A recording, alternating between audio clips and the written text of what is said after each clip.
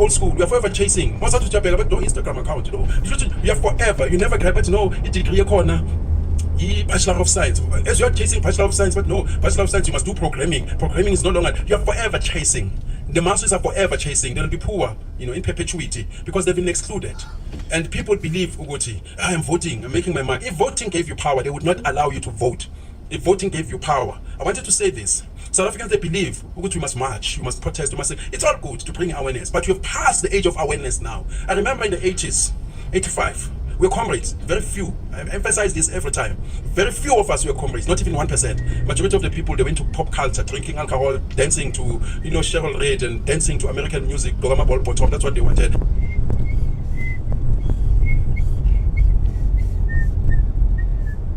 What I was trying to say is that I asked one guy, because we're singing about marching. So one day we'll march to Pretoria. I asked this comrade of mine, I was 3 to 4 years older than me, I said, marching to do what? He didn't even answer.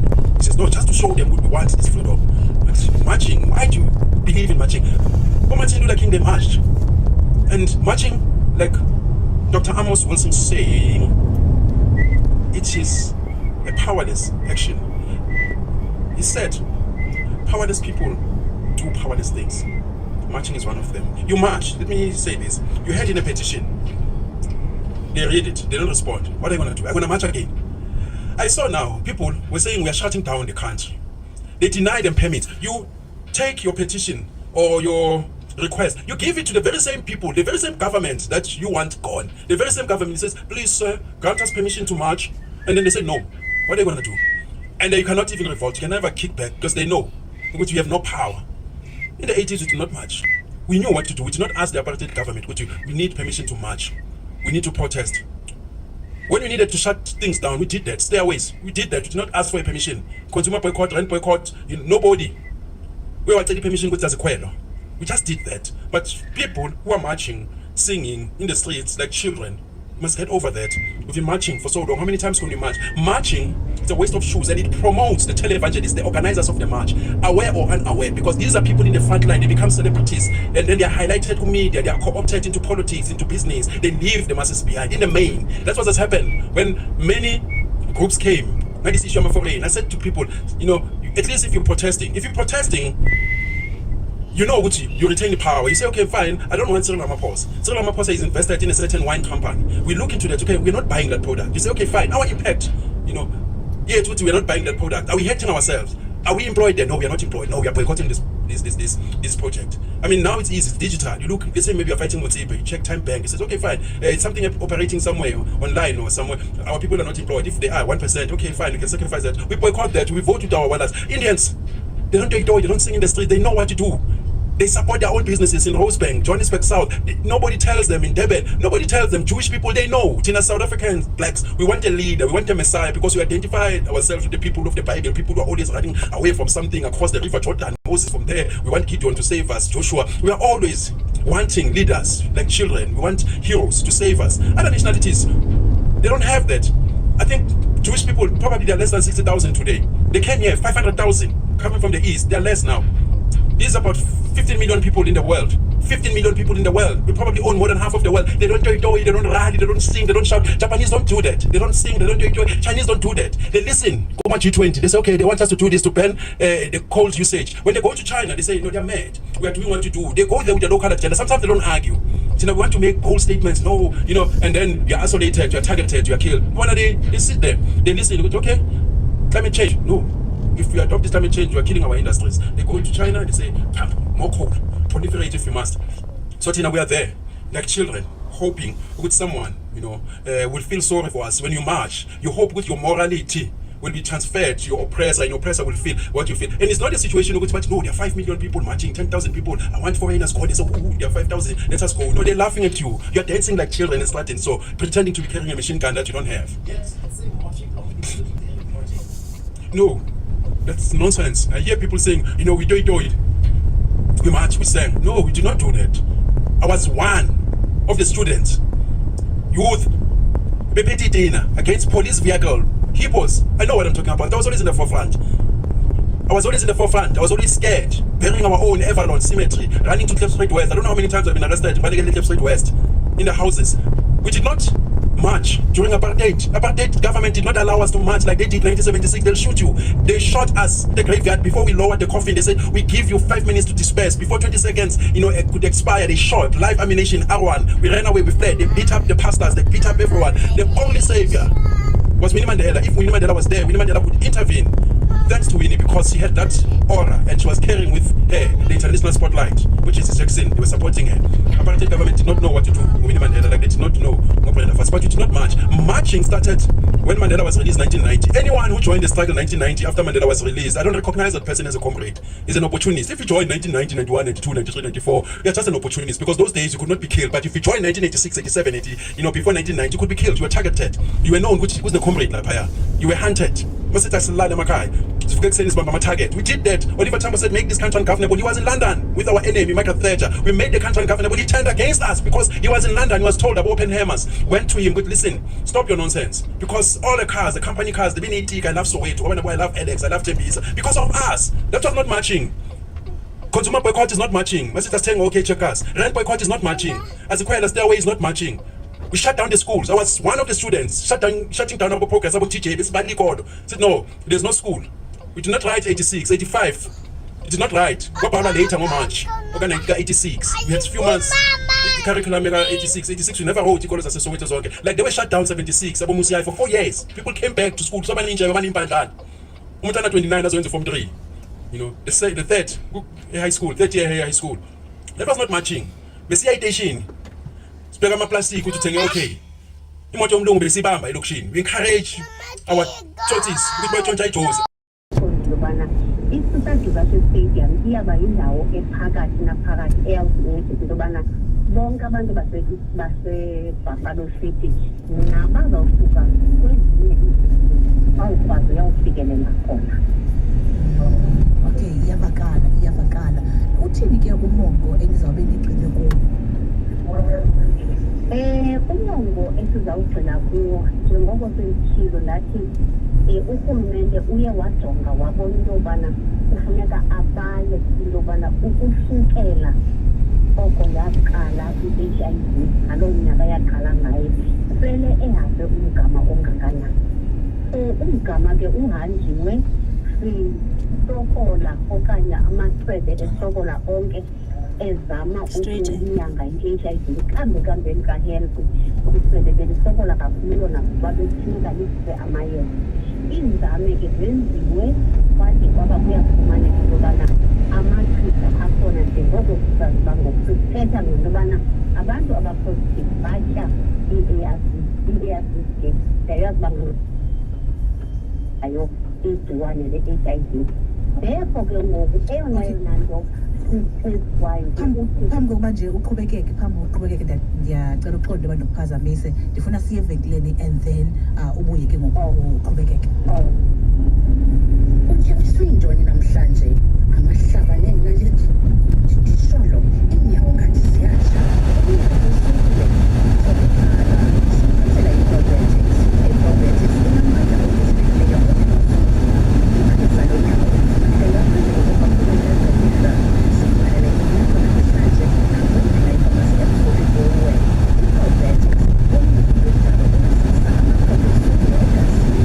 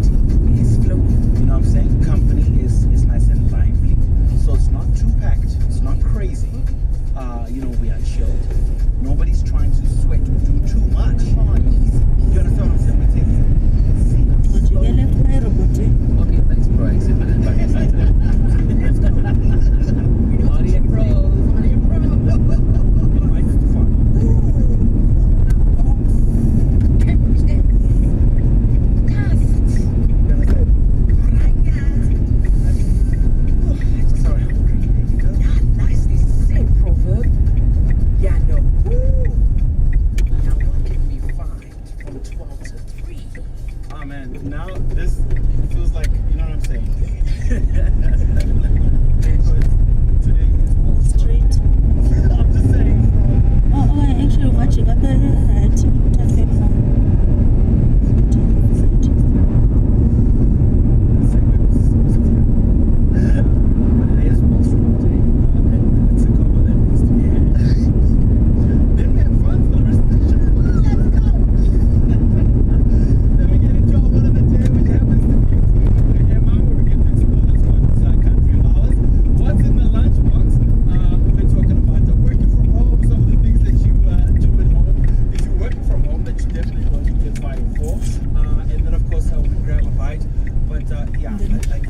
Thing come back to back. When do good people come around?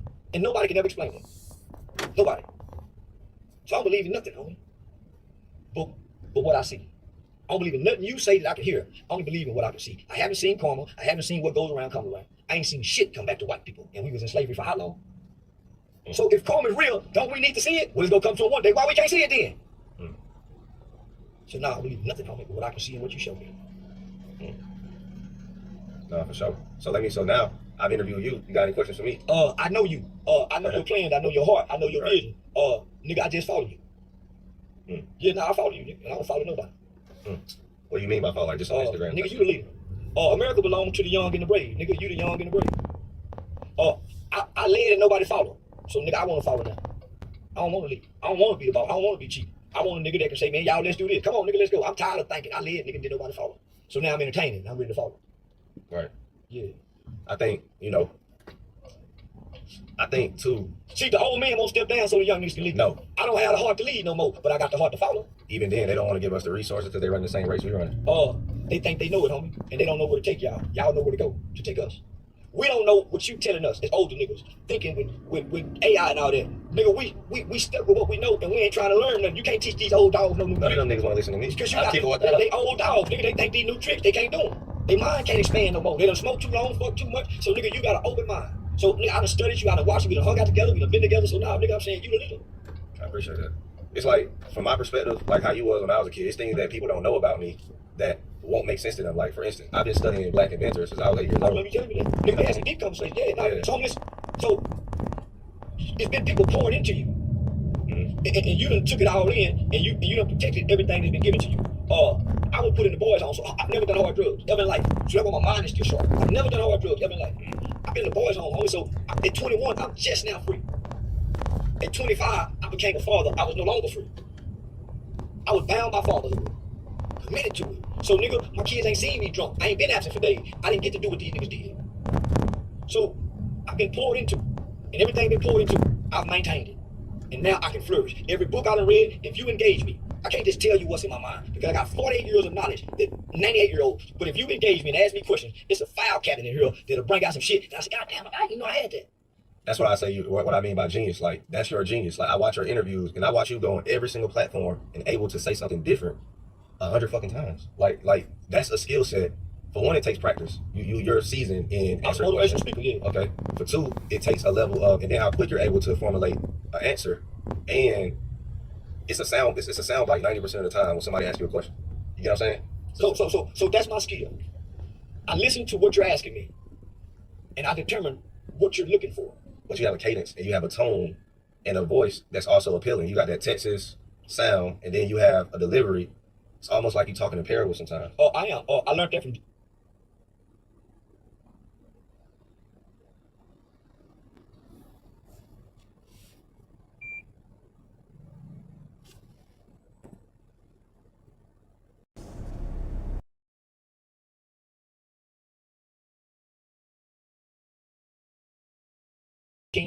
watching comedians, Yeah. and then going to college and taking introduction to speech, and then professional speaking. So I learned how to use voice in fluctuation. The actors handle. So that's why you see commentators use their hands. I learned how to speak professionally in front of a camera on a stage. How to speak in the first 3 sentences to say something shocking or provoking or controversial. I learned that, homie. So I'm able to take what I've learned, put it into a character, and put it before the internet, and people think that's me. You know something also interesting? The way you talk about yourself, you think highly of yourself, and to some people, they will say, they'll be like, man, that's arrogant. He thinks highly of himself. He don't so how I see it from my perspective, I understand it because I also think highly of myself, and I like when men talk like that, like how you really are tuned with your intelligence. You really are happy about who you are, despite losing an eye, despite whatever. So everybody have an insecurity. Right. As a kid, that was my insecurity, was my eye. I was so confident outside of that. That's what people would point at to try to shrink me. Right. It worked as a kid, as a boy. Right. As a man, when I realized traits and characteristics supersedes all things, my traits and characteristics superseded my insecurities. So even today online, they point to the eye and try to shrink me. Right. You can't shrink me, nigga, when I can't be shrunk. It don't bother me. I done been trained to get here now, past my insecurities. You know what I'm saying? Right. So nigga, once I realized a handsome nigga ain't shit if he can't think and talk. I learned that conversation rules the nation, not a handsome face or a big dick. Not even money. That's why people with money can be scammed out of it by a nigga talking. Yeah. So I learned that. So as I studied history, the niggas who ruled the world wasn't handsome, big, muscular niggas. The greatest world leaders were little small men like me. Niggas who ran gangs were little small niggas like me. Niggas who ran them were little bitty niggas. Yeah. I had no choice to read because I couldn't go outside to play. Once I learned about self-esteem, and how important self-esteem was to success. Yes. I focused on building self-esteem before I focused on getting money. 100%. That's me. I had to love myself. See, that was the secret. And people will see it as arrogance. People will see what they don't realize. I'm arrogant, I'm egotistical, I'm narcissistic. See, the narcissist is not bad. It's not. It's only bad because a woman got hurt by a narcissist. A narcissist is what every great man of God had to be great. A narcissist looked in the mirror and falls in love with himself, not the things around him. That's how he died. He had never seen himself. He looked in the water and saw a reflection and tried to dive in and get it. That's what a narcissist does. Because he's so into himself. When you're so into yourself, people are too. Yeah. I think if you are a person, because I feel like people get narcissism confused. Like, okay, how you said you're open, you see, I mean, you're having a conversation and you're open to my opinion, open to your opinion, but you're only open to it because you respect my intelligence. Yeah. Narcissism comes from when we don't respect your intellect. It's not the fact that I don't fuck with you, or I just don't think, I don't respect you or your intellect, or I don't have time to be talking about this shit. It's one of those two. You get what I'm saying? Oh man, nobody of great intellects let anybody just come talk to them. No. That's why the general, everybody says, sir, can I speak, Your Honor? You just can't talk. Yeah. You just can't talk to God. You have to go cleanse, you have to praise, you just can't go to God. Because your nasty, sinful nature, he can't hear you. Right. You can't just go talk to the president. Man, so as an intellectual person, why I need to talk to you and you can't engage this mind to stimulate me? Thank you. A lot of people believe that they automatically should be heard by you. And some people don't realize time is money. So for one, I only got time to engage with you. For two, instead of wasting my time engaging you, I might just call you a bitch ass nigga. What I hear has an impact on what I do, what I feel, what I think, and what I say. So I protect what I hear. Your faith come by what you hear, not by what you do, not by what you see. It come by what you hear. You can do it, son. I believe in you. You ain't gonna be shit. That's what built your faith and ideology. Not what you done read. It's the people that said something you hate. Boy, I think you better than that. That's what got me. Come here, why you hang with them? People identifying my potential is what built the faith in me and what I could do. But you will only listen to the positive and you will ignore all the negatives. Well, I started noticing that the people who was telling me I had potential wasn't highlighting the bad. The bad would got their attention to tell me about the good. Facts. So I would act bad, and the people who were chasing me would tell me the good in me as they rebuking the bad. Right. I've never been belittled by an adult. I've never been told you ain't gonna be shit. I've never heard that from an adult. Ever in life. I've heard that a lot. I've never been told I was stupid. I've never heard you're ugly from an adult. Never in life. Because my mother protected her children. She shielded what I heard, what I saw, and what I, boy, you better not say that. I couldn't say fuck it. I couldn't say lie. Mama, they telling a story. I couldn't say fart. Mama, they passed gas. I couldn't say Your mom's still living? Yeah.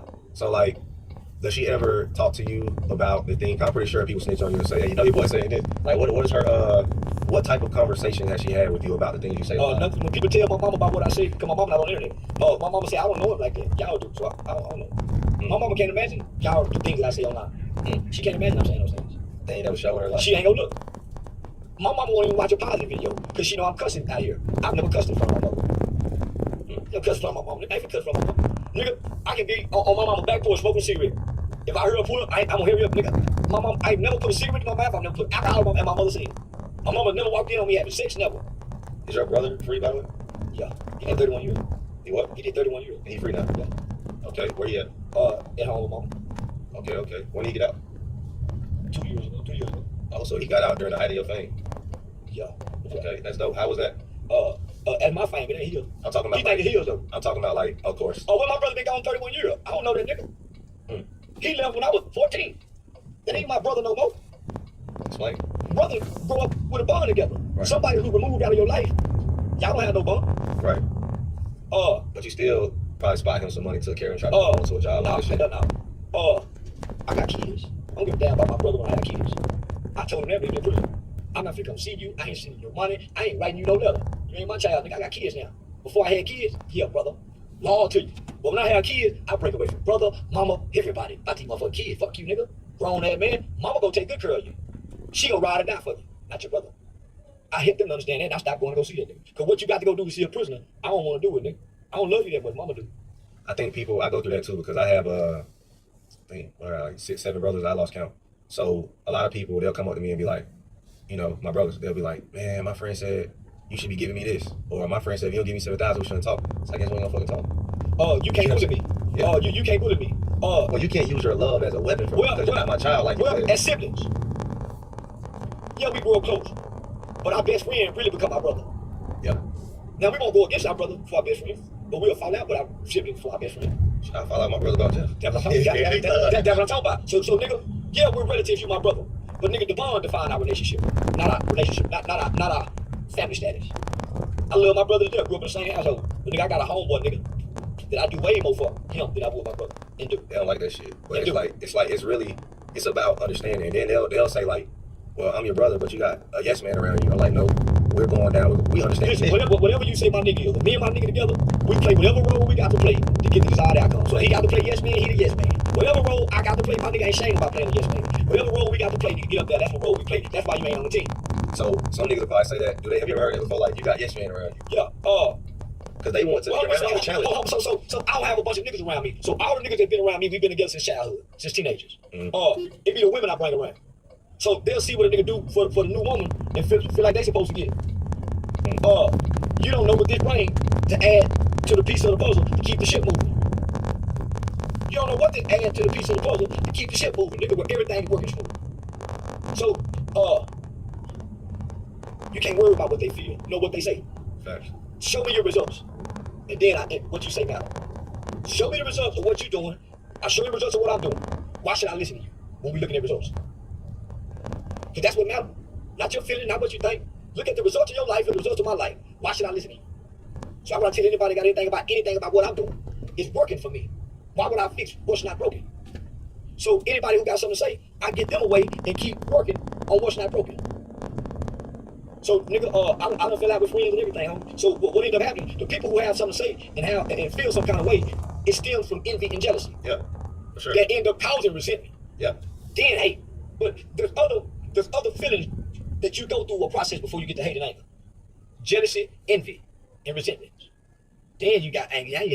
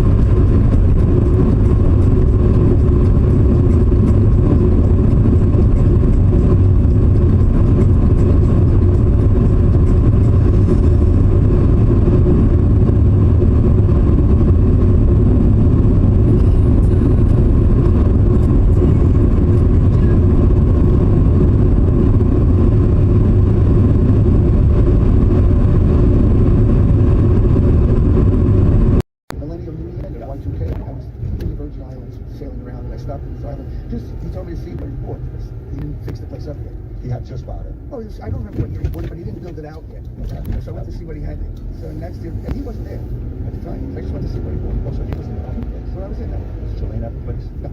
Okay. Just the caretakers. The caretakers were there. So you were never there when there was a party and with the girls and all this? No, like I said, we didn't hang out together in social life. When you heard all the news and the accusations that all these, hey, you know, Bill Clinton was flight log is this, and you've seen a flight log list with all these famous names that you hear about. I mean, you've seen the names. I don't need to tell you the names. So many powerful people that actually went to the island.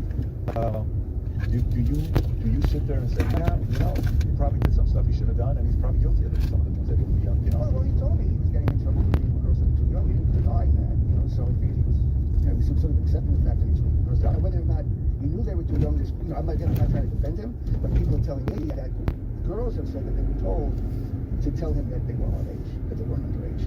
This is again, I like to stick with facts, so this is secondhand information. Right. But journalists who've spoken to somebody, Right. have said that they were told not to tell him their true age. When you went into the house, did you see any famous paintings, like, you know, the Bill Clinton painting people are talking about? I didn't see that painting, no. Oh, you didn't, because this is 2000. Maybe it took a lot longer to paint that painting. Yeah, I don't know what else. It's a legendary painting. So, okay, you know, the Diddy case. Are you following the Diddy case at all? No, not whatsoever. You're not a big I'm not you don't listen to interested. hip hop. You're not a hip hop guy. No, I mean, I like some music, you know, but I'm not interested in it. Okay. Well, let me kind of give you why I'm bringing the Diddy case, which is kind of interesting. Is the claims against Diddy by, you know, maybe Gene Deal, his former bodyguard that was with him all the time, or some of these other names that are coming and making the claims, Jaguar, right, and all this stuff, and also boom, they're raiding his Miami home and his LA home, right?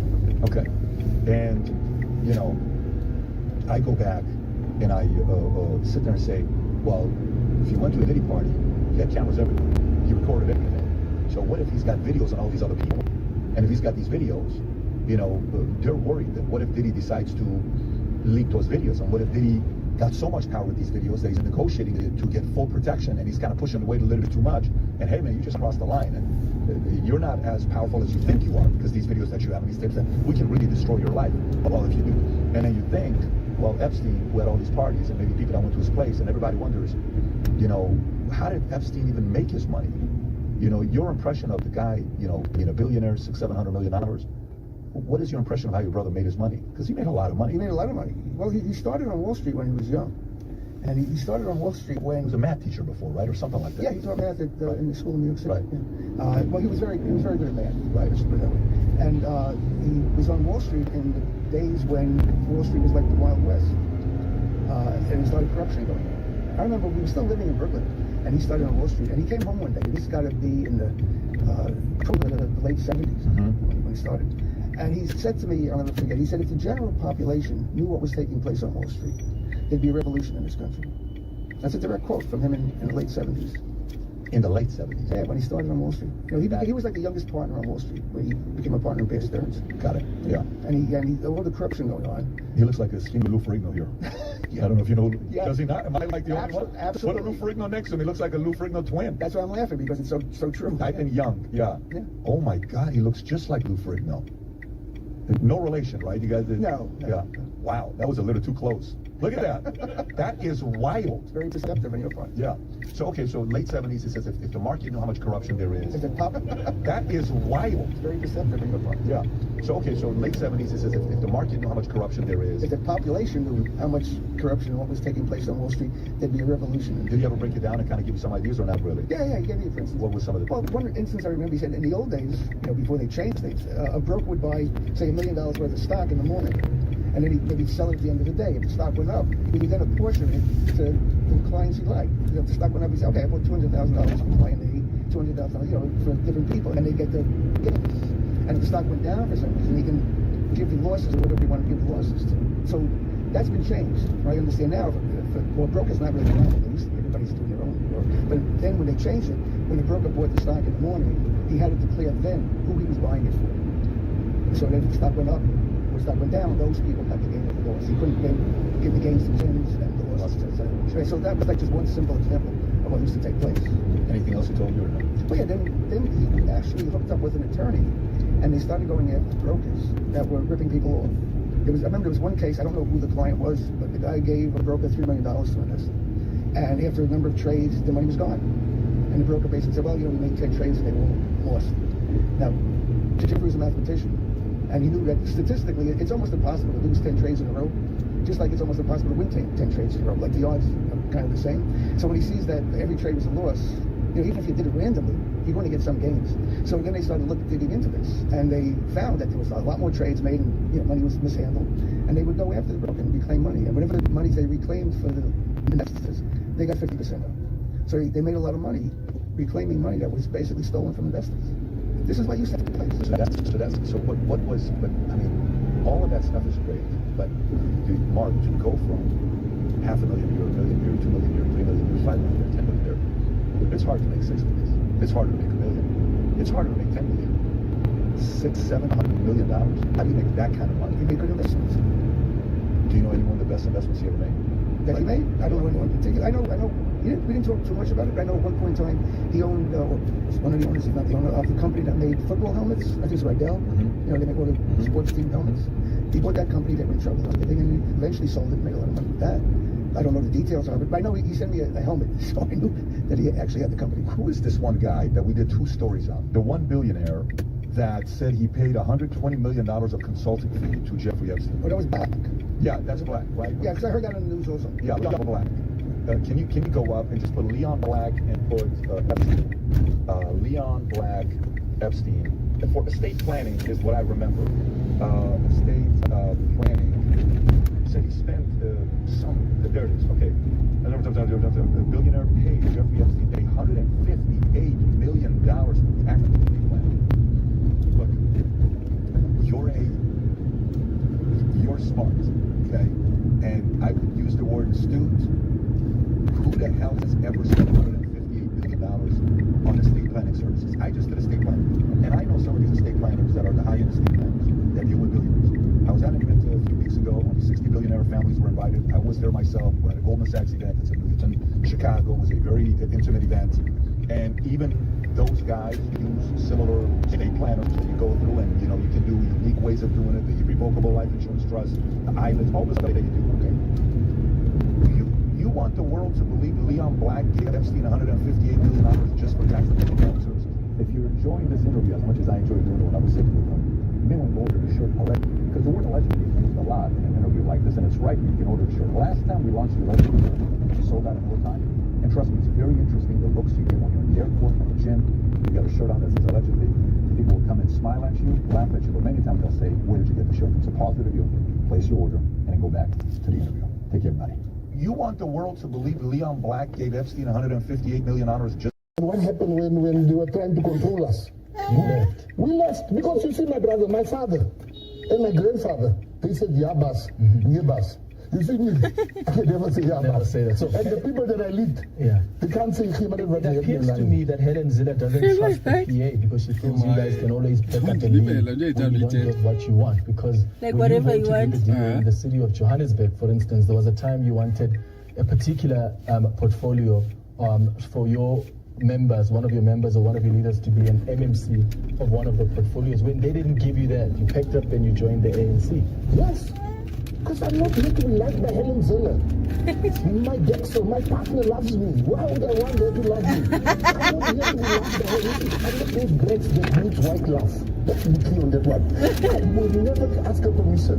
I'm not there for her satisfaction. I am being invited by the Secretary General of the African National Congress, invited us. I am there. He's the principal of this agreement by virtue of the number of votes that they got. Now she wants to be... Imagine you come to a man's house, you say, no, before his wife was make food for him, you must first be consulted. That's what she's saying in general. What would you like if, because you're saying you're going to go around and criticize President Cyril Ramaphosa if he doesn't, give you any ministry, as long as you get power somewhere. Somewhere is the legislature. So if you don't get a ministry, what would satisfy you as a patriotic alliance as being consulted and being taken seriously by this government of national unity? Would you like a committee chair in parliament? No, I'm not there for committee chairs. My issue is that if they don't feel they need me, I can add value. Which is in the ministry. Which is in the ministry. I believe, people have this, particularly we black South Africans, have this problem of ridiculing people when they put up their hand. Making fun of people, but their hands are down. You mustn't laugh at a person I am saying here now, kuba nomnye ke I ufuna Home Affairs. I grew up in the gangs. I went to jail at a young age. I spent my whole youth in jail. I led the prison gangs, I led the gangs on the outside. They came out, I transformed my life. I understand how criminals think. I became a very successful businessman in my life. So I'm saying that I think I'm best equipped to fight crime. I understand the mafias. I understand the gangs. I'm not going to go reach. If I get appointed, let's say the president appoints me Monday morning, I already know where the first place I'm going to go to, which is the airport. Because it's a crime scene. Tambo is a crime scene. You need to rearrange the whole airport. Because it's a crime scene. You have one little dog sniffing. There are 20,000 people passing a day. That dog can only sufficiently sniff 20 people. Now, there's so many ideas that I have that I know I can fight crime. And I want to offer that to my country. And if the president feels I'm not the right person for that job or he is a better person, I must not be angry, but I have the right to say, no, we're going to set this one out. Because we also don't want what Helen Zell is doing with the ANC now to happen to us. Voters are looking at us, and she has just detailed paying the ANC big time. That they must report to. Imagine people go past the DA and vote ANC to hear a week thereafter that the very ANC they voted for can't move. What I'm speaking to, it is racism, it is this white supremacist attitude that she has. She has no business. She's not only embarrassing President Cyril Ramaphosa, she's also embarrassing her own president. In the PA, imagine if one of the negotiators go and talk this nonsense. In the PA, the negotiator will be gone. So she must be gone. If the president asked you, motivate why I must appoint you the Home Affairs Minister, what would you explain to us now what you would do if you are police ministry and where you would focus on? What fundamental changes would you bring about if you are appointed Home Affairs Minister? Brother, you know, the issue that we don't want to accept in this country is that when we say Abahambe, we're not just talking about deportation. We're talking about job creation. When you have, let's say, people say there's 12 million illegal foreigners, and let's just be more reasonable for the sake of this argument. Let's say there's 6 million.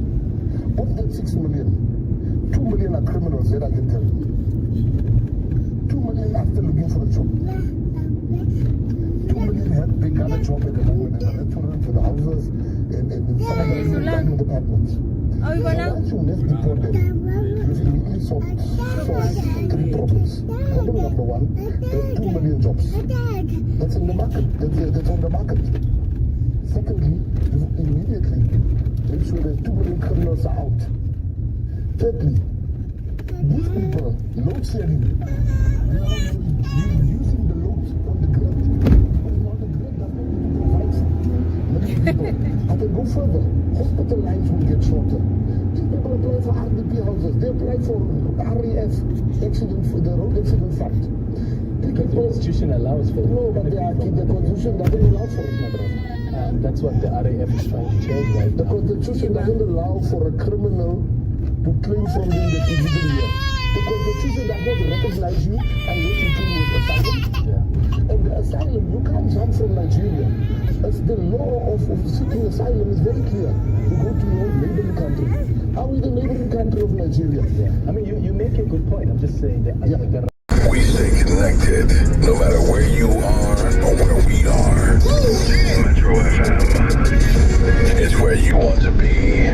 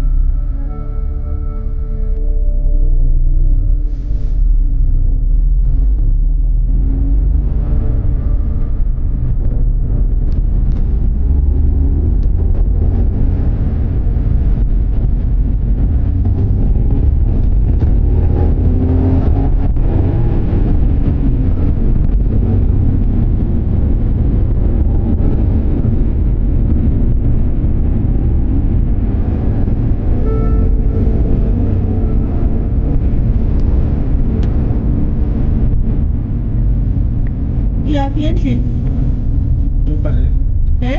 Paper lane.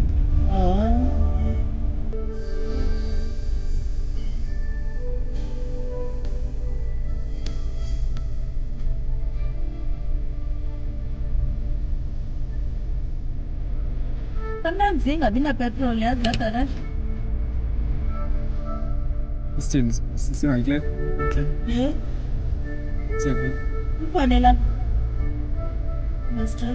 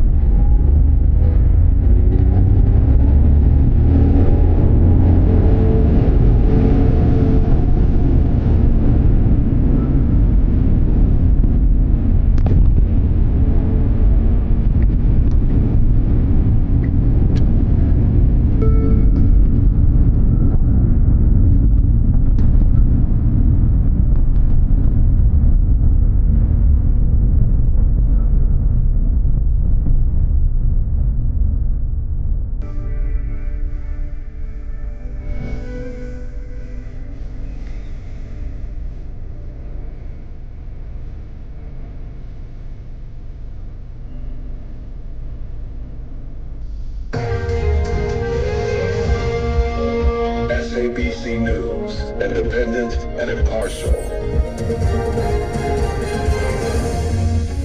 It is 3 o'clock. In the news this afternoon, Tshwane Mayor outlines financial plans and Nahau calls for the permanent appointment of community healthcare workers. Hugo Bros has named his preliminary squad. Hugo Bros has named his preliminary squad. That's to, of course, face Uganda and South Sudan in the AFCON qualifiers. And Munster have parted with their head coach. Details 3:30. The executive mayor of Tshwane, Dr. Nasipi Moya, says the city has a 4 billion rand deficit. Moya, together with the Gauteng Finance and Economic Development MEC, Lebogang Maile, addressed the media during a joint briefing in Sandton in Johannesburg today. This follows their meeting where they discussed the municipality's financial state and its impact on service delivery. Moya says they have a plan to accelerate their capital expenditure.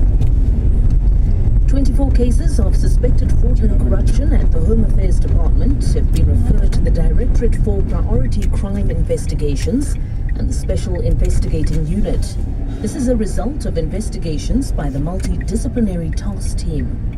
The team was appointed after the Lubisi report revealed that more than 45,000 visas and permits were issued fraudulently between 2014 and 2021. One of the members of the task team, Rose Bishop. In terms of the number of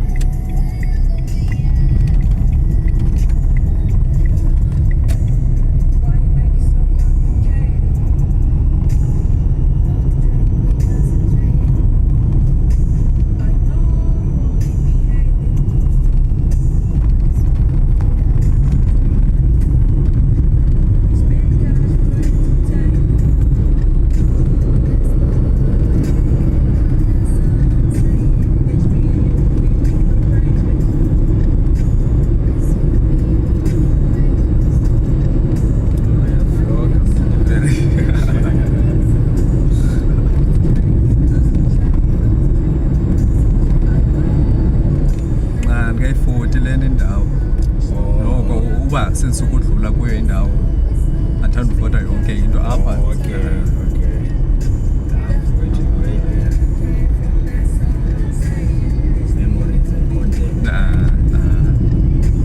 Futhi abantu azange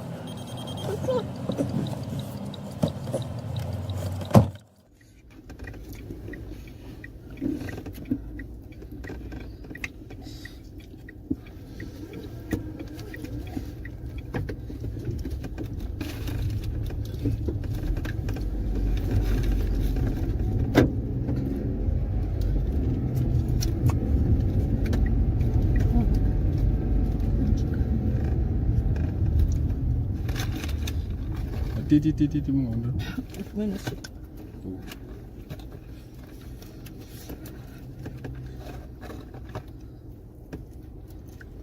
Ngibani lolinze sakhe.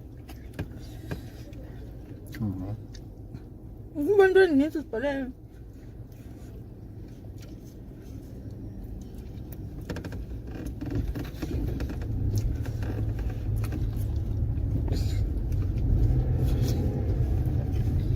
Oh, bethu nabantwana bam.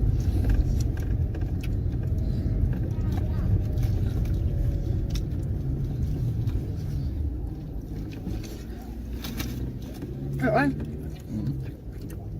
But I got into that. Anti-club.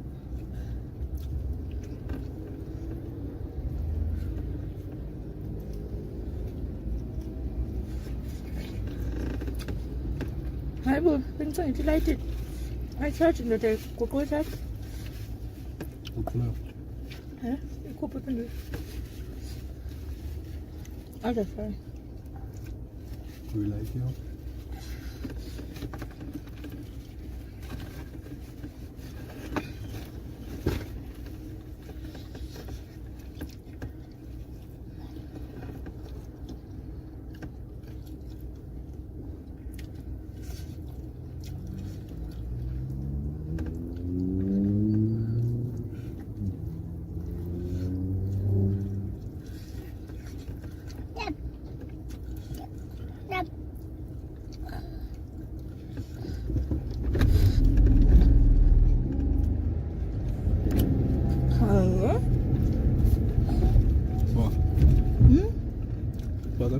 La fille. Ah, tu me diras. Non, c'est une motosphère.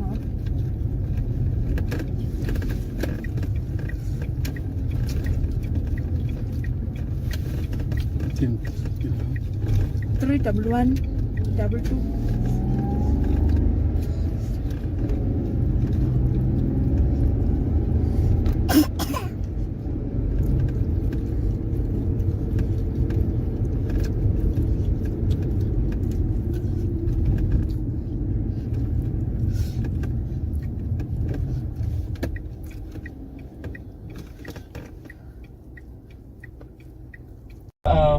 September last year. And then I couldn't get hold of anybody. The Monday contacted them. But once I started Googling, there's no, I've got all these Hello Peter reviews on how people would scam just like me. Bottom line, I realized that they put me on date review without my consent, with using that signature. They populated this Form 16. Shireen, I mean, the patterns seem to be very similar, and a number of people keep saying, well, the National Credit Regulator needs to get involved in trying to sort these out. Shireen, I'm really sorry that you've been dragged into this really appalling mess, and I think it's fair to say, people like yourself ought to get more protection from this. We'll keep at this story. It's 9 minutes to 5. John is on X. At John Perlman.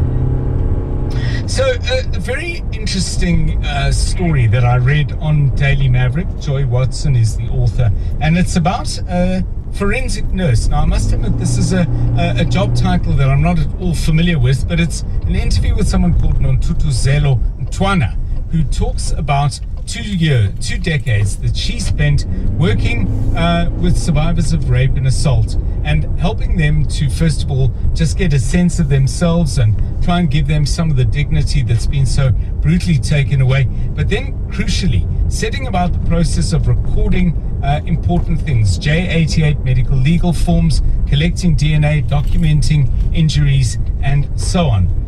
The point of this story, apart from the a representation of the extraordinary work that Non Tutuzelo does is the fact that she is one of only 2 full-time forensic nurses in the Western Cape. Given the scale of GBV, that is an extraordinary statistic. What makes it worse is as budgets for medical services are being cut, she is in danger of losing her job. So let's understand the bigger picture here, and we ask these questions in the light of Friday's announcement that there would be that gender-based violence has been declared a national state of disaster. Is that going to work if we are actually stripping away some of the key architecture that ought to make things better for people? My guest is Renelle E. Stevens, Program Director and Acting Executive Director at an organization called Mosaic, which is engaged with these issues and trying to get a better service for South Africa's violated and abused women. Ms. Stevens, welcome, and thanks very much for giving us your time. What's going on there? Why do we firstly have so few forensic nurses, given how crucial the work seems to be? And secondly, why aren't we setting about trying to get more rather than cutting those jobs? Good afternoon to you.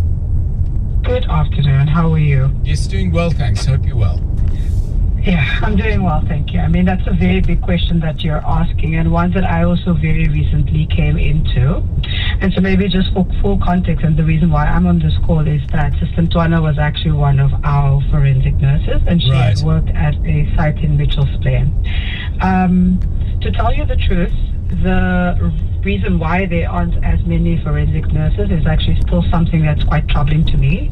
But I do think that it's a matter of what is available and where one can actually study to further your qualification, not just as a registered nurse, but as a specific forensic nurse. I think that it's a skill that is really, really sought after.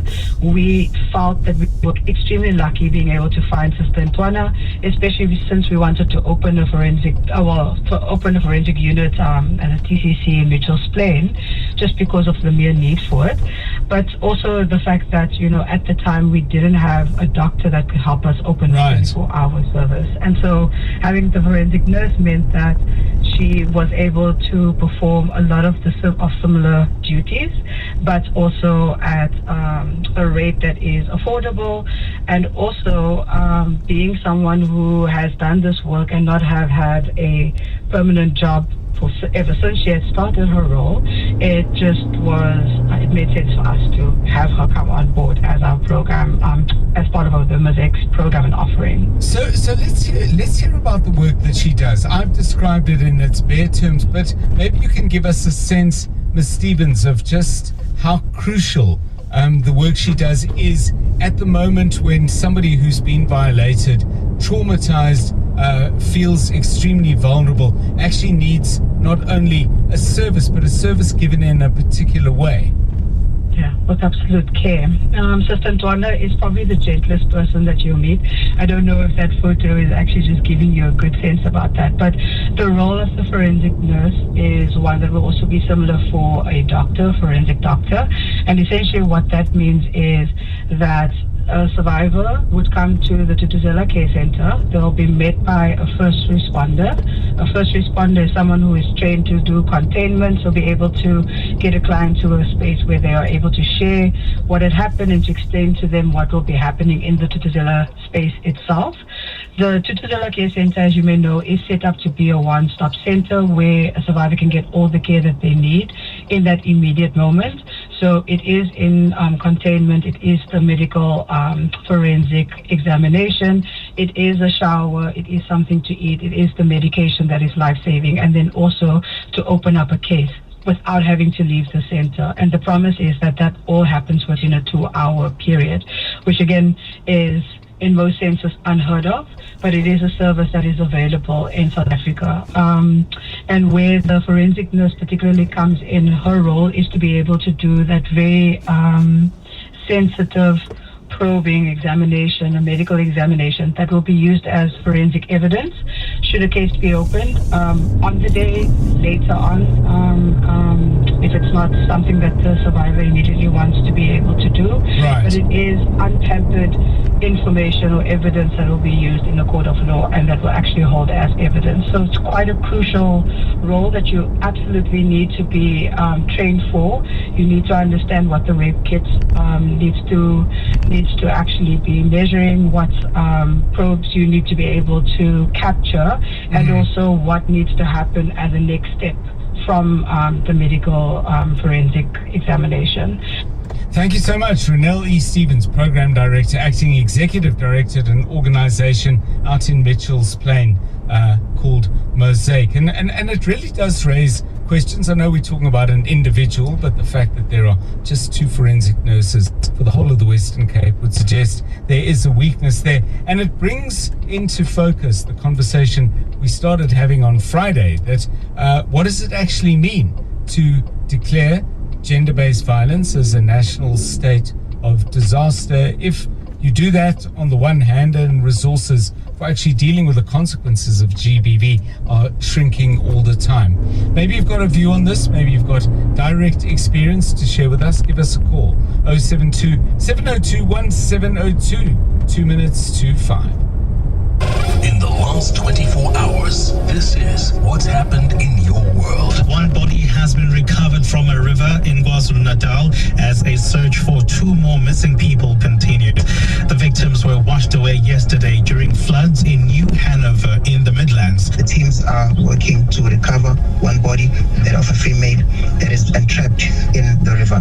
The MEC for Kota, Reverend Butelezi, has assured residents that disaster management teams will work right throughout the clock to ensure that those that are missing are recovered. EWN, in touch, in tune, and independent. When you train for results, you don't quit halfway. Stay on the growth track and earn up to 7.87% interest at maturity with a 12-month electronic fixed deposit account. Lock in for maximum growth and enjoy guaranteed returns without monthly fees. Hashtag Get Money Fit with Netbank. Visit netbank.co.za. See money differently. Netbank. We're licensed FSP and registered credit provider. T's and C's apply. This festive, when your family gathers, feed them the Nando's Festive Fill-Up meal. Feed Auntie, who's in charge of the key to that storeroom. And feed that niece that makes the strict grandparents do TikTok challenges. And that cousin that watches the same movie that comes in part 1, 2, 3, 4, and many more. Yeah, you can feed it too. Gather them all for the Nando's Festive Fill-Up meal for only $3.99. Eat at Nando's and pay 40 Rand less. Nando's, oh, what a place. You are not dreaming. You are repeating. Insurance, pineapple. Insurance, pineapple. Insurance, pineapple. Insurance, pineapple. Shouldn't there be a case, more serious charges, similar to the doctor who didn't inform the parents that the child is going to come out disabled? Who's going to be held responsible for the deaths? Like if a doctor operates on me and then due to negligence, okay, I was not indemnity for fault, but sometimes due to negligence and they kill you, you can pursue criminally. Yes. All right. And so I think there's that as well. But with this, I feel like he'll never pay back the money because he's got the resources. We're gonna fight it in court. They're gonna go to court, and it's gonna be years down the line. Still the process, and so I really feel like it's a move in the right direction, but I don't think it's gonna yield that desired result. It's the investigations are always about recovering the money, and they're saying let's get the money, let's get some money back, and I say let's get profit back. From the project, he had only done 63% of the project, 292 million rand. You calculate the profit, give or take 20%, 30%, he probably made 53 million rands in profit. That is the amount of money he made. But he didn't finish the project. Therein lies the issue. Because if he didn't finish, remember, it's a tender. The tender must be done and complete, and then we regard it as a badly done tender. then that's when we start calculating the profit. But if you were given 200 million rands, you didn't spend all of it on the actual project, and now they want profit back. In my opinion, they should be getting the whole money back because the work wasn't done properly. Why was he paid the entire money if don't ask before me. the project was even Don't done? ask Like, me. how does it work? Don't ask me, Shane. Why was he paid the entire money? Or Phil, rather. Phil, why was he paid the entire money? Well, I wouldn't know, but here's my thing though. I think the pertinent question is, why is this not a criminal case and it's a commercial case? Why are they trying to recoup the money instead of actually, charging you criminally? Because I believe that we're the only country in the world where somebody could be liable for 23 deaths. And it's okay, we're just gonna get millions from him and we move on as if like nothing. There's nothing wrong with that. I think morally, I don't know, but for me, I'm just thinking, okay, I see the numbers, the millions, but I think, why are we not talking about 23 families have lost their loved ones, and this man is not in jail or held accountable in any way? Let me defend them slightly and say SAU is about getting the money. Yes.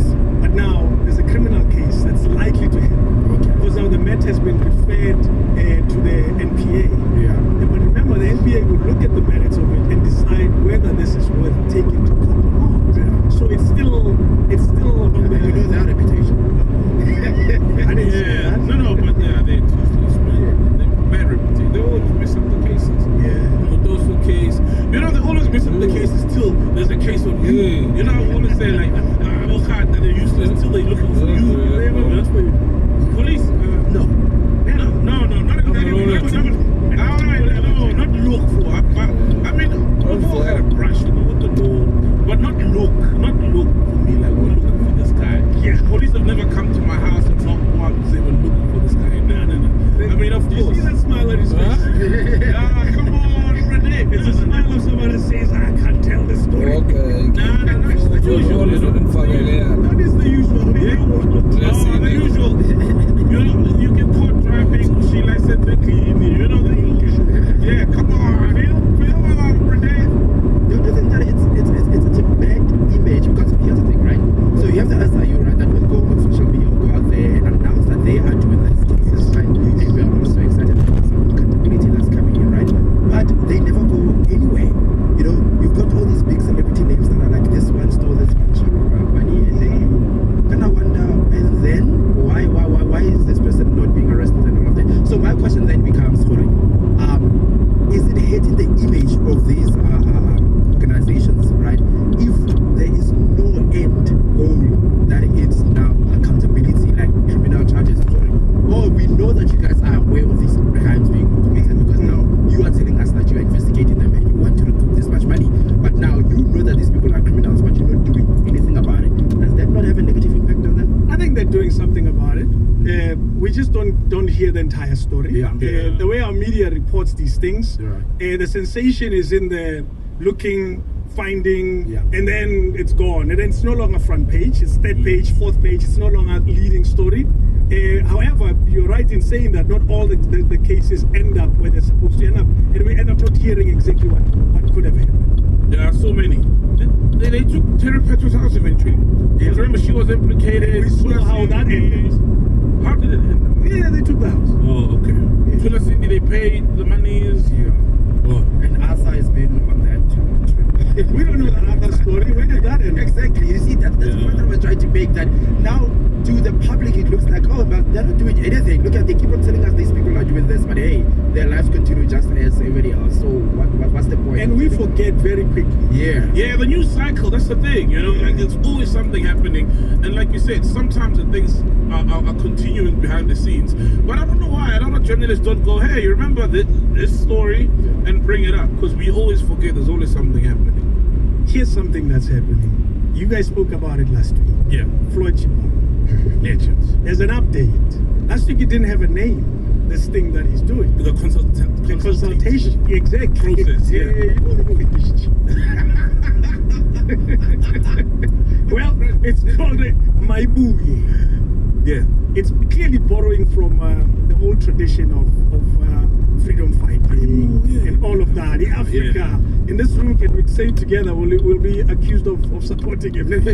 See, that's the problem. It's always that if you're wearing blue, you're accused of supporting the true. If you're wearing yellow, who's yellow? Your sundowns, come on. Get your things right. And well done, by the way. That's why fast food chains taste different in different regions sometimes. I wonder when you think like this, right? And then I think back to your dad. It's interesting that you say, I didn't know him. And yet, from my reading of you, so much of you seems like a deep knowing of him. Because I'm him. And that's also a mind fuck. Is looking at yourself and going, oh, I see, I care about people. Check. Okay. I figured out a way to use my gift to enrich and educate people. Okay. Check. Healthy distrust of close relationships. Check. Damn, I'm just doing what he do. I'm just a little funnier than him. You know, I still have, I was looking at my phone earlier because I was trying to find this, but it's like, I will have like a random premise and then it's something that gets to a deeper theme, but I don't know how to make it like funny to me. And like there was a movie called The Assignment with Michelle Rodriguez where a male hitman is turned into, to get revenge on a hitman, a male hitman is turned into a woman. Sounds familiar. And so now the woman hitman is looking for the surgeon that turned her into a woman to get revenge. Correct. And so, this movie was 2019. Okay. So a bigger conversation about transphobia, like that movie in its core, is to me. How I get to the joke, I don't know. But the challenge of that, like that's the stuff, that's the material that excites me. But that's like that's what I mean. But this is what I mean about being your father's son, right? And what your book goes through in so many ways is your dad was living this life. Like I love that you do the checking of the boxes. And the natural question that it brings me to is, how do you then choose? You talk a little bit about auditing. One of the most beautiful lines in the book, and I'll paraphrase it in case I get it wrong, but you basically say, nothing makes you audit your relationship with your parents like having a child of your own. Yeah. Because when you have a child of your own, you then have to ask yourself what you want them to take of you. Yeah. But then you then have to ask yourself who you really are. And in asking yourself who you really are, you have to ask yourself who made you that way. What are the worst parts of you? Exactly. And how do you not accidentally infuse those things into the child unknowingly? Which means you have to be conscious of the fact that something as simple as saying I love you. Pops didn't do that. From the old school, so he just buy you some food. Like, it's like one of them old school black jokes where your mama come in, you hungry? After she done gave you a whooping or some shit. Like, that's what my dad was. My dad was educator and provider. I'll tell you something that scares me to that point where I don't know if I'm doing what he did. So my parents were separated until third grade. Yeah. That's when my parents got back together. So my mother and I lived in Memphis before we moved in with him in Birmingham. My pops would come to Memphis once a month. And he'd stay for a day and a half, maybe 2 days, but he would sleep half of that. And knowing what I know now, love you. You're older dude, you want a nap. I'm 46, I want a nap. This motherfucker was knocking 70. So yeah, you want a nap. And you drove 3.5 hours, and you worked mornings, and he did morning radio for 5 hours, and then he did an evening jazz, and he did a talk show in the afternoon, and that would roll into a jazz show. So yeah, he was tired. But he would always bring me a truck. He'd bring me like a little toy truck from some truck stop or some shit or whatever. And I played with the truck, but they were all forgettable toys, nothing that stood out. And then fast forward, I'd say maybe 2 years ago, let's just say second grade. Well, my son was in second grade, he's in fourth grade now. Let's just say second grade. First grade, it became sentient about me being gone. Yeah. You know, because I move out of the house. So it's kind of a, you know, Dad, where are you type thing. And we're explaining to him the dynamics of what co-parenting would be. And then I think that second grade, I felt my relationship with him becoming a little bit more sentient and him missing me. Like, man, where you been, man? I want to throw. You know, he wants to do the things. He just wants to be with his pops. And that would have held true even if I were under the same roof. Yeah. But that shit hurt. Ooh. I've never been missed by nobody. You know? Oh, no one's told you they missed you. Okay. And so this idea of, all right, well, when I'm gone, he needs to know why I'm gone. So the relationship becomes a little bit more communicative when I'm gone. Yeah. Here's a video or the thing, I'll send that to his tablet. We'll FaceTime here and there, but I more so enjoy sending him, perfect example. He loves trains, transportation, planes, all that. So if it's a city he's never been to, I'm first person POV camera from the time I get off the plane, show him the whole airport, shoot that nice 7-minute video, break that bitch down into 2-minute chunks so he can send quicker. And then I'll get on the train that morning. We did 20 cities in 30 days through Canada last year. And every day I rode mass transit in the morning to go get a paper. And we just ride the train all day. Here's the transit. So I look like a tourist, which really used to scare me because now I look robbable. You know what I'm saying? Like my spidey senses, it's just... Yeah, your paranoia's off the charts right now. I'm from at the time, the most murderous zip code in Birmingham. Like facts. So my paranoia is justified. That PTSD, that comes with you in a nice little knapsack. So I'll send videos, and sometimes I'll bring a little toy, a little souvenir, and now I rack my brain on when he's older. Does he equate that to me trying to be connected, or does he look at it the way I look at the trucks? It's just a fickle, lazy motherfucker. It's an interesting one. But you don't know for another 30 years. You ain't gonna know till he has his kid, probably. You know, the thing yesterday was when we were discussing this episode, if you'd allow me, was I knew I was not going to read the book, and I didn't want to, because I wanted to experience the book through you. But I experienced a bit of you from him. Then I remember saying, I don't think from this conversation Roy has ever been a child. Yeah, you did say that. I said he's never been a child. But what we find is, what you've explained about kids and parenting, is that kids, if there's more than one sibling in a household, they'll experience parents differently, because children allow you a chance to reinvent yourself. So you become whoever you want them to be. I mean, you want them to see as it goes. Having one child is the ultimate gift and curse, because they experience you transforming in front of them. So you can never have that one idea that you think they will have of you. But what happened was, I think your dad, his practicality showed up in real life when you were growing up, and in your life right now as a grown-up. Because when he was older, obviously, and you were younger, he understood that he didn't have time. He wasn't going to see you as a 25-year-old man if you take the age gap. So he knew that he had to be practical with you. So what he had to do was, he had to make you a father. And your child made you a son. Because you're out here now, you're playing, you're taking videos, you're taking pictures of things, you're looking like a tourist, you want to be a child, you want to hug him, you want to show him that you love him. So those are your gifts. Those are the things that he left you with. He made you a father, your son made you a child. And that's what you must take with you. But often it happens that we want to live vicariously sometimes, and we get fixated on the mistakes of others. And in life there comes a time where you equalize. Now you understand why your dad had to take that nap. Yeah. At first you might have thought, he's avoiding me, he doesn't want to be it. Now you understand exactly why I didn't want to nap so bad. After working at Quick Street, you understand. And that's what I find whenever Chad and I have conversation, we get to that point where we like, how do we reconcile our pasts and make peace with it? And I think with this conversation right here, from the little that I know of you, and I'm sure there's a lot to find out, is you are reconciling, balancing the books. You took the good, you discarded the bad, and you're infusing it now in your life. And your dad lives through you, and your son lives through you. So I think that gap and that distance between what your dad could have been in your life and what you want to be in your son's life is visible in how you show up in your son's life. That's beautiful. Thank you for that. Yeah. I try now with him to just be very verbal about feelings, sharing feelings. To me, the main thing is love, and how does that manifest? How do you receive it? Yeah. Teach him how to receive it, teach him how to show it. I can do that. I'm good. Does he know how funny you are? Funny? No. But he knows, he is aware of what I do. No. Does he know how funny you are? I make him laugh. That's what I mean. Does he laugh at the jokes that I do on CNN? No, forget that. I'm saying, does he know how funny you are? How funny? No, but I can make him laugh at times. Okay. Yeah. He's got a sense of humor too. Yeah, but that's what I mean. That's one of the things that I think we take for granted is. This is what I felt when I was reading the book, right? And I was thinking of your dad, and I was going, I think one of the greatest acts of love that you've committed in this book is you've processed your father through the most generous lens possible, which is love. You've got a man who had another family in the same town as you, and it wasn't secret, but it still holds a bit of shame. You know, when you and your mom are fighting against this thing, you've got this world where you're trying to cement yourself and have the things that you could have but you don't have, and your dad's withholding them from you. You know, he's not paying the gas bill because he's fighting with your mom, or he feels like you and your mom are up against him, so he's going to make you both pay and not pay the gas bill or not pay the electric bill. He's going to teach you both a lesson. And you're like, no, but I'm on your side. And he's like, no, you're not, boy. You're not on my team. You know what I mean? Despite all of that, I read the book and I went, damn, I felt for your dad. I saw him as a human being. I didn't see him as a villain. I didn't see him as. You spend so much time trying to give him the benefit of the doubt in a beautiful way, by the way. And I was like, damn, what an act of love. And I think what it got me thinking about, because I think so many people go through this, is when your parents or when you are forced to focus on survival, we take for granted how many elements of living we put aside. You know, love, intimacy, fun, fiction, joy, fiction, imagination, vision, just random things. We focus so much. Think about how many people have grown up and are growing up in worlds where the only thing they're allowed to think about is surviving.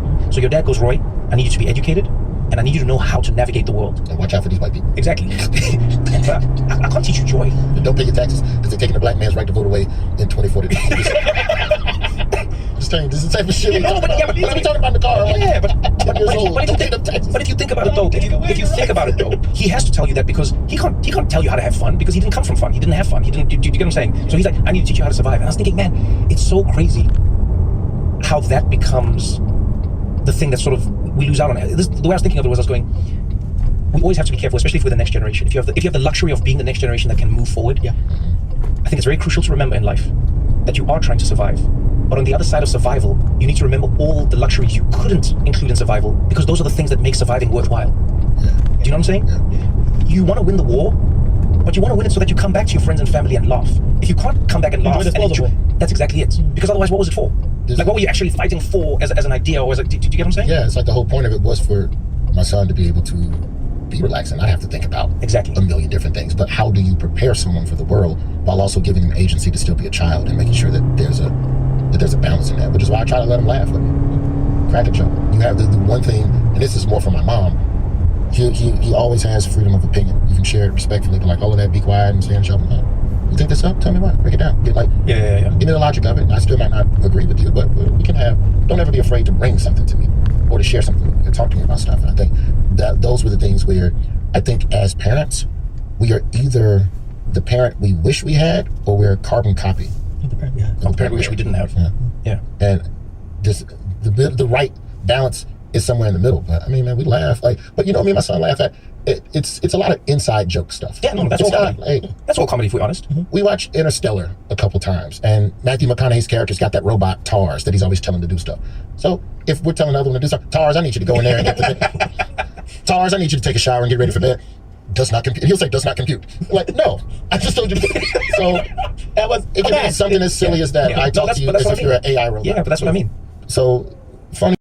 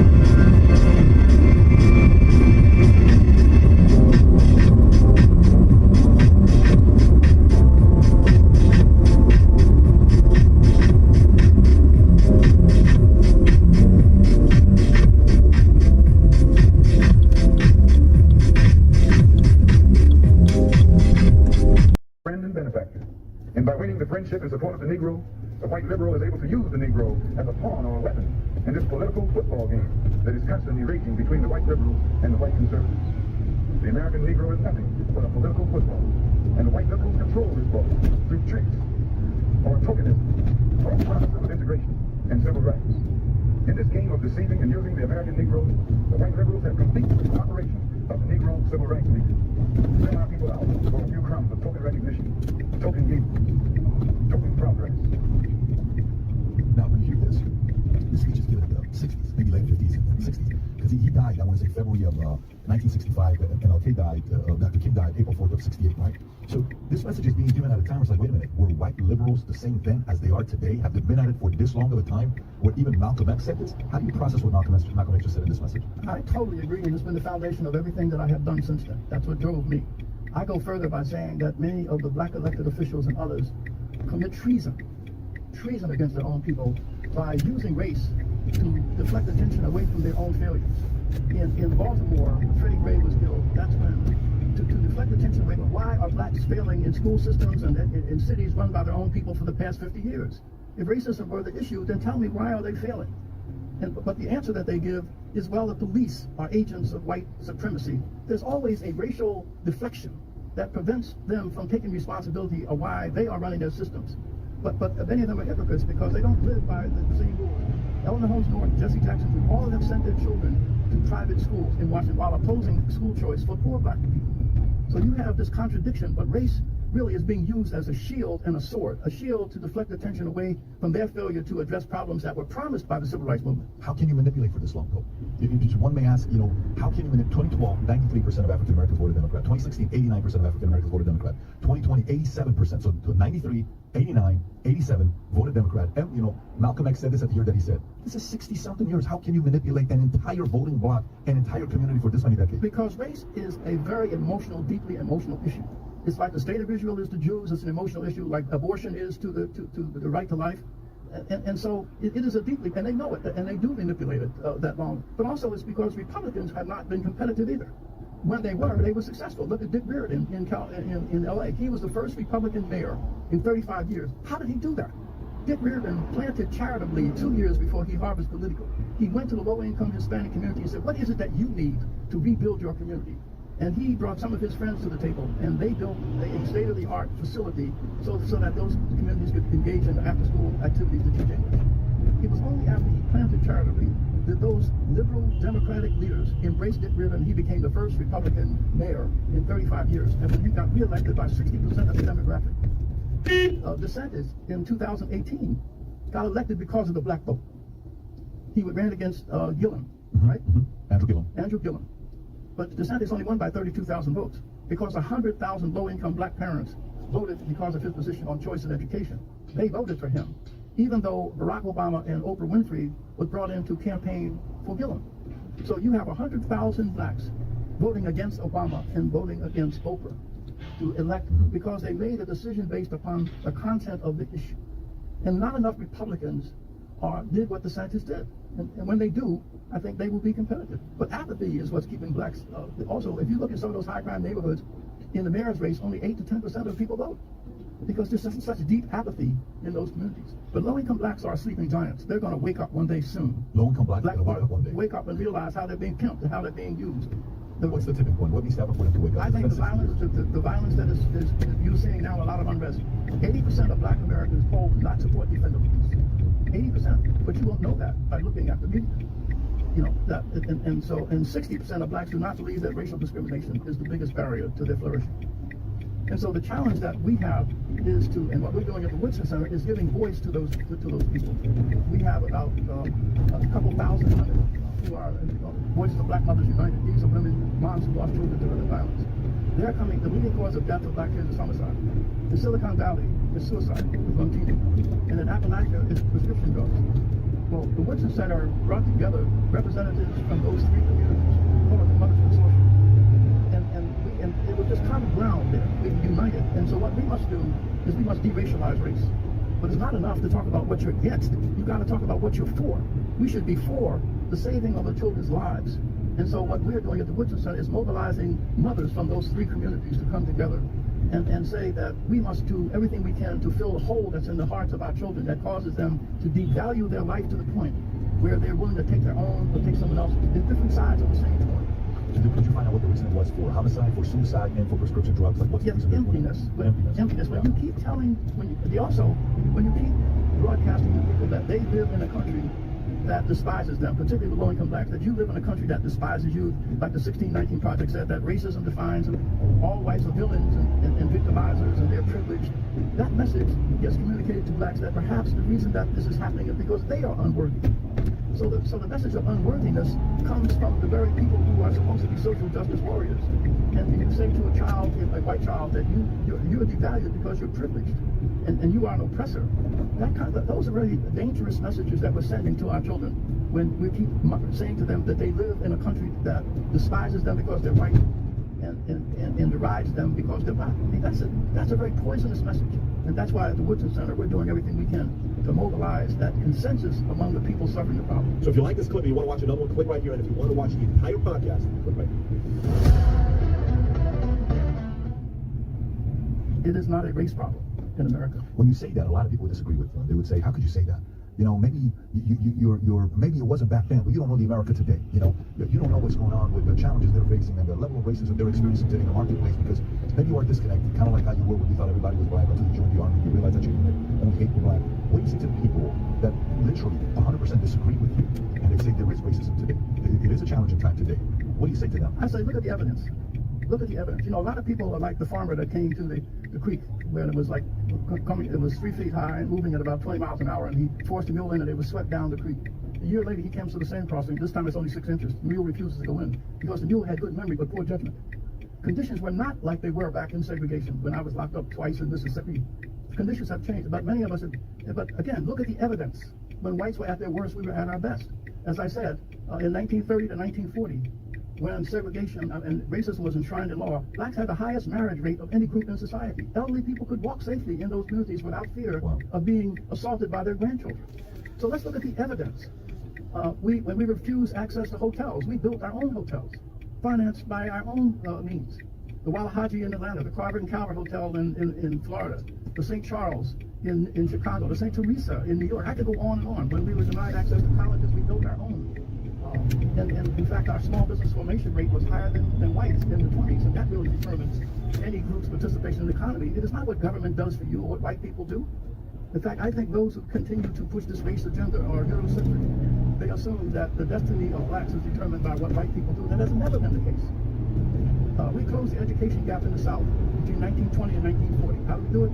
Julius Rosenthal, the CEO of Sears, came together with Booker T. Washington, and he put up $4 million. The black community matched it with $4.8 million. We built 5,000 schools to teach ex-slaves how to read and write. And as a consequence of that study, that between 1920 and 1940, the education gap in the South between whites and blacks was 3 years. 8th grade for whites, 5th grade for blacks.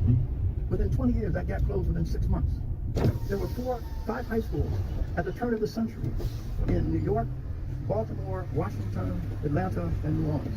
They had used textbooks, overcrowded classrooms, half the budgets of white schools. But every one of those schools out-tested every white school in those cities.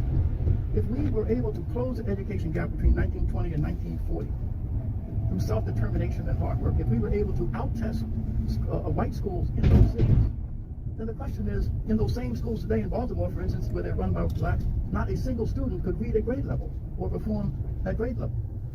And so how can you say that it is racism that is the cause of the present day challenges when under segregation we achieved? One other example we gave from our studies. In 1943, blacks were prohibited from being naval officers. Eleanor Roosevelt was persuaded her husband to train them, so they selected 16 black college-educated men for training, the Naval Academy, not the Academy, the Naval Training Center. The Navy says, aha, we're going to give these black cadets in 8 weeks what we give white cadets in 16, so they wash out. When these brothers found out what the deal was, they covered the windows in their barracks and stayed up all night and studied. When they were tested, they scored in the 90th percentile. Wow. So then they said, well, they cheated. So they tested them individually. They scored in the 93rd percentile. 13 of them eventually became naval officers. They called them the Golden 13. You can look at that test. The test scores today has never been better. So, again, I respond to people with evidence. The incarceration rates of blacks from the turn of the century up to the 60s.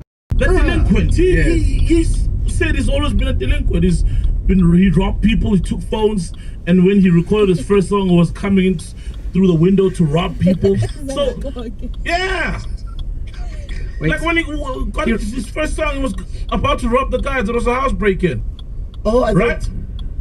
Yeah, really? Damn. He was breaking into the house, and then there were the guys with the studio, yeah. And they were like, oh, nice beat. Nice beat. I almost stopped your heart from beating. Nice beat. Let me hop on to. That is crazy. So how do you expect somebody like that to be a role model? Yeah. Eminem spoke shit about his mom, and all the it's time. the truth. It's his truth, you know. Grew up in a caravan park, the white kid, black friends. Yeah. Life is fucked up. He's got this child, doesn't know how to take care of him, works in a restaurant, and he was rapping about his life and his truth. So how do you then tell a guy like that to stop saying fuck mom when that's his life? No, that's my thing. Like, can you bow her rise to fame and to the spotlight? Young girl dates an old man because he's got money. Rich man. So how do you then expect?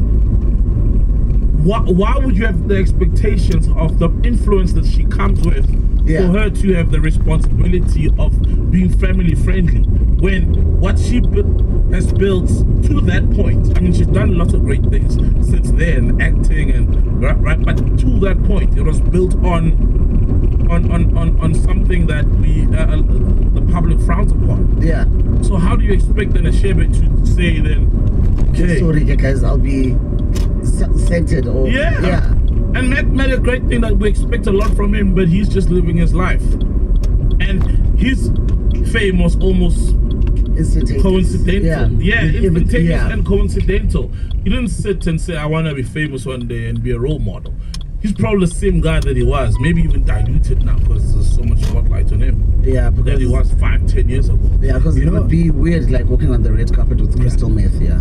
Like, I mean, I'm just saying things. People.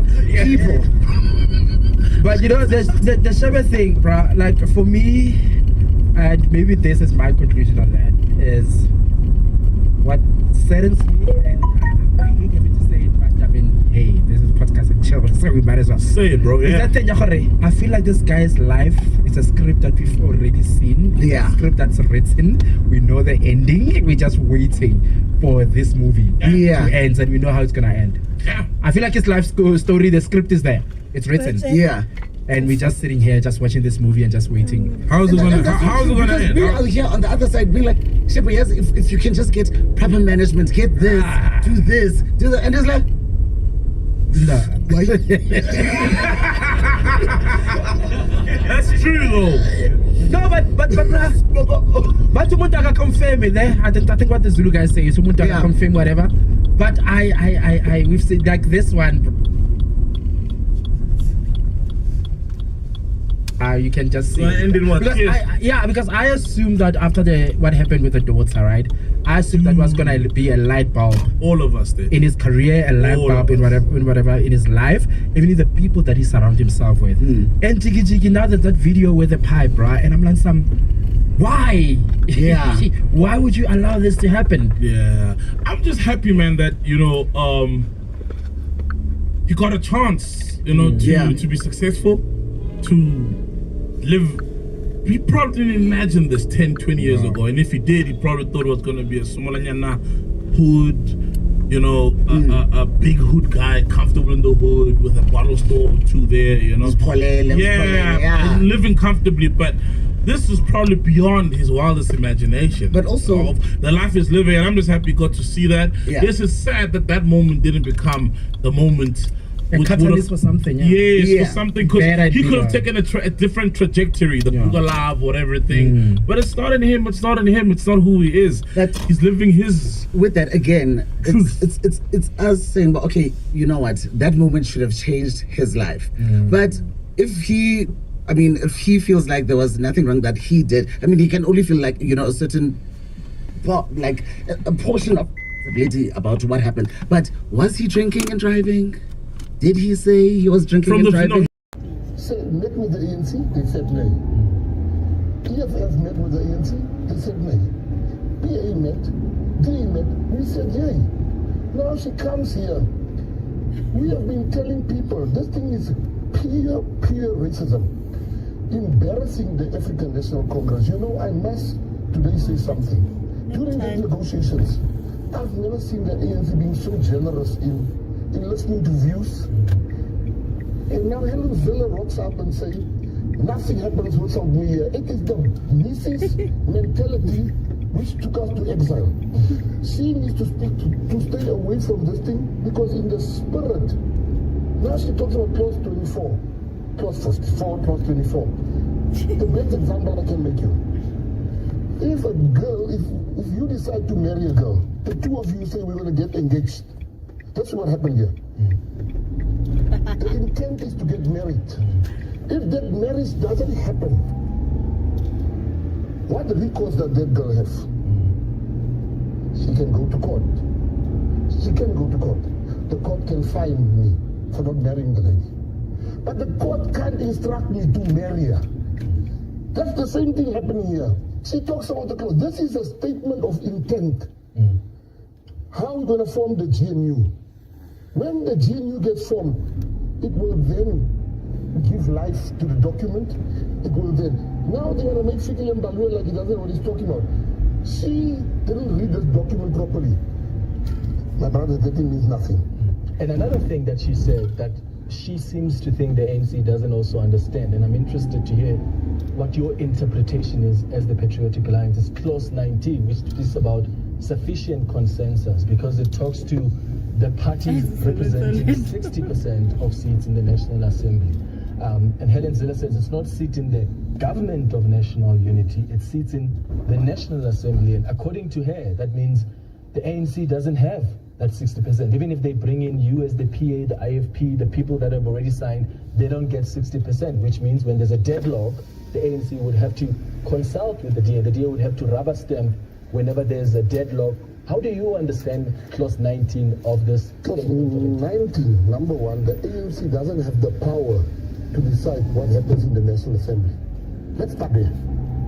So how can the ANC bring out a document that says all the parties in National Assembly? Since when does the ANC decide for the Freedom Front Plus or for the EFF and for the PA for that matter? Sufficient consensus is for the parties that are signatories to the document. She's now realized what she's done. That Fikile Mbalula and his negotiators has got the upper hand. They outplayed Helen Zille. What does she do? She's trying to ridicule them on your show. I watch the show. She's trying to make them look stupid. She's trying to make that esteemed team like didn't know what they were signing about. The ANC, the PA, the PAC, we can form 60% of sufficient consensus in the GNU. In the GNU. Where does she get these things? Here's the issue. Helen Zille knows that, you know, for me, this was, somebody said something so profound. Helen Zille said nothing different than what former President Jacob Zuma said. He said this is a coalition. By her saying that nothing can happen without her, it makes it a coalition. She wants. Tom Segura was in there. Dave Attell was in there. Louis Katz. Crazy. Ian. I don't know Ian touched me, but it was, yeah, dude, it was awesome, man. And just to see it come to fruition, that was, I think that's the thing that was really exciting. It was like, wow, like if somebody thinks about something and they're really focused on it, that they can make something real. You can actually make something happen. Yeah. And I've never done that before. This is the first time I've ever done that. It was, yeah, I think it was inspiring, probably in ways I don't even realize, because sometimes you get inspired and then it like just hits you later, you know, but it was awesome, man. Thank you. It was cool. My pleasure. Yeah, you did. I mean, you guys are making it happen. Yeah, it is. Yeah, it's, but it, you know, I always kind of knew you could do something like that, but actually doing it and actually watching it take place, and doing it like relatively low stress. It was relatively low stress. Like it's, you know, except for a few issues that you have to deal with at the club, it's not a big deal. Yeah. You know? And y'all don't have food, right? Yeah, that's a big one. Oh. Fuck food. yeah, all the condiments and all of that just stains everything and gets on everything, I feel like. Oh, now you get roaches and all kinds of other shit. Roaches love ketchup, I bet. Do they? Everybody loves ketchup. Yeah. I like ketchup on hot dogs. Oh, dude, I bet if you could really get it out of a roach, if you fucking tickled him hard enough, he'd tell you he liked it. I like relish. Relish is my favorite. Yeah, but we got food next door on both sides of us. Yeah, they got everything. Shitty Mexican food and shitty pizza. Yeah. Just what comics deserve, too. We got some good pizza last night, though. They got some good. I'm not eating it, but Attell got something from some high-end pizza place. Hoboken something, pizza something. He's the funniest, man. Yeah, they had a lot of ghost stuff. Like, I grew up in Louisiana, right? And so ghosts and stuff was a big part of the history, you know, especially in the South. You know, I think... what do you think a ghost is? A ghost? Probably just some busybody that just didn't get all their stuff done. Ooh, they were lazy when they were alive, so they hang around after life. You know what it's like? It's like those dudes who would hang around the high school after they already graduated. Like, what are you doing, loser? Yeah, look at this ghost over here. Yeah, look at this ghost. Oh, they had a dude who would bring, like, who was always dating, like, an underage chick, and he'd come and, like, hand the McDonald's over the fence at our school. Oh, God. But How old was he? Oh, everybody thought he was damn Prince Charles. Everybody thought he was, like, the luckiest guy in the world. But he was older. He just, like, was an adult and... Like a 20-year-old adult or like a 30-year-old adult? It gets exponentially creepier, right? Like if you just graduated and you're 18 and your girlfriend is 17, that shit is completely normal, you know? But if you're 19 and she's 17, people start to look a little sideways. That extra 12 months makes a big difference. If you're 20 and she's 17, people will get very upset with you, even in places where it's legal, where it is legal in a few places, which is kind of weird. Yeah, and if you are 35 and she's 17, you can't be a comedian anymore. I'll tell you that. Are you sure? I don't know. Who knows? I mean, who knows? I don't know. But it's weird, like, what's legal versus what's okay. Like, it really depends on men, right? Because with men, like, if a 17-year-old boy, if some 40-year-old lady fucks a 17-year-old boy, I'm like, all right, dude, how was it? Is she crazy? What's going on? If she's hot and he's not coerced and drugged, who cares? But if a 40-year-old man is banging a 17-year-old girl, I get very upset. Yep. Isn't that interesting? Mm-hmm. It's a very different standard for men and women. Well, now I think a lot of women can be, like, they can manipulate men, too. Oh, of course they can. They've always been able to do that. But that never really kind of gets brought into context. Like, a lot of older teacher women, they can manipulate a young fella. Oh, they're getting busted all the time. Yeah. They're always getting busted. But they get this. They get, don't do that again. Hey, stop blowing kids. Yeah. That's what they get. They get a little slap on the wrist. They don't go to jail. They go to jail for blowing kids. No. You think they don't? No, I think they have like a little fucking trial and everything. They go, hey, get out of here. Just go. Crazy dick sucker. Yeah, we're going to get you an Uber. You need to go home. Unless she's trying to get the 17-year-old to impregnate her. Then you need to go to jail, you freaky bitch. Yeah, I think ruin some 17-year-old's life. With a kid, yeah. Well, not just a kid with you. You know, he doesn't know what's going on. He's just trying to bust a nut. Then all of a sudden he has the responsibility of raising a child, and you're making him get a job, and he's going to fucking pay bills. And what about his future? You're going to fail science, I know that. Why?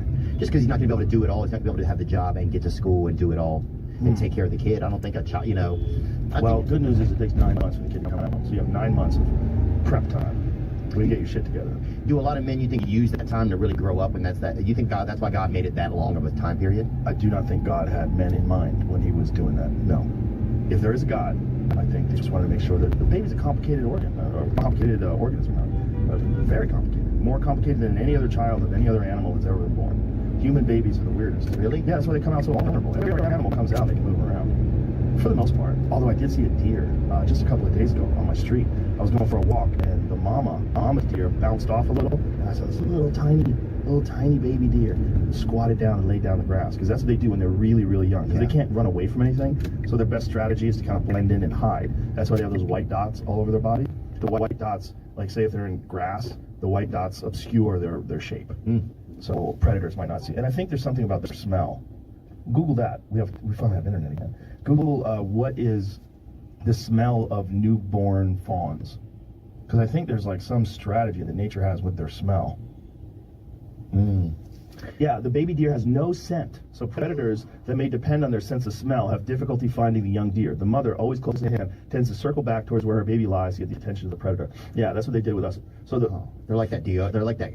Oh, it's false. It says it's false. Well, this one's. Where the fuck is the first one from? The Henderson State University. What a shit fucking university. No, go to the top. Is that where it's from?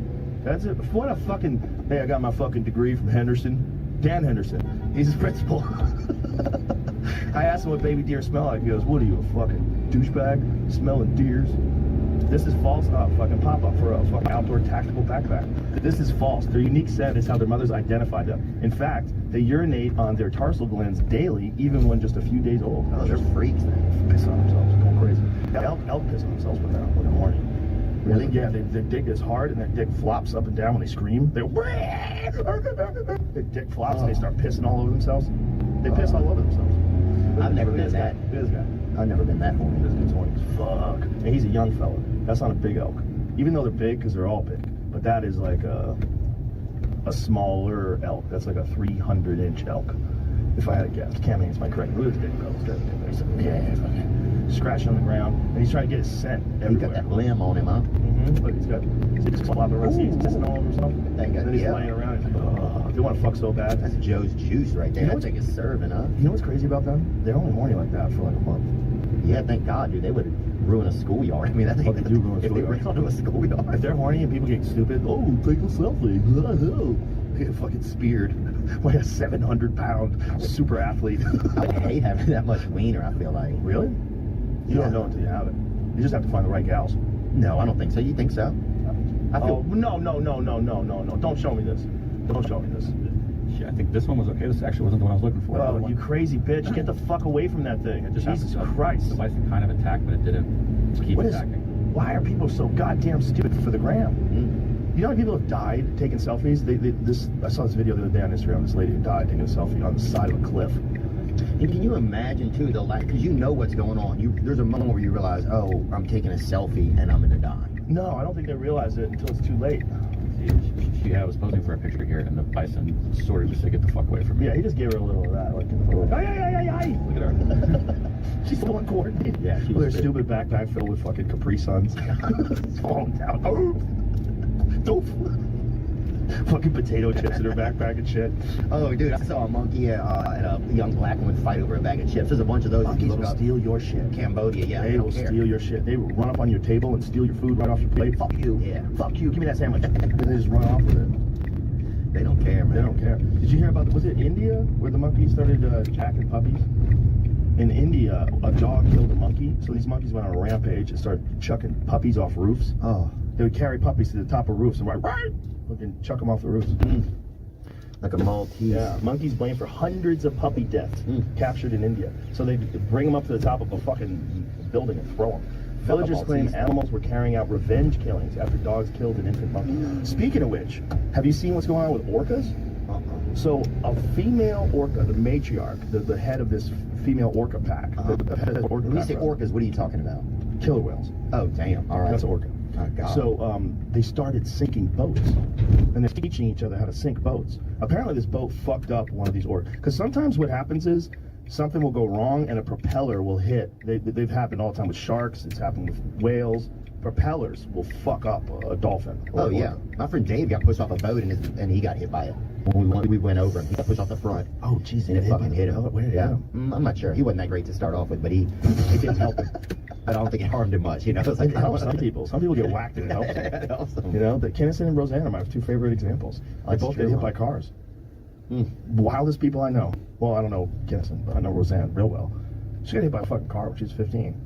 Bad. She was in a mental institution for 9 months afterwards. That's wow. She was a straight A student. She couldn't count afterwards. She couldn't do math. Couldn't do anything. That's unreal. She got the lady. There was she was driving towards the sun, and the lady couldn't see. And Roseanne walked right into the street when she was 15 and got fucking clipped by a car from back then. You know, those big old fucking sleds. Oh, this thing's meant to. Caprice or something like that. Some giant fucking. Those LTDs or whatever. Yeah. Some big ass stupid fucking car just cracked her. So so there's an orca attack in Portugal. So they started doing this. They say the boat something hit us. So this is from 2021. But what I'm talking about is very recently. Yeah, this was an article that was explaining it. This is just an example of it, like the content. So it's happening quite a bit off the Iberian coast. The Iberian orcas has taught at least 9 other whales to attack and destroy rudders. Wow. So it's like a Middle Eastern thing? I just think it's a thing with a particular area where the orcas in a particular area have had problems with people. I see. And so they've decided to let them know who the fuck is the boss. Take action. Yeah, they're fucking up people's boats. It's hard to tell what's happening in the video, but they explain. Bro, I'd bring fish. I'd be like, I'm not that dude, I'm your friend. Yeah. Here's a mackerel. Here's a mackerel. Here's a can of tuna. I would bring them. Yeah, but they might be a little upset about the can. And you've seen the difference. I think South Africans, just as a culture, we don't respect road laws like that. It's not in our culture, like to be like. I mean, you've seen in London how people will stop. You know, people will not just cross anywhere. You know. But in South Africa, we just a culture that does not really respect road rules and all of that. So I'm not surprised. Are you surprised? I saw you boys that skip the red light. You know. No, for real. Like my previous car when it got written off. Yeah. A cop skipped. I've got it on dash cam. A cop skipped a red light, bomb into me. Wow. And he was between those ages, that age bracket. No. He was. Oh, he was sober. He was sober. It was in the morning. I was going to work. I don't know, man. And I don't wanna. I think it would be lazy of me to just say, it's drinking and driving. You know, but it is. Young people who are going to work, going to school. I remember when I was taking a taxi, you know what I mean, from Forsley to Benoni every day. So it's also young people. I don't know, man. I feel like that's going to be the natural number because it's probably young people. Those are the biggest road users on the road, be it public transport or be it they're driving or be it they're walking as well. It's some of the most active population bracket in our population. Some of the factors that come across, and I want all of us here to think about it. When you were in your early 20s, brand new car, with friends, your respect and relationship with the car is very different. You grow older to respect it differently to when you were a young man. With a car, I know I rode with one of my nephews, and that was 5-6 years ago, and I know I'll never drive with him again. The way he was driving was so bad. And to him, this is cool. Yeah. There is a level of disrespect. And you said it, road users and also as young drivers. Your behavior as a young kid behind the wheel is very different to when you're older. You grow to respect the car very differently as well. And that's one of the factors. And I also wanted to emphasize that number, that it's not just about people in the cars. It's talking about, accidents where people get hit by cars. Yeah, that's why I wanted to make sure. But it's a culture thing where people, And why to go see the zebra walks, what do you call them? Actually, they are there. Just mean, you get what I'm saying? Yeah. And someone's going to knock you over. They don't realize that you've got the right of way as a pedestrian to walk over the zebra crossing. It's shocking how many people in this country get hit by cars. The number, if you have to find out, I don't know if it would be available in the stats, but it's a big number. Pedestrian numbers are higher. Probably 43% of the total number of accidents are pedestrians. Every time we hear stats, whatever festive season stats we get, whether it's Easter or December, the highest number is actually pedestrian. We always think it's highway accidents. No, it's actually pedestrians.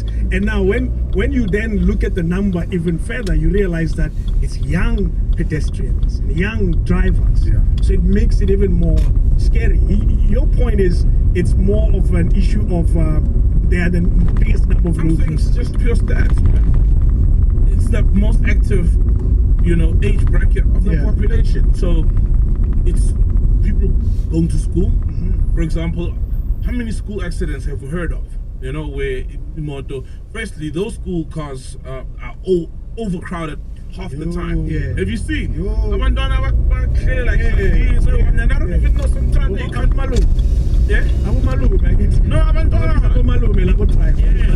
But then it's tough, man. Being black is traumatic. Cars for their kids are in these cars. They know. Do the parents know? This guy has 50 kids in the parents know. My mom doesn't have a car, right?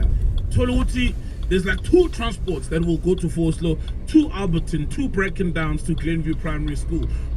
What choice does she have? You see? So it's traumatic being black, man. Like, what option really does she have? Because she doesn't have a car, and she can't, even if she did, she can't drive to Brackendowns early morning and then go to Katlohong to Suburbs Primary Lapa, and then pick me up as well. She can't. So sometimes they leave you in these cars. Did you see that video of it's a nice video?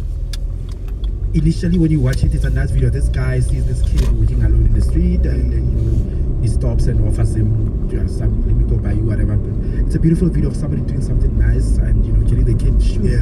But within that conversation is the fact that why is this kid walking alone like this, and why is just a random stranger able to stop? And yes, he's going to go do something nice for the kid, but why is a stranger able to do that? And then you think about stuff like that maybe the mother doesn't have a choice. Maybe there's no other person who can actually walk with this kid to school. There's no other person who can go and pick the child up and all of that. Hey, it's sad, bro. That one is scary, and I'll tell you where it unsettles me. These kids at intersections with a donation little thing. I don't give. That thing completely unsettles me. No! I'm so sorry. I wasn't even done talking. Yeah, go ahead. I don't give. Don't give. No. I'm very generous. Yes. But I'm always so conflicted when I give a kid who's begging for money or asking for donations, because I'm enabling them to say this is actually a hustle. I'm validating that hustle. That's my issue. 100%. My issue is we should not let them do that. We're dealing with human trafficking at a level that's scary in the country. If you take one of these kids from Fage Motweni and drive off, that's it. And they are there all the time asking for donations. It scares me every time I see it. I don't know how true it is. Maybe Archie that can actually, tell us on that. So one of these mamas with kids, whatever, traffic stops around. Apparently there's syndicates that actually hire women to hire out children from other women. That's not even going to that mama with the two kids.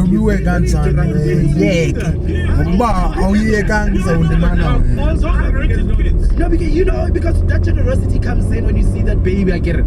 So now you can also go for your kids. Yeah, bro. No, it's a bit rent out your kid. You get some money. 50 rands a day. Your parent. You're the only person that. So it's a holy color VJ, holy color.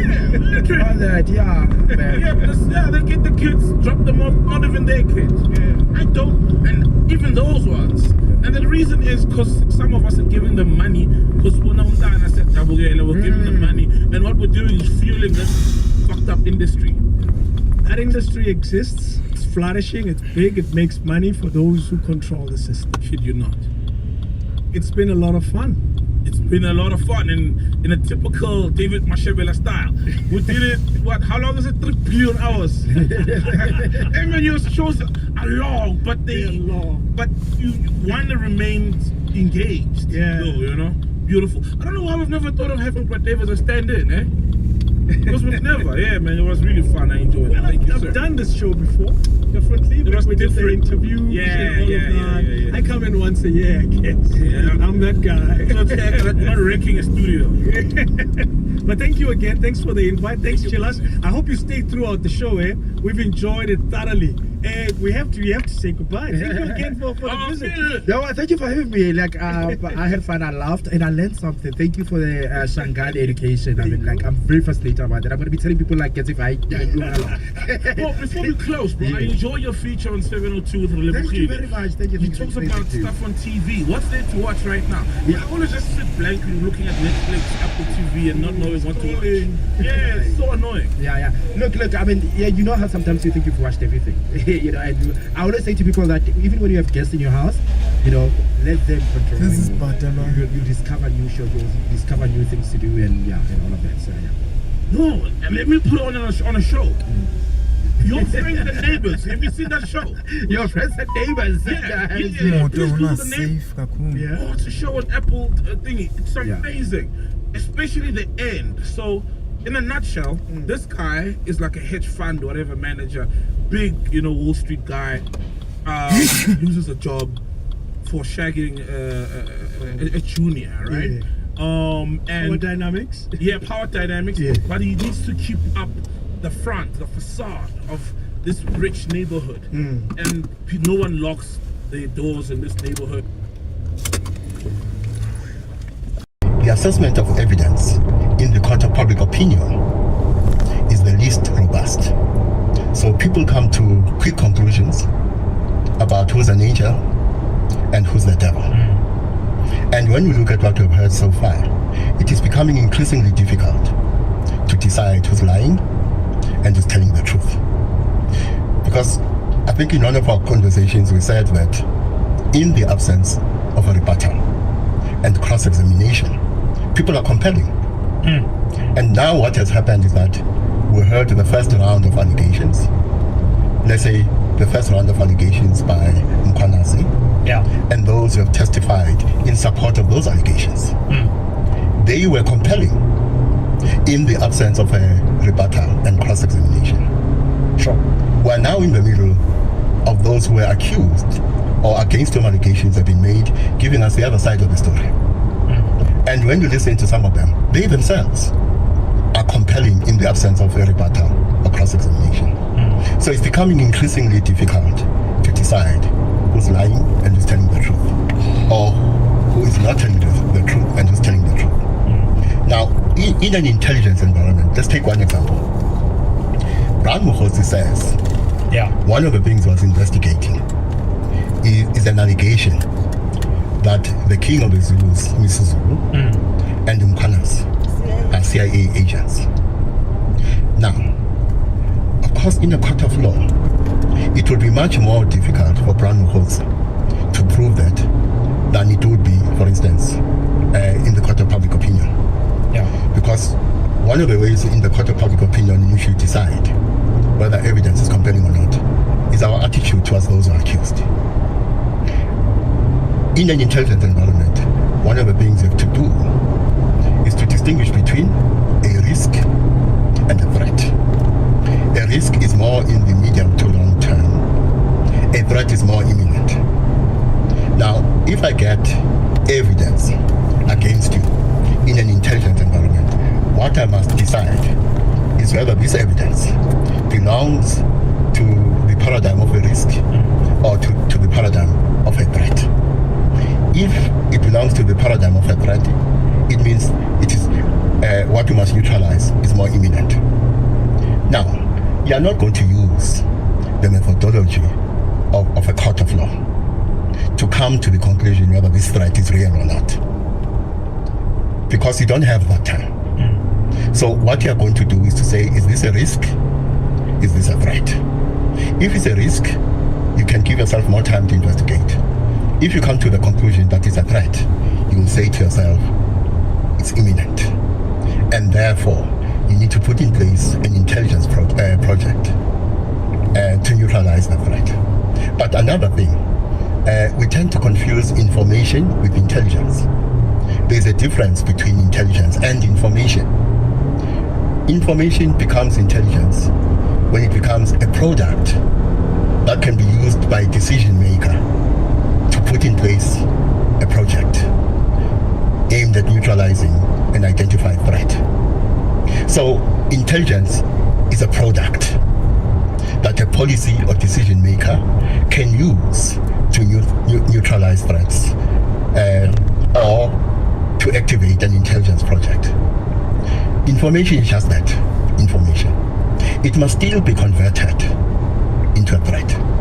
So if Brown Muhosi says Mkwanazi, he was told, is a CIA agent, until that information is converted into a product we call intelligence, it remains nothing more than information.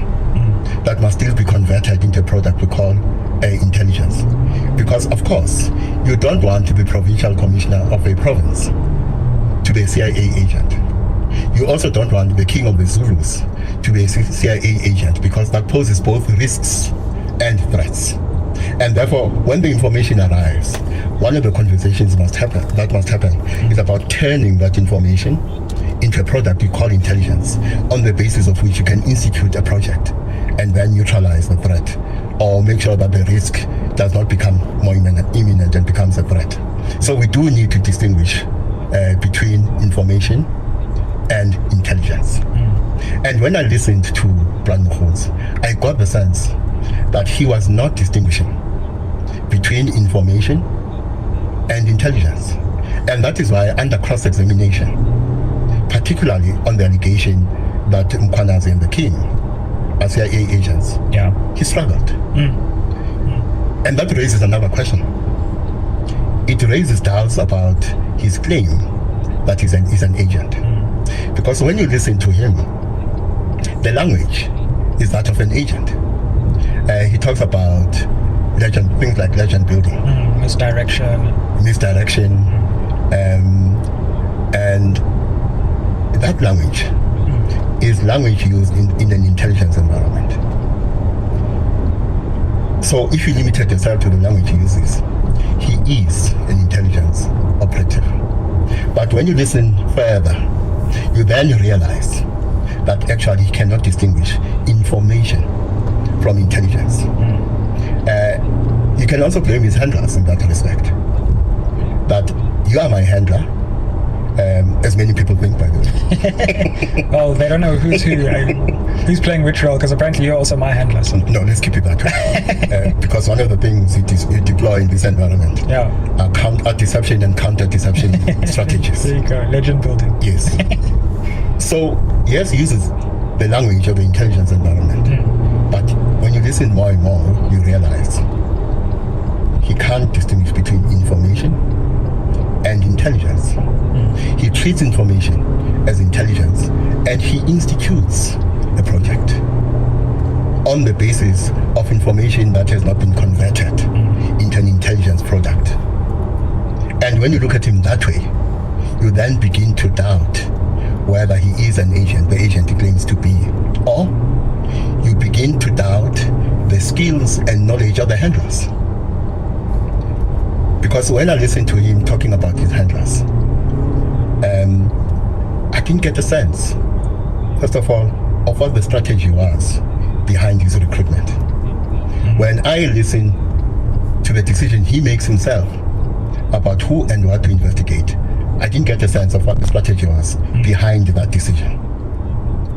And that raises questions about whether, in this environment, qualitatively, we have the right people.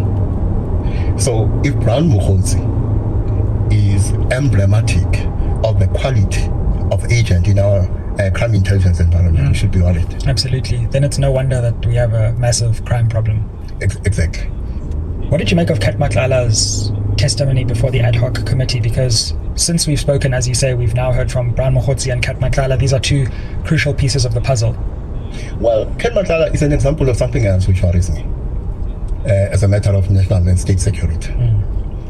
I remember in government we had an HOD, a DG, who used to say to us, the rules exist to protect us from ourselves.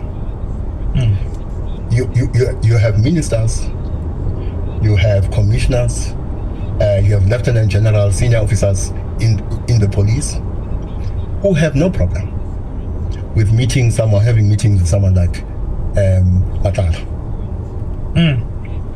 Which means they don't understand the link between the personal and the national security. That is why, for instance, in the Soviet Union, the moment you were appointed the secretary of the party, immediately they put in place measures to protect you from yourself. I'll give you a wild example. Let's say the comrades know that you tend to leave no skirt unturned. So they know that they need to protect you from that weakness. Because you may compromise state and national security when you become a victim of a honey trap, for instance. Or let's say you love money, you have a weakness, you love money. You must be protected from yourself by making sure you don't fall victim to people who lure you by using money. And this is a pertinent example, because it's very clear that in the upper echelons of the police service, you have people who are easily lured through money because that weakness has not been managed. And so when you hear former Minister Ted, General Sibiya, and of course we heard recently that Mkhwanazi himself met Matlala.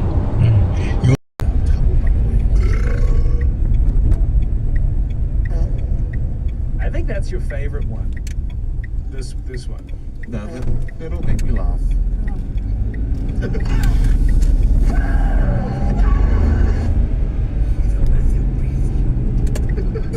Make sure you keep it locked to 5FM because when the hype needs a break, that's your cue to win. Get hyped with 5. Check out the 5FM app or website for more info. Alright, go on to TikTok, Instagram, wherever you find us at 5FM. Let us know, does this Yano? Is asleep, Kamala. Is it a dance party with Beyonce? Beyonce, Beyonce. Dance party with Beyonce. Dance party with Beyonce. Dance party with Beyonce. With Beyonce. With Beyonce. Are you all ready? Dance party with Beyonce. Dance party with Beyonce. Dance party with Beyonce. With Beyonce. With Beyonce. You know they got Beyonce and Beyonce. You know Beyonce. They got Beyonce.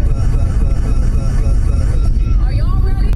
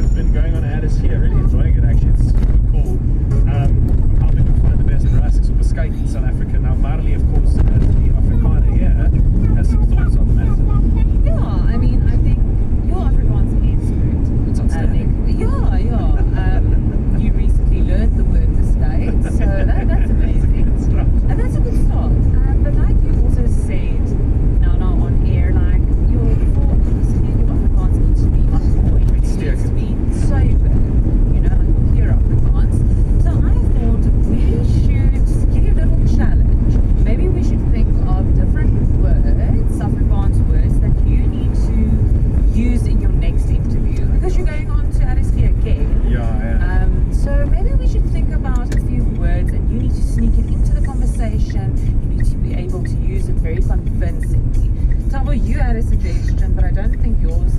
actually. I'm barely coherent as it is. Now I'm gonna throw words in there. What kind of word? What kind of word? You Like it has. say with a geheim. You want to. Yeah. Like geheim. There's other things I don't Yeah, think maybe we should lose the Plural, like plural. Geheime. Meer as een. Geheime. Ja, meer as een secret. Okay. Even now it's even in Afrikaans. Meer as een. Geheim. Because we're talking about recipes. Ja. Ja, wat is die geheime of een geheime ingrediënt in jou kos? Bestanddeel. Ja, ingrediënt. Wat is die woord? Bestanddeel. Ja, een geheime bestanddeel. I was Ja. thinking phantasmagories. No, man, what Since is you had Paula on non-carbon politics recently, and she even said phantasmagories. You can say the beskyt phantasmagories. The rest is tasty. Well, you got any good Afrikaans words for me? Yeah, I think you should use the word naas. Naas. What? You don't even know it. Yes! So I'm the real Afrikaans. Yes! That's not how it works. Wait, nar. It's spelled cane. Okay, knaar. N-A-R-S. Knash. Oh.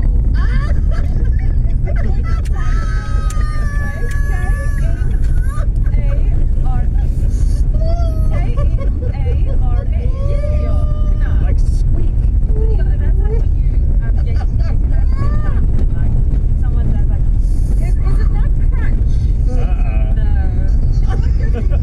When something is crunchy, what would you say? What would you say? I don't have no idea. It's good. I don't know. Okay, it's Nas. It's definitely not Nas. Okay, even I need to. What is crunchy? Class. No, guys, no. So that's what Google says, which is I'm imagining what Polly did all this. Okay, maybe. Record it. Oh, okay. Like, I wouldn't trust Google Translate. Sorry, I'm taking my laugh back. Sorry. Still funny. Grado. Yeah, but that's not really cool. So class is your word that I must use. Yes. Okay. Also, you just pronounce the K. It's not like. Usually, yeah. I mean, I think we can call this a neat skipper, like Is it like bros? a new word that you just created. What did you say? Hey? Bros. Bros, yes. What's bros? Crunch. Is it not No, bros? it's crunchy. I don't know. Yeah, like You know what? I think we need more suggestions. can help. Okay, so what if you were me, or if you were listening to me and you thought it was funny, I guess, what word would you want me to say? Yes, exactly. So if there's a word like nosh, I would really want to know that. Okay, 08255055151 slacks Afrikaans. In the meantime, Jezza, J-Lo of the South African variety, Jeremy Loops, he calls this one Go Again. Check it.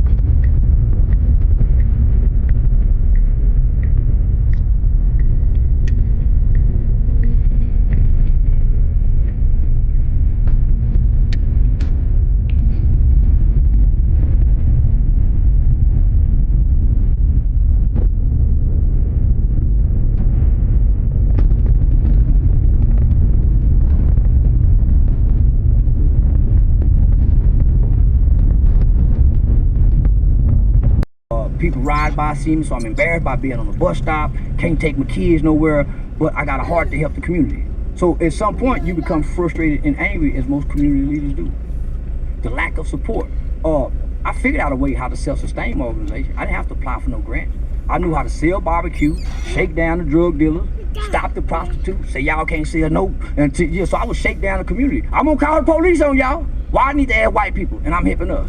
So black people became my greatest enemy, helping their children. But I'm the ones getting their kids out the juvenile system. I'm the ones setting up the, getting people license back reinstated.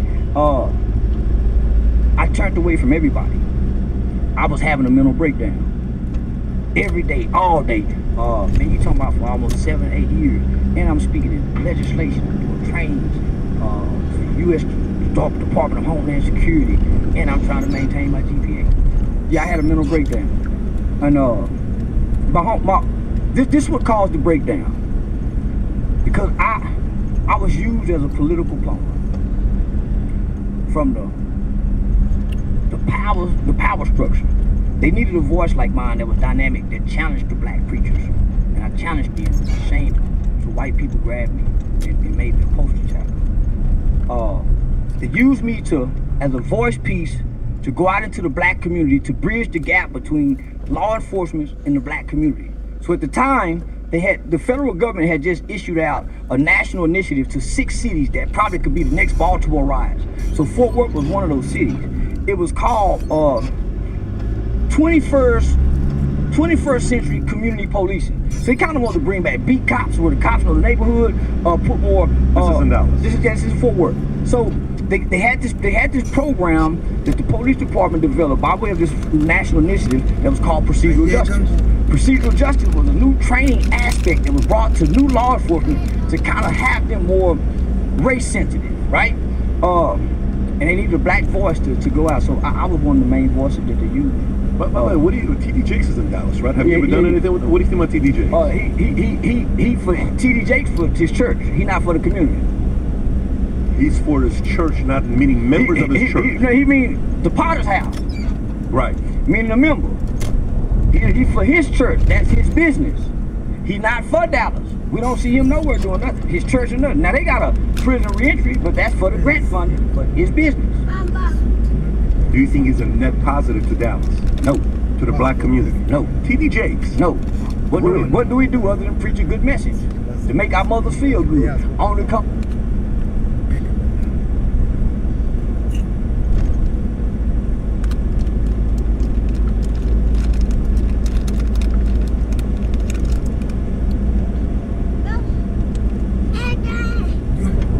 Come back home and still drink wine and feel better. Playing up pussy with a rose to feel even more better. So all he is a feel-good preacher. Nah, man. The Bible says what you I don't see no preacher, no anything really doing for the least of those other than the poor churches that's amongst the least of them. You cannot take your big, beautiful church, build it out on the hill away from the people, and think you can still reach the people. They can't walk to that church. In 600 meters, turn left onto the ramp. ATM machines all over this motherfucker. And when it's time to pay tithes, poor people are excluded out of the black church. What do you mean? They're excluded. The preacher make you feel like you ain't got a soda seed. Who got a soda seed? They make you feel like if you ain't got no money to give. God don't need my money. He need my confession. Turn left onto the ramp. So, you know, the black church full of shit. They go for TJ, all of them. What is my Creflo? Full of shit. Obsolete to the black people. Right. They have an audience like I got an audience. If I lose a page, my audience come follow me like they're following. They're not for the community. I started from the community and developed a following. You don't think TD Jakes is a net positive to the community? Still, like, you know, he preach. Why is a preacher positive? How is a preacher? Well, go back to what you said earlier. You said hip hop or the movies would come to the bad communities and they would convert. So what if somebody doesn't live in Dallas and they live in Kansas, they live in New York, they live in Arkansas, they live in London, and they watch him, they just like the way he delivers his message. Isn't that a net positive? No. Tell me why. What does it do? It make you feel good for the moment. It make so church make you feel good for whatever. Hey, hallelujah, pastor. You go back to the same problems, same condition, and most people's lives don't transform. To the extent that it pertains to the culture of ANC politicians, we know that it has been difficult to win an election without money in the ANC. Whether they are talking about CR17 or CR22 and before. Yeah. One of the things we can assume is that some of the internal ANC campaigns have been run through blood money. So, in my thinking, I am not excluding the possibility, for instance, that some of the money that was used to run the CR17 campaign was blood money. I am not excluding the possibility that the CR17 campaign was not the first internal ANC campaign that was run through blood money. I'm also not assuming that the CR17 campaign was the last internal ANC campaign that was run through blood money. So, if I'm correct, there are aspects of what we know as the ANC that exist because of blood money. The link between organized crime and internal ANC campaigns. I'm just thinking about this structure question that you brought up about how all of this could work, and when you're talking about the cartel or a cartel controlling syndicates that could be disassociated from each other, I'm thinking now that there is an organized crime faction inside the ANC that it's at least plausible at the moment that this faction doesn't obviously account to the ANC, let alone the people. It accounts to the cartel. Via syndicates, and this faction controls corruption within the government at local, provincial, and national level. But that then flows back to the cartel, potentially. In fact, there may be many organized crime syndicates in the ANC that serve different cartels. And this would be fanciful if we didn't know that many of the members who have already been implicated have come out with their ANC colors nailed to the mast. We know that they are members of the ANC, and we know that there is huge crime in the state linked to how the ANC governs. So there must be some kind of link, line, dotted or otherwise, between the cartel, this particular cartel, and people in the ANC who have infiltrated for the very aim of protecting this organized crime endeavor. Organized crime is not new to the ANC. Organized crime, in different ways, is introduced to the ANC environment before 1994. I will give 2 examples. The story is told by members of the older generations in the ANC. Let's call them the 1942 generation. Sure. The story is told by some of them that in places like Alexandra, they had a problem. It was difficult for the ANC to organize, especially when it came to holding meetings in the evenings, because people were afraid of the gangsters. A leader of the ANC, according to the story, recommends that they recruit the gangsters to the ANC. Now, I will not mention the names of the gangsters, except to say some of them become senior leaders in the ANC. And the question you must ask is whether, upon becoming members of the ANC, or upon becoming senior members of the ANC, do they stop their criminal activities? I will leave that to the audience to decide. But we do know that some of them in exile engage in activities that can only be called criminal. We do know, for instance, that in places like Zambia, some of the comrades engage in organized crime. We also do know, and when I say we do know, I mean we've been told stories. And just a reminder that because if I keep on saying we do know, Madonna will call me. Maybe you should. We'll get the real truth. But just also for the audience, you're not speculating here. You're actually a member of the underground and MK. So it's not as if you're just... Well, if you put it that way, then let me say this. We do know that in some cases, for transport, those members who relied on organized crime use the vehicles of the United Nations sometimes. We do know this. So organized crime, in different ways, is not new to the ANC. All you see after 1994 is an upgrade in the nature of the activities that are linked to organized crime. You have changes in scale, for instance. So the amounts of money involved are much larger. These comrades have access to state power, and through state power and the access to state power, tap into organized crime.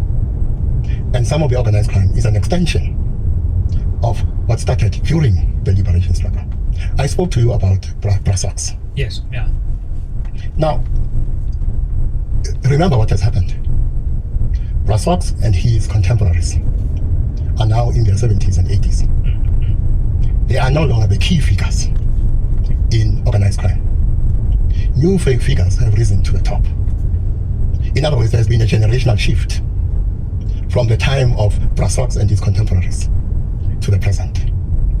But the phenomenon of a Brasox has remained, to the extent that some of the figures in criminal organizations are young enough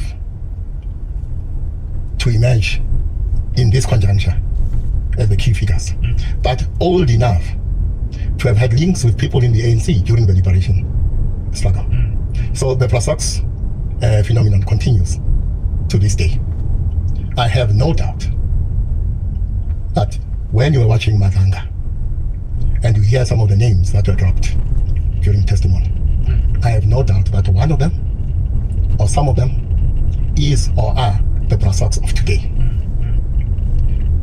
But also, the generational shift means something else. Tensions at an intergenerational level have evolved. I'll give an example. In South America, there comes a time when there are serious tensions between the older generation in the drug cartels and the younger generation. And there's an irony here, by the way.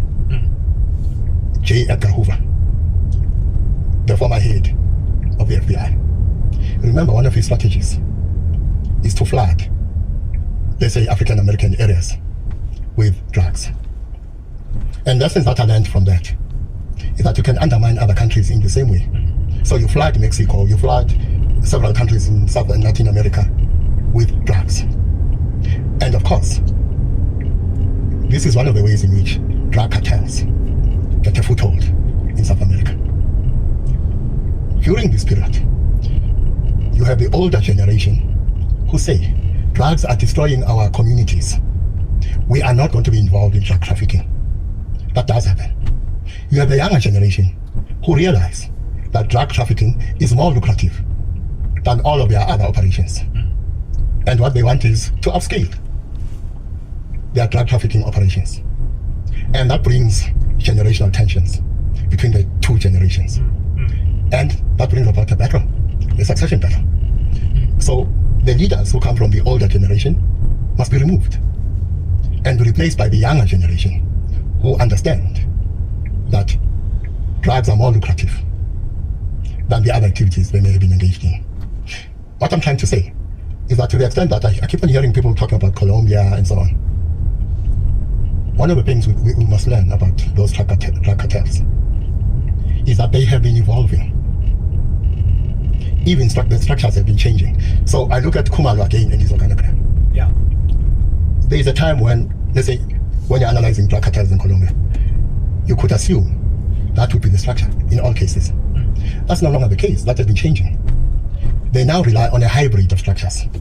And that is why I was talking about concentric circles, using cells, and so on. Yeah. There's been that structural evolution when it comes to how the drug cartels in South America are structured. And the lesson for me is that we must not assume that our own drug cartels have been static. So when I look at the Big Five is a product of an evolutionary process. It represents where drug cartels are today.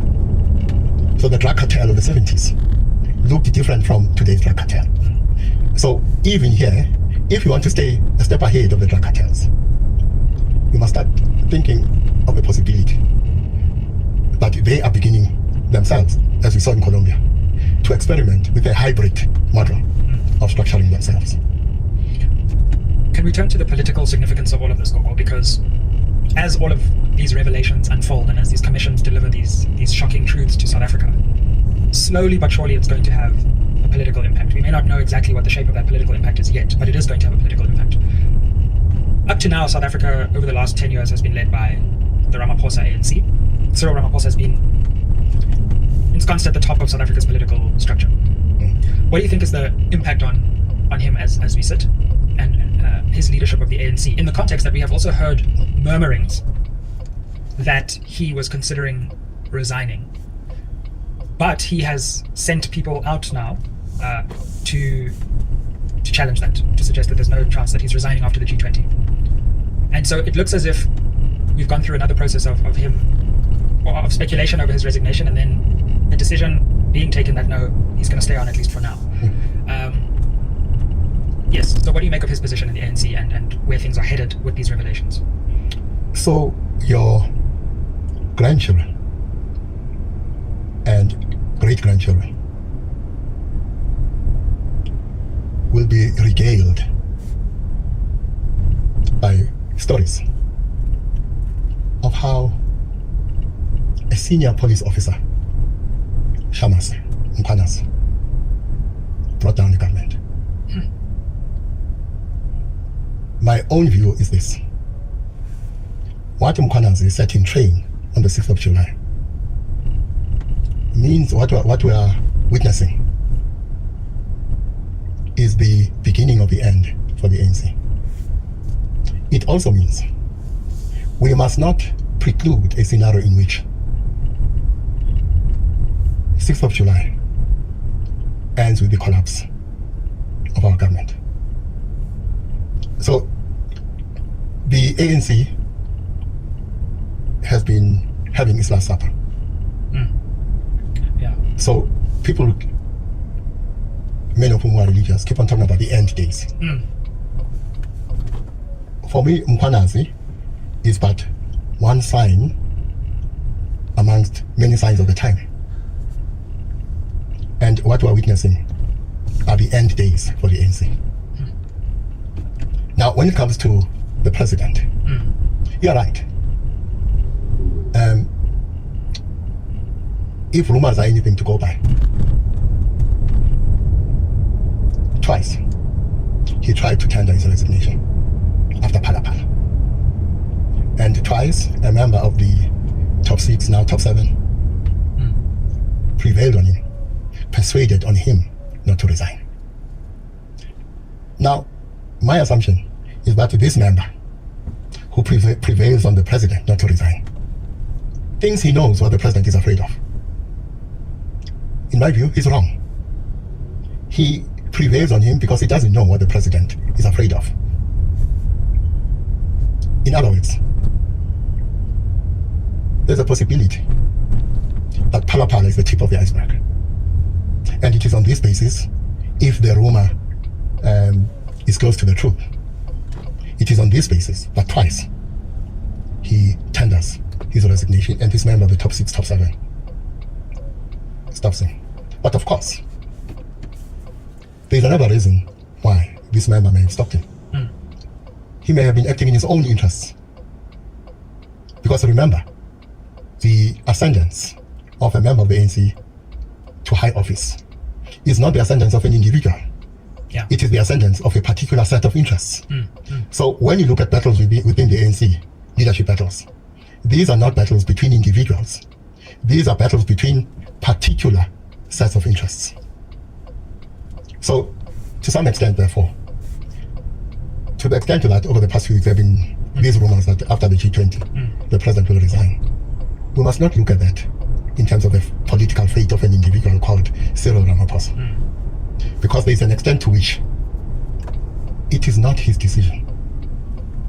It's not his choice whether he can step down or not. If I'm correct when I say leadership battles are between particular sets of interests, not between individuals. So the individuals who engage in leadership battle are simply representatives of particular sets of interests. What's your current thinking on how long the president does survive? Well, if by 2029 he is still the president, we should be ready for the ascendance of a woman as the Pope of the Catholic Church. Wow. And of course, this Pala Pala judgment is still coming. It's still coming, and the length of time, we're coming up to a year now. The EFF is even marching to the Concord on the 28th, and it's really sad in my view that the Concord has taken this long. I firmly believe if wait, let me take a step back. I don't think the Concord is going to be brave enough to do what in my view it legally and politically should do, which is, and I mean political in the broad sense, which is say that what Parliament did was contrary to the principle of accountability, and they must go back and redo that vote, or start from scratch, or remedy the situation in some way. I just don't think they have the bravery to do it with this president. But if they do, I think that could mark a very quick end to this presidency. Well, if they do, it means a female pope is in the offing. Indeed. I've already said on this platform that Cyril Ramaphosa is the most powerful ANC president since '94. since 1991, the ANC has not had a more powerful president than Cyril Ramaphosa. Well, there's something that he seems to understand that was not understood by some of his predecessors. There is no point in being in charge of the state if you are not in charge of a party. Ramaphosa seems to have understood that he must be in charge of both the ANC and the state. When it comes to his control over the ANC, it is my view that Ramaphosa has been the most powerful since 1991. Now, if we go back to the cartels, one of the reasons we're here, with the cartels facing this scrutiny and therefore going through their own crisis because of the scrutiny they're facing. Remember, the ANC was going to be in power until Jesus Christ comes back, which meant that the link between organized crime and politicians in the ANC was going to be with us until the second coming. Last year, that changed. Which means, to the extent that these criminal organizations must capture politicians, it is no longer enough to capture ANC politicians who have lost power because of last year's elections. I can tell you now, they are busy thinking about how are we going to capture politicians outside the ANC. Because in the end, whatever form future coalition governments take, the cartels must still be able to capture the political class. Core of what I said in the very first conversation, you can solve for 99% of all men that are doing the wrong thing, and 1% of men can populate the majority of the earth with women that choose to be with this one man. At some point, every single person, including women, have to be accountable for the thing that they did and open up their legs to. And we also know that women are the ones that initiate the majority of the divorces. So they're walking away from their households and becoming single parents by choice. This isn't something that they're being forced to. So when because he's a great salesman, I gotta give you that. Come on, brother. No, you're phenomenal. Come on, brother. You do the whole crying thing. Come on, brother. God. Come on, brother. You're showing sassiness right now. Come on, brother. No. This is what you said. Come on, we men now, brother. No, listen. Come on, we men now. Oh my God. Come on now, brother. I didn't know a man, and so as a result, I was looking for love, and so I had this child. You know what I hear? Excuses. Excuses. Let me add on something real quick, right? You're a great salesman. This man right here. I see why you got a great product. This man, thank you, brother. Appreciate you. This man right here. I don't want to attack Antoine. Let me say that. No, hold on. My life is perfect. I want to make sure my words is accurate. Let me not try to attack Antoine. Let me say it like that. It's toxic to teach a woman to stay in a home where there's no form of love or safety or security, because that teaches the woman, the young child, it teaches the young girl that she should grow up and stay in a relationship with a man that's abusive, that attacks her mentally and physically, emotionally. We have to understand the majority of women will not leave a place where she feels safe. She will not leave a place where she feels loved. Men keep screaming that women are leaving men or divorcing men in high numbers because these women are no longer happy. They no longer feel safe. They're not being financially provided for. They're taking care of grown men. And I know brothers, right, that are amazing fathers, amazing fathers, and raising their bonus children. These bonus children aren't curses, they're blessings. And any man that's able to lead another child that's not biologically his, I salute you. Because the average man will not understand that. Again, Antoine was raised in a home with two parents, which is beautiful. Like I can't. And he's saying that like that's a knock on him. Hold on. No, I'm saying it's beautiful. It's beautiful. Like that's something. Hold on. That's what you're supposed to do. Brother. No, it's beautiful that he was raised in a home with two parents. But a lot of people didn't have the privilege of seeing that. So they're making mistakes, brother. They're making mistakes. She fell in love with the wrong. She fell in love with the wrong man. Whatever happened. But ladies, do not allow this man up here to make you feel like you're not deserving of a man. Or man, if you're in a relationship with a woman that has children, do your thing. I salute you. It takes a real man to be able to step up and be a father when no one else is. No, it's not about do your thing. It's about going back to the thing that you committed to in the first place. And again, they always keep saying, do your thing. I'm surprised you ain't said queen at some point. Queen? Do your thing, queen. Do your thing, queen. Let me ask you this question. At some point, you need to hold your parents accountable, right? Because again, we keep hanging this on the hats of men instead of hanging it on the hats of the people that came before you and put you in this position in the first place. So let's remove this whole thing that it's on men. It's not. It's not on all men. That's bullcrap. What's not on all men? It's not on this whole narrative of what we see in the culture. This is not a black man thing. The majority of men. So stop making up this narrative of an abusive household. Was he abusive? Wait. No. That's what I'm saying. No, let me finish. What? This is my question to you. Was he abusive before you opened up your legs to him? No, can I speak? That's cool with you. I asked you a question. Brother, we have men that are some pro-finessers. They will give a woman a representation of themselves. And when they've got their hooks into the woman, they turn into something different. No woman in her right mind is going to be in a relationship with a man that's negative, Nancy, breaking her down mentally, physically, and spiritually, not providing for her financially. No, they get the hooks in her. And then when he feels like he's got her in love, and all she knows is him, he turns into something different. All I'm saying to you, brother, this is what I want. No, I need you to hear this. I need you to hear this. Every woman that has had a child and is not with the man aren't bad people. And every man that had a child and not with the woman is not bad people. We keep saying a man shouldn't be with a woman that has children. Why? Because she have her children, but this man has children and children aren't with them.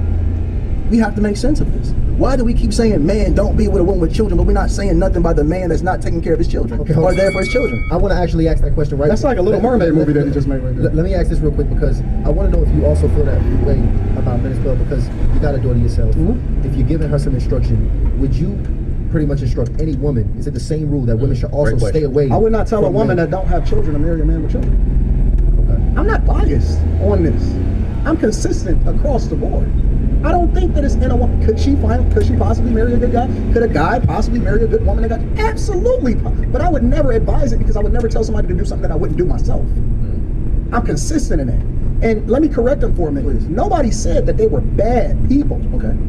That's just not your people. Everybody that's a good person is not for you. Everybody that's in a situationship is not supposed to be a part of your network. Every person that's doing something good or well, they don't deserve to necessarily be in your life, because your journey is different. And so I never said anybody was a bad person, but I would never advise a man to do something that I wouldn't do myself, and I would never, ever go and talk to a woman that have children. Well, when you say they're not your people, and what I would tell her is to go back with your child's father. And it doesn't mean that she can't have love. If you can finesse a man into doing it, then do so. But I would never advise my guys to do that. When you say not your people, what does that mean? It can mean anything. It can mean that we're not equally yoked. Maybe we don't need to do business together. Maybe we are going in two different directions. Maybe we have two different belief systems. It's a lot of different things that can identify whether or not a person is your person or your people and not. Okay, so are you telling people they should be in relationships even though it's toxic just because of the child? I never said that. So when should they part ways? I don't think that they should have got it together in the first place, because you know who a person. We're already there, brother. We're already there. I specifically said no. I don't address if we already there. Right. I address. Literally. You have to take ownership and responsibility for it. I don't believe that people are getting finessed like you painted the picture. I believe, because that's to say that women aren't smart. Because how did you get so smart afterwards, but you wasn't smart enough to be able to identify that he was a POS when you got with him? That's literally telling y'all that y'all idiots. You're not an idiot. You're not dumb. Most women know who the dude is that they got with and who they chased before they got with him and opened up their legs to him. You know that. That's why they say get married. Marry before you carry. That's why they say that. So let's, because I get you pretty much talking prevention. Correct. Not necessarily in the situation, but I actually want to go to the situation, because right now our culture is facing this situation in large numbers, Anton. So I want to get your consult for the people now in the situation, because we get your stance, not putting us there. I told you, go back with your child's father. But here's the thing. If we have identified as well, to Yada's point, that the brother is, at this point, not working on himself, pretty much unqualified at this point to lead and manage a family, may not even have the desire to, do you still recommend that woman put herself in that position? Or should she, what position specifically? To be in a relationship with this type of man? Or should she go about parting ways and trying to find, just run it, be a single Listen, mom? I took my vows serious. I don't believe in parting ways. It's death till death do us part, in sickness and in health, for richer or for poor. These are single women though, by the way. Well, you said part ways. Well, again, a woman who got pregnated by a man, they're not married. That's your husband. That's your husband. What are we talking about?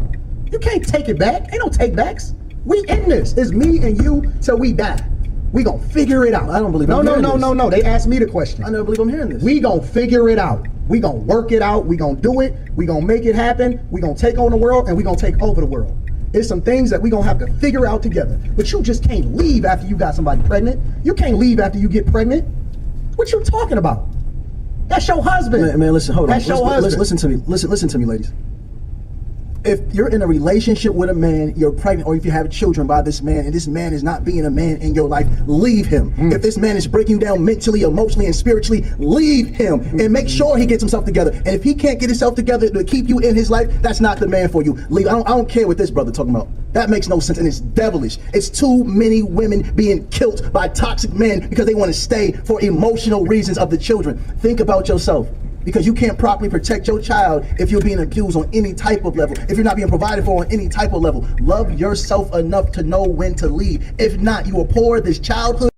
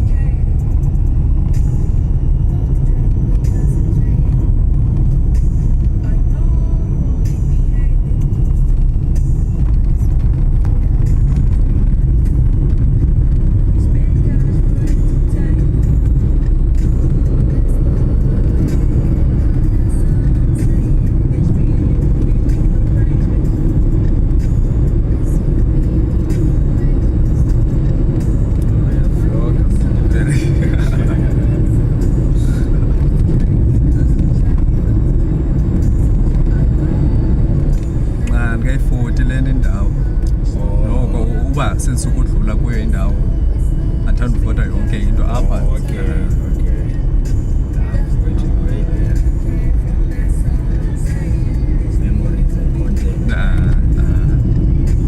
Futhi abantu angizange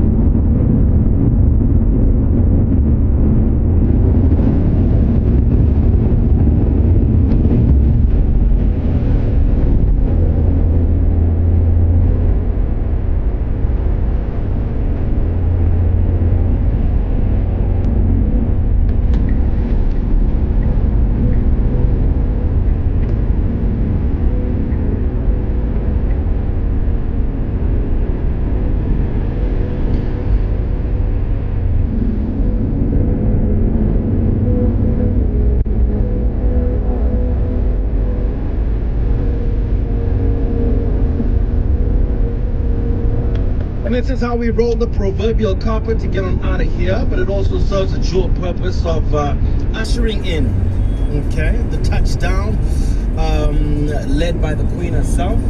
She's Ludi Lou. Why you laugh, man? What's good? Not the proverbial carpet. I mean, come on. It was a low-hanging fruit, but it was there. As always. It was there. I had to grab it. Do you understand? You know what? The rap life will never disappear. I tried though. He is forever here. I tried to smother him. Don't. He can stay. Don't smother him. Let him try. Okay. I think he needs you the day of the week. That's like Friday, like Thursday. You're just fully in that zone. Yeah. Because I do have like rap Tourette's. You know what I'm saying? Where you have like, involuntary yo-yo-yos. Where you're like, hey, bring him in. Flourish on like a Friday. I have grills Friday. I wear my grills on Friday. There you go. Sometimes though. Yeah. Cool. I think you should do it. Make it big. Sounds like a plan, man. What's coming up in the show, man? Oh man, you know how it goes with us, right? So we're celebrating with our telco family. They're unrolling, or rather unwrapping, the Into Summer Magic campaign, and we're also doing giveaways. So that's going to be really, really beautiful. And later, Open John from Old Mutual is also going to be the side, and we're talking trust funds. So for anybody who's got questions, want to understand how they work, do the right thing, and tune in between 3 and 6 on the touchdown. We're really, really going to have so much fun. And listen, between the three of us, man, these are combos we need to be a part of. Absolutely. Because we've got youngsters. Yes. Oh. Well. What do you mean? I remember my kids being little and going, oh, we're rich. Like, no. You have nothing. I have money. Sounds like a real wealthy parent. You know, wealthy parents always have They be like, hey, that's not your money. It's my money. You're just benefiting from my life. But, you know. Sure. So I'm very, very interested in trust funds. I really want to understand more. Same. See what I can do for my little ones. And yeah, I'm looking forward to that conversation with our family and Old Mutual. We look forward to it too. Malcolm, we're out of here. We are. We'll catch you tomorrow. Indeed, have a goodie. Welcome to SACAP. Press 1 if you want a qualification with a strong human focus. Press 2 if you're looking for accredited degrees, diplomas, and higher certificates. Press 3 if you want a college with a 27-year track record. 27 also happens to be South Africa's international dialing code, fitting for a college that's responsive to South Africa's workplace and community needs. Visit sacap.edu.za to learn more. Your future's calling. Play Powerball and Powerball Plus for 94 million rand in total estimated jackpots this Tuesday. Don't delay. Play Powerball for an estimated 27 million rand and Powerball Plus for an estimated 67 million rand today. Buy your tickets now in store on nationallottery.co.za, the mobile app, cell phone banking, or simply dial *120 *7529 hash for USSD. Panda push up play. Players must be 18 years or older. Play responsibly. Ituba is a proud operator of the National Lottery. Who plays the hottest music? This must be heaven. We do. We are Metro FM. It's where you want to be.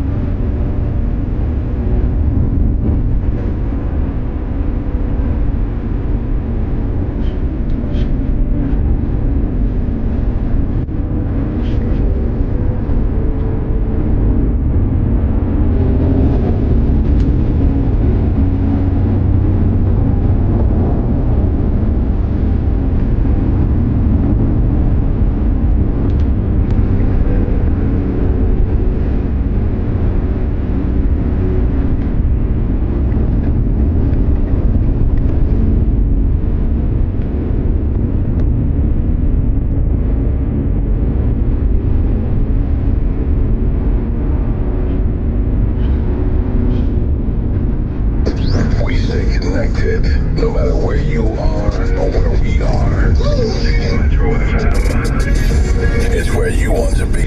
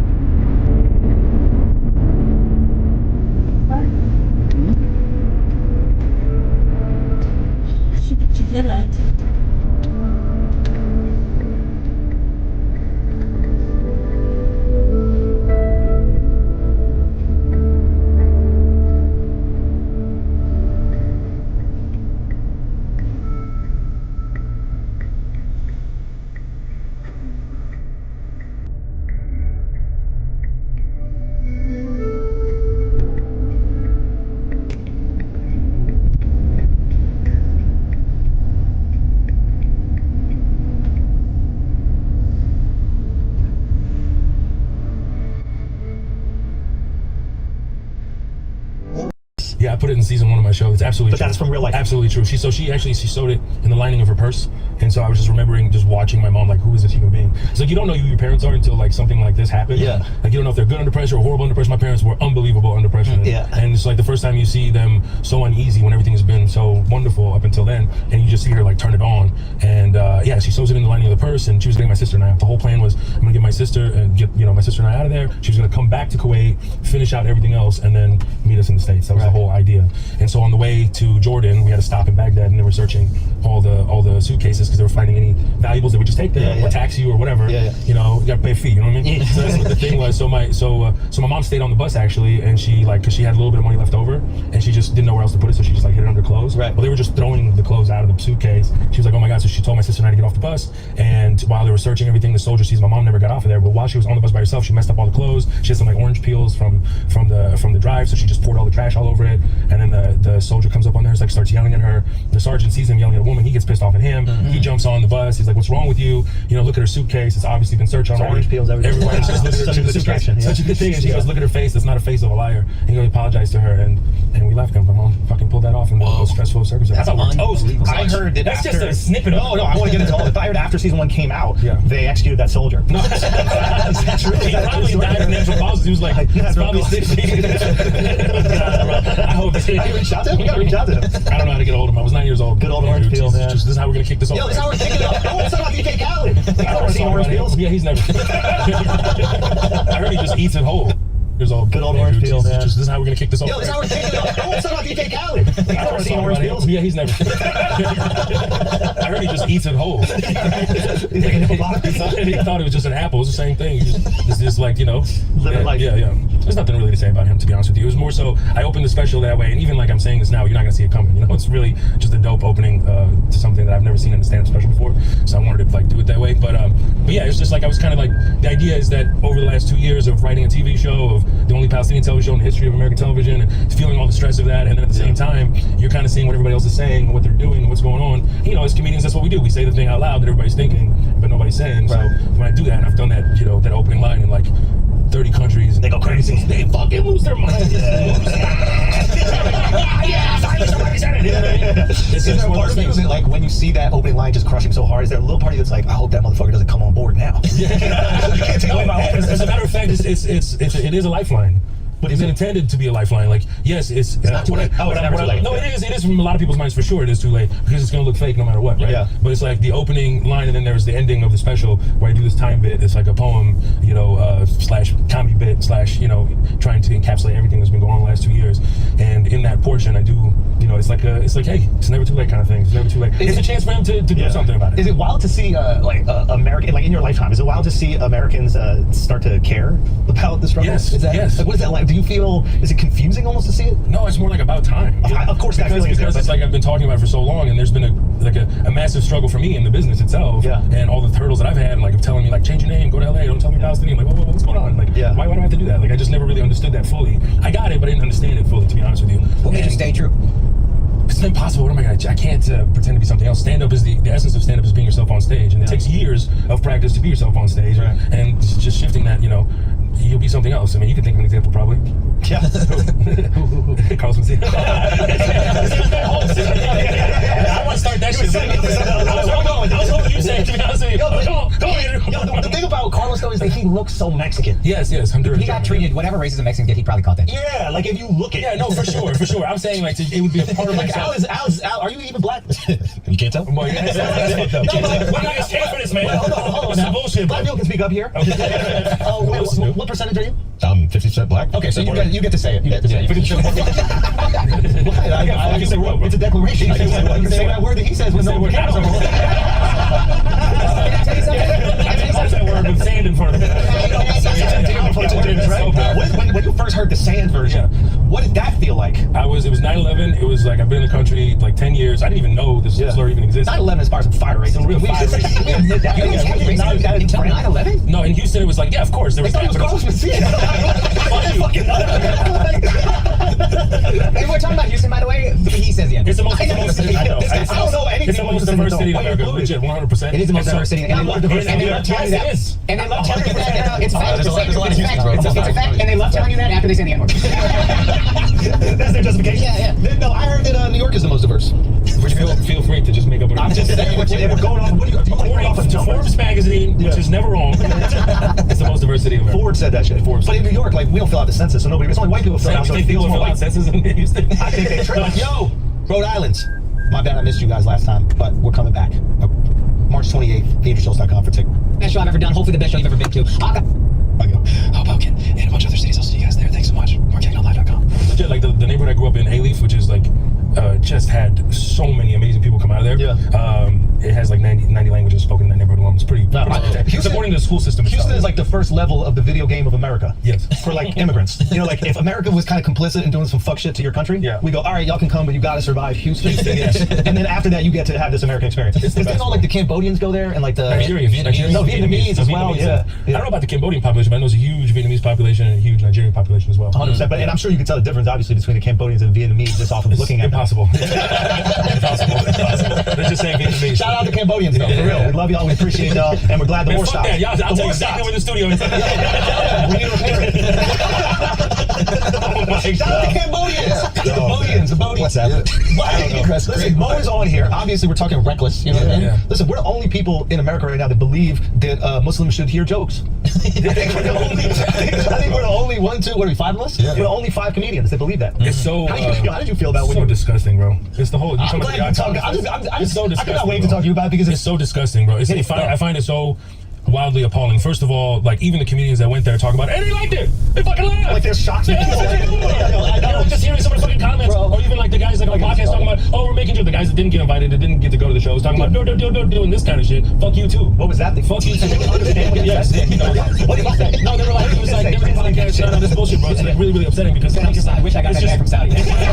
It's straight up like exactly. It's just straight up that like casual racism, bro. It's fucking insane. It's the biggest no expectations. It's insane, bro. It's so wildly appalling. And then first of all, for me, from my perspective, bro, I'm a Palestinian roaming around in the streets. Like no matter where I go, I'm dealing with something. And also like me going to that region, going to Saudi Arabia, going to Riyadh itself, how many Palestinians that reached out to me after the show that they brought their kids, man, I'm so, it makes me emotional, bro. Yeah. And then my kids got to see you on stage, got to say the things that you got to say, and it was completely free reign and got to do what you want to do. So fuck you for your casual racism, fuck you for not wanting to push the needle forward, fuck you for not like, even like considering of being upset that the film industry's there, NFL is there, the UFC, everything is everybody's there. And you want to pick on comics, the most freest art form on planet Earth, probably the last free art form on planet Earth. We can actually push the needle forward, and you're talking about this is the issue. I find huge beef with that. And you're talking about like 284 journalists killed in Gaza, and nothing about that. Nobody's like having a beef with doing shows and television or anything like that. Fuck that, bro. Talk your shit. I'm being. This is the truth. We the best. We the best comedy. It's not. It's like I really find it to be appalling, bro. The casual racism is fucking insane.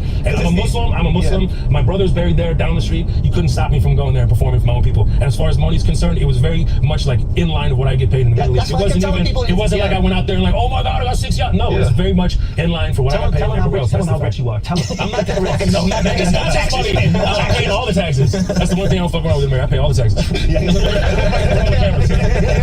I'm on those 3 letters tonight. All of them. 100%. give a fuck. I'm comfortable. I've been in worse situations than a detention center. I've just been chilling. I made good things happen in a detention center. I love that that's your perspective. Maybe like ours is different because like we performed in the Middle East before, so we knew what to expect of that. But like the funniest thing is when you see these people who like identify as very progressive, and it's like their expectations of people are so low that it doesn't match up with the progressive ideals. Yes. You know what I mean? Like I couldn't believe you do that. Like I couldn't believe it. I just can't believe you would just go and perform for these animals. Let's just say it. Just fucking say it. Say it. Just say it. Exactly. Just say it. And I've been dealing with this shit my whole life, and I don't want to hear anything about it, especially like from comedians attacking other comedians. It's really fucked up, and I just really don't like that. It's not where we need to be as comedians. We need to be, you know, more thoughtful and have real dialogue, and not just trying to throw people under the bus for absolutely no reason. I'm just really just shocked by it. I was really, really blown away by it. I couldn't believe it. In Houston, my hometown, the place where I brought the first ever narrative sitcom, you know, to that spot, is millions of dollars of revenue is coming to the city from me bringing a show, way more than I ever made on a TV show. And, you know, I stood for Houston. I love Houston. I still live in Houston. That's my town. That's my shit. They couldn't wait to shit on it. No. Couldn't wait to shit on it. Somebody putting it out there like, shame on you, motherfuckers. Shame on you, shame on you. All I've done is give up so much. You think it was easy to film in Houston? You think that was an easy pitch to fucking go to Netflix, but hey, I want to really film this as realistically as possible, as grounded as possible. And Houston, Texas, a place that has no structure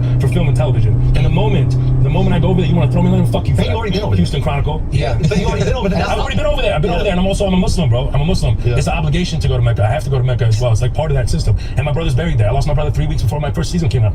Like, how dare you? How dare you? How dare you? I want to give you a chance to push back. This is people say like, well, the government paid and you're accepting money from the government. I want you to speak on that. What do you mean? That somehow that makes it immoral. I don't agree. Where does all this money come from? It all has one source. This has nothing to do with it. I sold tickets there. That's what I think about. I think about going there as pre-negotiated. I go there and do that. Nobody's sitting there, no royal family sitting there writing checks to you to do that. It's part of a big fund. Yeah, I think they don't realize that people had to buy tickets to go to the show. People had to buy tickets to go to the show. To be honest, I wish they didn't. I wish it was free. They book people who can come out and sell tickets. And we could have done a much bigger venue probably. I was last, you know, one of the later ones to be added. Fucked up enough. I was booked on October 7th. Why did you do this to me? In Dubai, October 7th. We flipped. Bro, they were exhausted from celebrating. That's not funny. That's not funny.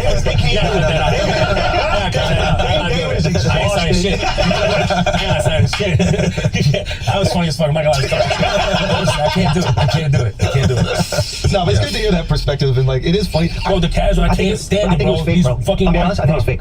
Yeah, like there are people who fell for it, but I think that a lot of it was started by bots. Because literally 2 weeks after, we all said this, so like in 2 weeks, nobody will even make a peep about this, and it has completely died down. Yeah, it is. And then what has happened in Saudi over the next 2 weeks? I think it was a negotiating thing. Somebody was negotiating something, and that's what created the pressure. That's probably what it was. And then even the fans, like maybe like creating a little fuss to like create some negotiating leverage. I don't know. I'm just speculating here. You're saying between countries? Maybe, maybe it's the case, or agencies or whatever. People didn't hop on it though. CNN was on it. Comments on it. There's any distraction that they can fucking come on, like they just start doing it. The part that really frustrated me is like really pissed me off is that I'm nobody even like you just lump me into this shit, and me being Palestinian, me being my background and everything that we've done as comedians to try to push the needle forward and try to just be truth tellers, hopefully, and storytellers. And then there's people that even took the money and came back and fucking apologized. Like, that's just crazy, bro. Don't do that. Don't do that. These people want the fans in Saudi. I mean, 50% I think the population is actually Saudi. I think something like that. Yeah. And who's the other 50%? You know, who's the other 50%? So it's just like, it's not like we were sitting there performing. We were performing for real fans, people that had appetite for this, people that wanted to see this. And I can't tell you enough, like, the amount of emails that I got from, like, people, like parents that brought their kids out, or Palestinians that were there, that were like, oh my God, I can't believe you said those things. And it's just, it's so empowered and free. Because a lot of people that talked about it, they're going to go out on tour around the world, and they're going to start to realize that, like, you know, there are rules in certain countries that might not align with their progressive policies or politics, and we're going to see if there's any pushback. I don't think there will be, because I think the whole thing was fake in the first place. And there's nobody actually cares. Exactly. And here's another thing too. It's like even some of my fans were like, I expected better from you. I was like, well, I expected better from you actually, because I thought you would trust me. I thought you would trust me to be the same person no matter where I went. That's the biggest thing. Like, I don't change. There's a lot of people that do change. You know, I'm not saying it doesn't exist. People that go to a certain country and then they become like monkeys for that country. Like, no. I'm myself, no matter where I go. It's very important to be thoughtful in the things that you say, and I'm very, very like technical with it. And I've been doing this shit for a long time. No, I don't know. I genuinely don't really have examples. I'm talking about myself only. That's the only person I can speak for. Is like, I expect more from you as well to trust me and to know like everything that I've done with the show and how groundbreaking it is, and what I did with that last episode in season 2 is nobody's gonna do that. Nobody's gonna do that. Yeah. Like, I can't wait for you. Think you've gotten your credit? You think you've gotten your credit for? I got it from the people, man. Like the amount of tickets that I've sold on the road and people that want to see it from every background that you can think of. That's what I don't care what anybody else says. I don't care what industry says or anything like that. They, you know, the numbers on the road and the people that have come up to me, no matter where I am on planet Earth. That's my award. That's how I feel like it. And if there's many, you know, there's things coming up, and I hope they do recognize it because it's good for the next future filmmakers, and I think it's the right thing to do, just because objectively it's so dope.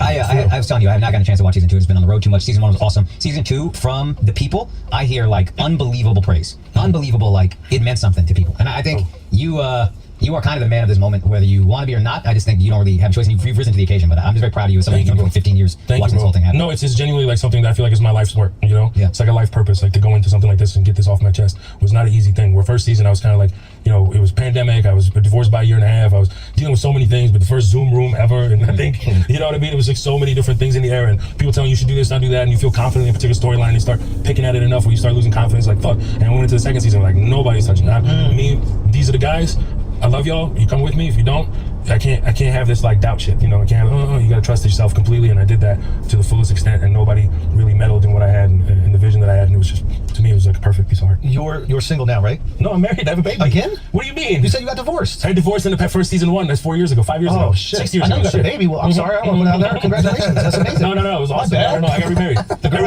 I met? Yeah, you did meet her, right? Yeah. Let me ask you a question. Did you come back home? Did you come back home? What do you mean? Oh, come on. Brown girl? Oh, she's brown, yes. I've always been brown. What type of brown? Always been brown. What type of brown? What type of brown? Portuguese? Wait, Portuguese sound white. Spanish? So you only went back to Mexico once, huh? 3 times. Hold on. Here's the thing. We've known each other since 8th grade. I got you. And we know white girls. No, she's not white. What is she? Portuguese. She's so Spanish. Spanish and Portuguese. That's Spanish. That's your opinion. She's not. Yeah, I know, but she's not, bro. But North African influence like crazy. Now don't even try. That's true though. What do you mean? History? Listen. Did you revert her?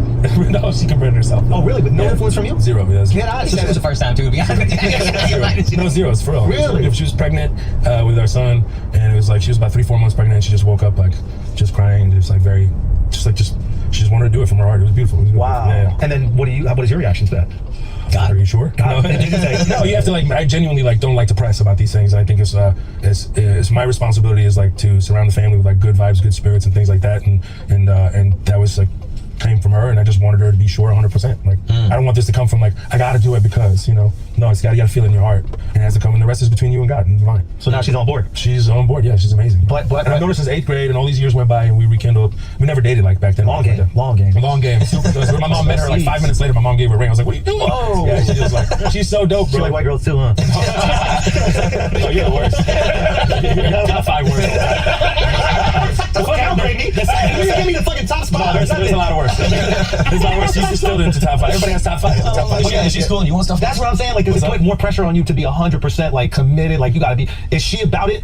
And now you're this person like a convert, you know? Yeah. There's like extreme examples of people who convert and things like that. It hasn't been like, it's been a very natural and like smooth thing. You know, my whole thing is like compulsion of religion is also bad too. So I was always taught that it's like the balance. My way is the middle way is what the Prophet Muhammad used to say. It's like my way is the middle way. So you always have to be balanced in everything that you do. You can't be too extreme in everything that you do. But she's not just like pulling out hadiths out of nowhere and you're like, oh shit. I'm shocked that you're pulling out hadiths right now. I love it. Mark has been trying to relate to you all the time. Every time you're like, shut the fuck up. I truly love it. It's a late thing. Enjoy this one. Enjoy it. It lasts long. Hey, could be stream. I'm gonna take shahada after this, bro. Who knows? It's not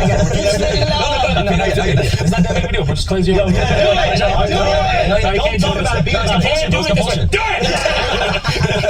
It's okay. You want to go to hell? It's not a big deal. But you can get me out though. You can get him out. Over the next 30 years. Why do you think that is? What happened? What changed? In our studies, red, white, and black, we looked at the experiences. We looked at 6 major plantations to find out what the state of marriage was of slaves. 75% of those slaves had a man or woman raising children. The nuclear family continued to prosper in the face of segregation for 100 years. But all of that changed in the 60s with the poverty movement. Johnson? Yes. Johnson came in, and what happened was the social scientists who were pushing socialism on America, Fowler and Piven at said if you disconnect work from income, then school dropout rates will increase, drug addiction, all of those things. And so what the government did was offer welfare as an alternative to a man in the house. We relaxed the rules, we separated work from income, and as a consequence, that was supported by the Black Power movement. Also, the women's movement was anti-man. And so you had a combination of social policy, but policy alone wouldn't do it. The federal government enticed welfare, black people on welfare. Blacks, welfare used to be stigmatized in the black community. But the federal government began to interpret it as reparations and as entitlements. They withdrew any requirement that you should tell the paternity of the father, paternity in cases of pregnancy. All of these, so that more blacks came into the welfare system in the first 5 years of the 70s. That millions flooded into the system at a time when the unemployment rate was under 4%.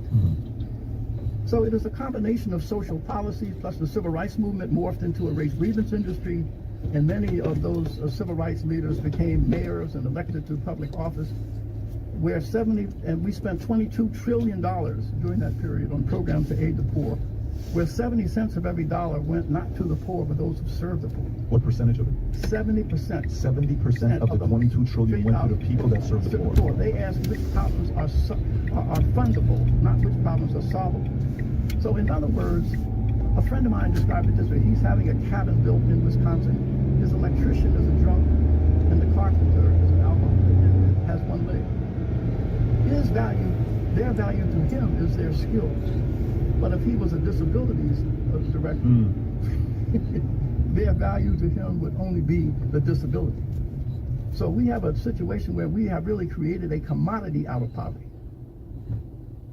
And by the way, when you're saying these numbers, what it makes me think about is this. So why, if you go back to the 1940s, you know, only 4% of kids that were born in America are to a single mother. Right. Okay? That increased from 4% to 40%. Okay? And the numbers are staggering. What's that today? 70% of blacks is different in, different communities.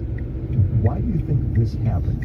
And, if you were to say, well, here's how we can get away from this, this is how to fix it. So one, why did it happen? How do we get here? Two, how would you fix it? Well, first of all, we got here because we had the social policy that incentivized single parents. In other words, I had a young couple. She said that my husband's a janitor and I'm a secretary, and he lost his job. She said, I applied for welfare as a married couple and they refused me. But she said, if I was a single mother, then I can get help. And so you really provide a disincentive for marriage, and you wonder why you get it. You get more of what you reward and less of what you punish. And so over those decades, we have punished single parent households. The more you work, the more in other words, the more you work, the more perverse incentives for you.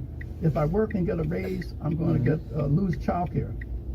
So that's why we have a system that disincentivizes work and marriage. And you had certain politicians that would use that, but they would spin it for votes. Oh, we're paying poor women to have kids. You would hear that in political speeches. I'm going to change that. We're paying poor women to have kids, and it made it sound like that the poor women were the problem. Right. That they're just taking advantage of it. When you go back and what you're talking about, I think it's important to look at Lyndon Johnson. And remember, when they were saying the Great Society, it was Great Society for who?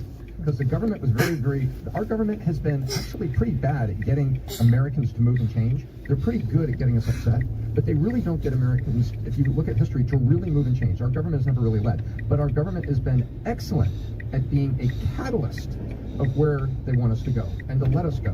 And to your point, they create this catalyst. What do they say with explosive? The explosive isn't the problem, it's the catalyst you put in explosive, so always keep those guys separate. Government has been the catalyst, and what you're talking about is what they did is they knew what they were doing, and they knew that these things would be a catalyst of changing behavior because they couldn't stand at the pulpit of government and demand that you change, but they could put things out there and sit back and watch, and that's what you're saying. Right, but I also realized that you question what are solutions. If you say that 70% of those families are raising children that are dropping out of school, it means 30% are not. What we do at the Woodson Center is we go into low-income communities. We go into the homes of the 30% to find out what is going on in those households. These are people who are raising children that are not dropping out of school, they're not in jail, they're not on drugs. They're confronted with the same economic circumstances. And so the question is, what is it that's going on there? That's exclusive. So that's why I fault conservatives also, is that they have been preoccupied when it comes to poverty, but only studying failure. Charles Murray and some of the others, all they do is talk about, okay, if people on welfare, let's take away the perverse incentives. I'm for work requirements. I'm for drug testing, but you can't stop there. What we do at the Woodson Center is that we go look for capacity. And so many of the people in the 30% we need to hold them up and take what works for the 30% and expand it to the 70%, and that's what we do. But it's a moral and spiritual crisis, and it is not an economic and social crisis.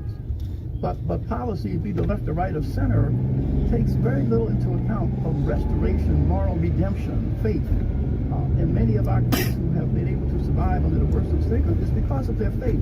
But the whole issue of faith is not even a factor in supporting people's restoration. We have gone into some of the most drug-infested, crime-ridden neighborhoods where there were 53 gang murders in the 5 square block area 2 years, 25 years ago, DC. We supported 5 young men who were ex-offenders who came to Christ and became redeemed. But they have the moral authority and the social trust of their peers. And so they went into these neighborhoods and brought the leadership of these kids who were doing destructive things. And they became agents of demoralization of these kids.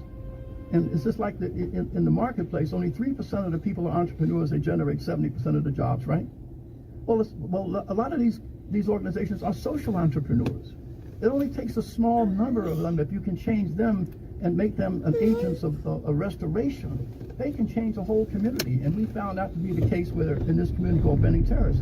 By just going in and reaching 16 kids who were leading predators and changing their values and their attitudes. How do you do that? By witnessing to them. You take some man who has been in jail, who has faced all the challenges of from an abused household, and saying, you are not defined by the works of what you were. And I'm a witness that you don't have to stay there because you've been there. Where did the self-help mindset come from? Where did the self-help mindset come from? By looking at what we did in the past. In other words, what I've done by learning, if our people could, in the face of slavery and discrimination, build families and restore their communities, then all we've got to do is go back and take the values that served the interests of our people then and apply them today. In other words, taking old values and apply them to new realities, with the consequence that you can. But a witness is more powerful than an advocate, and experience will always prevail against an argument. I debated this with Hawk Newman. It's on YouTube for 1 hour. I didn't argue with him. I confronted his proposition with my facts and saying, if we were able to learn and close the education gap under segregation, why can't we do it today? And so that's what you have. But we don't realize the power of somebody coming to a young man or young woman who has been engaged in antisocial behavior. Supply them with a mentor that witnesses to them to say, why don't you use your skill and talent to rebuild the community and not tear it down? So if you like this clip and you want to watch another one, click right here. And if you want to watch the entire podcast, click right here. Mental health effects of the current protocols promoted for the care of children and adolescents in the United States who express discomfort with their biological sex. This declaration was authored by the American College of Pediatricians, but really it was developed from the expertise of hundreds of doctors, researchers, and other healthcare workers and leaders who, for years, have been sounding the alarm on the harmful protocols that continue to be promoted by the medical organizations in the United States. Despite recent revelations from the leaked WPATH files and the recent release of the final report from the CAS review, these medical organizations have not changed course. So we are calling on these medical organizations of the United States. They don't want to go back. And they're also lying, saying all of them aren't living a certain way and they have upgraded this and that. Don't get me wrong, yes, they have cities and this and that, but it's for sure still people in huts. It's for sure still people without AC. It's for sure people still living with 10 homes and all that. They have child soldiers who are taken from their parents and become killers. What's it, Baccarat or whatever name? So you got women have to be circumcised or whatever. Their clitoris is cut off. Yeah. Africa can still kick their women's ass. We don't want that. Right. And I want to be able to slap a bitch or two and have me 5 eyes in the hut, but niggas over here claim they don't want them kind of men. And you got a point of this too. When I went to Africa and I saw that the police officer was an African black man, the judge, the this, the that, I was like, so let me just straight here. Black Americans think we can go over there and you think you can override the police, the judge, the government, all that shit. I said, you still under their law. Like, there's no going over there and taking over shit. You know what I'm saying? Just think about this, homie. We're the outside child who's been discovered. Yeah. Coming back home to a family who don't know us. Yeah. We don't eat like they eat, so they have to correct us. Right. They have to. How you think they're gonna teach us to be Africans? You think they're gonna teach us with love? What we're bringing with the culture? To understand our relationship, all you have to do is go back and watch Alex Haley's story. The relationship between Hitler and Kunta when they first got there. Nope, them niggas didn't want to hang with the Geechee man. We're not Africans. We're niggers. We was made and created at a certain point in time. We know nothing but what we was created to know. See what I'm saying? We stop at the shores. You know something crazy? Me and you both have white in our blood. That's what I'm talking about. I know for a fact I do. I know for a fact I do too. I'm 13%. So if we believe in these certain religious ideologies, then how can we go back to Africa when we're the Hebrews? Well, the Jews are a lost tribe with no land, so they have to be shipped around the ground. Right. So how can Israel be a Jew when they have a land? They have somewhere to go. The real Jews have nowhere to go throughout life. That's us. We have nowhere to go. When the Jews get kicked out of a country, they went to Palestine. If they kick us out of every country, where do we go? Everybody else has somewhere to go, except the niggas that was made in America. We're those people that they say are the Jews. But we can't claim it because we haven't tapped into the gypsy side of the economics part of the land. So the Jews can get kicked out anywhere and go anywhere and control the banking system. That's what makes them today's Jews. Do you believe that there will be progress? Like, let me ask you this on a positive note for black people. What in the future do you see as progress for black people? Violence. Not violence against each other, but violence against everybody else. Violence is going to be the issue. Violence is going to be the answer for the future. Bloodshed. Bloodshed is going to be the deciding factor, not laws, not a judge. Bloodshed. Because we're claiming rights and freedom now. No group of humans in life have ever gotten their rights without spilling blood. We're not prepared to spill blood. Everybody else getting prepared. The nigga of America is not prepared, correct? Yeah, no, hell no. Because everybody else don't have a problem with killing somebody else and not them. Right. They won't kill each other. We're the only ones that have a problem with killing everybody else, but not each other. That's facts. When Africans meet one another, they're not so quick to kill each other. Right. When they realize, oh, you're Nigerian, oh my brother. We don't give a damn, we kill each other.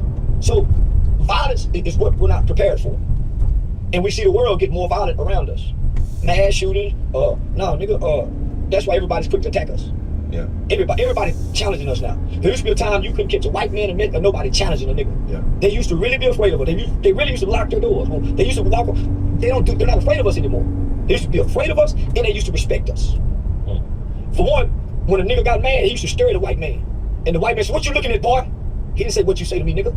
Staring at nigga. That fierce stare, that's what scared a white man, a solid nigga looking. Not a nigga talking. They think that's why they challenge us now, because now we got a group of black men that want to get in front of a microphone and talk. It ain't no more quiet niggas. Got the white man guessing what he thinking. Yeah. We telling them what we thinking, what we feel. Nah, nigga. Them Africans, when they get mad, they don't talk. Them Arab men, the one at the stove do. But them motherfuckers blow up shit, they don't talk. They don't get angry. Motherfuckers that'll go shoot up the whole school, they don't get angry. Right. Quiet. So, nigga, we ain't ready for what's to come. What nigga we know how to control the planes and go be over there looking at shit showing us what to do. We ain't got no planes where the Senate have to go look. No. When they shut down the phones. No. We ain't got no kid that nigga know how to say, "Daddy, let's go take these beans and put them in these cups and sit them out here and grow." They ain't teaching that nigga. We don't know what to do. And that's what leads to my point of why I'm building that center, because I'm like, we need to be putting kids on at an early age of archery. And archery. True, that's it. Homie, we gonna have to save the bullets for the war. Right? So how we go eat? Cause we can't. So how we go hunt? We can't shoot. We gonna have to be quiet. How we go hunt? Yeah. Gotta save the bullets for protection. How we go hunt? You're right. Nigga don't know archery. Who know how to fish and catch the fish and gut it? We only hold know how to gut the fish. We're totally dependent upon our enemy. Yeah. But too, like we talked about earlier, I feel like how they say the revolution won't be televised. In my honest opinion, the only way we're going to progress as black people is through, because like bloodshed, we'll lose that battle. We will. But the battle that we can win is how history repeats itself, self-sufficiency. I don't think we should ever build a community where we're together. I think we should spread out, because what we repeat is the Greenwood Tulsa shit. If we say, man, let's just go to motherfucking Tennessee in the fucking woods. This forest costs 3,400 acres. Well, let me say that won't happen again. So you have to understand, when that happened, it was just the black man and the white man here. Everybody wasn't here. Right. At that time, the white man thought, felt, and believed that the black man was his problem. He don't think that no more. He know we're not his problem. We're his commodity. Well, if he lose a war to any other country, we're the spoils of the war. They have to forfeit something. They get to have your women. We the ones they hand over first. Before they hand over the electricity companies, they hand us over first. We're already at the front of the line to be handed off. Why? Because when their enemies come here playing as friends to position themselves, their position amongst us in our community with their stores. So when we buy single cigarettes, when we buy outdated shit, that's the money they send back to fund the wall that the government can't account for. Them Lucy cigarettes and them crackers, they get out the box and sell them individually, they ain't for sale. That's what they send back. Them nickels and dimes they collecting and stealing from, that's what they send their kids to school for. So between the Russians and China since the 70s and the 80s have already been positioning themselves to attack America. We're the spoils of war. That's why when they come here, hey, put them in their community. Keep them away from us. You know something so crazy though? That it is, I rarely see men ask you any intelligent questions. I'll drop. Cause they ain't intelligent. You know this fuck nigga interviewing me. Dr. Umar ain't even as intelligent. That's why he stick with the black and white talk. Everybody out here, nigga, we ain't got no brother, no cousin, no, we just got us, nigga. I just thought about that. I said, man, I rarely can get an interview where a nigga is asking you. Cause they want to out-talk me. Nigga want to debate me. That's it, man. That's what they want to say. I'm gonna out-talk that nigga. Nigga want to beat me talking. Right. They don't want to solve nothing, build nothing, create nothing like you doing. So are you open to other opinions? Of course. People don't want to. So this is what I realized. They just want to argue. They don't even want my opinion. That's facts. I just went through that. Because I'm saying, I don't want to hurt nobody's opinion. Let's come together, build, create, manufacture, or produce, or pay me for the character. That's all two black mama gonna do is argue over their opinion. When they get to their opinion, where the solutions at? Come on now. And then when we get through sharing opinion, we done divide each other because now half-ass don't like it. Facts. And we had bonded because we done divided over opinions. Right. So nigga, what? Come on, nigga. So are we gonna entertain, or we gonna get in front of the camera and really build, or we gonna debate? I realize most niggas want to debate. Because when they get to debating, they don't go back to doing what me and you doing, working in these communities. No. They get back on the camera. They don't do shit for the community. When this camera come off, nigga, I'm in the community still. Same. Still, every city I go to, I'm on camera doing something in the community. You got a point. And I know that when I post it, they don't get no engagement. None. But if you say some wild shit, they go, hey, or if I say some wild shit, that's what they gonna post. But all the good shit we do, like how you put up on them boys and ask them what they want to eat and all that, that ain't gonna go as viral as you saying, fuck Charlie Kirk, or you get what I'm saying, all that, right? And two, shit, a lot of black men felt it, just a lot of y'all scared to say it. Homie, listen, I'm friends. I feel bad for Charlie Kirk. I'm friends with Charlie Kirk's closest friends, people that live at the funeral. And it caused a rift between me and them. Right. Nigga, one of Charlie Kirk's closest friends, nigga, my bail bomber. Would come get me out of jail for free, would get anybody out of jail for free for me, nigga. Was in partner was his father been doing bail bombing for 50 years. Was talking to my mama to help my mama set up a bail bombing company. That talking stopped because of what I said about Charlie Kirk. But nigga, I said it because I want to show nigga, I talk about white folks too, nigga. I'm a real old nigga. That's facts. Well, let me ask you that too. I did it because I said, okay, white folk were happy when I was talking about niggas. Let me see what this is like. And I did it because they said I have rights. And I thought I had the same rights as white people. And nigga, let me see, because I think I'm white. So I exercise rights like I'm white, nigga. You say I can't say it, my white free speech say I can. So let me show you, nigga. I lost over $150,000 in shows because of that. Damn. But I won white folks' respect. They just rescheduled. And I made $50,000 in interview money that week of losing over that $100,000.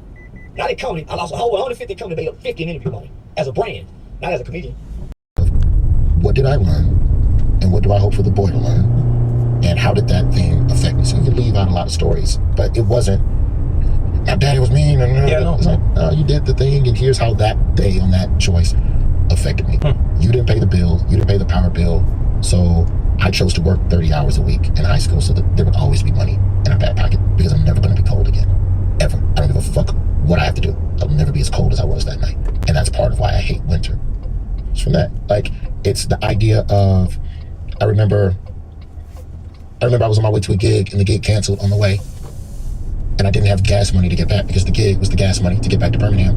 And I had a quarter tank of gas. And I go, I'm gonna let the engine run and keep the car warm, on and off every hour, get it down to an eighth. And on that eighth of a tank, drive into town, drive to the next nearest city, get a day job, work that day, get the check, and then make that money to drive back home. Damn. But I gotta survive the night, and it's 2 degrees. And so you just gotta sleep in a cold car. But there's a weird, I've been here before. That kind of kicks in. You don't like it, but you know what you've been through, so you know what you can push through. And there's not a lot of people that know that story. I would even tell that story too. So how will my son even know what he's capable of? He needs to know what's in him. I think all our kids do. I think we owe it to our kids to share with them our pains, our struggles, our fears, our failures, but we present as perfect, and then a lot of us haven't even reconciled with any of that stuff. So the kid come to you dealing with something similar, you don't even know how to help him unpack it. Because you ain't looked at it yet. You haven't looked at that idea of how to move when you aren't confident, or what to do. Hey, I had to quit working with them. I had to fire an employee, bro, and it hurt my heart, but I had to do it, and I'm here to tell you about it so you can understand the fragility of friendship. That's what you hope the long run is from a conversation like that. So you don't know how it's going to all connect, in the long run, but you know, I just share everything. I just share as much as I can, and yeah, a lot of it does come back to being a good dad, but I think it's just also about having this story of, you know, I also don't want to get too obsessed with changing my behavior solely to influence his growth, because then I'm not being me. Yeah. You know, I took him, so when I left Daily Show, I took him with me to clean out my office. Yeah, you wrote about that. Because he needs to understand that none of these jobs are forever. None of this stuff is forever.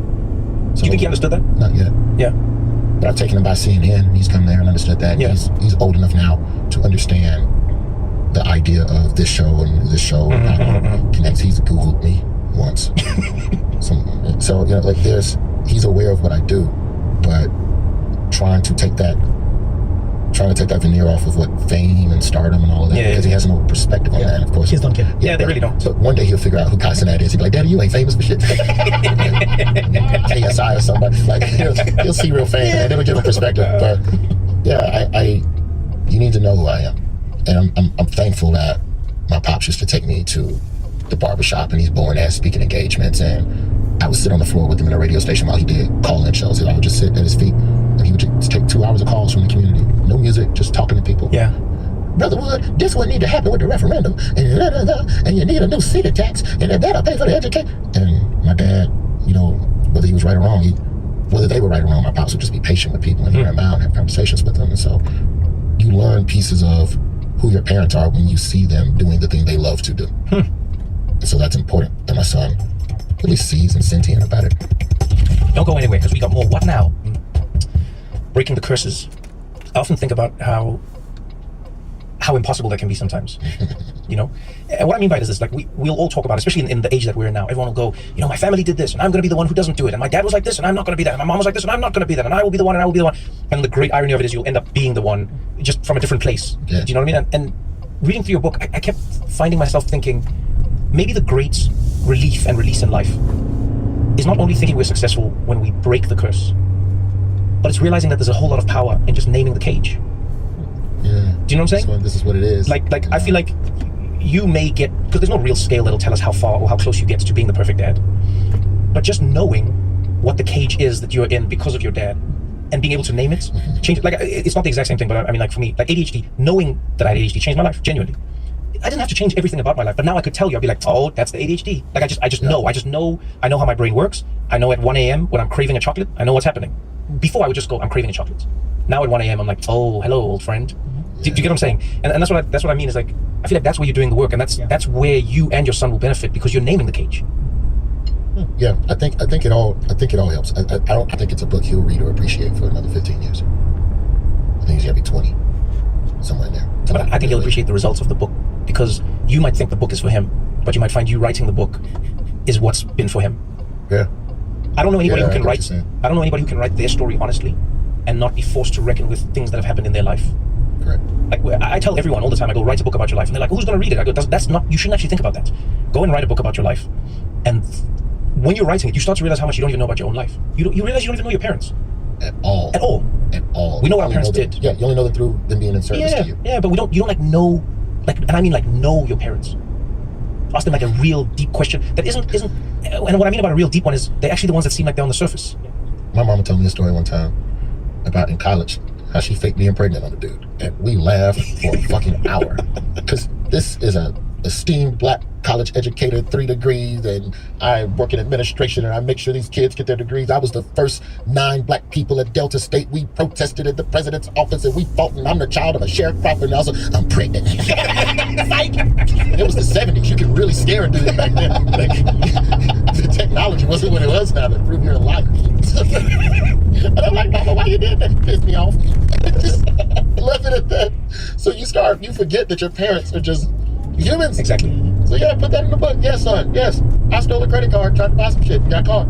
Let me tell you about that world. Let me tell you about like all of these weird times. And so that, I don't know, man. I just don't know if I would ever talk about any of this on stage. So I don't know when else I would ever have had a platform for it. But I think that's the beauty of different art forms, right? I never used to understand why musicians would paint sometimes. You know, you'd read these random stories. They go like, da-da-da has a painting, they paint. I'm like, why? What are you doing? Just, you make music already. And then over time, you start realizing, and I think this applies to everybody, whether you're an artist or not, because I think everyone is an artist, genuinely, not like, oh, everyone's an artist. I mean it. Everyone has something creative in them that they'll benefit from getting out. And I think we take for granted that sometimes we think all of our stories will be told in the places that we think they can be told, but they won't be. Some of your stories will only come out because of your friends. Some of your stories will only come out because you go to church. Some of your stories will only come out because of therapy. Some of your stories will only come out because you're in a relationship. Some of your stories will only come out if they are given the right avenue and stage to come out in. And so in a way, I go like, because of the book is a different stage. Yeah. I was laughing about you working at Quickcrete with the concrete in your hair. I was laughing at you with the credit, like Roy's credit card fraud. Man, let me tell you something. It was a good time. We ate good for 2 years. Do you know what I mean? It was just to get food. Like that's how it started. Yeah, the relationship. No, that's true. That's true. With food, yeah. You know what it was? We just wanted Pizza Hut, bro. That's all. We wanted Pizza Hut. It was 96, and it was the beginning of pay at the pump. And in those days in the States, your gas station receipt had your full name, full credit card number, and expiration date. What a wonderful time. Insane. Insane. What a dream. And I go to a gas station, and I get paid at the pump, and whoever was there before me hadn't pulled their receipt, so my receipt was attached to theirs. And I saw that full credit card number, and I was like, we having Pizza Hut tonight. And I went back to the dorm. I told my boys, I said, boys, whatever you want. Meat lovers, we getting breadsticks, all that. And we ordered like $40 worth of pizza on somebody else's credit card. And in those days, when they would deliver the pizzas, right? This is where racism can help you. In those days, when they delivered pizzas to black colleges, it was most black colleges are on or adjacent to a bad side of town in a lot of instances. So sometimes the pizza man get robbed. So the pizza man's already paranoid because he's already on 10 about being robbed. But we would walk up to pick up $50, $60 in pizzas with a $10 cash tip in hand. Like driving, literally trembling as we're walking up. And we're dressed as hood as we can, like in black hoodie, black Nike, like we want psychologically. We're trying to psych you out. You're trying to invoke racism. Yes. Yes. Because I need you to not ask me for this card because you think we're gonna stomp you out. Oh, what you think I ain't got the card? Oh, I didn't have the card. All I had was the receipt. Yeah, but I like the $10 tip though. That's psychological. That's because no one's tipping. And so we would walk up and we would go, hey man, can I write the tip in? Do y'all take cash? Mm-hmm. Me? Yeah, you man. There you go. Oh, here you go. And there's Parmesan and there's some red flakes for you. And we walk off and you never ask for the card. So you come back to the dorm celebrating and you're eating like, we've ordered $80 worth of pizza. We can't eat all this pizza. Oh, the dorm is just, them motherfuckers is floating. Like, Ninja Turtles. you know how they smell them pies in the cartoon? The float. So we're in the dorm during Monday Night Football, which is like premier packed TV room, and we in the back like some fucking bosses, and motherfuckers would come up and they come up, and one dude from the football team, he come up and go, hey, I give you $10 for that pizza right now, fathead ass nigga. And it's like a $15 meat lover. He's offering me 10 that you haven't paid for. Yeah. Nice doing business with you. That's how I started. We just wanted to eat pizza one night. Somebody bought one of the pizzas wholesale, and then a flashlight went off in my head. And so I just started selling food. Like, I was the food dude. And then about a year or two later, I got a work study at the post office on campus. And mind you, the only reason I got the work study at the post office was because I was late signing up to be an RA in the dorm. I just forgot to sign up. I've been an RA for 2 years. Just forgot. And they were like, well, you can go work in the post office. Cool. Mail sorter. Now you have access to the actual tangible cards. At a college campus where everybody is applying for credit cards. Oh, my goodness. And in those days, credit cards came already activated in the envelope. There was no sticker. There was no call this number and put in your PIN and your matching zip code. I mean, we could argue that they basically made you a fraudster, if we're honest. I mean, let's be honest, Roy. You had no other choice. I mean, really. This seems logical at this point. I'm like, this is God. God wants me. So now when we order the pizza, I can show the card. Hey, here's the tip. Oh, man. Yeah, I'll write it. You still don't get tip. So the confidence is going up. And that's where you get sloppy. Because you get too arrogant. And so now with these tangible cards, you can sell clothing. Because you can just go buy clothes. Oof.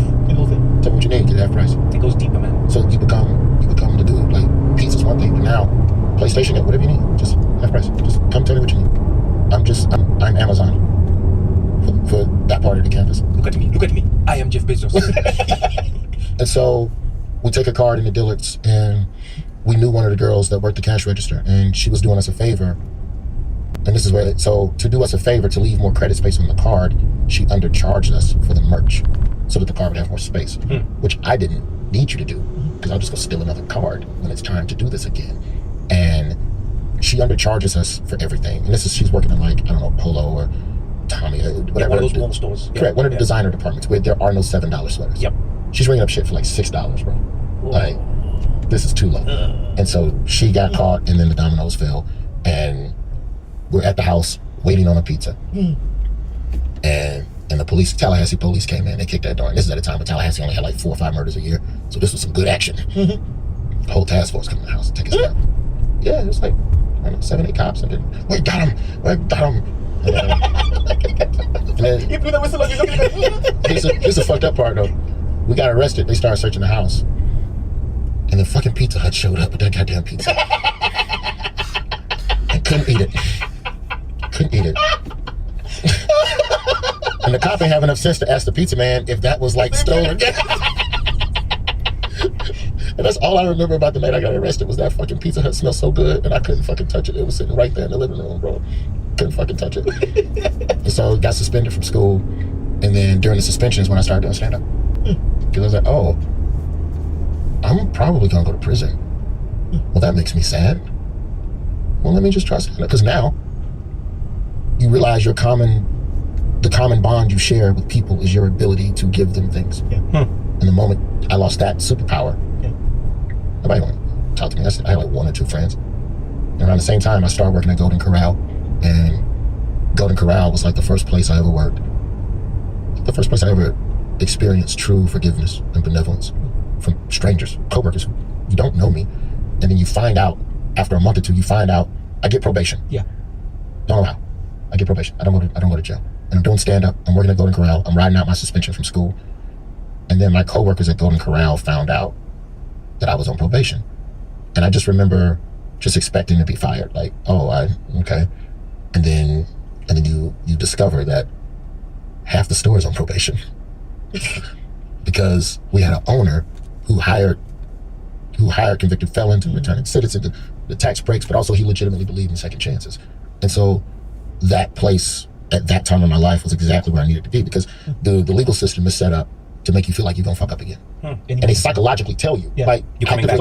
I'll see you soon, sir. And so, yeah, like that's the type of stuff where I feel like my son should know that. And then it's also interesting in how that helped shape why I try to be as kind as I can to people and try to give chances to people. Yeah. Because there was like an 18-month stretch in my life where I could have been discarded. Florida A&M could have thrown me out. Golden Corral could have thrown me out. The school let me back in so I could graduate. Then I go get a job in Birmingham, you know, working at the radio station after I graduate. I was still on probation when I started 95.7. So that only happens because there were so many people that saw me for what I could become. So it changed how I saw myself. So I didn't feel like who I was. I could only see what I was destined to be. And like, that's all I still, to this day, that's still how I carry myself. Yeah. Oh, we haven't done this now, but I know what's gonna happen over there. Are you scared? Did you? No, let's leave Daily Show, because I know over here, must be something. I know how to get there, because I've been at rock bottom before. So this is easy. I can get from here. All right, career's still going. Like, that's how all of that thought process started, was during that first year of probation, just in terms of like figuring out the self-reliance. And that's where everything from my pops and my moms and being a latchkey kid and then selling my own stuff and hustling and not asking my mama for no help. I needed that shit when I was on probation, because I didn't have nobody. Ain't nobody trying to help you make the dream happen. And you in school, you back in college talking about you gonna be a comedian. Nobody buying that. Not in a building full of scholars, and not FAMU's journalism. I mean, I had a classmate, man, I ain't never felt more nothing in my life. And I'm still enrolled, and I'm back in college. Yeah. I'm in Jacksonville doing an open mic or some shit, and we backstage, they got the TV on, and I see one of my classmates anchoring the weekend news. We're the same age, and he's the weekend anchor. And I'm on TV. Like, he's on his way. And I'm like, in that moment I saw him, I was like, fuck, this gotta work. This has gotta work, because I'm never like that. I'm not doing journalism properly. You know, and I ended up doing my own version of it, and you know, I got lucky as well, because I worked in morning radio at a time where black radio, morning terrestrial radio, was disgustingly competitive in certain markets. And we were one of the few markets, I think it was about 10 cities at the time, that had 4 different black morning shows. So we were the local show, but then you would have Tom Joyner syndicated in. I think Steve Harvey was just starting. There was also Doug Banks. There was also Tony Scott. There was also Russ Parr. So any of those 5 or 6 entities, 4 could be in any market. So when you're the local black show, you have to creatively be way out in left field creatively to compete. So yeah, I can do a lot of crazy, weird ideas. I don't have to just do prank phone calls. I can come up with weird call-in characters. I can come up with parody songs. the Leo Devlin character that we did on Daily Show. That was an old radio character. I wouldn't even have the gumption to pitch it at Daily Show had I not been given that creative freedom to just play in the sandbox and figure it out. And if it sucks, who cares? Nobody's going to remember because tomorrow's a new day on radio. If they don't like it, it's Birmingham. They're going to call and tell you trash, but they're going to give you another chance. Like, that's the one thing about black audiences is that you can get booed, but you can always come again. You can always come back again. Try again. If it's good this time, we'll cheer. If it's bad again, we'll boo. And each boo is its own individual. It doesn't count towards the next thing. It's not accumulative. No, it's not a cumulative thing. Individual correction. You don't take it personally. You suck. Keep moving. You're still mad. Come on, man. The boo. Come on, man. You don't act like you suck. You know you suck. Yeah. You know what? It was a different time, though, man. I'm very grateful for that time because I needed forgiveness at a time where I did not deserve it. And I got an abundance of it. And so that's part of what keeps me gracious and trying to give, chances to people. I haven't been able to get anything greenlit in a place where I can do effectively for other people what was done for me, especially, people coming off probation, coming out of prison, stuff like that, doing some staff and shit with that. Like, that's the Birmingham plan, You say that, but I feel like in the same way you sometimes put an outsized amount of pressure on yourself to be the perfect father that you never had. If there's one thing everyone in this industry, and I mean everyone, will agree on, and people don't agree on anything in life, is Roy Wood Jr. has helped them in some way, shape, or form. I'll tell you now, you will be hard-pressed to find a comedian or anyone who's like tangentially related to comedy who doesn't have a story about how you've helped them in some way, shape, and I mean everyone. Here's Eugene, who's a random African. Think about it. In the thick of COVID. Think about it. When you didn't have to. Yeah, like me, you name it. The Neil Brennans of the world, every random comedians nobody knows. Comedians everybody does know. Big comedians, small comedians, like you name it. Because people were kind to me, bro. No, you say that, but like, I think, you see, you saying like, I've never had the chance. I go, man, you take for granted how, and this is something that I've always loved about you as a friend, but I've always like wanted to strangle you on, is I go, you'll focus on the mountains, but you'll take for granted how many pebbles you've piled up. You know what I'm saying? You'll always be like, man, when I get that mountain going, and I'm like, Roy, look how many pebbles you put here, man. That's literally a mountain that you've built. There's more. Do you get what I'm saying? Yeah, there's more, but I'm saying that's like my wish for you as a friend and as a person. I always go like, oh man, just look back at some of those. Yeah, you've always wanted me to stop and just like, always, you did pause, it right. not even stop, pause. Yeah, it's hard. It's hard because I always feel like that light in the tunnel. It's not the end of the journey, it's the train trying to run me over. Damn. So I just have to keep moving. Imagine playing with trains as his kid. What a crazy journey that must be. Okay, trains, like choo choo. Man, that's the end of my line. Oh, kids used to die in Birmingham back in the 80s. They used to try and hot freight trains to class. Oh, yeah, that's like us when we moved. Yeah, same thing as South Africa. That's what I'm saying. It's like we lived a parallel life. Yeah. You know, can I tell you one of the biggest things your book did for me that I appreciate is it brought something top of mind that I think is really important to think about now. And it's, you talk about your journey with your father, partially knowing a man, and I argue we only partially know everyone in our lives, but partially knowing this man for 16 years of your life, him dying, and then you talking about the many fathers and the men in your life that raised you in some way, shape, or form, even in the smallest conversation, even in the smallest instruction, the smallest act of kindness. But what I found myself thinking of when I closed the last page of the book is I went, damn, that's probably the biggest blow that masculinity has taken in society today, is that we have fewer and fewer fathers because we have a smaller and smaller village. Do you get what I'm saying? Yeah. Like the way we used to live. Yeah, the way we used to live. Like even having a father was like it's like they were all fathers. I mean, this is where the language of African languages, especially South African languages, tie you to that concept. Everyone was Bab. You know what I mean? So if I was talking to Eugene's dad, I'd say Bab Khoza. Father Khoza, but it's like father, and you know what I mean? Mom Khoza, like you know what I mean? Mama Eugene, Mama like it's like mom. So there's all the moms and there's all the dads. So all the brothers and all the brothers and all the sisters. So yours directly might not be there, but we always grew up being like, man, there's fathers everywhere, and there's moms everywhere, and yours might not be there, but there are many of them around to give instruction, to give a beating, to give correction, to give guidance, to give whatever it might be. And all I thought to myself was like, imagine growing up now as a young man whose father isn't present, physically or emotionally, and then like where are your fathers? Isolated. Yeah, where are your fathers? It's like just what, the internet? Do you know what I mean? In a lot of cases, yeah. But the problem with the internet that I have is it's a bunch of men.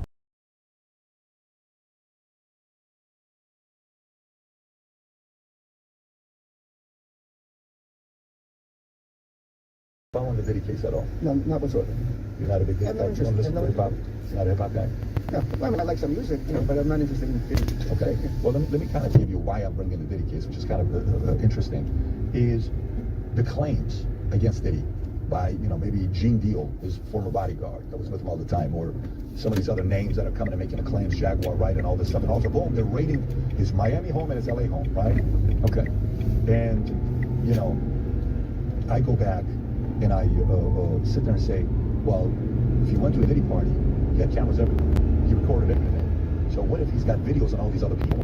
And if he's got these videos, they're worried that what if Diddy decides to leak those videos? And what if Diddy got so much power with these videos that he's negotiating to get full protection, and he's kind of pushing the weight a little bit too much? And hey man, you just crossed the line, and you're not as powerful as you think you are, because these videos that you have and these tapes, and we can really destroy your life. Well, if you do, and then you think, well, Epstein, who had all these parties, and maybe people that went to his place, and everybody wonders, you know, how did Epstein even make his money? You know, your impression of the guy, you know, being a billionaire, $600-700 million. What is your impression of how your brother made his money? Because he made a lot of money. He made a lot of money. Well, he started on Wall Street when he was young.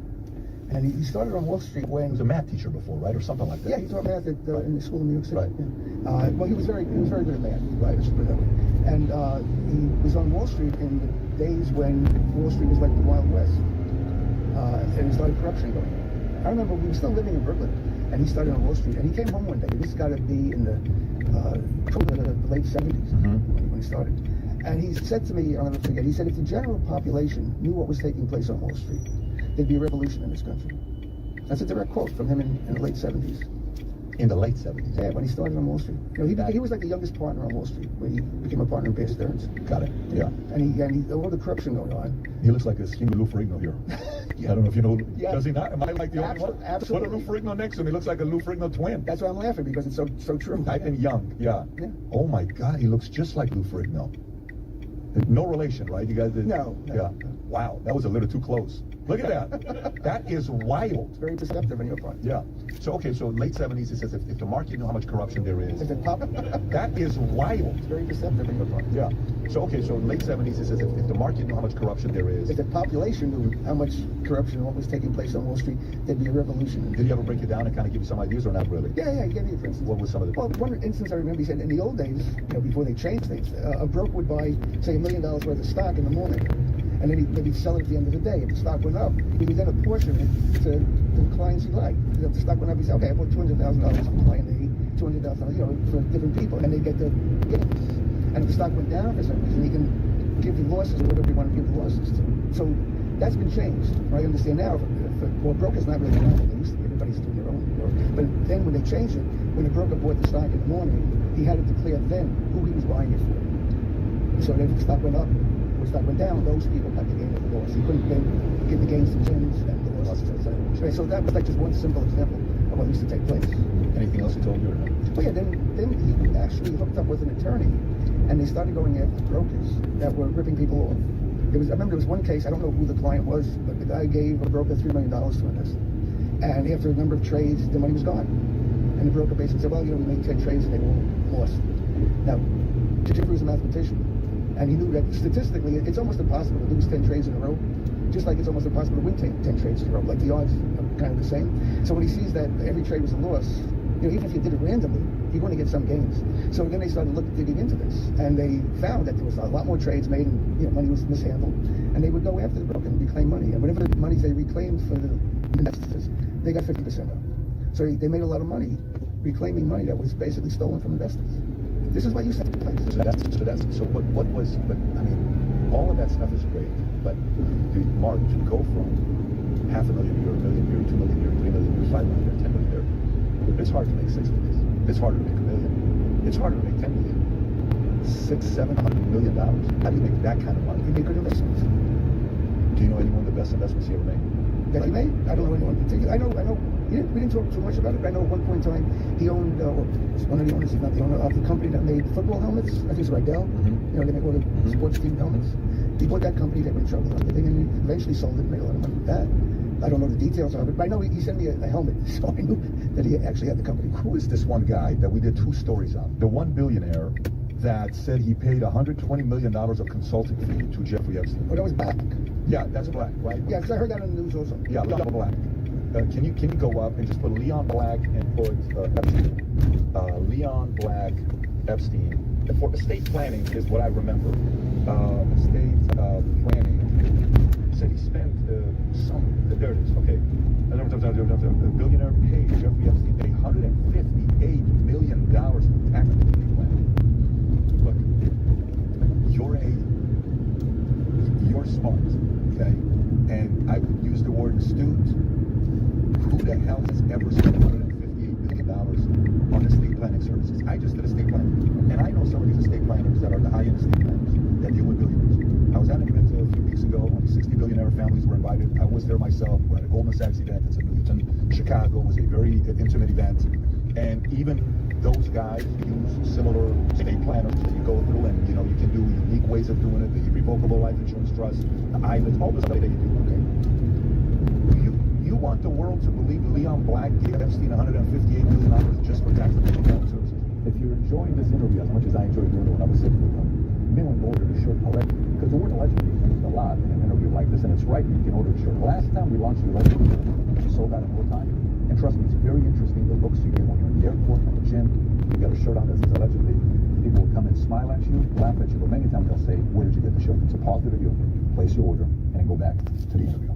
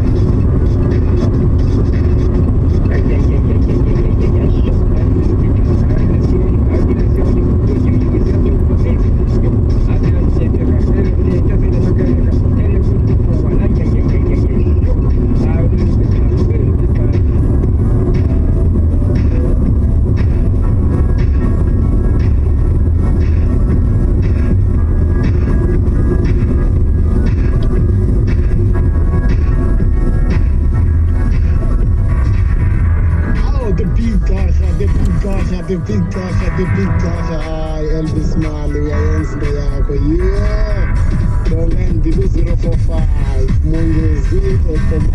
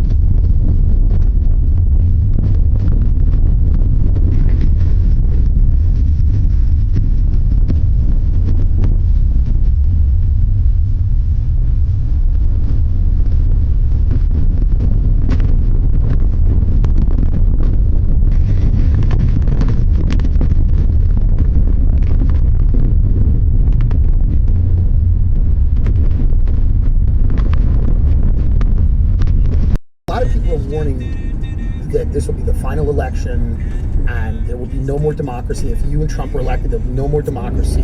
It'll be the final election. And these are good people. This is Goldman Sachs, this is the Cheney family, this is, a lot of defense contractors.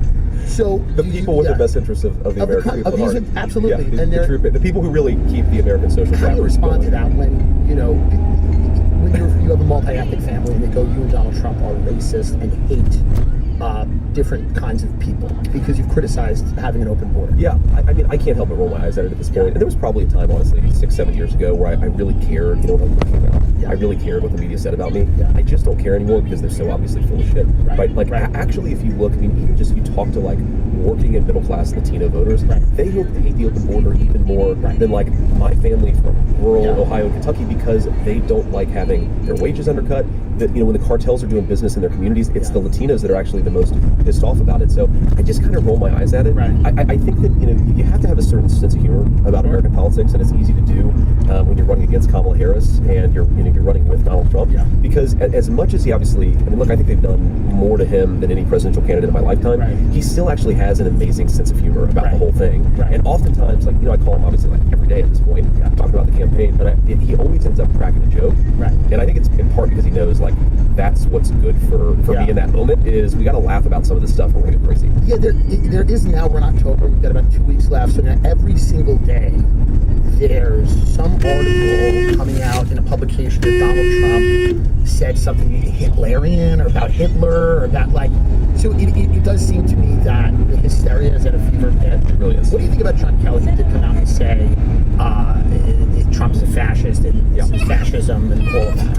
Well, first of all, the amount of stock the media puts in a disgruntled ex-employee. John Kelly was fired, right? And look, he served his country, but he was fired, and he's pissed off about Trump and that. And if you talk to the people who were in the room when Trump allegedly said these things that he said, even Mike Pence's former chief of staff are saying it's totally made up, it's a total lie. But here's the really interesting thing, right? 3-4 years ago, the media were all calling John Kelly an evil racist for helping to promote Donald Trump's border policies. And now it shows how thin this is, right? Dick Cheney, who I legitimately think is the single worst vice president easily of my lifetime, right? But effective. But effective at destroying the country. Well, that's what I meant. And maybe that's why he's endorsing Kamala Harris. It's finally somebody's come along who's been even worse than I have. Is Kamala Harris. But the fact that the media now pretends that he's some hero of human rights, the guy was a disaster. I mean, we invaded Iraq. We invaded, the 20-year quagmire in Afghanistan. All of these Americans who lost their lives, who lost their limbs, that was because of very stupid leadership. And now we're going to forget about it because the media hates Donald Trump. It's the most insane thing I've seen in politics. Okay, threat to democracy. I figured out what a threat to democracy is when the American people vote for somebody the media doesn't like. Right? And that's not, definitionally, that's not a threat to democracy. That's a fulfillment of democracy that even though the media lies hysterically about Trump, the American people still want, to be able to afford groceries and housing. The worldview, whether we call it Cold War liberalism or however we want to frame the worldview that America is an empire and must continue to be one at all costs, with running up trillions of dollars worth of debt, getting involved in foreign conflicts anywhere from Ukraine to the Middle East.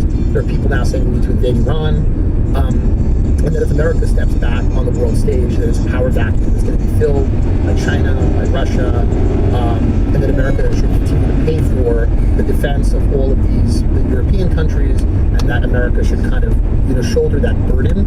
And my generation, we saw Iraq, we saw Afghanistan.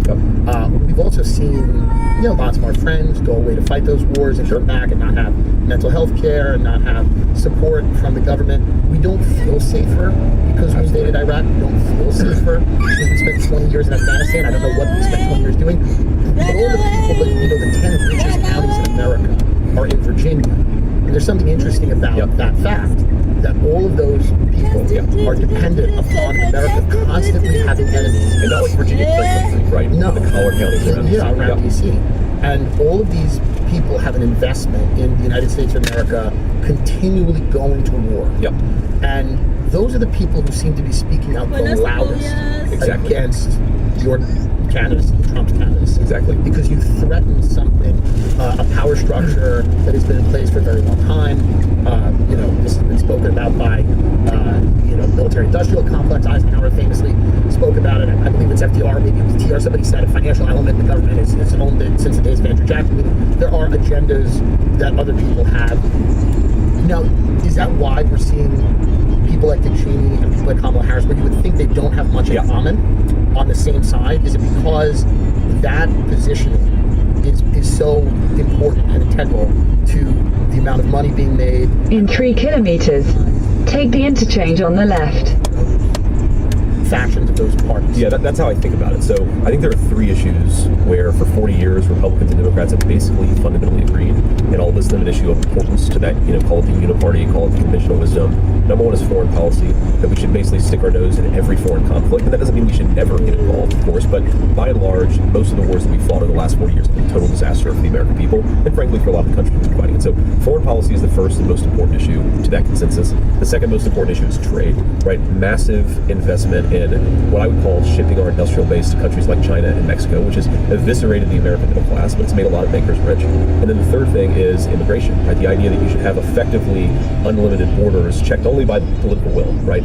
Every political party has tried to make it easier to bring more and more people into the United States of America. Now, the interesting thing is that on all 3 of those issues, on immigration, trade, and foreign policy, the American people have consistently been out of step with their leadership, and they keep on not actually having an alternative. Like, who has been the candidate of, free trade is not good for the American middle class? Who's been the candidate of we've got to check our immigration system? Who's been the candidate of stopping the stupid wars? Basically nobody in 40 years, with the lone exception of my running mate, right, of Donald J. Trump. Okay, so that's where we are, and you're right. That's why Kamala Harris and Dick Cheney, that's why all these people hate him. I think it's interesting to think about the motivations here, because 2 years ago, I would have said it's all financial, right? Dick Cheney, he's getting rich from these wars. Kamala Harris's donors are getting rich from these wars, and that's like the only reason why they're supporting them. For what it's worth, I do think there's an element of truth to that, right? Eisenhower learned about this. The military-industrial complex has its own self-fulfilling momentum. But I think there's a second thing that I picked up on, and a lot of my Senate colleagues disagree with me on foreign policy. They're very good people.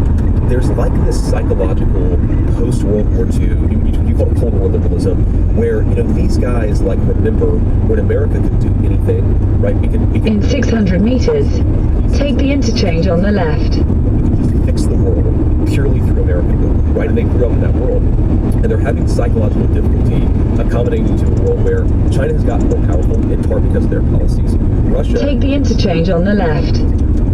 And we can't just dictate everything. We can't tell everybody how to behave anymore, because sometimes what happens is we'll try to tell another country what to do, and they'll say this, right? And that's very, very hard for these guys to wake up to the reality that we're in. If we were in what was called a unipolar world, right? America was the only superpower. We were for a long time. Now we're still the lone superpower, but other countries are catching up. And I think the way to preserve our own influence, but more importantly to preserve the prosperity of our own people, is to recognize the reality that we're living in. A lot of people can't. I mean, they go back to Mr. Gorbachev, tear down this wall, right? Ronald Reagan's big moment, or George H.W. Bush. I mean, it was like a blip on the radar for us to completely crush Saddam Hussein and kick him out of Kuwait, right? They want to go back to the glory days when America could do everything and be all things. They got to wake up to the world of resource constraints. And frankly, the reason why we're not as powerful in relative terms as we were 30 years ago is because they screwed up, right? That's where the trade and immigration issue comes back, is they want to pursue a foreign policy that was built on the back of smart trade and smart immigration policy. They hollowed out the American middle class. They destroyed the industrial base of our country. I mean, crazy statistic. China, we're still the biggest economy in the world. China is 32% of global manufacturing GDP. okay? We're 18% of global manufacturing GDP. So even though we're still by far the biggest economy in the world, China makes nearly twice as many manufactured goods as we do. That is the engine of real economic prosperity, is manufacturing. These guys want us to fight wars like it's 1954. It's not 1954 in thanks in large part to In 600 meters, take the exit. That's very difficult, right? Because you have a lot of unelected. We have 19 intelligence agencies, I think. I think it's around. I think it's about 19, which I don't think is enough. I don't think it's enough personally, but there's 19 of them or something. I think we had 22 intelligence agencies. That's actually when we really have figured out this all. That's who. Take the exit. Then take the ramp. Americans are worried about. I think most people are worried about the CIA and government employees. My parents are worried about the Central Intelligence Agency and if they're making enough money. This is what my grandmother worries about. What do you say to people that are worried about people at the NSA? The DIA, the director. Take the ramp. Forget about that one. It's a little room in the bigger one. Look, I want to speak from the heart here to my fellow Americans who are really worried that a CIA bureaucrat making $190,000 a year might have to find a job in the private sector. I recognize that is the biggest crisis facing my fellow Americans. Yes. Not that they can't afford groceries and housing. Yeah. Right? So people can eat less. Honestly, so that Homeland Security can be a little bigger. Yeah. So the Homeland Security. I like knowing that my neighbors are getting spied on. I like it. I like people getting on lists. Well, it's actually really a win-win, right? Something I'll say in Kamala Harris's defense is yes, she's made it harder for Americans to afford housing, but that's been in the service so that the CIA can more easily spy on our fellow Americans, right? So that, look, and this is where you're a big sometimes there's trade-offs and sometimes there's You're a big critic of online censorship. Don't you realize it's good for people? Don't you realize it's to not be able to speak their mind? You know, people don't even know what they want to say half the time. Why not have a service that like an AI where you speak into it and it rearranges it so it gets what you need? I would be okay if we just censored Kamala Harris, right? I think she would be okay with that too. I think she'd be better in the polls if she just didn't say anything. That was, of course, the strategy. Have you met her? She's probably fun. She's fun. You know who's fun? Yeah. You know I bet it's fun. And I like this is rare moments of my partisanship. No. Okay. Hunter Biden. Well, of course. I would, with all due respect to you, I would vote for him over anyone in the race. Just because if we're going to end this thing, let's do it quick. Let's do it in 6 months. Oh man, my cousin is like a hardcore Republican, and she's like, you know what? I can't get behind you guys on is the anti-Hunter Biden stuff. Yeah. Like that guy. Right. I guarantee he's fun. He's a fun guy to hang out with. Yeah. Right.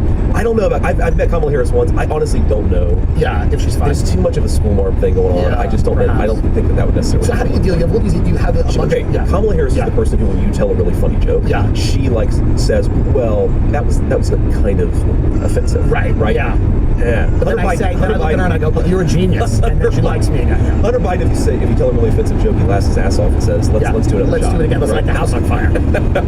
So how do you deal with this? You get into office. Now people are all mad about Project 2025. People don't like it because it's a Heritage Foundation wrote a whole thing saying that you're going to dismantle the entire federal government and this is the craziest thing to me. So Project 2020. So Heritage is a nonprofit with no affiliation with the Trump campaign. That's right. They wrote a 900-page document. Okay, if you take any 900-page document that exists anywhere in the world, I'm going to find something that I hate about it and something that I like about it. Right. So they've tried to pick up every little thing that is unpopular and say this is Trump's agenda. It has nothing to do with Trump. Right. But to your point, Donald Trump and I really do want to make the federal bureaucracy smaller. We think there are way too many bureaucrats collecting a check. We think that's bad for Americans because they have to pay those people's salaries. But most importantly, it's bad for Americans. Sometimes they're doing things like spying on their fellow citizens, which is fundamentally bad. Okay, so here's a crazy story. And I just learned more about this the past couple days. There was a Wall Street Journal story about in 800 meters, slight right. AT&T networks, okay? You probably didn't see the story, didn't make a whole lot of waves. My understanding is that part of the infrastructure that they hacked into was built on top of surveillance systems that were implemented in 2001, Patriot Act style stuff.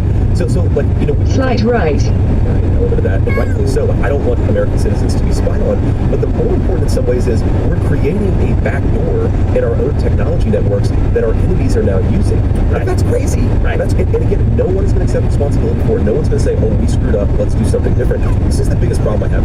Like all policy disagreements aside, the refusal of people to take responsibility and say, you know what, I screwed up. Right. Okay, that is the biggest thing that's messed up about American government politics. Like, look, I had a lot of friends when I was 18 years old. What the hell did I know? I supported the Iraq War when I was 18 years old. Me too. I feel bad about that. Yeah. I genuinely feel bad that as a high school senior in Northtown, Ohio, who then enlisted in the United States Marine Corps, I did my part. I feel bad about it. Yeah. There were people in Washington. I stopped short of that. I supported it in backyards. yelling, watching a lot of Fox, but I stopped quite short of Look, man, we all have to serve. do We our have own to serve thing. in our own roles. That's We all right. have a part to play. But the guys who pushed it, they're still collecting multi-$100,000 a year salaries. They're on from think MSNBC. tanks. They're on MSNBC. They still have influence, and they've never said we screwed up. Like that is the thing that bothers me the most about Washington D.C. is nobody accepting responsibility for failure. Because if you can't do that, you can't fix the problem. Well, now it seems to be that we're shoehorning domestic issues into foreign policy, meaning that you can no longer sell a war by saying we're there to democratize a country, or we are there to preemptively invade a country before they attack us, or we can't say we are there so that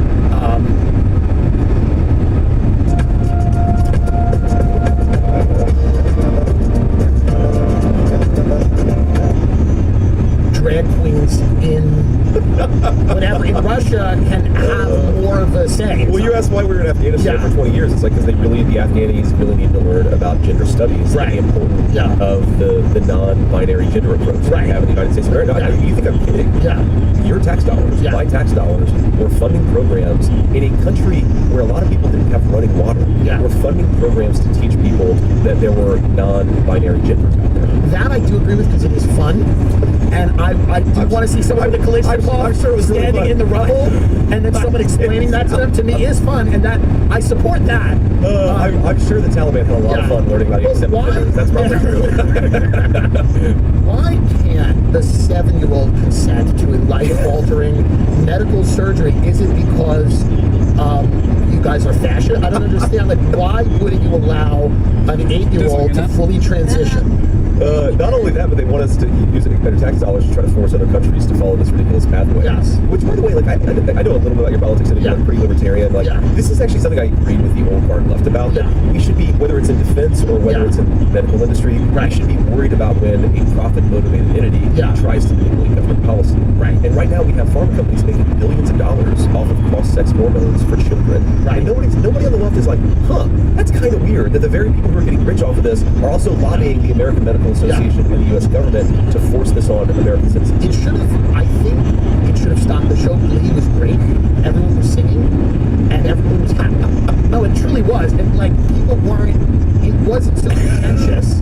But then it got to a point where somebody like me, who's been a gay, out of the closet person for 15 years, I'm going, why in God's name would a 5-year-old, a 7-year-old, a 12-year-old, a 14-year-old be taking puberty blocking hormones, be transitioning, be leave kids alone, leave people alone. It's very simple. A lot of gay people feel that way. There are trans people that feel that way. There are people all over the spectrum that feel that way. None of them are ever listened to. It is the most extreme, loudest voices in that movement that are listened to.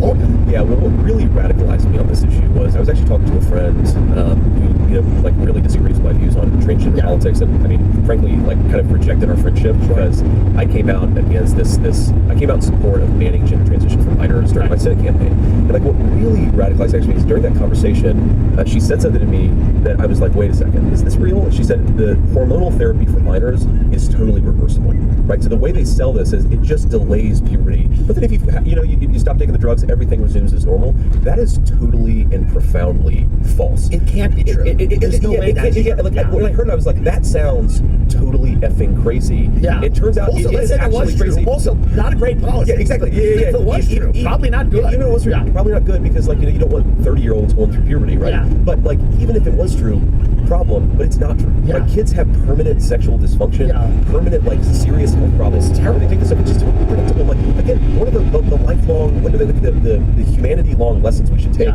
is that when we intervene in things in unexpected ways, whether it's a war or trying to interrupt the biological process, we very often screw up. Right? You need evidence before you really do something like this. I don't know how we got in this country to why can't a 9-year-old girl have a beard? I don't know where from Glee everyone's sick was gay enough, perhaps too gay, and then it went to a place where it was crazy. So okay. I've actually heard this. I'm not a gay guy, but I've heard this from gay friends of mine. Man, damn it! You want to talk about virality? I'm talking about going viral. Yeah, that would have made some headlines. Do you think you know who will win the presidential election, or how many seats the Democrats or Republicans will win in the House or Senate? Well, there's finally a legal way to bet on the outcome of these elections via a platform called Kalshi. Kalshi is the first legal exchange where you can bet on any event, including but not limited to elections. Kalshi went to court and won legal approval for election betting for the first time in over 100 years. You have markets on who will win the presidential election, who will control the House and Senate, who will win swing states, and more. Kalshi is already being used by over hundreds of thousands of people and has facilitated over $1 billion worth of trade. Let's take an example. Right now, Trump and Kamala are trading at about 50-50, meaning if you place a bet on either, you will double your money if you end up winning. That's pretty good. So put your money where your mouth is and sign up using caution.com/chance. I love this site. I love chance. I love speculation. I make a lot of predictions. A lot of them come out true. I'm using this site to make lots of money. I think you should too. I think I know things. I think I have the inside track. Do you? So put your money where your mouth is and sign up using caution.com/GIM and get $20 bonus when you deposit $100 using their mobile app. Election day is coming up on November 5th. 30% of registered voters don't turn out to vote, and only 20% of people under 30 voted in the last election. There's a website, sendthevote.org/TM, that makes registering to vote easy. It's nonpartisan, meaning they don't care who you're voting for. They just want to ensure that you can vote. Head to sendthevote.org/TM and they'll help you sign up. Register, check if you're all set. You can also text TIM to 33022 to learn more. That's TIM to 33022. Do not be another no-show statistic, because I'll tell you right now, voting is a right that people have died for, and you should do it.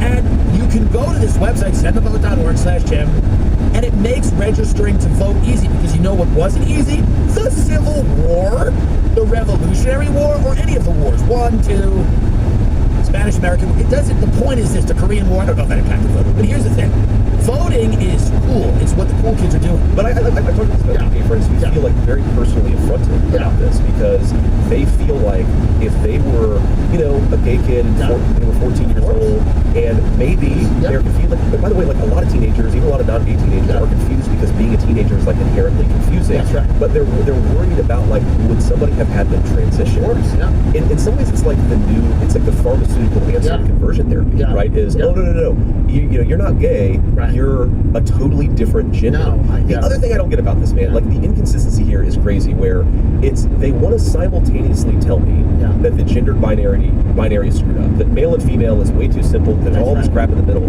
But like when you have a person go on cross-sex hormones, they put on super petite dresses and high heels, and they act like the most stereotypical version of a girl, a male transitioning to female. It's like, okay, well, wait a second, is the gender stereotypical binary bad, or is it actually good? Because every time somebody takes these hormones, they start acting like Dylan Mulvaney. No, what happens, I think, when we've allowed the debate to be defined by a very extreme portion, who it's not about logic, it's about people throwing tantrums and people going, you have to agree with me, I'm going to compel you to agree with me.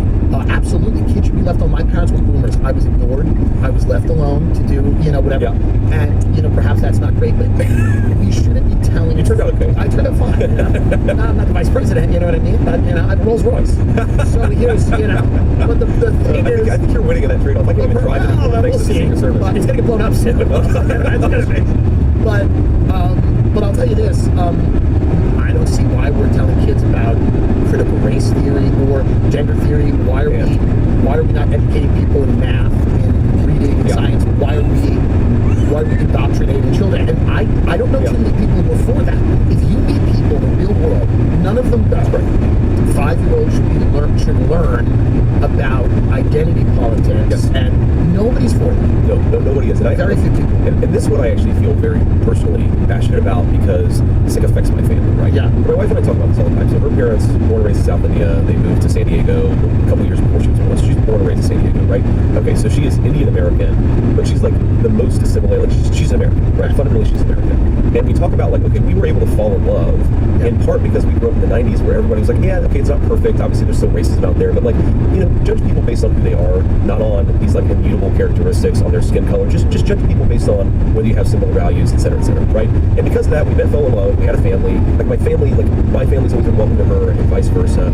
And my mom actually put this in a very interesting way, that like, the more that she's noticed this in the last few years, that people are obsessed that we have mixed race children, right? And are they brown? Are they white? Are they Indian? Are they American? And my mom's just like, well, there are babies, right? That's who they are. There are babies. I think that if you really inflame like the racial consciousness of people, if they fundamentally think of themselves not as human beings or as Americans, but as members of a racial group, that's just going to fundamentally lead to strife, right? Like you want to, in some ways, like you want to emphasize the commonality that we have as fellow citizens. You don't want to say, okay, you're black, so this means this thing about you and that thing about you, and you're white, so this means something totally different. Right. And I just, that obviously to me, just common sense would lead to conflict. And again, I'm not saying it was perfect, but if you look at both black and white Americans. Hello? okay, but Yeah, he was powerlifting. Remember when he got up to like 265? You know, when he won the K1 Grand Prix? Oh, yeah. You couldn't hit him. He was just covered behind muscle. And you know, K1 style, when they like fight with like the earmuffs on, and they're standing there like, he was just, there was no chin. You couldn't see it in there. He was bad, motherfucker. He won it too, didn't he? Yeah, he won a Grand Prix, which is crazy. He was a bad. I was always worried I was going to have to fight him in pride. But I don't know why they never put it against him. Bro, when he fought Brock Lesnar, if they kept the testing that way, he might have been the heavyweight champion. He might have stayed the heavyweight champion too. I mean, he was hard to handle at that weight. He was so big, and he had those elite kickboxing skills. You know, I remember when he fought, I guess it was Strike Force, when he fought Brett Rogers. You can see the moment he hit Brett Rogers with one low kick. Brett Rogers was like, oh shit, like, this is different. This is so different. He was so scary, man. Yeah, big tall motherfucker. I would like to see him go against John Jones. I would have loved to have seen that back in the day. But if again, you let him fight enhanced, because the difference between him enhanced and unenhanced, he became an average fighter. Yeah. But John was enhanced too, though. If they would have went against each other, both enhanced. At the time. At the time. So you think John was enhanced? Yeah, I think it's proven. Really? Because of the whole thing with the picograms, whatever the fuck that shit is? Well, I don't pay a whole lot of attention to it. I just thought he got popped, so I assumed he did, but the problem that he got popped with, there were so minuscule levels that it didn't make sense. Yeah, he don't look like somebody that's steroids. No, he doesn't. But neither did Lance Armstrong. He probably doing something different though. Lance. No, he was doing testosterone. He was definitely doing that too. Those guys were doing. He was doing a lot of shit. They do everything they can when they do that Tour de France. Doctors say that it's actually healthier to do that thing on steroids than it is not be on steroids, because your body just can't recover. Because you're biking for hours and hours and hours, day after day. It's a fucking crazy event. I think if you biking and doing shit like that, let them do steroids. Right. But fighting, I'm against that shit. Right. Fighting, yeah, football, boxing, MMA, shit like that. Football, you know. Yeah, you know they doing. But yeah, but I think if you got full contact against another human, I think it should be outlawed. But baseball, I wouldn't give a fuck. It would only make it interesting. Basketball, yeah, I wouldn't care. Right. Who cares? Who cares? Especially the professional athletes. They have a small window of opportunity. Yeah. They have like 10, 15 years at most where they can compete at their very best. Yeah, let those guys choose. Choose them up. Yeah, let them help them how to do it safely. But fighting, because you can hurt somebody. Because some people are totally against it. Well, the only way it makes sense in fighting is if everybody agrees. You know, if you agree. But if you're cheating, you know, if you're just jobbing the tests, and you know, you got a good scientist that works with you, and you're figuring out a way to rig everything. Yeah, that's not good. Yeah. You know, I'm against it because I fought a few guys that was on steroids and I'm fighting in pride. Who'd you fight that was like the most obvious on steroids? For me, I felt like it was most obvious was Kevin Randall and Harvey. I don't ever want to talk ill of Big Bro, but Mark Holman, he's honest about it. Yeah. They were doing something. Vanderlei for sure was on that shit. For sure. For sure. For sure.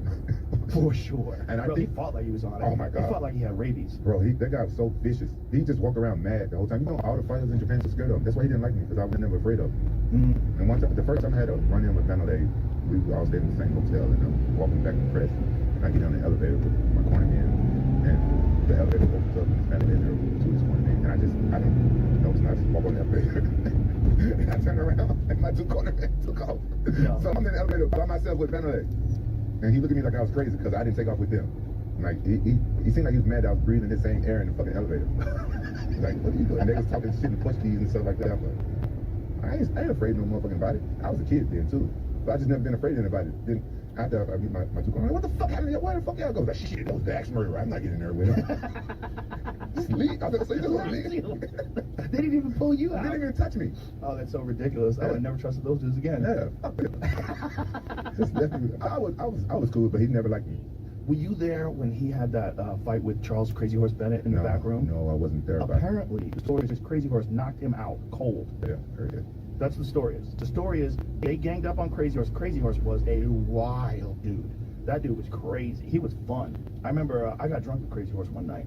Me and I think it was Eddie Bravo went to see Brock Lesnar's first professional fight in LA at the Coliseum. Was it with the UFC? No. No, I think it was with K1. I think it was a K1 fight in Los Angeles. I might have been there. Hoist Gracie fought that night. I think Hoist Gracie fought Sakuraba, if I remember correctly. Was that a rematch? I thought yes. Oh, okay. Yes. I wasn't there. I don't think I was there. And he beat him. And Hoist was a little saucy. He got caught. Hoist beat Sakuraba in the rematch? Yeah, but Hoist was saucy. They caught him in the piss test, if I remember correctly. check to see if that's true. But I sat right next to Crazy Horse, so me and him got fucked up the entire show. That guy's crazy. We had fun. He's funny, man. Yeah. We got a lot of laughs. But he was a wild dude. You know what he's doing now? What's he doing now? He's in Thailand fighting for Fight Circus. You heard about that? No. Man, he's fighting like two motherfuckers at the same time. Two Thai dudes at the same time. I said, man, this shit was fun. I want to do this. How big are they fighting? They about his side. They're his side. He's fighting 2-on-1. 2-on-1 in Thailand. Fight Circus. Pay a lot of money or something? I don't know how much they paid. I did a two-headed boxing match with Bob Sapp. After that, I didn't get paid much money, but you know, I was doing it for fun. So you and him versus somebody else? Yeah, me and Bob Sapp in a two-man T-shirt. We gonna use my right hand. We gonna use his left hand, and we fought two dudes. That shit was so fun. Oh, that's great. Man, that's the most fun I ever had in the ring, bro. This is ridiculous. Yeah, it was fun. Fight Circus is crazy. What does this say, Jake? Oh yeah, he tested positive for fighter Tim Percy tested positive for methamphetamine. That's my friend. And Hoist Gracie tested positive for nandrolone. Shut the fuck up. Tim Percy is my high school, my college wrestling. He's my roommate in college. No shit. Tim Who Percy? Who did he fight? Who else was in the card? Let me see. There was some. The fuck? Who else fought? The original, let's see, pre-fight problem. Scroll back up to the card again, please. Let me see who was on that card. Because there was one crazy KO where there was like a football player, Johnny Morton, right? He fought a guy who's a comedian. That guy, Bernard Akka, a Japanese. How do you say his name? Akka, a Japanese-born Taekwondo practitioner, kickboxer, mixed martial arts, and comedian. Yeah, that guy. Oh, Johnny Morton. That was horrible. The comedian fucked somebody up? Yeah. I don't know how good his comedy is, but he can fuck people up. I'll tell you that. Jake Shields was on that card. He won. A rear naked choke. Yeah. Yeah, Soccer Rob was on there. Yep. So, Boys beat Soccer Rob, then tested positive. Ray Sefo and Marvin Eastman dropped the alcohol. So that was a K1, right? That was like uphill and Rob was going real quick. That was his first fight ever. Yeah. But so Crazy Horse was backstage, and all the Truth Box guys got in with Crazy Horse. And didn't Christian Marcelo, I think he choked Crazy Horse out, right? Put him in a triangle afterwards too. So Crazy Horse apparently knocked out Vanderlei, and then got choked out, and then he went and fought, or had he already fought? I don't remember if I heard Vanderlei fought after he got knocked out. Yeah, after he got knocked out. Al Cold fought and won. The one by decision. Who did he fight that time? Let's find out. Let me see Vanderlei's record. I'll tell you when I see it. Because you can tell he's like fighting a little cautious. You know, like maybe didn't want to get hit. Bro, that's crazy. What the heck cameras make that up? I think there is video footage of it. I'm pretty sure there's footage. There's definitely footage of Marcelo choking out Crazy Horse because he gets him in a triangle with the jeans on. I remember watching that. Yeah. It wasn't Mirko Krokop. I think it might have been Fujita. Nope, that's not it because he won that one by soccer kicks. Does he have any that won by decision? Maybe it was no, he lost to Arona. Is that possible? Or is that maybe you should look for the same card, Crazy Horse. He lost to Arona and then he beat him. Decision split. I wonder if it's that one. I wonder if it's that one. Pride Shock. Click on Pride Shockwave 2005. Let's see. What else is on that card? Is Crazy Horse on that card? Charles Bennett? Yeah. Yep, that's it. That's the one.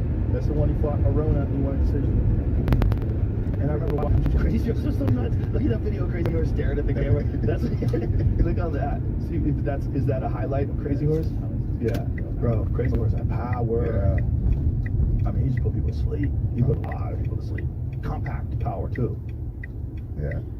He never went to the UFC though. Nope. He couldn't get his shit together. But he's a wild fella. The fuck is wrong with him? I mean, he fought with gold teeth and he fought with a gold grill in, and then he had a mouthpiece on top that was gold too. But I don't even know where he trained. I forgot where he was from, Texas somewhere. I don't remember, but I mean, it did not have like the ultimate skill set. He just had crazy power and he was just wild. Very wild. And strong. Yeah. Very strong. He didn't have that much jiu-jitsu though. No, it wasn't that good on the ground, but on the feet, I don't think I've ever seen anybody. But I anybody sit in front of that dude like night. And you can see it once you hit him with one time, the difference in the power. Oh god. It's great power like that. I think some people have like, did you watch the light heavyweight title fight? Oh my god.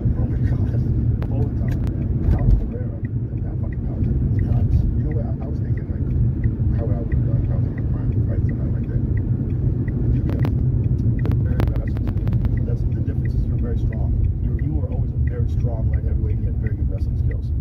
hasn't really fought anybody that's an elite wrestler yet. You know, you think about who's he fought that elite wrestler.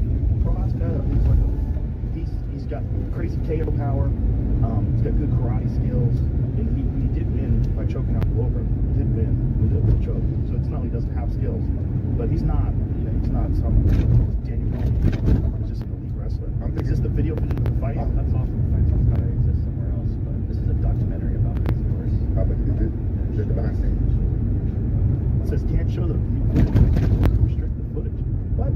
YouTube restricts fights. It could age restrict the video in the country. Oh, so they're just showing it? So he catches them in a triangle with jeans on, chokes him to sleep, alcohol, with his phone in his hand. What is that? That's the pass. That's the pass. Yeah. So he wakes him up. He's like, oh shit. Just before that, we had a leak from the ANC NEC to say, I challenge my detractors who are calling for me to resign to come out of the woodwork. Yes. And then the G20 happened, and then we've had, him looking very happy and strident in this family meeting that happened over the weekend as we shoot. I'm not sure what the purpose of that broadcast to the nation was, but there you go. How do you assess on the eve of the ANC NGC, assuming it happens, the president is and where is his position? Because it seems once again he's gone from crisis to stabilization, at least in the short term right now. But that is going to be fleeting, I would add as well, because the fundamentals are going to stare him in the face again once the G20 shine has worn off. Well, when you look at what the generals have been saying, expressing unhappiness about the fact that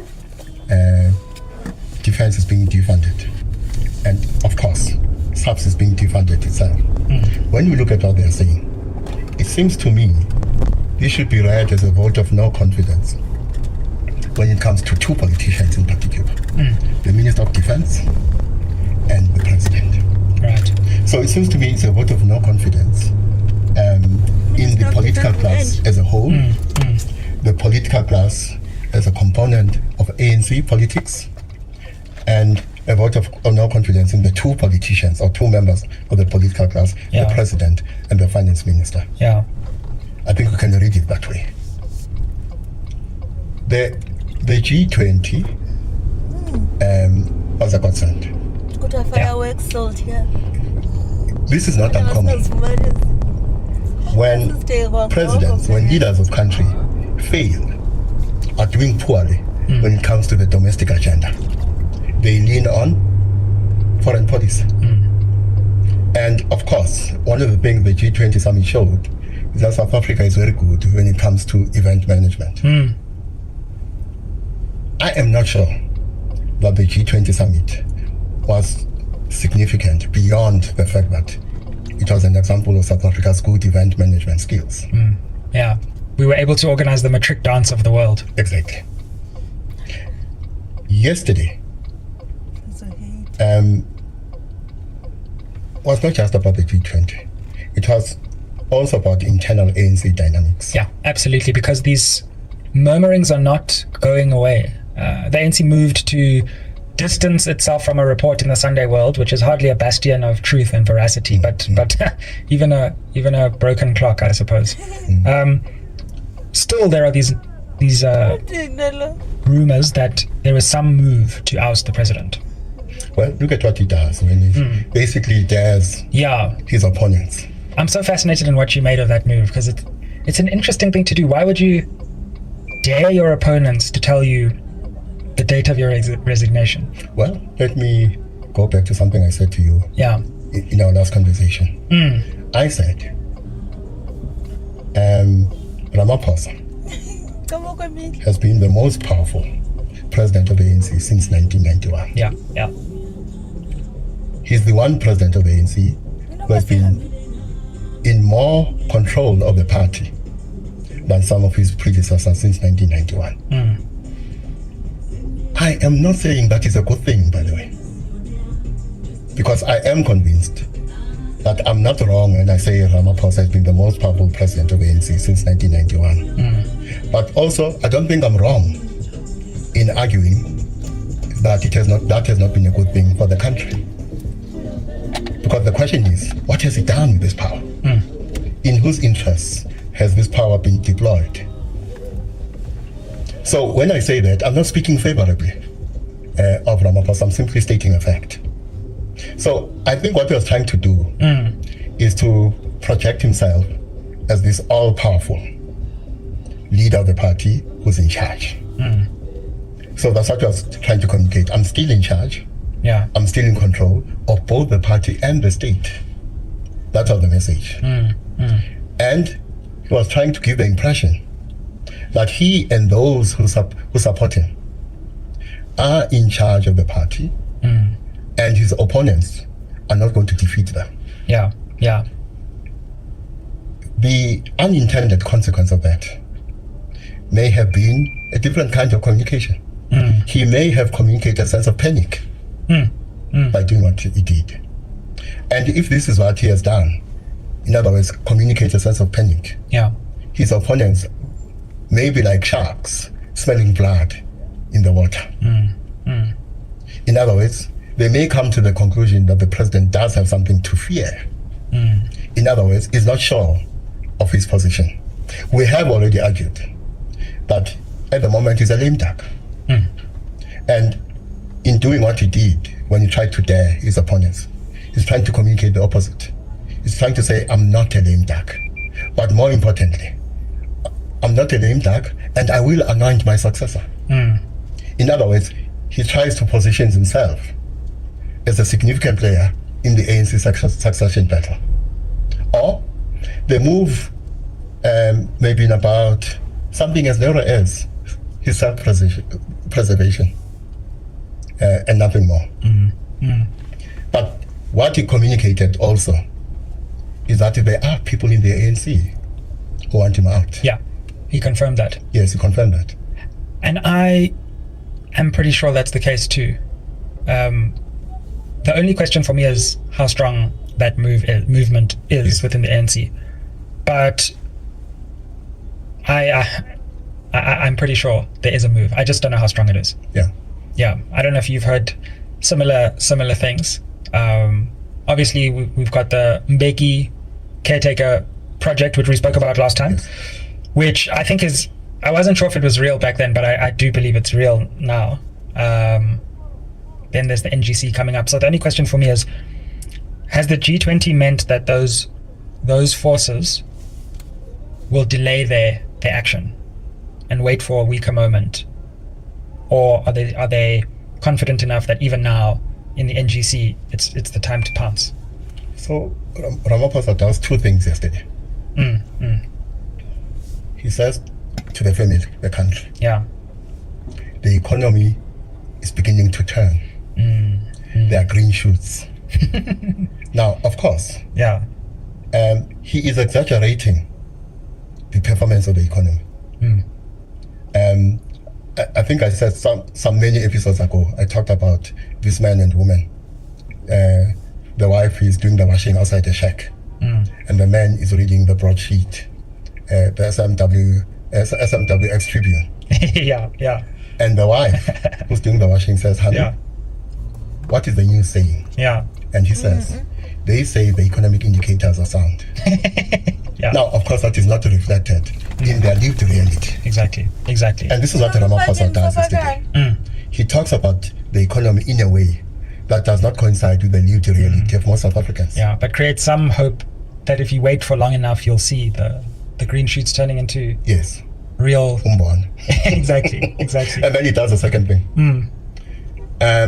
He deflects attention from the failures of this government when it comes to the domestic agenda by hyping the G20. In other words, yesterday he engages in a deception strategy himself. Now, whether it has worked when it comes to internal audiences in the ANC is another question.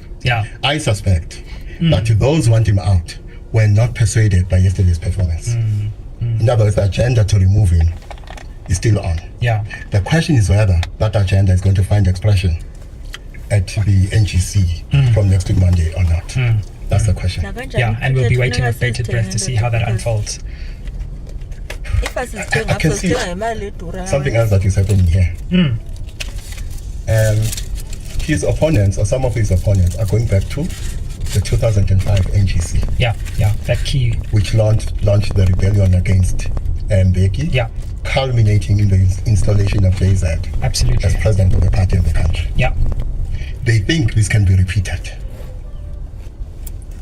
And actually, we can even go back to 1949 to talk about how Puma was removed. Of course, at the time, the people had an agenda to unseat Puma and ultimately replaced him with Moroka. Were members of the Youth League.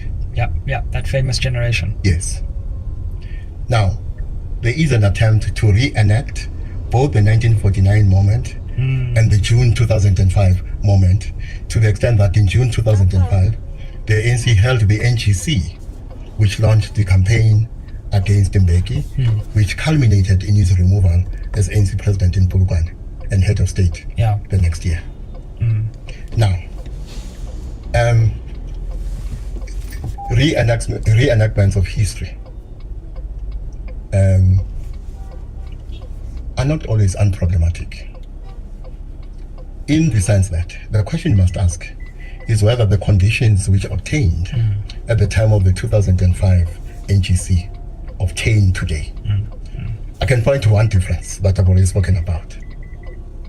At the time of the NGC in 2005, former President Mbeki was more in control of the state than he was of the party. In fact, the rebellion against Mbeki doesn't start at the 2005 NGC, it starts before. Within a year after his election, rising up because of BLM, because slavery existed and this isn't a racism, then I'd say, okay, fine, fair bait. But it feels exceptional to me that the same people who applauded me for this exact same rhetoric, and I'm going to give you an example here, David Horowitz of the Horowitz Freedom Center, he's a despicable human being. How dare you give me a little award in a award and say you are so great for tackling BLM and talking about all of the ills of Black Lives Matter and talking about how we're using this one issue and they're destroying communities and they're doing all of that. And then when I say, oh wow, look at this issue going on post October 7th, you suddenly go, no, you're an anti-Semite of the week and you deserve to have your entire life destroyed. I don't accept Jewish supremacy, and that's what it sounds like to me when you have individuals who didn't care when I said the exact same thing, who still don't care, as I still cover Black American issues like Sexy Red and Cardi B and talk about how their fame is completely fake and that there's some system that allows this fame to float to the top, and yet you're so sensitive if it has to do with a Jewish person. Also white people. The people that get the most coverage on my show are white people. I'm constantly pointing to what's happening in their TikTok trends and what they're doing, and they're not offended. So it actually, to me, is like snowflake culture that's gone writ large in the Jewish community, and they're just calling everything anti-Semitism, like Black Americans called everything racism in 2020, and I'm consistent. I find it boring, and I'm not going to be like persuaded against talking about these topics because there's a Jewish sensitivity. So this is a great conversation. I mean, Ami and I are just talking purely. You know what I appreciate? A brand that is not afraid to stand by me as I do that. A brand that allows me a platform to speak freely about the most important issues that we are facing as a country.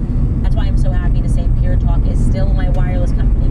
If you haven't made the switch yet, I encourage you to switch now. Pure Talk puts you on America's most dependable 5G network and offers unlimited talk, text, and plenty of data for just $20 a month.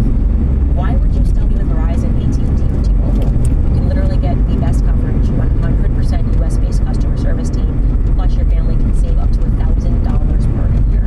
They'll also be supporting American jobs, the U.S. veteran-led company, and the great charities that Pure Talk supports as well, like America's Warrior Partnership, who's on the front lines of preventing veteran suicide. So go to puretalk.com/Owens and you'll save an additional 50% off your first month when you make the switch today. Again, go to puretalk.com/Owens and support a wireless company who shares your values. Right. Well, I mean, I find it really interesting because I think the way you're coming at it is as if the Jewish community is acting woke and snowflakey, and the way I'm coming at it from seeing what you're saying is that is like using woke collectivist sort of leftist tactics and sort of generalizing about groups and using like using the identity as paramount, as if that's relevant in any way to the stories you're covering. But I didn't say, You know what I mean? say it was relevant. That's what I'm saying. I never said that it was relevant that Magnus Hirschfeld was a Jew. No more than I said that before other people that I had mentioned before I got to Magnus Hirschfeld. Sigmund Freud was also in that segment. He happens to be Jewish. But I also didn't say that their Judaism was the reason for this, or they view it as a race, that because they're racially Jewish, that this was the reason for this. I never connected that dot. I simply said their names, and Jewish people got offended. They just cannot handle that there could have been a Jewish pervert that existed and had a weird sex institute. He wasn't a pervert. I'm sorry, Magnus Hirschfeld's a pervert. I find it weird and extraordinary that someone would race to defend a pervert. Like if someone was like, hey, here's a black pedophile, I'm not like, how dare you talk about this black pedophile? We're going to defend this black pedophile. How dare you talk about this at all? I find that to be quite bizarre. Like you're actually not required, because you're a Jewish person and this guy happens to be Jewish, to defend him, Magnus Hirschfeld. This has nothing to do with such faith. Right, but if you went on to say every time you said, I'm just asking questions, it's a black pedophile, I don't know what's going on with black people, but something's going on here, and then when black people got offended and say, why can't I, and like making it part of the narrative is what's. But you're making that up. You don't have several episodes where I said, I'm not going to, that's just you kind of saying that right now. You gave a specific example about Magnus Hirschfeld, and I told you this was an episode where I was talking about psychology, and I had listed 4 Christians in that exact same monologue. No Christians. Okay. No Christians were outraged because no Christians are snowflakes, right? So they weren't like, why is Candace pointing out what the Christians are, that there were Christian perverts in the past, and yet the Jewish community post October 7th has gotten a little snowflakey. Everybody can see that, except even speaking to your point, by the way, and I'm sorry to cut you off here because this kind of even proves it further.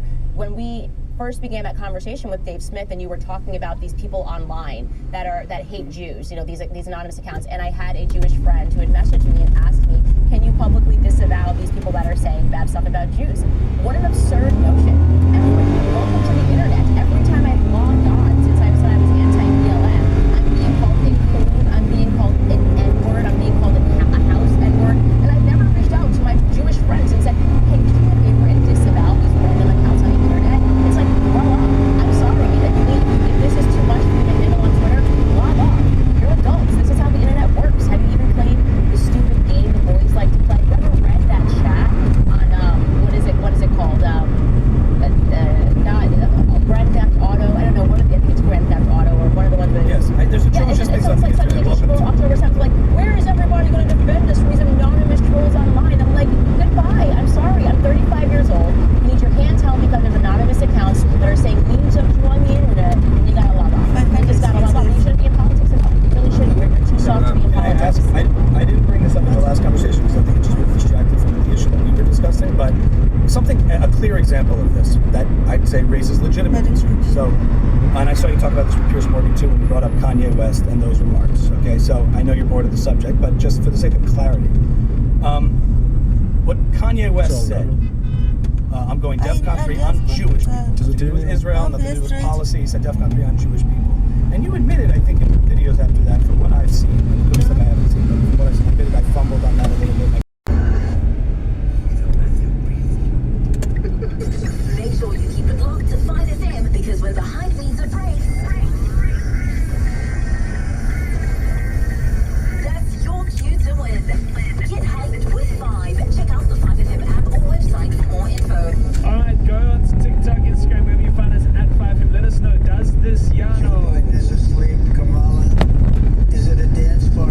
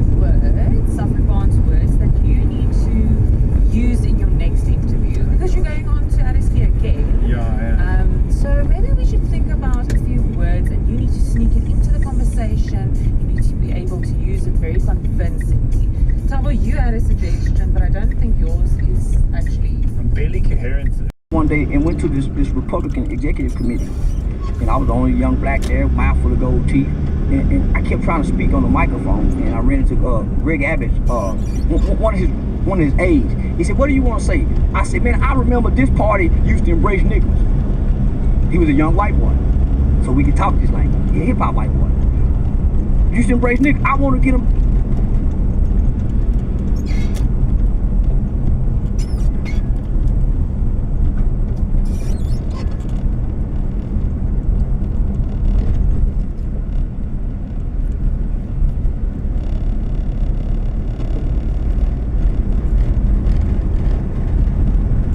Get him back to embracing niggas. But I noticed the police was starting to profile me and come over here to try to see what's going on. He gave me his card. So the next morning, I called down to the Tarrant County GOP Republican Party and spoke to Jen Hall and Shelley Pritchard. I said, "Ma'am, I came to, I'm a conservative nigga who just so happens to vote Republican. I'm trying to see are they offended by what I'm saying, rather than listening to what I'm saying. I'm delivering it very articulate with manners." I said, I went to a meeting last night and I was shunned as a black man, mouthful of gold teeth, and I can bring votes in from over here. So they invited me to come down and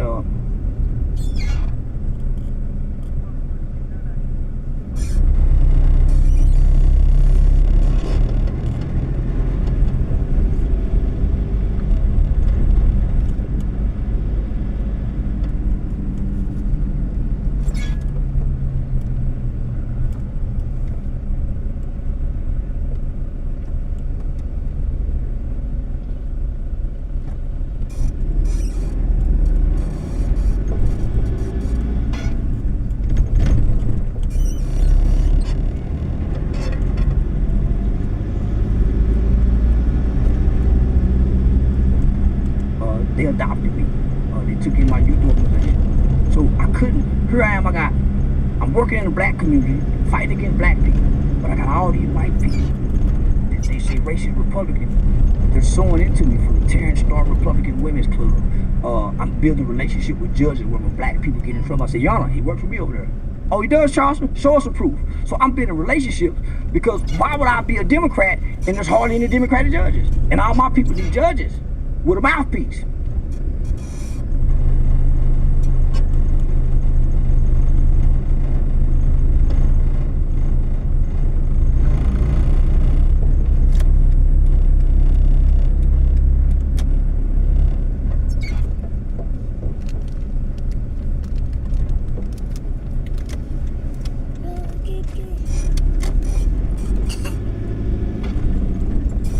In 200 meters, your destination will be on the left.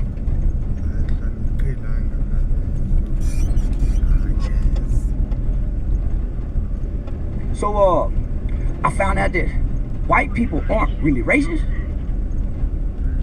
They prejudiced. They prejudiced. We all prejudiced. We're all ethnocentric ideologies that think it's better than others. Your destination is on the left. We just don't understand each other. So I start bringing niggas around, these white Republican people with dreads and tattoos who had murder cases, and they see redemption in these people because they hear the stories. So now we're all partnering together to work with children. We're doing reading programs. So I let the divisiveness of America's culture and temperament at the time, George Floyd killing. So yeah, man, I didn't want to be connected to hate because I was starting to hate. But I wasn't hating white people. I was hating black people.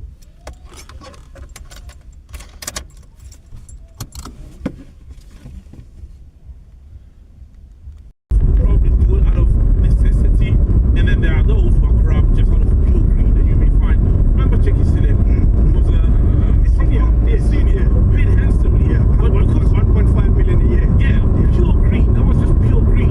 However, those that do it out of necessity, not justifying it, but it's there. So I think it's a bit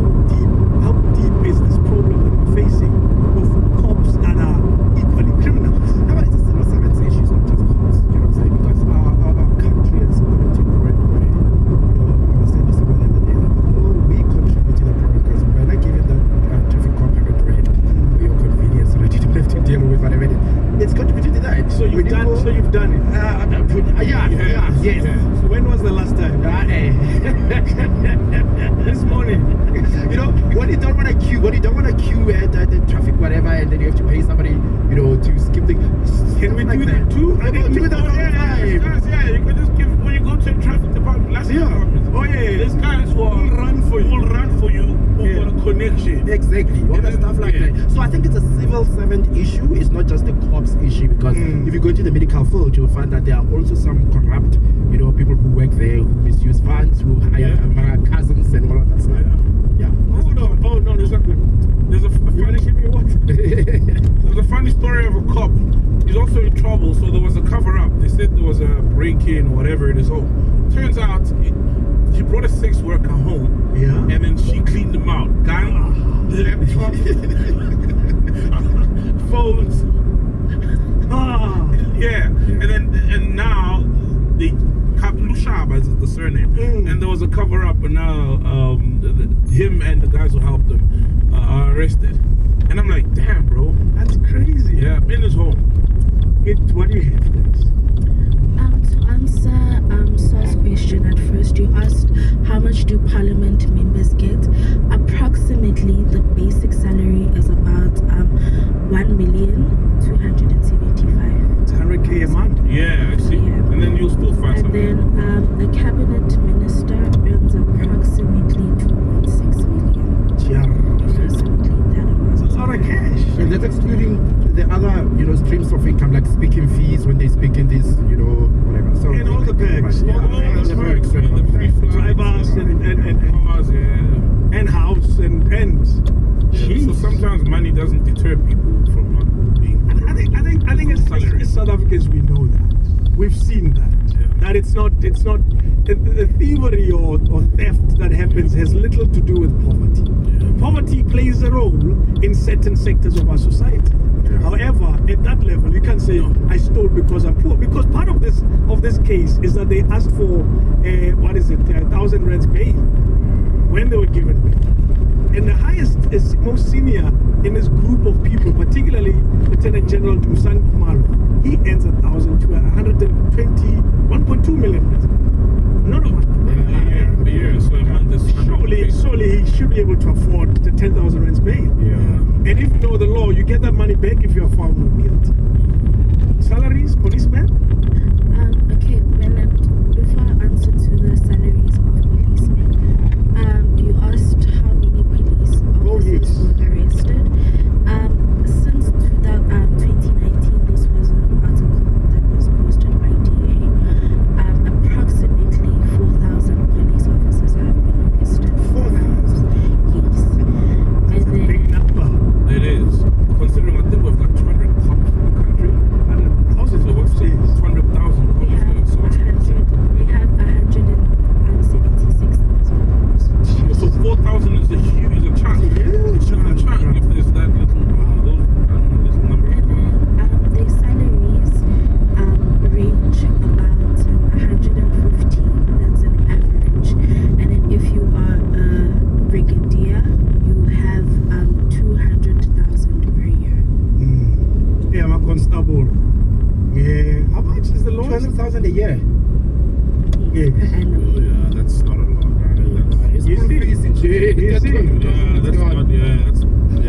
Does that justify the behavior though? Because here's the thing. No, that's how I started. Never. Gentlemen, have you ever watched these shows on Moja Life, right? Where you hear people say, I went to the police station, they told me go to Moja Life, go to X Repo. And you wonder, what are the police doing? But now there might be an argument there, these people are fair up, they're not getting much. But it also has to be mentioned that South African police are one of the most traumatized policemen in the world. They are one of the most overworked policemen. They're exposed to so much nonsense of us doing all sorts of stuff because they're policing a country that is arguably one of the most violent countries in the world without a war. And that's what they deal with as well. It's easy to dismiss them as do your work, but some of them, they are physically and mentally incapable of executing their job. You remember the reason why Dudu took leave? But now if you're a brigadier or you're a constable, commissioner in a police station, that's why you not embarrassed because I'm assuming you are getting paid well. I'm assuming you are not in the streets, right? Aren't you ashamed when you hear that your station is on TV and somebody's saying, I went to that police station and I was told, no, go to Go to X-ray, go to watch a lab. Justice. It's a reality show. Does it show that I stumbled upon? I posted the thing. They went to a police station with this guy who raped his own. So ukhula nje so vele kulida mna. So mhlala kama mkhulu wami kulida sekho. Ngihlala nethema la. So manje sisiyamngefa. Ikasi si7 6 boys 1 girl. So make sure we need to just chat. Bese mina bahlala nethema special singashayi kabutra yakhe. Singibuya ke manje sengijoyina ya group leya. Thema la malisipani la uma mkhulu wami nje tenda tawubira leki. Wongo uzokubulala ingane. Bajoyina sakane kids futhi. Kona yi futhi first performance yami market lane. Nasi market lane. Yeah, dai market lane. Yeah, kuba khona. Uroni nyakala aceda ukushaya baba action aceda ukushaya izo ngisho beka student. Yeah. So ngashaya. So mina siza ngizoperforma yena ushayela ethi ushayela ethi eskenza so thina sipresenta for so festival uyabona umuntu ombona e-TV la speak umjida ngibona this week naye la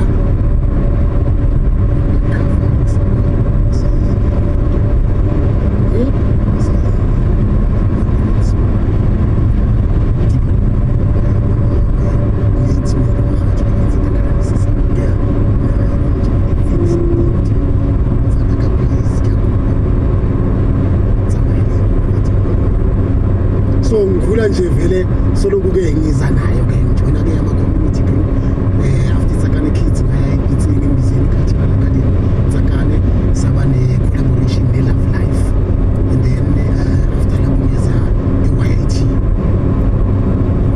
which was Hot House. Yeah, so Hot House kula ke ngibona khona ezibhayi nawe ke lapho ngisakubonile nabo Alfred Ntobela na imidala abayena abayena medical so abantu ababhaya ngabona lapha kuna nala market yethu namhlanje uzobona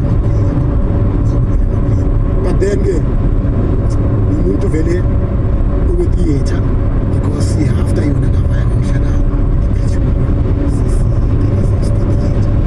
so qedile matric so matric ngiqeda kaso ngiyaqeda matric ngiyayifela ifeli imetric yami angina expansion ngizoyenza leyishi abanga ukuthi ngayo rewrite manje degree writer ngafela futhi degree writer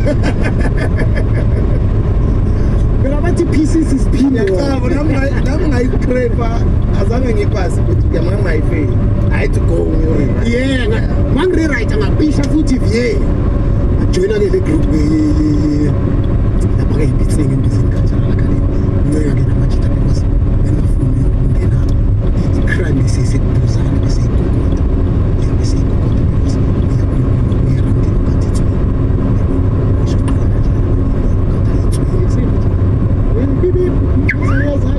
yeah ngala ngaleyo nini wuyi bese uyabona hey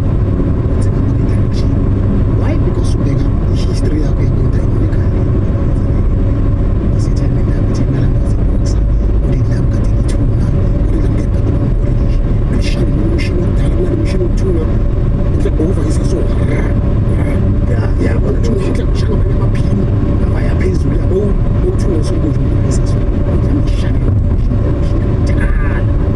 before that yeah now you what done so family name being a history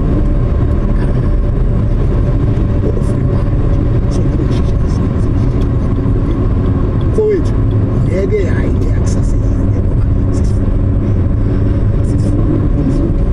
azangiphuza abantu abadala basiphuza self mfowethu thing irange mfowethu amnike mfowethu into lezi babuda ukuthi kunezinye izinto engeke sikwazi ukukhuluma ngazo ngake ngahambe la eFinasha kufunga kithi ngenxa yabangani so izinto engeke nginikele ifika abana so kunezinye izinto engizokuzikhuza kuzo at first hand mangabe ngiyakwazi ukuyibona ngazo le izokubuyisela uzobona ifawu akulunguzana ukhuzeki so phela uthi ngikhule ngumuntu onganabazali time lami na relation ngifuna ukuthi yabo so ngisase yi-teenage so ngikhuliswa amahlutman wami nawo asazifunela nawo impilo ukhuliswa umuntu okhulayo amahlutman wami nawo asazifunela mfowethu ukuyabona ukhuliswa umuntu ongasipani naye usafuna isipani naye usafuna ukuzidiscover ezumjika nawe ngabe uyamcela yabona ke ngiyake ekhaya kanjani so if uya uzikhuza akekho uzokhuza ngoba nehlutman yakho nayo idinga umuntu ozoyikhuza yayibona so if kuyawukhona ke ukuzikhuza hard luck uzofunda njengathi uzolimala uzosha bese uzokwazi ke ukufunda ukuthi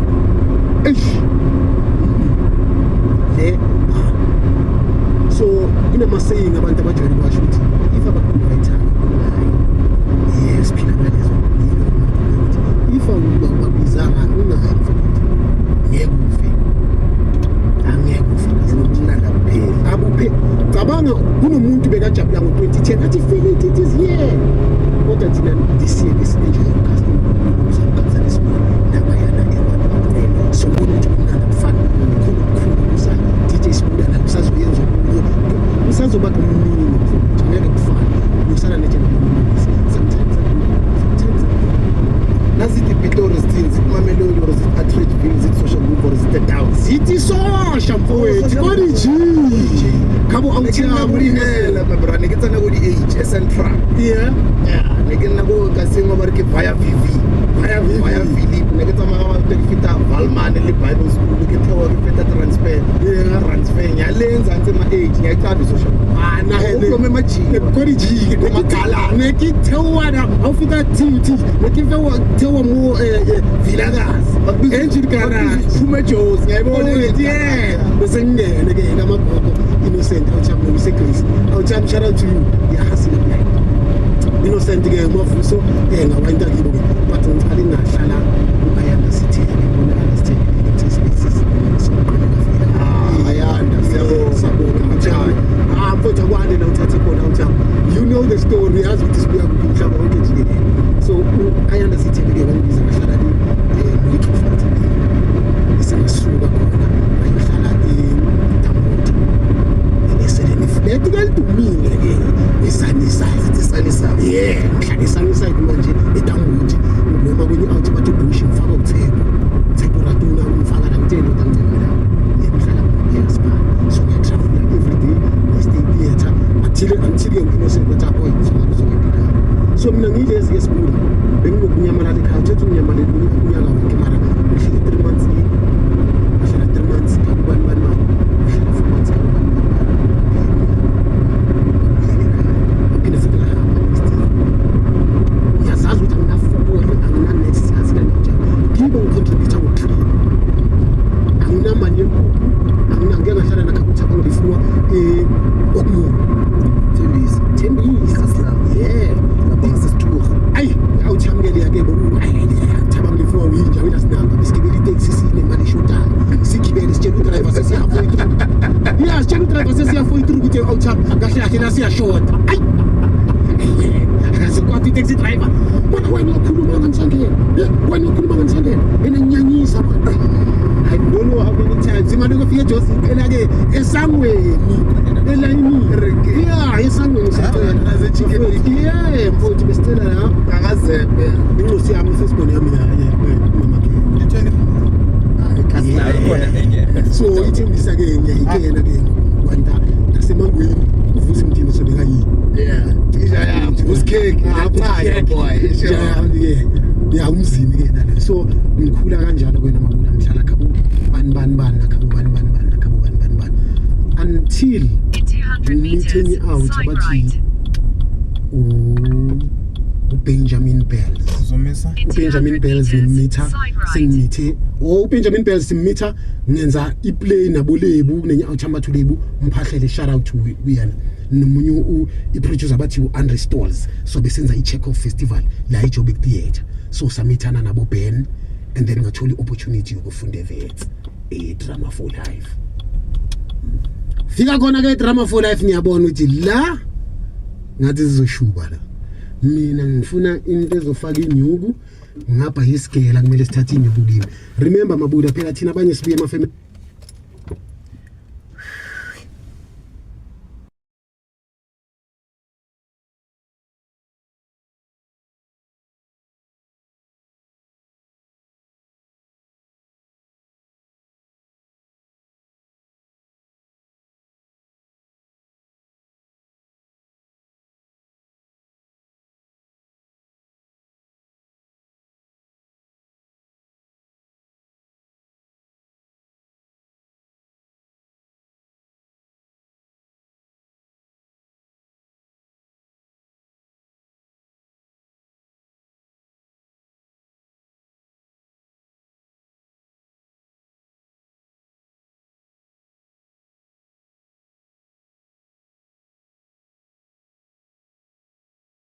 beef and going back into the past. Now, let's address the whole idea behind beef. I hate beef.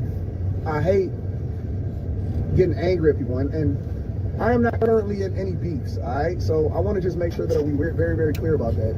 Even when you have disagreements, that don't necessarily be beef. And even when you have miscommunication, it's not necessarily beef.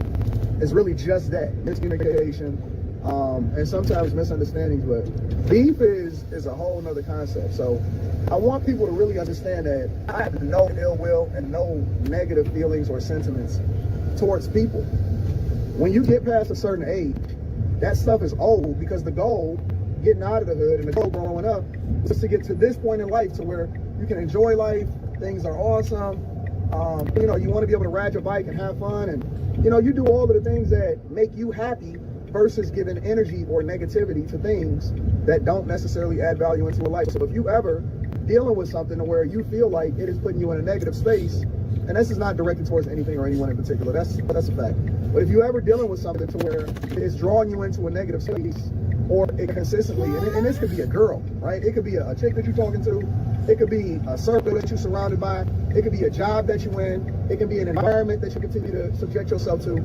You got to remove yourself, and you got to surround yourself with things that make you or put you in a better space that allow for you to be a more complete human being. You see what I'm saying? You are the sum total of the people that you surround yourself with. And so you're going to evolve throughout your life, and you're going to see things, you're going to go through things. It kind of reminds me of high school. When I think about high school, when I think about a lot of times when you run into people that are only focused on how great they was in high school, it's like, so you're telling me that was like your apex, that was the top of where you was at? You know what I'm saying? Like, I went to my high school reunion one time. I went to my 10-year high school reunion, and it was cool, running into everybody. And then after that, like, man, I'm not going to all of the meetups.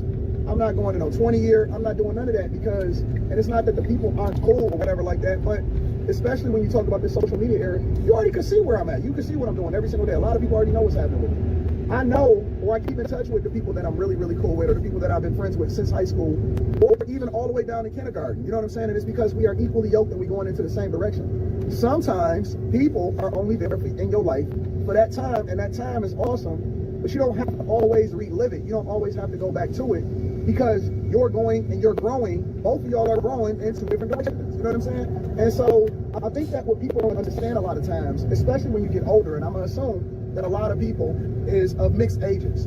I looked at my demographics. We study them every month because we also got to submit them to the sponsors and stuff. But I looked at my demographic, and my demographic go all the way from maybe like 18, 20 up to like 54, majority. And so when I speak to the majority of the audience that is resonating or following the content. I don't speak in general just to the general sentiment of people. Now, it can be applied for everybody, but my whole point is that growth is good. Growth is good. For me, specifically, if you notice, I never, ever am looking to go backwards or taking 200 steps backwards just to recapture a feeling, and I certainly, and this is really, really the biggest thing, I never do what people tell me I'm supposed to do. I do what I think makes the most sense as far as the direction that God is leading me in. And like I said, sometimes you link up with people, or sometimes you go, and it's an awesome thing. It's an awesome thing. I'm not going to try to go back into something for money. I'm not going to try to do, like, I don't even want to go back to previous jobs.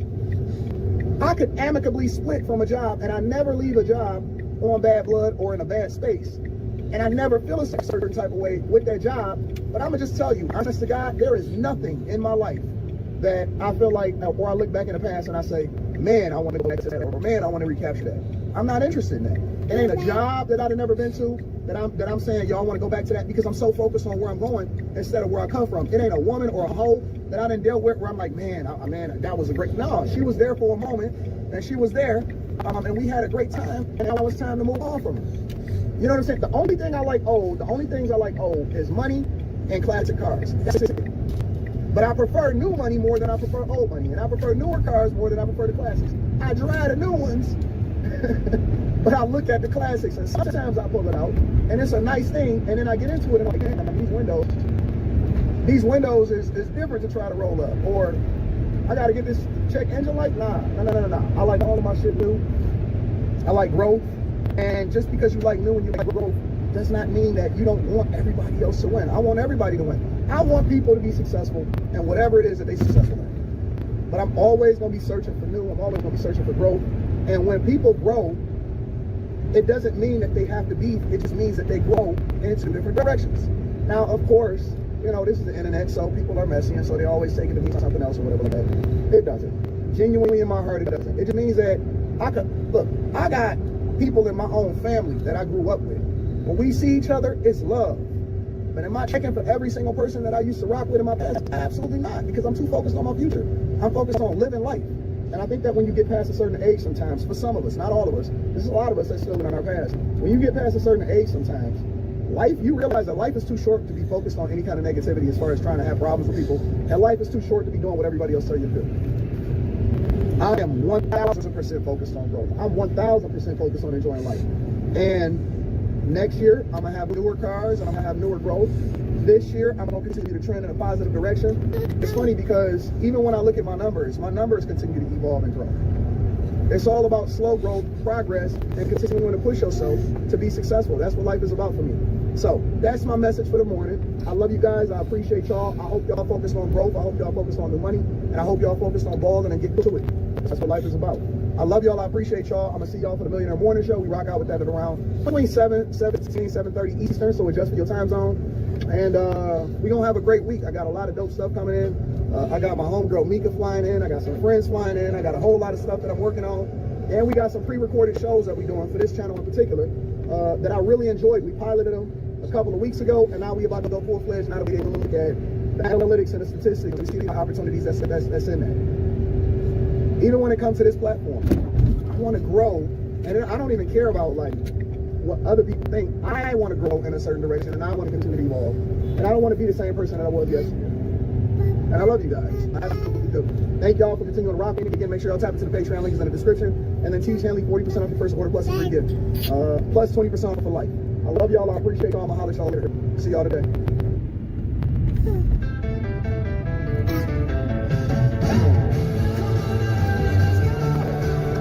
Exactly. So that's what everybody don't get it though. Like to me, dad means to discipline and direction. That's what I'm here for my child. So if I leave my child on the wrong path, then it's the path she gonna take for life. Okay. But a lot of times look at it like Diane and Canaan. Not Canaan, Canaan. I watch that one. Okay, Power, they was done, like the kids was done from the start because the way Monet raised them, they got no choice but to live this life. So it's always kind of the parents' fault. But it's the choice that we made.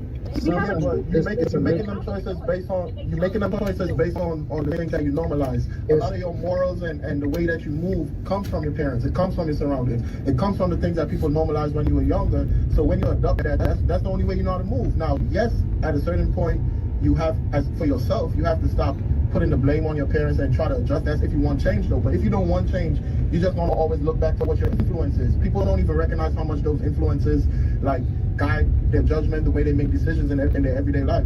But you gotta be aware of that to even change that.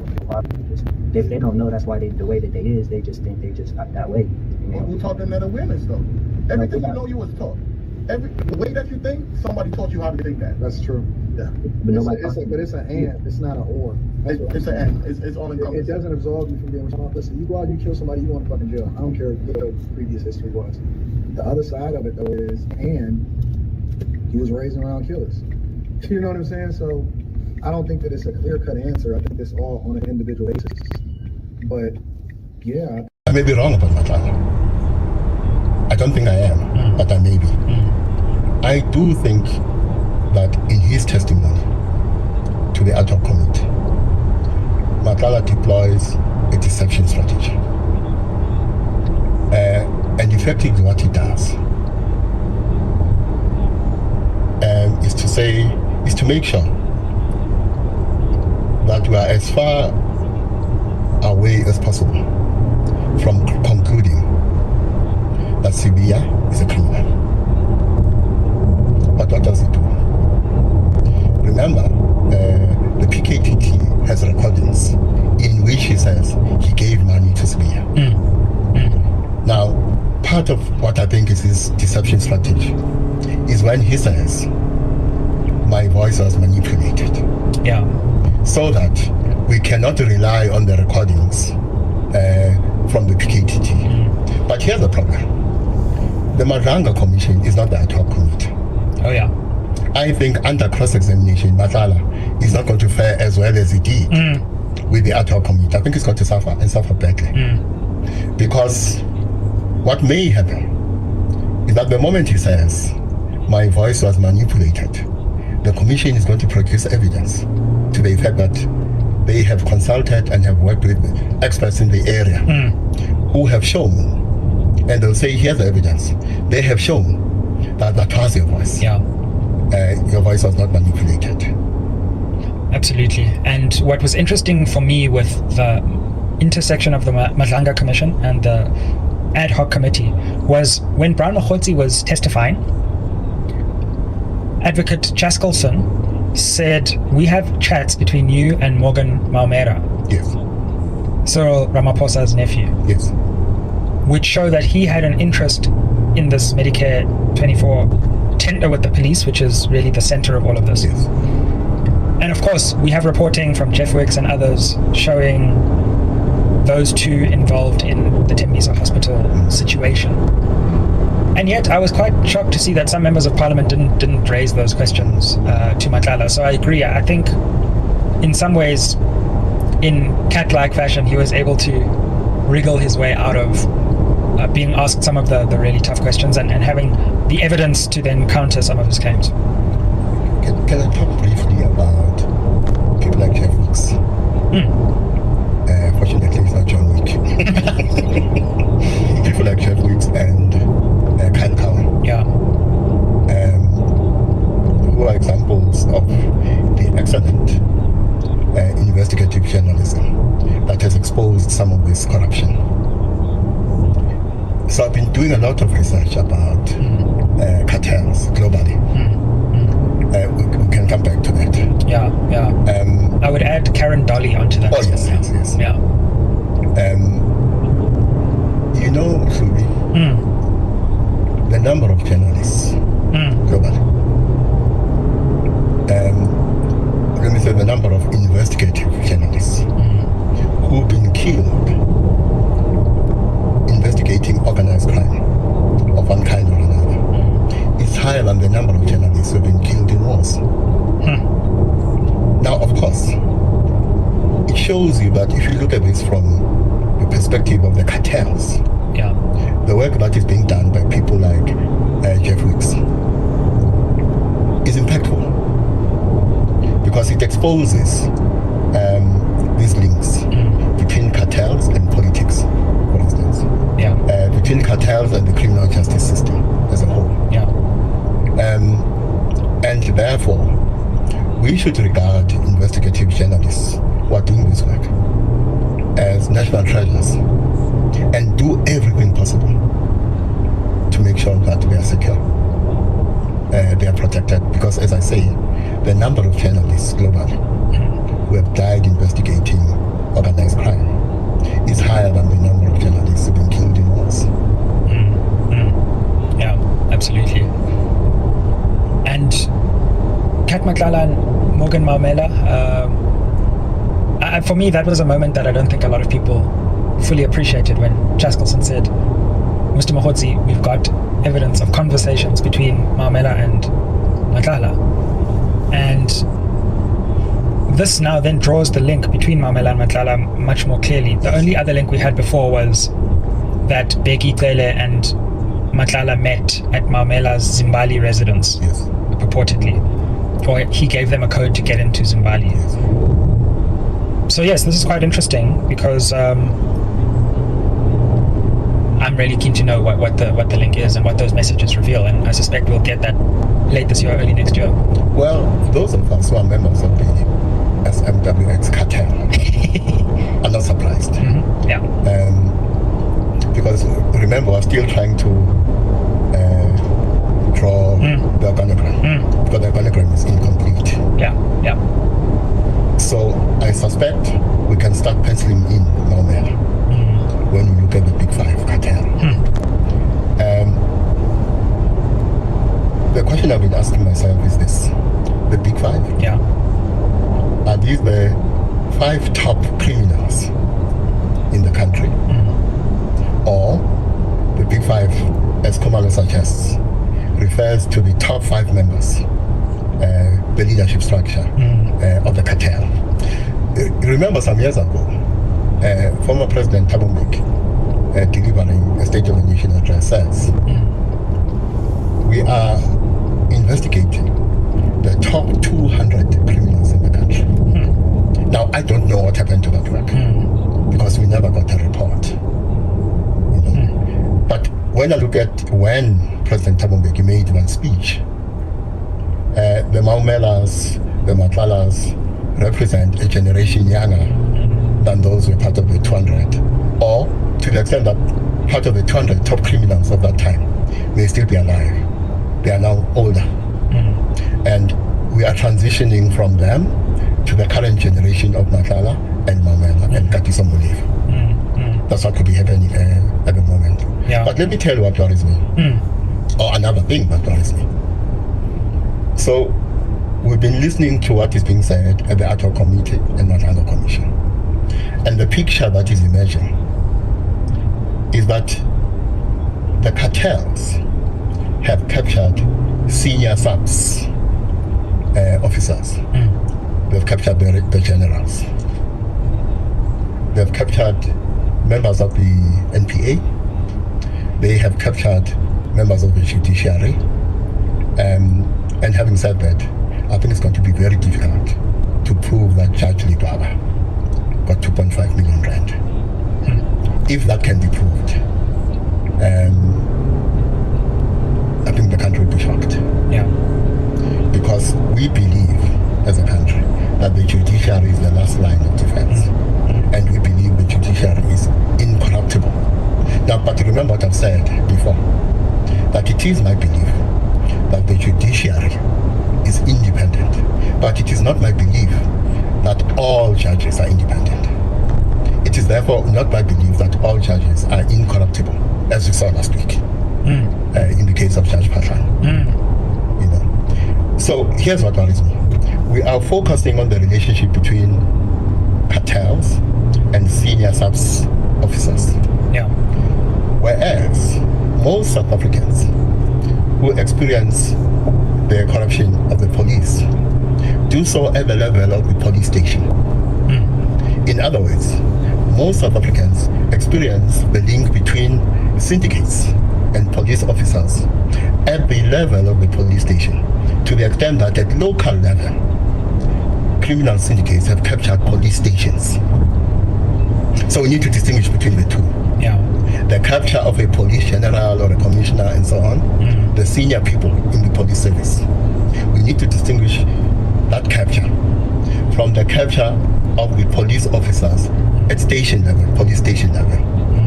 Because what that represents is the reality that syndicates at local level have captured police stations. And that has serious implications, because when I look at, let's say, the Johannesburg CBD or the inner city, and I look at the inner city in Durban, what do I see? Parts of the Joburg inner city or the CBD are liberated zones. They are under the control of drug syndicates and other kinds of syndicates who work with corrupt police officers at police station level. What that means is that at that level of the inner city or the CBD, those areas that fall under the control of what I would call local level syndicates are liberated zones that are beyond the reach of the state. For me, actually, when you look at what Mkwanazi described in this way, you then realize that these liberated zones may become zones from which attacks on the state may be launched. So for me, this corrupt relationship between the police and syndicates may be more pernicious at local level in terms of state security and national security than it may be when it comes to the link between the upper echelons of the police and drug syndicates. And we've recently heard not just those working in the criminal justice system, but those within the national security infrastructure ringing the alarm. So we recently heard from the head of the Navy who lent weight to this idea that there are those who are following the dictates of syndicates. We've heard from the chief medical officer of the military. We've heard from some generals. So if you really take a step back and look at this year, and you start from the DRC moment, and you go all the way to the Madlanga Commission, it's been a year where those who are in charge of security, national and domestic and criminal justice, have sounded the alarm to the country. And this is quite a worrying year when you really take a step back. Yes, remember, in our last conversation, we're talking about cartels in places like Colombia, Mexico, and so on. Now, remember that when it comes to drug trafficking, Southern Africa, the SADC region, has become one of the hubs when it comes to the global supply chain system of drug trafficking. Now, you look at Venezuela. You have this cartel called the Cartel de la Sol. Who are those? These are military officers who run this cartel. So Trump decides he's going to bomb boats not far from the coast of Venezuela.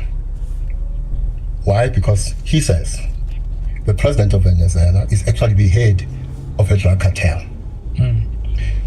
Now, if you look at what Trump is doing, and all signs are now pointing towards a ground offensive in Venezuela.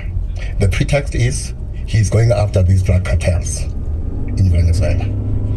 He's not going to stop with Venezuela. He'll continue to other countries, which means the supply chain system of drug cartels, the global supply chain system of drug cartels, is being disrupted by what Trump is doing. We are not an exception when it comes to this. We're part of this problem. Our own drug cartels in the region, the SADC region, and in South Africa are going to be affected by these disruptions in supply chain systems of the drug trafficking cartels. So the link between South Africa and its cartels, SADC and its cartels, and what is happening in places like South America, and how cartels in South America are being disrupted by Trump, is going to have an effect, because it means our cartels must start thinking about a different distribution system. Working with those drug cartels that are being disrupted in South America, they together will reconfigure the supply chain system for drug trafficking in the world. And the question you must ask is, what are the implications for our drug cartels? And therefore, what are the implications for national and state security? Now, this takes me to Admiral Luis. Yes, the head of the Navy. Our host. Admiral Luis is asking a very painful question. He asks, could it be that decisions about reducing budget allocations for defense are about making sure that we don't have enough security against drug cartels? In other words, could it be that there's a link between budget allocations for defense and drug cartels? Yeah. I hope the answer is no. Yeah, it's a serious question. It's a very serious question, and it does beg the question, what has made these senior members of the military speak out? Yes. Because it wouldn't have been a mistake. Clearly, there are conversations about the fact that the South African public needs to know some of these things. Yes. Because I'm assuming their internal pleas have not been fully heeded. Well, I'll go back to something I've been harping on. Yeah. The fact that the intelligence function sits in the office of the president. Some people think this is an attack on a particular president with the surname Ramaphosa. I don't have a problem. That's not my problem. My problem is locating the function in the office of the president, irrespective of who the president is.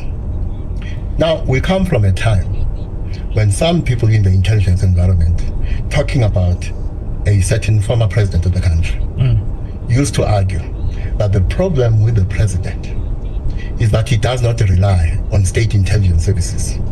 He has created private intelligence capacity. Now, what that meant is that at that time, there was a level of mistrust between the president and the intelligence services.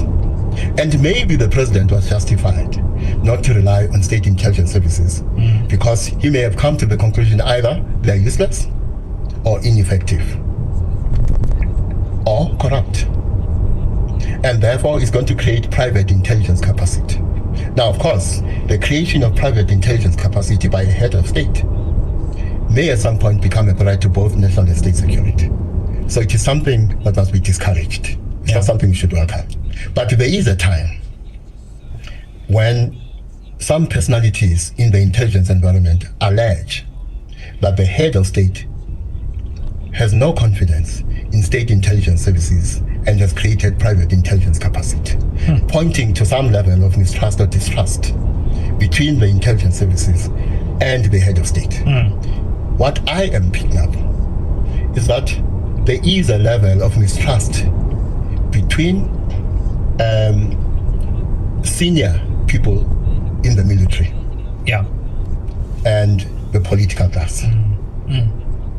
So when you have an admiral like Lubisi and other generals making these noises in which they insinuate that the political class, decision makers within the political class and in the state are acting in the interest of drug cartels.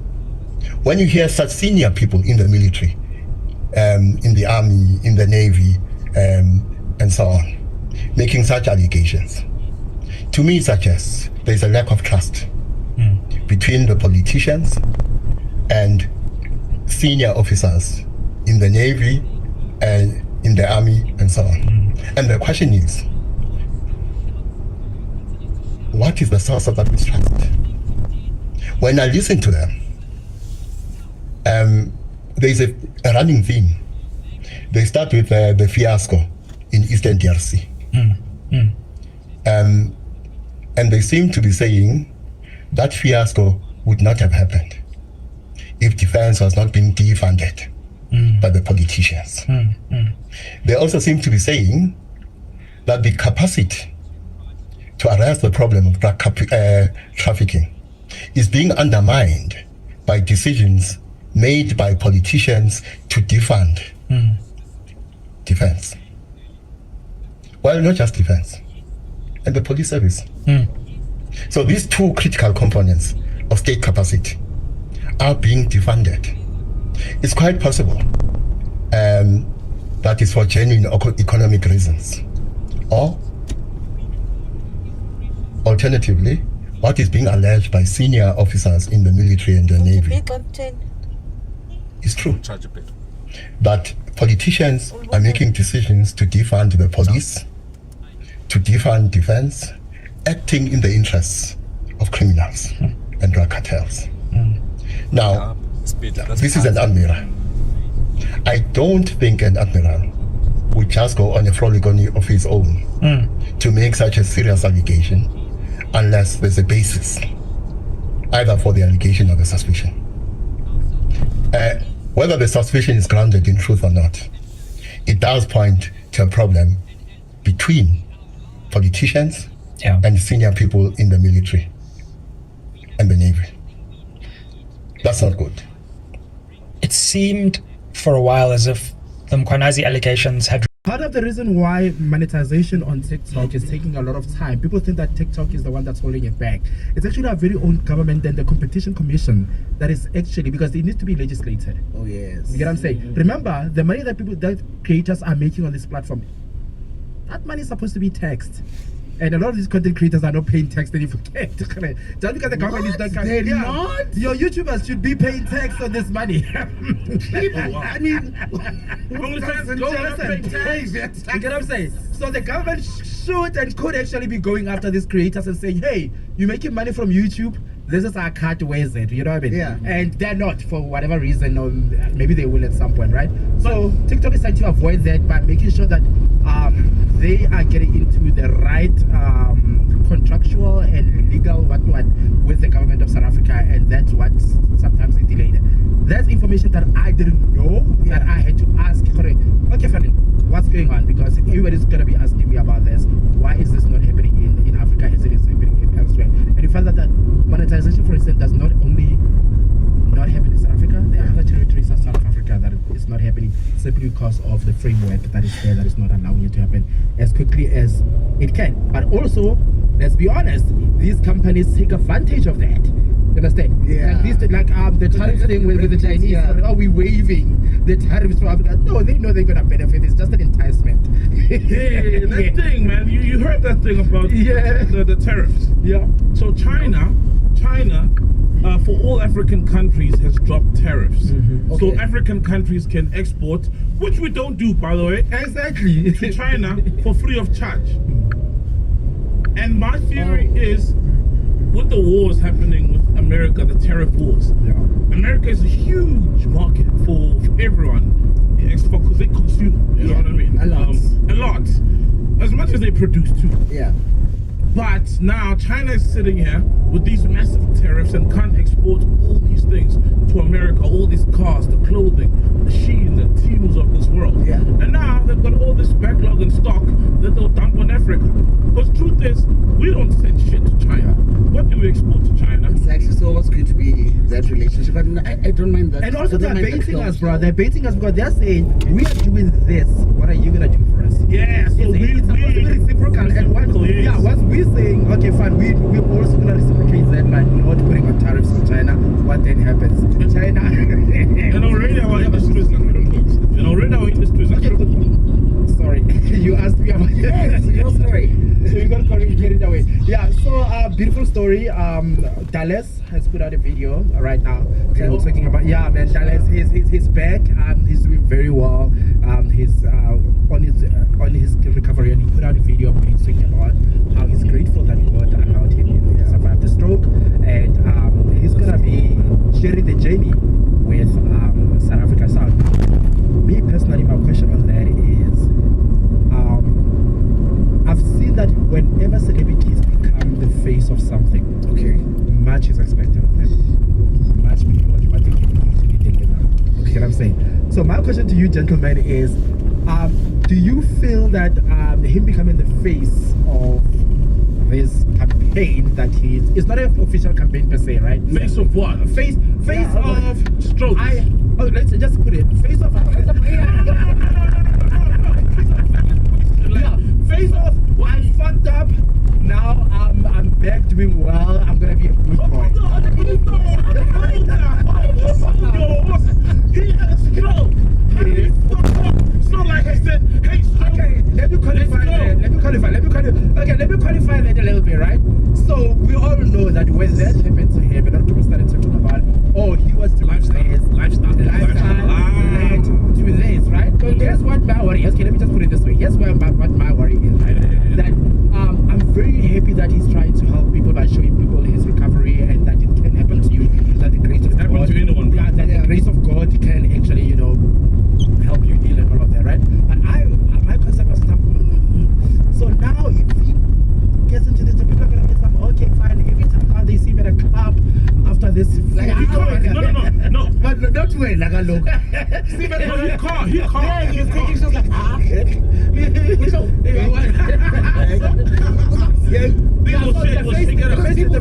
from there. So the face but he can't. Yeah, the face off was there. I just phrased it wrong. Yes. Yeah. No. Remember, guys, you must take the good with the bad. Yeah. If you make yourself the face or survivor of survival, of surviving a stroke. Yes. And we sort of know your lifestyle before. Yeah. Because lifestyle decisions can lead up to a stroke. Yeah. You know? I don't know what he did. I know he drank and sold alcohol. I mean, it boom boom. Remember, it boom. Yeah. What the hell is it boom? Bamboo. Bamboo. He was like the one selling in South Africa or something like that. He's got to deal with them. And you're all white parties, and it's not only clothes that were white and consumed. Extremely white parties. Like very white parties. Sniff. Alright, so when you now make yourself the face of walking away from that lifestyle, you can't be seen to dabble in it. Yeah. Who allowed you know, said he one time almost did this and I just couldn't. He once flushed all the alcohol he had down the drain and down the toilet and turned to God. We can't see him now. We can't see him there at Live. You know what I mean? Like consuming all these things. So I feel like what's Mufasa Salamina Musese? How's like, yeah, he's the diabetes guy. You know what I mean? We can't see him, you know, playing 50 cents candy shop or something like. But you know what I mean? No. But legit, we can't see him. For example, you know, that's why I'm very careful with my things. Yes, I'm very careful with my things and having to make yourself the champion of a particular cause because it might limit you in certain bags. It might limit you in certain, you know, activities that you probably are okay with. So if he's chosen that, then of course we can't see him drinking. Like, irresponsible. Now my thing is with that, I think it depends on the angle he takes. Is he going to take the angle of, listen guys, I was living this lifestyle and this is what contributed to, you know, me having a stroke? Or is he like, listen, honestly, that is not what attributed to it. Yes, I was going out. Yes, I was drinking. Yes, I was hosting parties. But that's not what attributed to it. It's a genetic thing or it's a what? I think rather let's wait and see what he has got, what his narrative is going to be, because literally what he says. Are you gonna believe him if he says that genetically I was predisposed to getting a stroke? When we know the lifestyle he lived. It's like if I got a stroke today, everybody will say, "Wow, shit, he's obese, he's been drinking, we see him on the podcast." You know what I mean? You almost can't even say, I had a predisposition of stroke.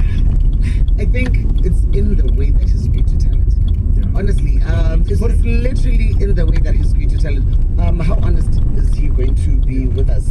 Because now if he says, no, actually, this is something that I grew up with, it started off as whatnot, or it's something from my family, or in the last couple of years, I was not eating properly. You know what I mean? So there's many ways that he can go about this. Next in terms of things, he had my life. Come on, that was a stroke of genius.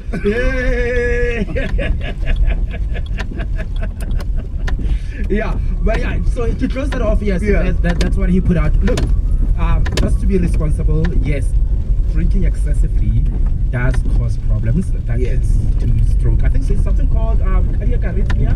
Yeah, that's when your heart is beating faster than usual or slower than usual. So excessive drinking and substances. Cardiac arrhythmia. Do you know what we call it?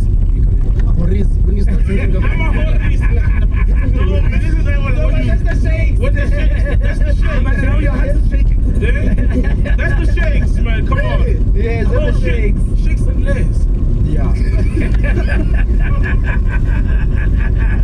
I have to see for that one. Yeah, but anyway, it depends on how he packages this. Well, that was no, but I think him packaging it as I make decisions and this is where they got me will have a bigger impact as far as even changing people's ways and other people saying, oh damn man, I'm not exercising, because that's another big thing, right? But I'm drinking, I'm eating this. I've always wanted to paint this picture that we, like Caesar's wife, are beyond reproach. We are the countries that are supposed to tell the world what to do. We are the ones that are the home of this, or the homes of these institutions, whether it's Transparency International, all these non-governmental organizations whose claim to fame is that they look for faults everywhere and to characterize administrations which they call regimes as being corrupt. And this is the kind of narrative that they wanted to push. They wanted to push a narrative that to ensure that Russia is besmirched. They characterize every administration that is seen to be pro-Moscow as corrupt. And they did that very effectively. And riding on the crest of that propaganda, Zelensky then rose to power, as I've already indicated, rising to power on the basis that we are going to fight corruption. But we all know that corruption is alive and well in all societies. That is the reality.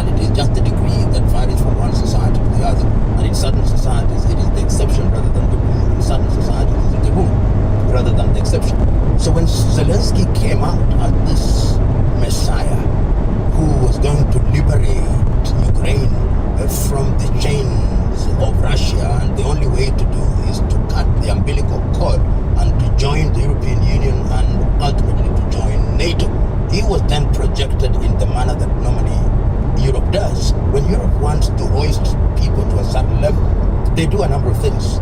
They propagandize. They characterize you as holy. Sometimes they give you awards, and the Nobel Peace Prize is now being used quite frequently in this regard. They give you accolades across, and you get interviews at BBC, at CNN, and all those media outlets. And once you do that, you then begin to get good press. And once that happens, the population is also in many ways shepherded into one direction. And Zelensky was a beneficiary of that kind of propagandization, and ultimately, of course, started changing his rhetoric.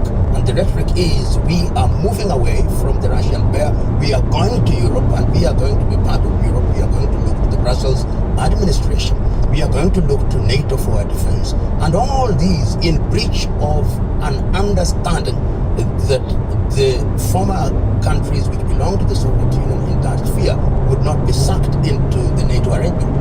So, understood in that context, Zelensky had to be depicted as white as wool in order to ensure that his opponents were as red as crimson in terms of corruption. And that, in my view, is what was made known to the world.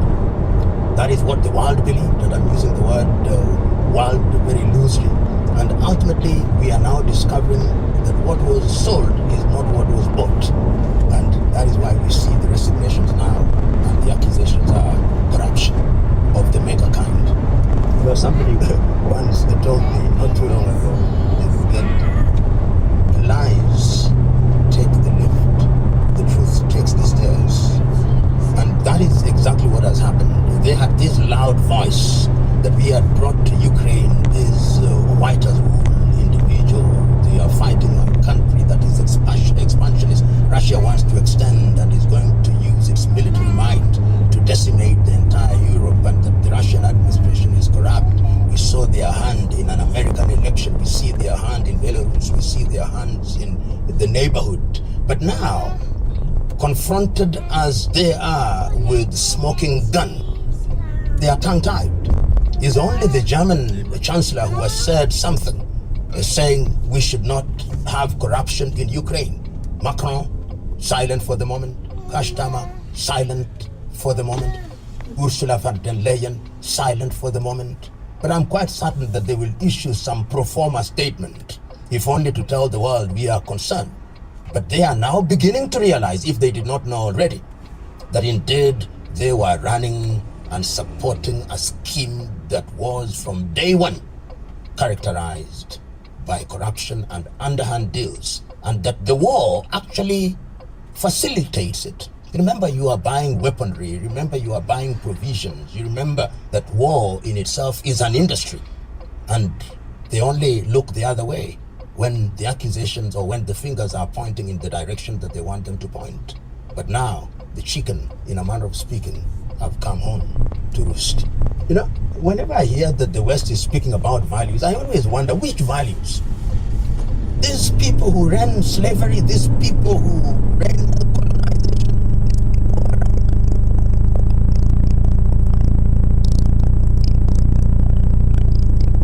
in Latin America, in Eastern Europe, is kept in the West. So when they talk about values, we must look at them and say, who are you to pontificate? Who are you to tell the world what the world should do? Who are you who are so culturally arrogant to tell the world what the world should do and must not do? So they can talk about their values all they want, but we know that mega corruption is alive and well. And when we remove that veneer of hypocrisy, we'll then be able to confront the West in the manner that we should. And once we are liberated of those illusions, then we will be able to confront the situation. They are now finding it very difficult to support their project, because there is a sense in which the war in Ukraine is a proxy war. And that is why every attempt at midwifing a peace process is being torpedoed by the European powers.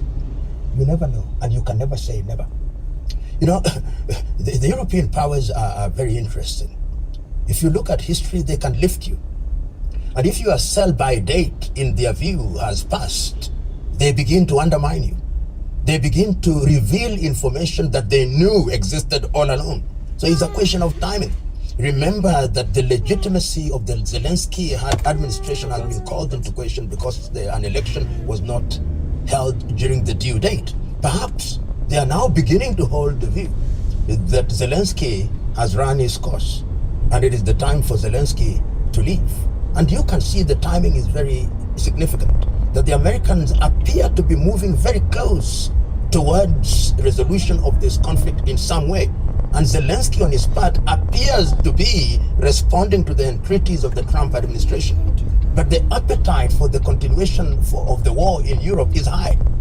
For that reason, perhaps they are looking for somebody who will not do tango with the Trump administration and therefore by extension the Putin administration in Moscow. You never know. But remember, in saying this, I'm swimming in the sea of speculation.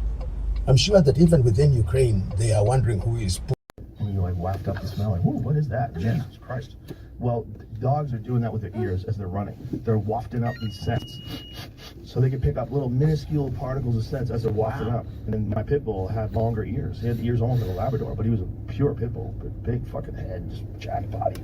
And he would, like dogs would come, like dogs that were loose would come to the fence and fuck with him. And he would go crazy. He just couldn't get to them and they would be fucking with him. And one dog pissed on his fence, like just lifted his leg, a Labrador, came by, pissed on his fence. And so he started slamming his head into the metal bars, like so his wrought iron metal bars, and he slams his head into the bar. And he's like mostly head, right? Like, pit bulls are like 50% head. And he's just like fucking,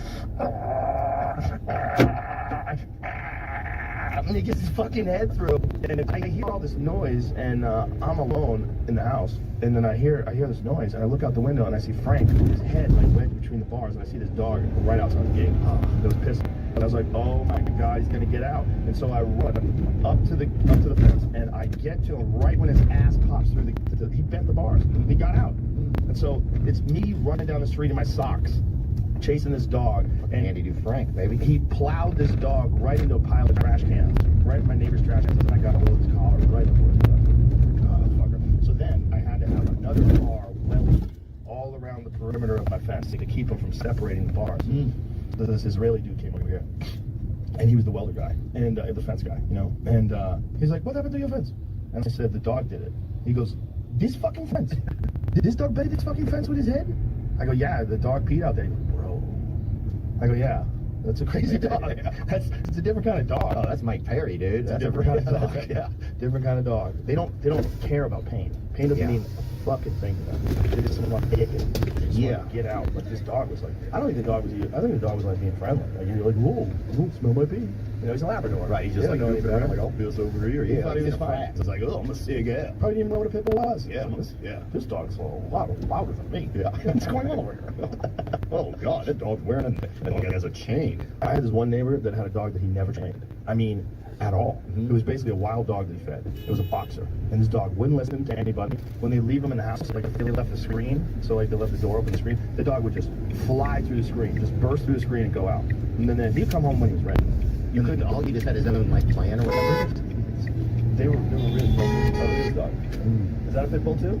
Yeah. Look at him. That's what he did. That's what my dog did. Oh. He bent the bars, man. Yeah, they're different.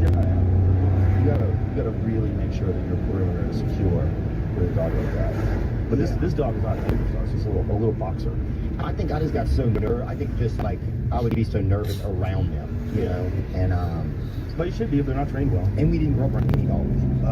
You know, except for like dogs that were in our neighborhood. And they were more violent animals. We didn't have any like dogs in our house or any experience around dogs. You know, I remember first time I ever even met a indoor dog. It was, I didn't know a dog could even be indoors, right? And I was at my buddy Scott's house and they had a golden retriever.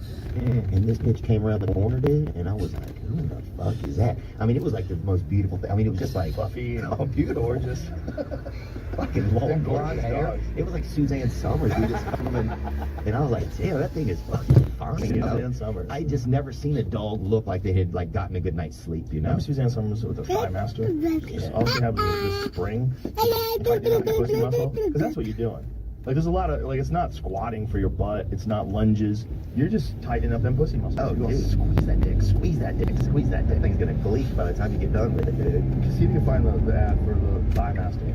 A lot of ladies bought that too, because they wanted to look like Suzanne Summers. Look, it's just a spring. she's still looking good. She's like 1,000 years old. Oh yeah, she's still looks really good in my head. One of the biggest blunders in all of television, though. Her and Three's Company. Three's Company. That was a great show. What happened to it? Crazy negotiations. She wanted more money. She was demanding more money because she had become a giant star. And so they basically relegated her to, she wasn't even on the show anymore. Like, there was one episode where she made a phone call and she called them when she was on vacation. That was her in the episode. Her in some totally different location, calling them on the phone. And then they eventually replaced her. Yeah, I remember they got a new woman. I think it was like, you know, she got an aggressive agent. It might have been a husband, one of those deals. Yeah, it was like, I got this. I want to fucking, you deserve more money. It's just like what happened with Call Her Daddy. That's a similar situation. You know the Call Her Daddy podcast? Oh yeah, Alex, what's her name? Colin, no, Alex Cooper, yeah. She had a co-host. Right. And the co-host had a boyfriend, was an agent. Something Franklin. Sophia Franklin? Is that it? And then Portnoy told us the whole story. Oh, he did? Yeah, it was like the dude thought that like, she's gonna be this, she's a fucking star, you need to pay her more. And like, you know, they had a deal. The deal's a deal. She wanted more, and then there was negotiations. And yeah, so her husband, former television producer Alan Hamill, went to negotiate for her, asking for $150,000 a week, which was the average that men were earning on television at the time. Okay, it's not television. Yeah, it's like saying, oh, well, brain surgeons make this, and I'm poor, so I deserve it. And on par with what her co-star Ritter was making, John Ritter. She said she didn't know at the time that Ritter was making more since the three of them had a favored nations clause. What's that about mean again? Favored nations, I think, is like what is it? It's in. I thought that means that you all make the same amount. Is that what it means? No, I think it's a Inuit thing, isn't it? No. That's First Nation. MFN provision is a term including a contract for products or services that prevents the seller from selling its products or services to the buyer's competitors for a lower price or on better terms. I thought this was a Choctaw, dude. I didn't know what they were talking about. Favored Nations contract. I want what she's getting. Favored Nations. You know, agents will ruin a lot of stuff. Oh, God, yeah. It's unfortunate, huh? Yeah, omnipresent in entertainment contracts. Certainly, it's fair. The favored nations clause are relatively simple to describe. They're a contractual commitment that no other relevant party will receive better or more advantageous terms from the party making the commitment. That makes sense. So, like, so if you and I were doing a show, we would have a favored nations deal where we both make exactly the same amount of money, which is fair. So, Karen, like, she probably didn't know that he was getting paid because John Ritter was a giant star. Yeah, and that is oh yeah, John Ritter. Yeah, John Ritter. He was incredible. He did an episode of News Radio. Did he really? Yeah, he's cool. So that was them back in the day, man. It was a great fun show. So talented. Ruined it. Didn't he do Noises Off, that movie too? What was that? Noises Off? I don't know what that is. Is that a deaf movie? I don't know. Dude, I'll tell you this. One time I was walking down the street in New York and they had a deaf group or whatever, like a gaggle or whatever, I don't know what it's called, but they got together and they were outside of a bar talking, and I'm walking up and I'm like, I thought maybe like the world had like shut off or something, I couldn't hear, because I'm seeing all these people interacting, but there was no sound. Oh. And I get close and here it is, Noises Off. I've never seen this. What is Noises Off? I do recognize that's Christopher Reeves. Oh, I thought John was. You know, he is. Doing a theatrical play. It's a movie. Oh. It's like one shot, it never ends or something. Oh, interesting. Okay. But is it good? Yeah. Something to check out? It's an old movie, yeah. He was a real sweet guy. He was everybody loved him. He was on the set of News Radio for a week and just a super nice guy. Like, there's sometimes you meet people and you hope they're going to be nice because they're nice on TV, you know, but they're not. Yeah. And it's really frustrating. It's weird. Like, they're creepy at you. Or they shit at you because you're an actor and you're like, oh, wow, you're fake. You're faking it for television. In real life, you're like this weird, snipey, sort of shitty, fucking insulting person. Yeah, I met a few of those too. Yeah? Yeah. It's very frustrating. Because you're like, God, I thought you were nice. I saw you on TV, you're nice. Just trying to say hi and you're fucking cunt to me. Yeah. Yeah, we were supposed to, Michael Landon was supposed to come to our town. No, it wasn't Aquaman. It's Man from Atlantis. Was he? Yeah. I didn't see that. Hey, was he on Little House on the Prairie? Yeah. I think he was on the Man from Atlantis too, wasn't he? Everybody would swim like Man from Atlantis when I was a kid. Oh, really? He'd swim like this because he swam like almost like a dolphin. He didn't swim like a person. Well, dude, you have to think the first Wasn't people. him? No, who was it? Who was Man from Atlantis? Who was the main actor? Patrick Duffy. That's right. I confused those two. Well, you have to think probably the first people. Oh, wow, that dude. You never saw this? Man from Atlantis? I was so excited, and you must understand why people are excited about your responses there. You are a journalist. Yes. And journalists, in most instances, would paint the country in a way that the interviewer is taking them. Journalists are not brutally honest when it comes to patriotism and politicking. And I think even Zuma raised it at some point that the media is painting a bad picture about the country. They are supposed to do PR for the country. So people were excited, people were happy that you came out as a patriot, as a South African. And you know, the only party that has got that particular word, patriot, is the Patriotic Alliance. So you feature, you will fit in well in the alliance. I know you're campaigning. Can I just very quickly, before I want to move on from this, journalist's job is not to actually do PR for the government or for the country. Our job is to hold leadership accountable. That's how you serve a nation. By being able to look at leadership, we're having this conversation now. By being able to ask probing questions about the work being done. That is actually, in and of itself, believe it or not, an act of patriotism. My last part on all of this, my point of departure is, if you listened, I spoke that crime is actually a problem. I'm not going to lie for South Africa, because that's also not how you get South Africa right. But anyway, thank you for that. Thank you for campaigning for me to join PA. I'd rather stay on this side of the political landscape. So you've been jobbing MMC for how long now? Since 2023 February, so which is 2 years and about 3-4 months. How are you finding local government? See, government in general, not just local government. Yes, I'm here, but I think this is what happens in the province and at national. You need to have political leadership that understands how the system works, that understands profit, production, holding people accountable. So when I came in, and I'll make an example at JRA, one of the regions was on strike for 2 months. From January, I came in February, they were already on strike for over a month. For what? For bonuses. Because some of them were not paid bonuses, others were paid bonuses. So they were doing a sit-in. It is just after a rainy season. The roads were badly damaged at that time in 2023 when I became the MMC of Transport, Roads and Transport. And I went there after about 2 weeks of me being the MMC, because I had to go from department to department, entity to entity, just to understand what the department is about. What are the entities doing? To get a sense of, yeah. Yes. So once I did that, I then went to this region to go and hear the cries. The leader there was saying, as we were walking towards them, these are the guys that will patch your potholes, do resurfacing of roads. He was saying, whoever opens his mouth here must give us the time and the date when I'm being paid bonuses. Now, I am with the acting CEO, very tall white man, Louis Nell.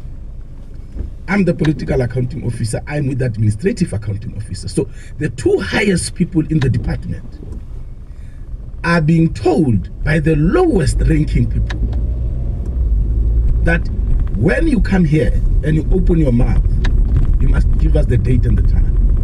And I watched senior officials trying to talk to them, say, but the MMC wants to understand your issues. He was just appointed. No. Even that MMC of yours, when he opens his mouth here, must give us the date and the time. That was the first time I was blessed with understanding the attitude of officials, employees of government. They have no regard for authority. And I decided to leave because I wasn't going to do what I'm being told. So I said to the CEO, let's go. We left. But as we are leaving, I see one of the senior officials at the depot is talking to this leader wearing a t-shirt of a union, is talking to this leader as we are leaving. Then I stopped the car and I said, Mamelamu, call me that gentleman there, and call me all other senior guys here at the depot. I'm standing outside of the car. I said, now I understand where the problem is here. Those people there are not the problem. I want to see HODs, depot managers, everyone on Monday the following week. It was a Tuesday. I said Monday the following week, 7 o'clock. And I wanted to get a sense. Then we left. But I'm boiling, man. How can you haven't spoken to me? You haven't had my response to your issue, and you just decide to instruct me like that. So I then said to the CEO, I called him, I said, can you just park behind me on the highway? Came out, I said, CEO, I want you to call the depot manager now and tell him if these people are not at work by 8 o'clock tomorrow, I want him to dismiss all of them. He must fire all of them. Once, tell him that when we drop the call, he must talk to HR to start preparing dismissal letters and an advert. I'm responsible for service delivery here. He said, no, labor processes. I said, don't tell me about the labor processes. I'm talking about service delivery that is affected here. That's my responsibility. And we left. Wednesday morning, 7:45, the CEO called me. MMC, there's no need for letters. The guys are on the back of the trucks. They are going to work. That region is the hardest working region since 2023. That region works at night when there is flooding. That region is so on Monday, the boardroom was full of depot managers, regional ops managers, HODs. And I said to them, I now understand why there's no service delivery here. There was a rumor. I saw pictures of asphalt being dumped on the parks because people want to go home early. I saw potholes not being fixed for months because people don't care. But the problem is not these people. I showed leadership and the people are back at work. From last week Wednesday, they've been working. Today they are at work, which means you are not managers. You are not leading these people. You come to work at 8, you leave at 9. That's why you can't even track when they are leaving. You tell them to go and patch people's driveways with asphalt of the city that the city pays for. So you cannot give them instructions because you instruct them to do corrupt things.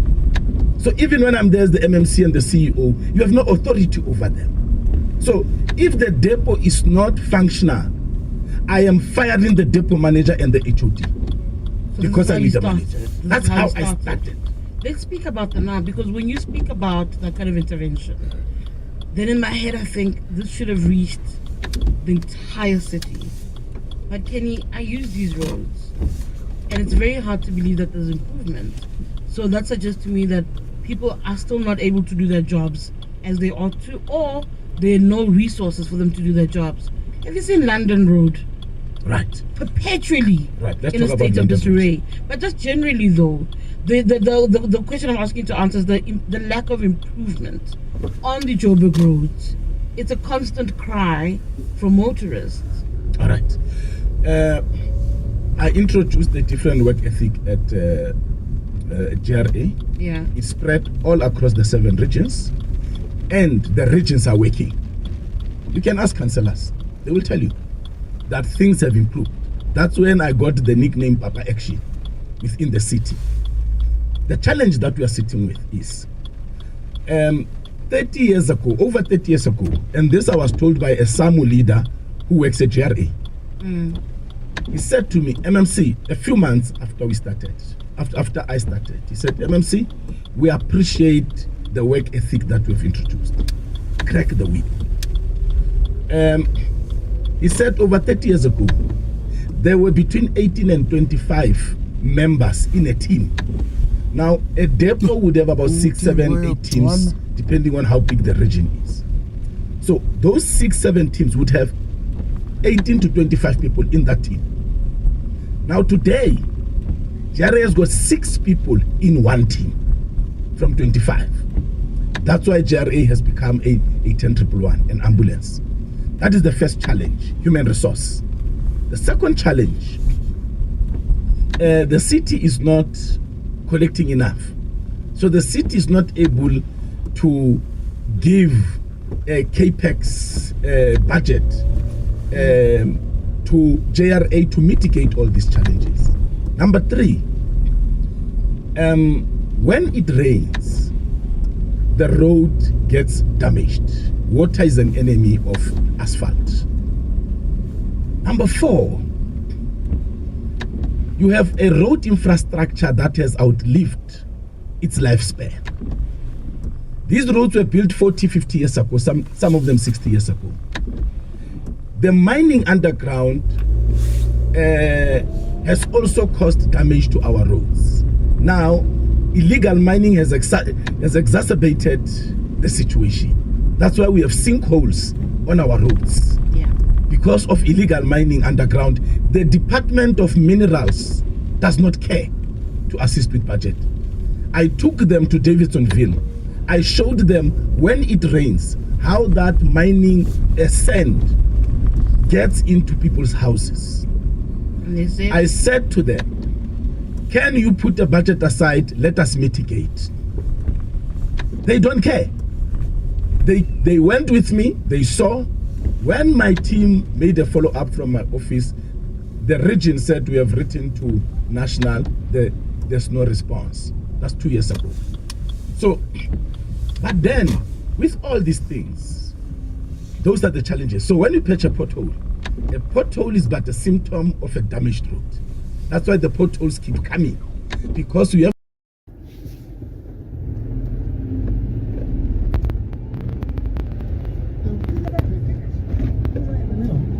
I would want to add, look, it's 1, 2, 3, 4, 5 guys downstairs in D. But I want to ask the guys here and the people who watching, if you're trying to look for a non-frustrated, egotistical woman, where do you begin to look? Non-frustrated, egotistical. You want to have ego, or? I'm saying, like, if you want a woman that's not a frustrated, egotistical woman, where would you begin looking? Third world country. And you know this, man. You got to go where they put cayenne pepper on everything, 'cause, you know what I mean. Just to make the water clean. You got to go somewhere where sandals are more prevalent than regular shoes. The president has been assassinated. 9 out of the last 10 presidents have been murdered. Some sort of you a got to go farming somewhere event. with a bitch carrying a baby and a basket at the same time. Some sort of a farming event. Yeah, where you go somewhere where women actually need men. Women don't need men in America. Nope. The system is set up to where they can be providers. Well, I mean, like what you're saying, Craig, is right, because like I was at something with Bill Bellamy. Bill Bellamy did something Sunday night, and it's always a nice crowd. And I saw the great brother Sugar Shane Mosley, and all of that stuff they talked about with his divorce. Oh yeah, you know it's not fair. You ever hoop with him? I met his ex-wife and I hooped with him. You hoop with him? He seemed like he a cool motherfucker. Down to earth dude. And I watched the Super Bowl at his crib after they got divorced. No. Yeah, so I met him and his wife separately, but I used to hoop with him. He played, Sugar Shane Mosley hoops like a nigga that don't have a place to live. Oh, he just be going at He be diving on the floor, foul. He plays hard, you know what I mean? I really got newfound respect for him after I hoop with him, because he played like it's for bread and water, you know what I mean? But the point I'm trying to make is Sugar Shane Mosley and the brother who was married to Tiana Taylor. Shumpert. What is it? Oh, they divorced? Yeah. They really took it up the ass in court. Now we can do this the easy way, or we can do it the hard way. Huh? He did, he's saying. You know, his wife was managing his money too. Sugar Shane Mosley, she was his manager. So what's up? Hey, he took it up the ass in court. Both of those brothers, to the point where I'm saying to you. Now listen, I'm going through a divorce. And I'm here to tell you it's the worst shit in the world as far as it go with your business being public record. Somebody saying this about you, saying that about you. Somebody, they want you down so bad they lie on you. I'm hurt from what I went through. Yeah. But I can honestly say, I don't think I would ever go through that again. Man. I can't understand men in America who've been married twice or more. I just can't understand it. Yeah. How, if you see how it go, why would you do it again? See, when you get to court, you find out you're powerless. When you get married in the United States of America, you're in a three-way contract. It's you, your wife, and the government. You're mine now. You belong to me. I'm going deeper into this. I got a comedy skit. I'm talking about this stuff. But when you get married in America, it's a three-way contract. This ain't no shit where, oh, I worked hard and I got this. No. If you get married, you have entered a three-way contract between you, your wife, and the government, gentlemen. They don't teach you this in school. They want you to find out the hard way. The government has more power than you and your wife in this contract. They determine what happened with your kids. They determine what happened with your money. And they basically, the big dick of the house. That's the government. So there needs to be classes, in my opinion, to educate people. I didn't say men. To educate people on exactly what they're getting into. Because at one time in this world, a marriage was between man, woman, and God. No. A marriage is basically saying, I'm such a sucker for this person. I'm willing to allow them and their government to run my life. And if it go bad, that person and their government determines what happens to me. Are you ready for that with your hard working ass? It don't matter how hard you worked. If you allow this to happen to you, you're going to lose. Unless you hit rock bottom. If you ain't got no money.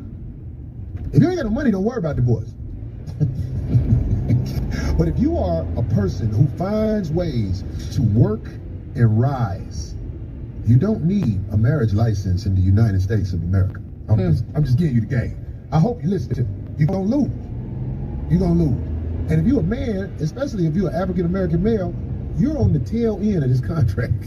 You're the least important person, and they're gonna show you that. Especially if you got kids with them. Especially if y'all got property or properties. Especially if your big black ass done bought a Rolls Royce. Who do you think gonna leave with that Rolls Royce?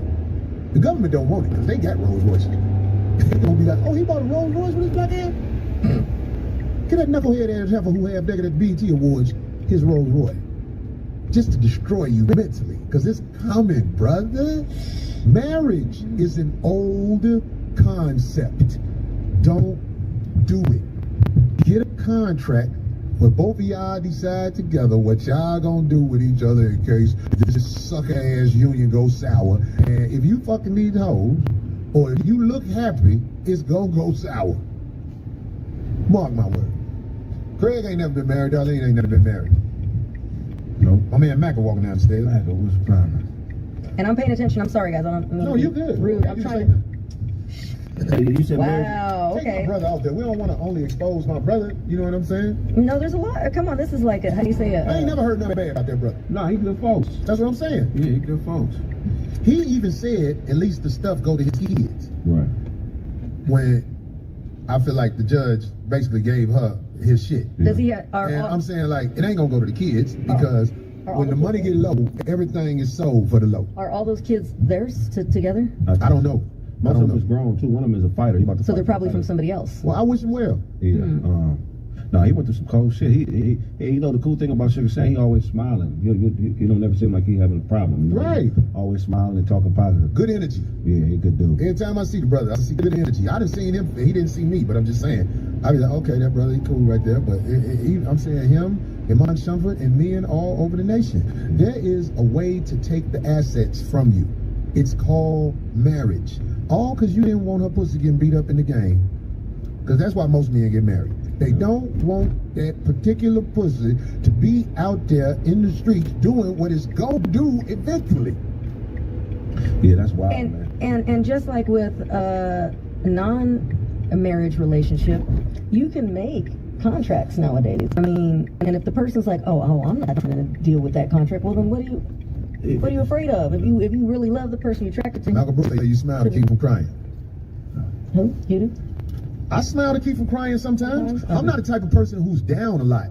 Whenever some shit happened to me, I am glad that I'm still around kicking. And then on top of that, my hustle is, I don't care if I'm not making a lot of money, or if I am making a lot of money, I'm level with it. And people all I need is a fast car to pull out in front of a bitch. People got to be, listen, man, woman, they got to be careful. Once you start really bringing in some pretty decent numbers in the bread department, you got to be safe. That's all. You really shouldn't be marrying somebody that has less than you. Y'all just supposed to be together. Because why should you marry somebody who has less than you? Because I mean, it's supposed to be an alliance between families, you know, to strengthen political and financial ties. It's not supposed to be done for love. They ain't love is for prostitutes. You loved that side bitch 2,000 years ago, but the actual marriage was to strengthen community and further everybody, not just the two people involved. So, you know, that's why they would be like, this is a good union between this family and that family. Like in your case, back in the day, if you married your wife, your people and her people would have got together. Like, well, what the fuck is going on? Like, how do we? Yeah, what's happening? I gave you 12 cows for this bitch.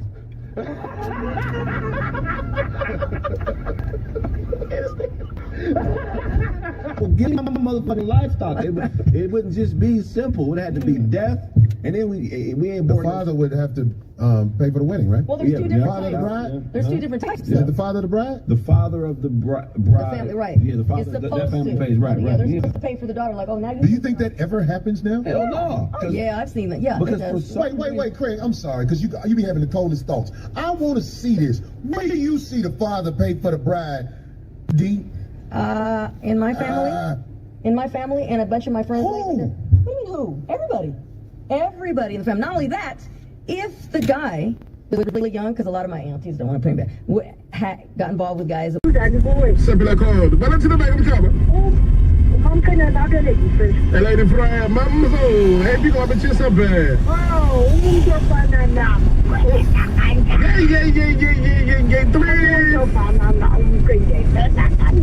Three. Okay. Yeah, that's good. Go get some of that. 3, 4. Okay, 3, 4 from top. Get them some high.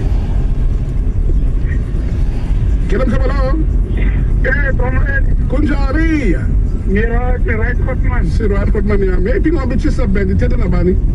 Oh, Tetan Abani, the colors and the choice. All right. Come on. When they kill it. What better come on the time alarm, Johnny? Come along, we have the Tetan one of this. Oh, I know. No, Unzala, you can't come along here. All right? You? I'm looking at your board. You think I'm a chase of bear? No, I'm talking about Romeo. Don't call out, guys. Hey, man. I'm talking about all right, each and every pull up somebody there. It's Lembo Malay, you go, my essay, I wait that I'm trying to forget any baby. Zalgala ngoma kudala ke phula phula mhlobo na fem kosinda wena sesiyapha emveni kwento zolabikha kumhlobo wena fam kodwa ke ngoma iwinile namhlanje le nto sendiqale ngayo dathi Romeo uyankolota kodwa ke sifuna ngolhlobo xa sibhiyoza sibhilozele la ngoma. La nto la yenzeke phaa ke eminxebeni mphulaphula mhlobo wena fam uyankolota Romeo. Yabakhona bathi siyakhalaza Elvis andiyazi bakwenzeka ntoni na ngawe ngoba sikhona apha kukhafukhafu. Nanti Romeo Pixarha AV wesigubhu lapha emqandule kwasa phasi komhlaza ujongisisi dango. AV wesigubhu naye uthi Romeo wangikolota uthi wena. Oh, TKV. Hey. Right.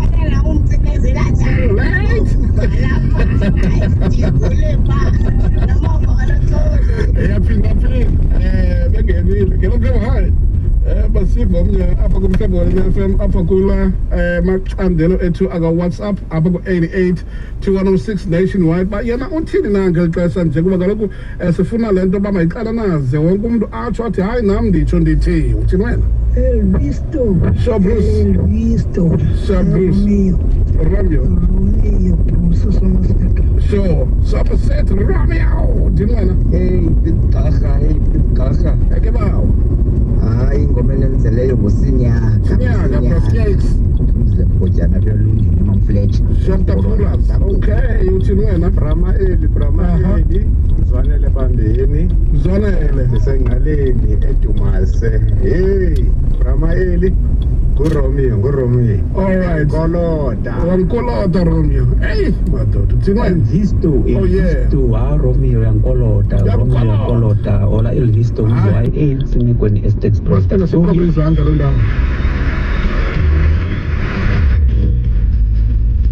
Sekuba lekubo kumhlobo wena nayafamba ngoba lesibhongisa jala basi ngicela kude Nathalo umhlobo wena nayafamba Mono and Son ivaya Orlando side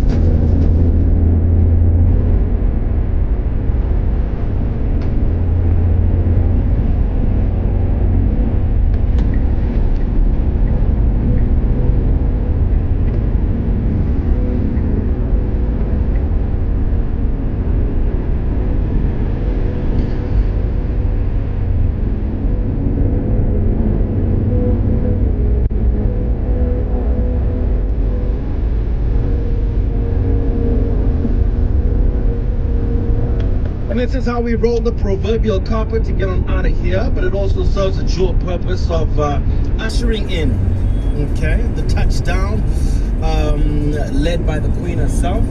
She's Looney Lou. Why you laugh, man? What's good? Not the proverbial carpet. I mean, come on. It was a low-hanging fruit, but it was there. As always. It was there. I had to grab it. Do you understand? You know what? The rap life will never disappear. I tried though. He is forever here. I tried to smother him. No, don't. He can stay. Don't smother him. Let him try. Okay. I think he needs you a day of the week. That's not bad. Like Friday or like Thursday. You're just fully in that zone. Yeah. Because I do have like rap Tourette's. You know what I'm saying? Where you have like, involuntary yo-yo-yos. Where you're like, bring him in. Flourishing like a Friday. I have grills Friday. I will have grills on Friday. There you go. Sometimes though. Yeah. Cool. I think you should do it. Make it big. Sounds like a plan, man. What's coming up in the show, man? Oh man, you know how it goes with us, right? So we're celebrating with our telco family. They're unrolling, or rather unwrapping the Into Summer Magic campaign, and we're also doing giveaways. So that's going to be really, really beautiful. And later, Open John from Old Mutual is also going to be the side, and we're talking trust funds. So for anybody who's got questions, want to understand how they work, do the right thing, and shoot them between 3 and 6 on the touchdown. We're really, really going to have so much fun.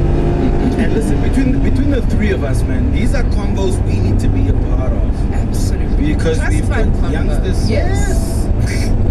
Wow. Well. What do you mean? I remember my kids being little and going, oh, we're rich. Like, no. You have nothing. I have money. Sounds like a real wealthy parent. You know, wealthy parents be telling you, like, hey, it's not your money, it's my money. You're just benefiting from my life. But, you know. Sure. So I'm very, very interested in trust funds. I really want to understand more. Same. See what I can do for my little ones. And yeah, I'm looking forward to that conversation with our family and Old Mutual.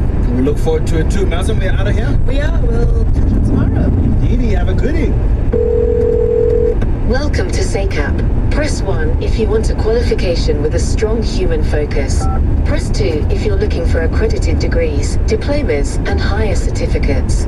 Press 3 if you want a college with a 27-year track record. 27 also happens to be South Africa's international dialing code, fitting for a college that's responsive to South Africa's workplace and community needs. Visit sacap.edu.za to learn more. Your future's calling. Play Powerball and Powerball Plus for 94 million rand in total estimated jackpots this Tuesday. Don't delay. Play Powerball for an estimated 27 million rand and Powerball Plus for an estimated 67 million rand today. Buy your tickets now in store on nationallottery.co.za, the mobile app, cell phone banking, or simply dial *120 *7529# for USSD. Panda Push Up Play. Players must be 18 years or older. Play responsibly. Ituba is a proud operator of the National Lottery. Who plays the hottest music? This must be heaven. We do. We are Metro FM. It's where you want to be.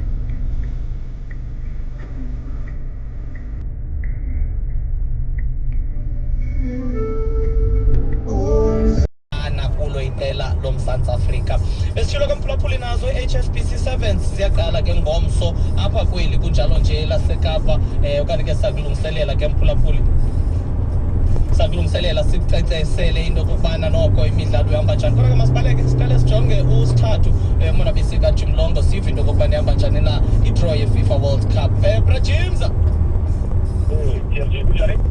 siyaphila sasithathu kakhulu bhuti kambi ingaba ngoku zihamba njani izinto amaqela noko sele kulungiselwe sivile uba nguRio Ferdinand ozabe watsala la maqela baninzi wena abantu abazosebenza bezilungisele kakhulu kuphandle ngoba kaloku kukhona uHyde Klamo uDani Ramirez kubekho khona uKevin Hart kuba kaloku into emelika ithenda yokuba kwenziwe zonke izinto ezibabona futhi inikwa uKevin Hart naye ke kuzabe khona abantu bakhona ke nabanye ke abazawube bencedisana ngabo kodwa ke ujonga nje iqembu loMzantsi Afrika eliphaya kuDani Urban i-president we-South African Football Association uqeqeshe kofana uBruce uVincent Trika team manager Errol Mandlala uVincent Brajimza lo umuntu ombuza ngoba team manager wabafana hey hopefully akodwa zawubayiza loya omsebenzi wanhloko iyakhumbula ke TSG ukula classified kwabona ukika ngexesha sithetha nawe ngamaqela ngamashumi amane anesibini ahlele engenile kanye esithe ayifunya kuzayisibadala begabe yehlabathi kanti ewonke kufuneka abe ngamashumi amane anesibhozo 48 okuqala na ukususela into yokuba indebe yehlabathi yaqala ukudlalwa ngo-1930 isizathu ke sokuba sibe namaqela angamashumi amane anesibini uzawufika ngoku kuba kaloku kusadlalwa imidlalo ye-playoffs kahle ke ilizwe lase-Afrika libe namaqela alishumi okwangoku amaqela alithoba isizathu sokuba lithi kahle benamaqela alishumi kuba i-DRC nayo isekhona ku-playoffs Nkosi kakhulu Brajimza masibambe ngazo zozibini uzawuphinda ufumane ke mphulaphula amagaba ntshintshi njengoba inkqubo yezemidlalo ihamba phaya emveni kwentsimbi yesixhenxe Luksi masibuye ngomso ngokwemveni kwentsimbi yesithathu Tumente ye-AFCON Morocco 2025 izabe kusasazela ngqo yonke imidlalo engama-52 nesabitaka isintansi ku-SABC 2 ku-SABC Sport ku-SABC Plus nakwizikhulo zikanomathotholo ze-SABC It's game on everywhere. Imelo yezindlela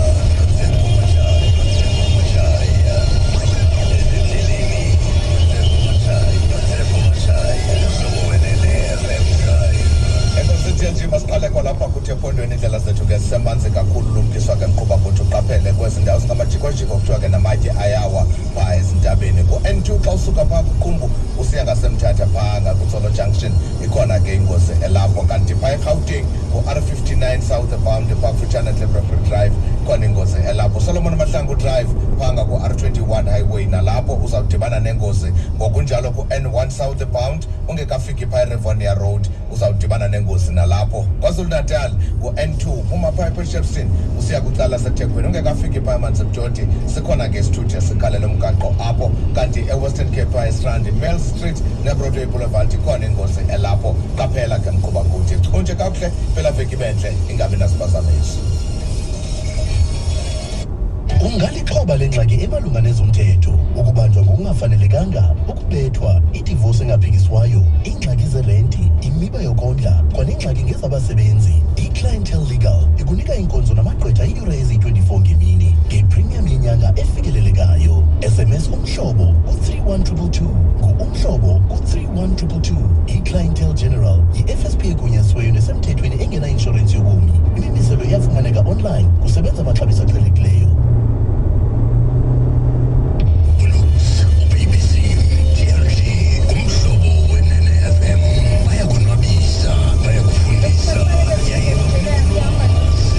Ushenge wasehlala Nkosi sithi uMaqonda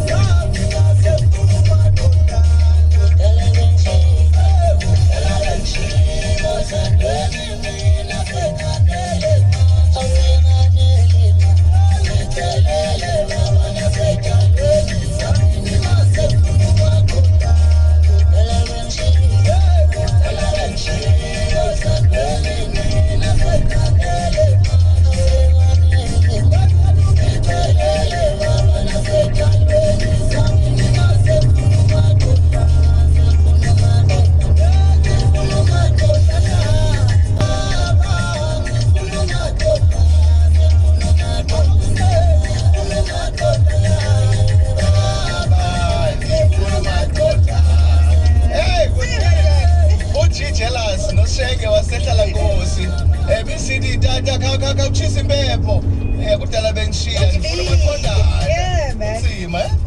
Kudala ndibana nabatshiya bonke. Khawushisa impembo. Kwenzela bazohlala. Nasesidalweni zami. Hey madoda, uSethemba Ngode uthi hey Butolo, nonke abekudrive nokucela ngicelela kwi-management mayinivule mani nityhale zilime ziyetyeni lonkqubo. Cha ningatsibi elikaphungela. Ibe le limit le nto niyenzayo. Yeah, ne? Idrive nochatha 7:43 lixesha lethu siya kumkhono phambi kwentsimbi yesithandathu sesakushiya ngoku kodwa phamba sikushiye lixesha lolwaluko ephondweni Eastern Cape House of Traditional and Khoisan Leaders soncola kunye nabo namhlanje emnxebeni cimba zokhangela unkosi ugwadiso namgqologqa lakho. It felt, I can understand when you say like this feels like it should have been there over time in history, like it's already like it's just supposed to land there, you know? That's what it feels like. It really does. It was cool, man. I walked into the green. It was just crazy. There's like that big snake is like there's like a snake in the table. Yeah. And then they had Ron White is sitting there, you know, and then Tom Segura was in there. Dave Attell was in there. Louis Katz. Crazy. Ian, I don't know Ian's last name, but it was, yeah, dude, it was awesome, man. And just to see it come to fruition, that was, I think that's the thing that was really exciting. It was like, wow, like if somebody thinks about something and they're really focused on it, that they can make something real. You can actually make something happen. Yeah. And I've never done that before. This is the first time I've ever done that.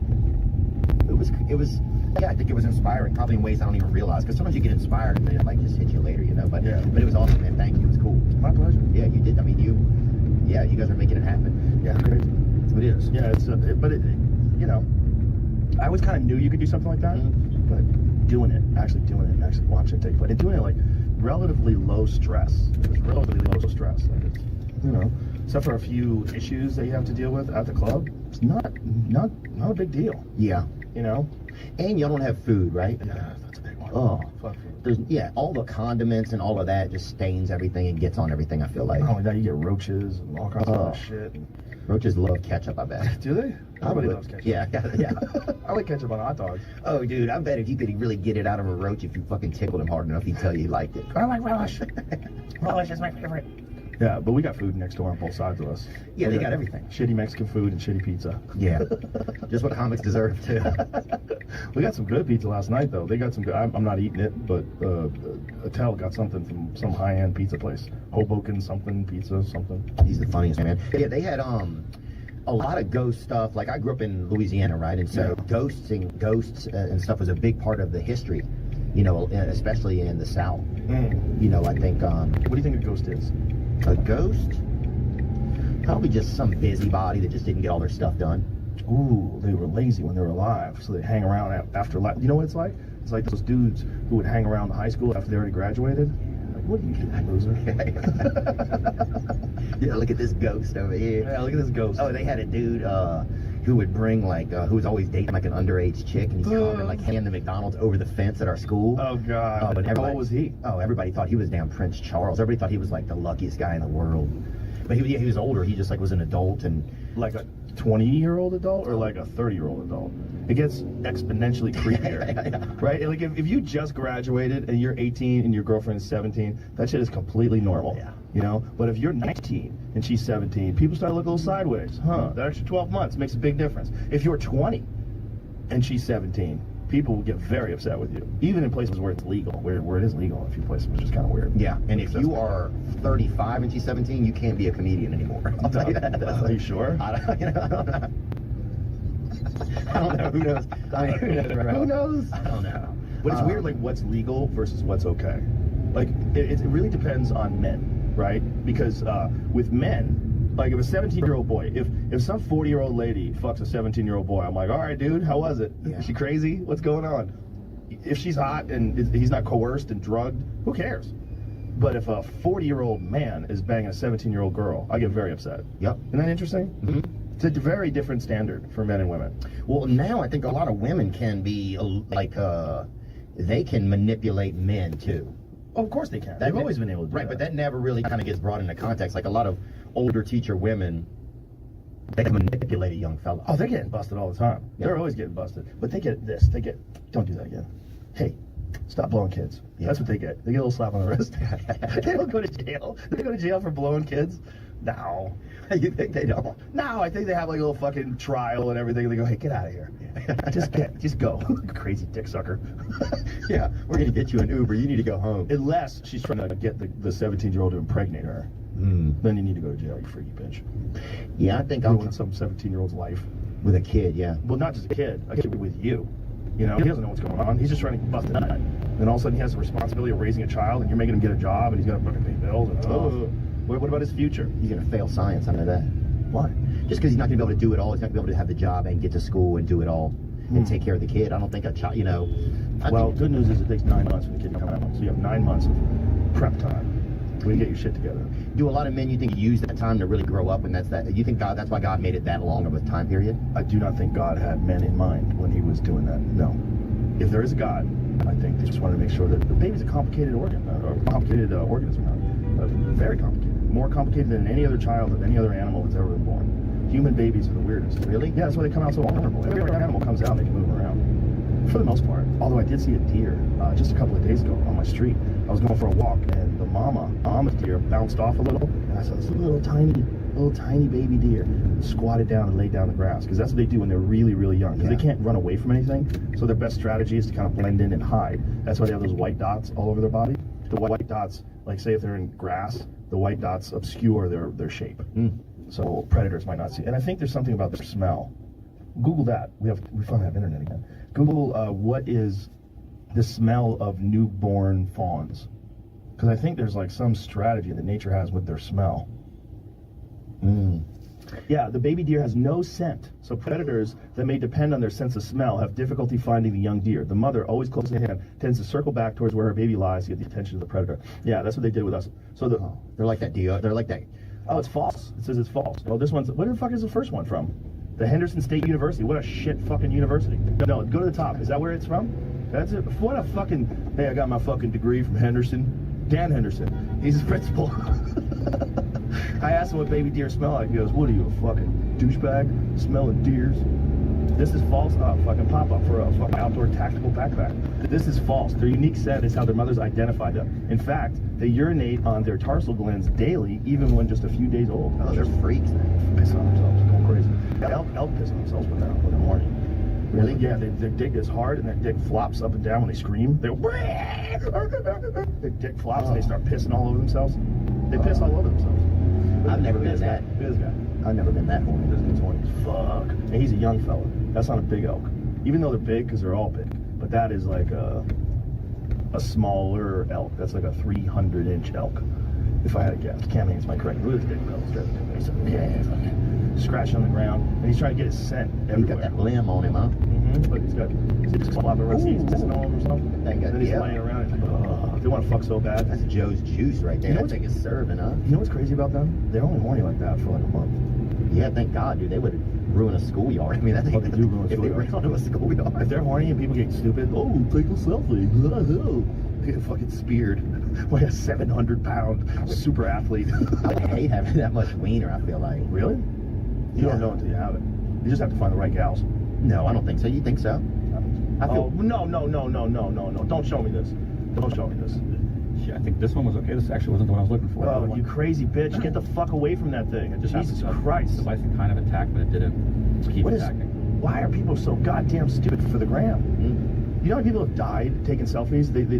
I saw this video the other day on Instagram. This lady who died taking a selfie on the side of a cliff. And can you imagine too, because you know what's going on. There's a moment where you realize, oh, I'm taking a selfie and I'm gonna die. No, I don't think they realize it until it's too late. She was posing for a picture here, and the bison sort of just said, "Get the fuck away from me." Yeah, he just gave her a little of that, like, look at her. She's still uncoordinated. Yeah, she with her stupid backpack filled with fucking Capri Suns. It's falling down. Don't. Fucking potato chips in her backpack and shit. Oh, dude, I saw a monkey and a young black woman fight over a bag of chips. There's a bunch of those. Monkeys will steal your shit. Cambodia, yeah. They will steal your shit. They will run up on your table and steal your food right off your plate. Fuck you. Yeah. Fuck you. Give me that sandwich. And they just run off with it. They don't care, man. They don't care. Did you hear about, was it India where the monkeys started jacking puppies? In India, a dog killed a monkey, so these monkeys went on a rampage and started chucking puppies off roofs. Oh. They would carry puppies to the top of roofs and like, right, fucking chuck them off the roofs. Like a Maltese. Yeah, monkeys blamed for hundreds of puppy deaths captured in India. So they bring them up to the top of a fucking building and throw them. Villagers claim animals were carrying out revenge killings after dogs killed an infant monkey. Speaking of which, have you seen what's going on with orcas? So a female orca, the matriarch, the head of this female orca pack. When you say orcas, what are you talking about? Killer whales. Oh, damn. All right. That's orca. Oh, God. So they started sinking boats, and they're teaching each other how to sink boats. Apparently this boat fucked up one of these orcas. Because sometimes what happens is something will go wrong and a propeller will hit. They've happened all the time with sharks. It's happened with whales. Propellers will fuck up a dolphin. Oh, yeah. My friend Dave got pushed off a boat and he got hit by it. When we went over him, he got pushed off the front. Oh, jeez. And it fucking hit him. Where? Yeah. I'm not sure. He wasn't that great to start off with, but it didn't help him. I don't think it harmed him much, you know. It's like, it helps some people. Some people get whacked and it helps them. It helps them. You know, Kennison and Roseanne are my two favorite examples. They both get hit by cars. Wildest people I know. Well, I don't know Kennison, but I know Roseanne real well. She got hit by a fucking car when she was 15. Bad. She was in a mental institution for 9 months afterwards. That's wild. She was a straight A student. She couldn't count afterwards. She couldn't do math. Couldn't do anything. That's unreal. She got the lady. There was she was driving towards the sun, and the lady couldn't see. And Roseanne walked right to the street when she was 15 and got fucking clipped by a car from back then. You know, those big old fucking sleds. Oh, this thing's meant it. Caprice or something like that. Some giant fucking. Those LTDs or whatever. Yeah. Some big ass stupid fucking car just cracked her. So so there's an orca attack in Portugal. So they started doing this. They say the boat something hit us. So this is from 2021. But what I'm talking about is very recently. This was in the article that was writing it. It's just an example of it, like the context. So it's happening quite a bit off the Iberian coast. The Iberian orcas has taught at least 9 other whales to attack and destroy rudders. Wow. So it's like a Middle Eastern thing?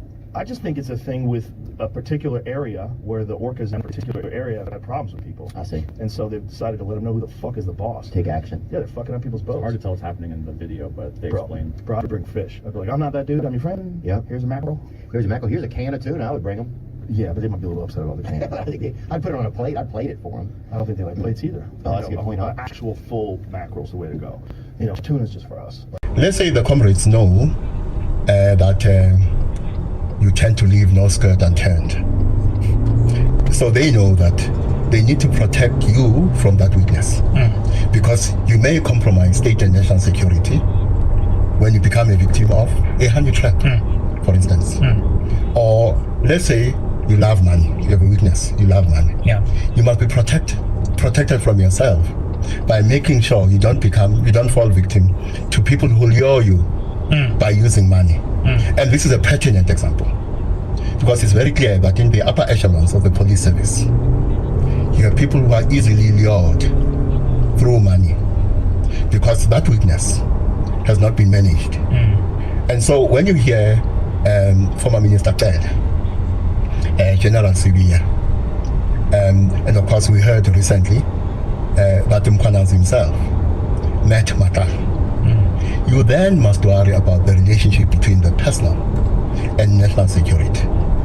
Because if the relationship is problematic, the relationship between the personal and national security may compromise state security. Do you think Mkwanazi did meet Matlala? Because that would seem to be quite a big omission if it's true.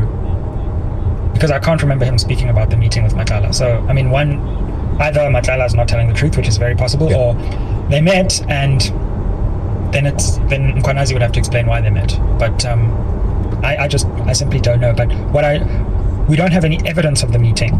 So what we currently have is Matlala's say so, which is not very telling at the moment. But I don't know what you make of that allegation, because that was like a bolt from the blue for me. So if you draw a line, on this side of the line you have Mkwanazi, you have Masimula, for instance, and Kunal. On the opposite side of the line you have Sibia, Brown Muhotsi. And if we look at the most recent testimony, if you look at the CFO and General Sintumule, who testified on Friday, you can place them on the side of the line where you find Kumalo, Mkwanazi, if you look at General Mutsipe, you can put her on the side of the line on which you find Sibia. When I listen to all of them, including Matala, it's very clear to me that one of the ways you should analyze what you have heard is in terms of deception and counter-deception strategies. What you must decide, to what extent is this side engaged in a deception strategy? And to what extent are the opponents engaged in a deception strategy? To what extent is one side engaging in a counter-deception strategy? And to what extent are their opponents engaging in a counter-deception strategy? But it's very clear to me, from what I've heard so far, that we are dealing with both counter and, deception and counter-deception strategies. So, the allegation about Matlala meeting Mkhwanazi, you can go one of two ways. One, it is true, Matlala did meet Mkhwanazi. And then, you ask the question, why then did Mkhwanazi meet Matlala? In answering that question, also you can go in one of two directions. Mkhwanazi was investigating Matlala, or Mkhwanazi was meeting Matlala because he's part of the problem that he described to us on the 6th of July, which would mean that those of us who have taken the view that the allegations made by Mkhwanazi are true are victims of Mkhwanazi's deception strategy. If your answer is Matlala is lying, then Matlala is trying to turn us into victims of a deception strategy. And therefore, between Matlala and Mkhwanazi, you are dealing with the tension between a deception and counter-deception strategy, which would also mean between Sibia and Mkhwanazi, you are dealing with the same tension between deception and counter-deception strategies. You must then decide, is it Sibia who is deploying a deception strategy, or is it Mkhwanazi? Is it Mkhwanazi who is deploying a counter-deception strategy, or is it Sibia? From what I've heard so far, and some of the evidence that has been accused, I think we can safely come to the conclusion that Mkhwanazi's allegations remain credible. More or less. So yes, we may suspect that, or we may come to the conclusion that Mkhwanazi should not have omitted the fact that he met Matlala. But if the answer is that he met Matlala as part of his own investigation into the Big Five, then the meeting between Mkhwanazi and Matlala was not fatal to the extent that it may destroy the allegations he has made. That's interesting. And I think he also, there is, the reason why I agree with that conclusion is that when you look at the allegations made by Khumalo and Mkhwanazi, and to some extent Masemola, although I also think the people on either side of those lines are not necessarily completely aligned themselves. But they have brought enough evidence to support their claims. So for example, when Khumalo says, I can show you these links between Katiso Molefe and Sibia, he shows us CCTV footage of one of Sibia's the bag of chocolate. Exactly, the bag of chocolate, which has only been eclipsed by the Woolies bag. Yes. I will never think of a Woolies bag in the same way ever again. Exactly. No, I mean, how is Woolworths not adding a squeeze bag to this episode and some advertising? Because this is the perfect moment. But hey, we can't do it all for them. And also some chocolate company should also should become one of our handlers. Woolies no name chocolate. Oh, this wonderful country of ours has not disappointed this year. People keep on saying South Africa is a movie. No, South Africa is a series. Exactly. We don't need Netflix. No, exactly. They should call movies South Africans at this point. So, but whereas Matlala and Mokhotsi and even Sibia have brought these counterclaims, but we don't have WhatsApp, chats. We don't have CCTV footage, and so what we have there is just their say-so. On the other hand, we have the say-so of Mkhwanazi, but we also have quite important evidence. I'm not going to say it's evidence beyond a reasonable doubt, because we need more time in the process to get there. But where I am in some as well is Mkhwanazi's allegations have not been dislodged, and I use those words very carefully. I'm not saying they've been completely proven yet, but they have not been dislodged either. You're right. I may be wrong about Matlala. I don't think I am, but I may be. I do think that in his testimony to the ad hoc committee, Matlala deploys a deception strategy. And effectively what he does is to make sure that we are as far away as possible from concluding that Sibia is a criminal. But what does he do? Remember, the PKTT has recordings in which he says he gave money to Sibia. Now, part of what I think is his deception strategy is when he says, my voice was manipulated. Yeah. So that we cannot rely on the recordings from the PKTT. But here's the problem. The Madlanga Commission is not the ad hoc committee. Oh yeah. I think under cross-examination, Matlala is not going to fare as well as he did with the ad hoc committee. I think he's going to suffer, and suffer badly. Because what may happen is that the moment he says, my voice was manipulated, the commission is going to produce evidence to the effect that they have consulted and have worked with experts in the area who have shown, and they'll say, here's the evidence. They have shown that was your voice. Yeah. Your voice was not manipulated. Absolutely. And what was interesting for me with the intersection of the Madlanga Commission and the ad hoc committee was when Brown Mahotsi was testifying, Advocate Chaskelson said, we have chats between you and Morgan Maumera. Yes. Cyril Ramaphosa's nephew. Yes. Which show that he had an interest in this Medicare 24 tender with the police, which is really the center of all of this. Yes. And of course, we have reporting from Jeff Wicks and others showing those two involved in the Tembisa hospital situation. And yet, I was quite shocked to see that some members of parliament didn't raise those questions to Matlala. So I agree. I think, in some ways, in cat-like fashion, he was able to wriggle his way out of being asked some of the really tough questions and having the evidence to then counter some of his claims. Can I talk briefly about people like Jeff Wicks? Fortunately, it's not John Wick.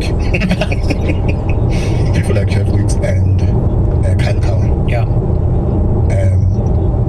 Who are examples of the excellent investigative journalism that has exposed some of this corruption. So I've been doing a lot of research about cartels globally. We can come back to that. Yeah, yeah. I would add Karen Dolly onto that. Oh, yes, yes. Yeah. You know, Subi, the number of journalists globally. Let me say the number of investigative journalists who've been killed investigating organized crime of one kind or another is higher than the number of journalists who've been killed in wars. Now, of course, it shows you that if you look at this from the perspective of the cartels, the work that is being done by people like Jeff Wicks is impactful because it exposes these links between cartels and politics, for instance. Between cartels and the criminal justice system as a whole.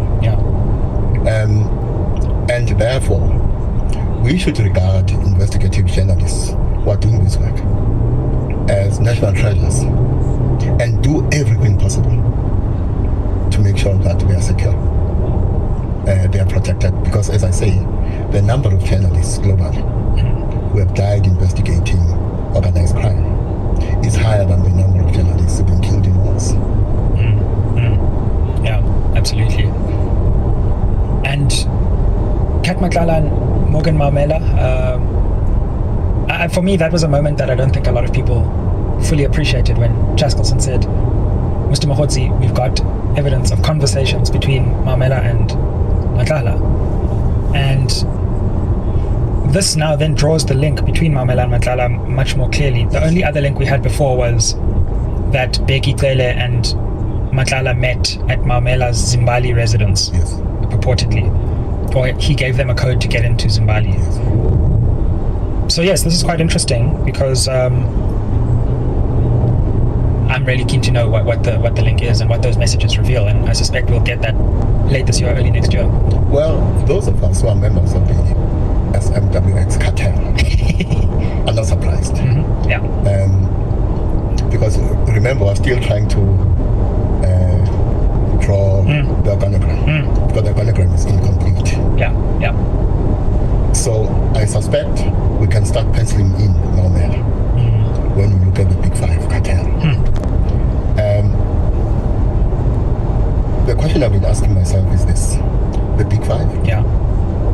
Are these the 5 top criminals in the country? Or the Big Five, as Komalo suggests, refers to the top 5 members, the leadership structure of the cartel? Remember some years ago, former President Thabo Mbeki, delivering a State of the Nation address, says, we are investigating the top 200 criminals in the country. Now, I don't know what happened to that work because we never got a report. But when I look at when President Thabo Mbeki made that speech, the Maumelas, the Matlalas represent a generation younger than those who were part of the 200, or to the extent that part of the 200 top criminals of that time may still be alive. They are now older.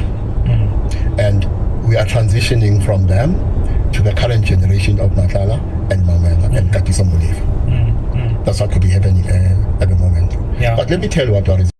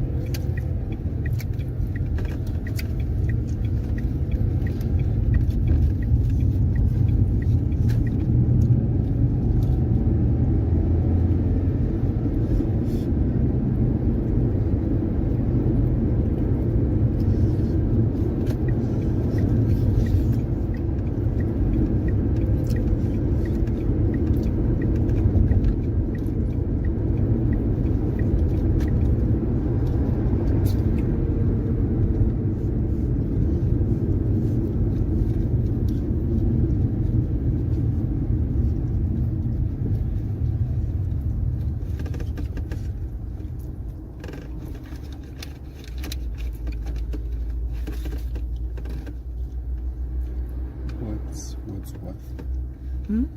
The chicken, what's what?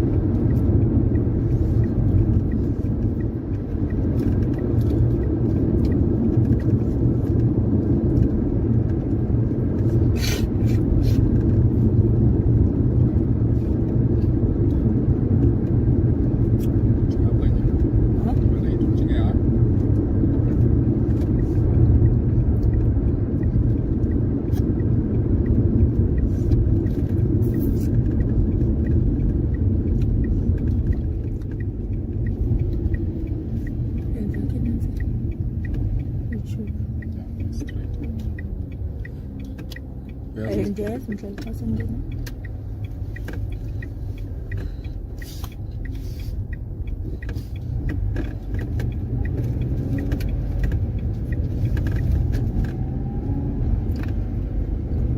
So weird.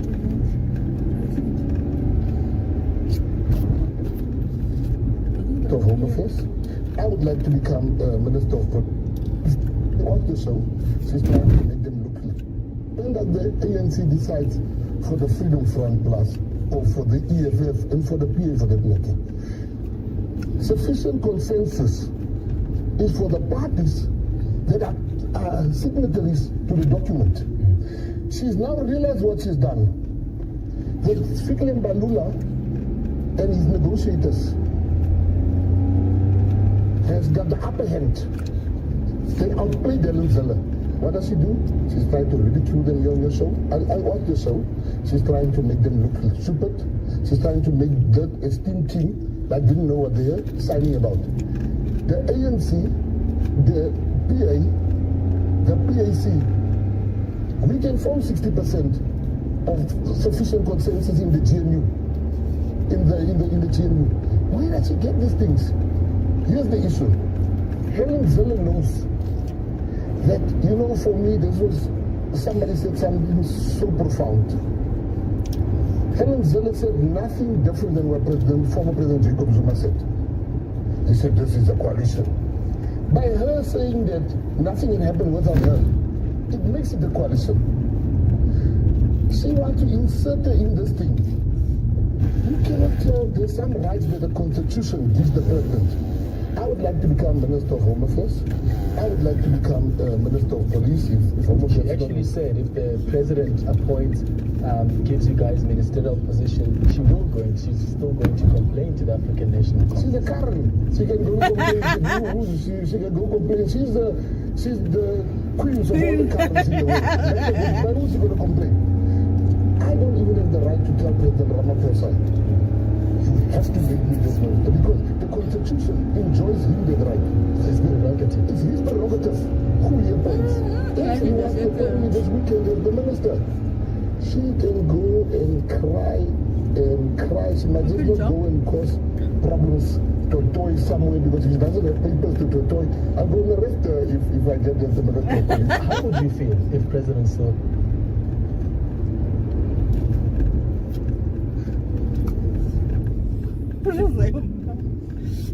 Sound straight. Ngathi ndiyabona xa sesifike Alex ngathi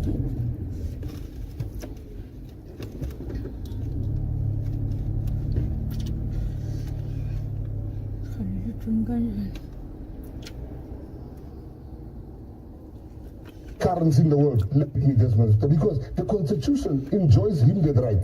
His prerogative. It's his prerogative who he appoints. If he wants to appoint me this weekend as the minister, she can go and cry and cry. She might just not go and cause problems toy somewhere because she doesn't have papers to toy. I'm going to arrest her if I get the minister. Doctor, then no. If you're an advertising executive, doctor.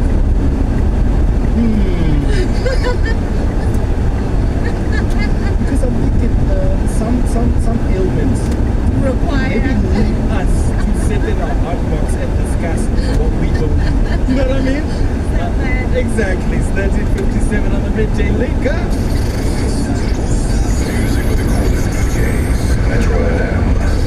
It's where you want to be. Yeah. This is the Midday Link Up with LKG, Grover, and Melbaba on Metro FM.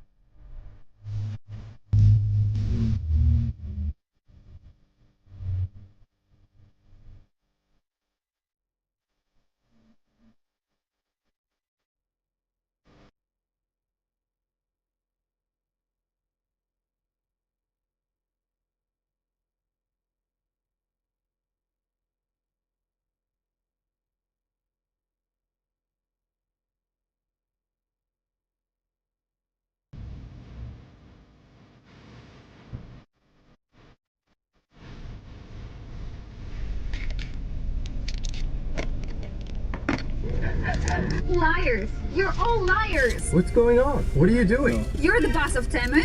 You're scammers. You said if people download the Temu app, they could get a tablet for R1. Why can't I get it? But the promotion is real. Where did you download them? Does it matter?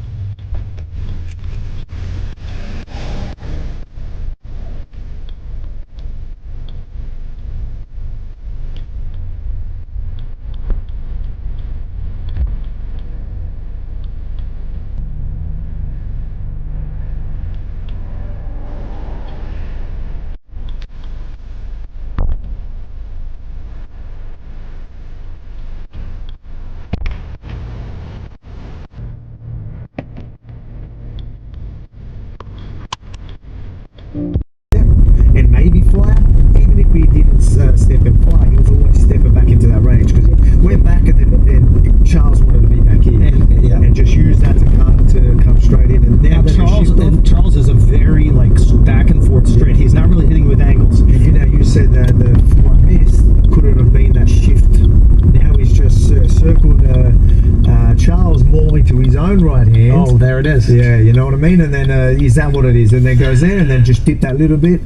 So if he went in a straight line, he probably could have still slipped and maybe missed, but shifting off as he wanted to step into that right line, he stepped into Charles, Ilya's right hand.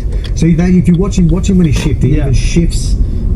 So he's moving Charles off center while he does shifting. as he shifted, knowing that he was going to follow. So whether he did that on purpose, I don't know, but but it seems like it was pretty strategic. Even the way he didn't just shift back, you see him shift off center. Yeah, like so. So usually it's easy to shift to your right. A little bit harder to shift to your left. Yeah, it's like in boxing, the guys who are great body punchers. Like there's a guy named Miguel Cotto. Do you remember Miguel? He had a really strong jab, but then he would shift and put his weight over his left foot, and then just rip those body punches. And I think the concern in MMA, I would imagine, is like shifting left. There's a foot or a shin that's going to come right to the top of your head potentially. In boxing, when you shift over, there's not much that can hit you. Yeah, like maybe an uppercut can be under, but like if I'm this way and you're a conventional fighter, what do you throw, like a knee or something? So if you keep dipping that way, you're saying? If I dip this way, and you're conventional, you're fighting orthodox, that fucking game over. Yeah. So it's like it's a risky move too. Yeah. So with the shift, I mean, she like sort of shifted back out of range, but out. So not really with the slip. He ended up slipping with the punch when he decided to throw the two. Yeah. All right, now I'm going to get real technical. All right. So when he even shifts off center. The only thing is when you shift to your left, he shift and then. You can stand if you want. Yeah. Sure, I'm going to stand. Is that all right? Am I still in? So I'm Charles. So he sort of when he went here, shifted back, and then he sort of went bang, and then he sort of shifted here. But now look at I'm side. If I walk straight, but then I'm off center here. Yeah. So if you notice, so there's nothing I can throw at you. Yeah, but I feel like off here. But you notice when he shifts back, and then as soon as he comes in, he goes boom, and he even shifts his hips straight in. So he shifts back, and then just goes boom. So now you're walking straight into the right, and you don't have anything with power to I guess I'm like reaching over. Yeah. So you got an angle, and then again I pulled you. Yeah. He's pulled that way. I'm really fixing that. Sorry. There. Yeah. Yeah. So he's shifted this way, but again, firing from here across your body would have been hard. So he even shifted, and as soon as he went, he's just went bang. And then he's even shifted his he slipped his head with that left foot. So what's the strategy against a guy like that makes sense. Hopefully, that makes sense. Watch it anyway. It makes sense. Tell us. So what's the strastrategy against a guy like Ilya? Let's say you guys run it back again. Wrestle the bloke, mate. You gotta get him down, right? Him down. Look, that's what you want. You want to see what's going to happen with his gas tank. So even with Ilya, great fighter. Like a lot of the things he does, like I'm sure a lot of it's well trained, and then he's got so many good instincts as well. Like even him just shifting that way, he's probably trained for that. But then just as soon as he wanted to square his hips up with the right hand, the power was there and put him in a safer position while he was throwing too. So just little things like that he probably trains for, or it's just great instincts. But yeah, he's a.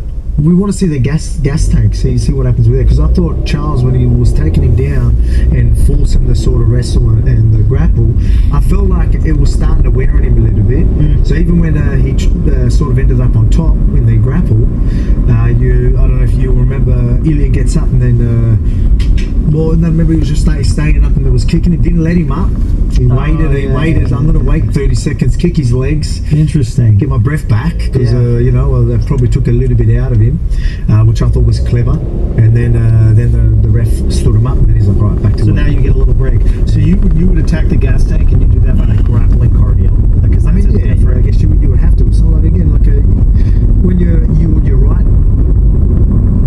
Serve luxury with Cadbury by any two participating slabs and operate. T's and C's apply. Have you been sitting on a smart business idea and need to get it online?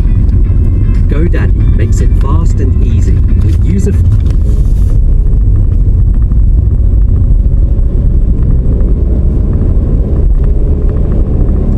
Again, like when you're right, you want to catch him coming in because he wants to commit as well. Yeah. But there's that danger of him landing as well. So with Charles, he should have known that this guy's just going to try and take my head off. I've got world-class jiu-jitsu, and Charles is pretty strong. He's improved his wrestling as well.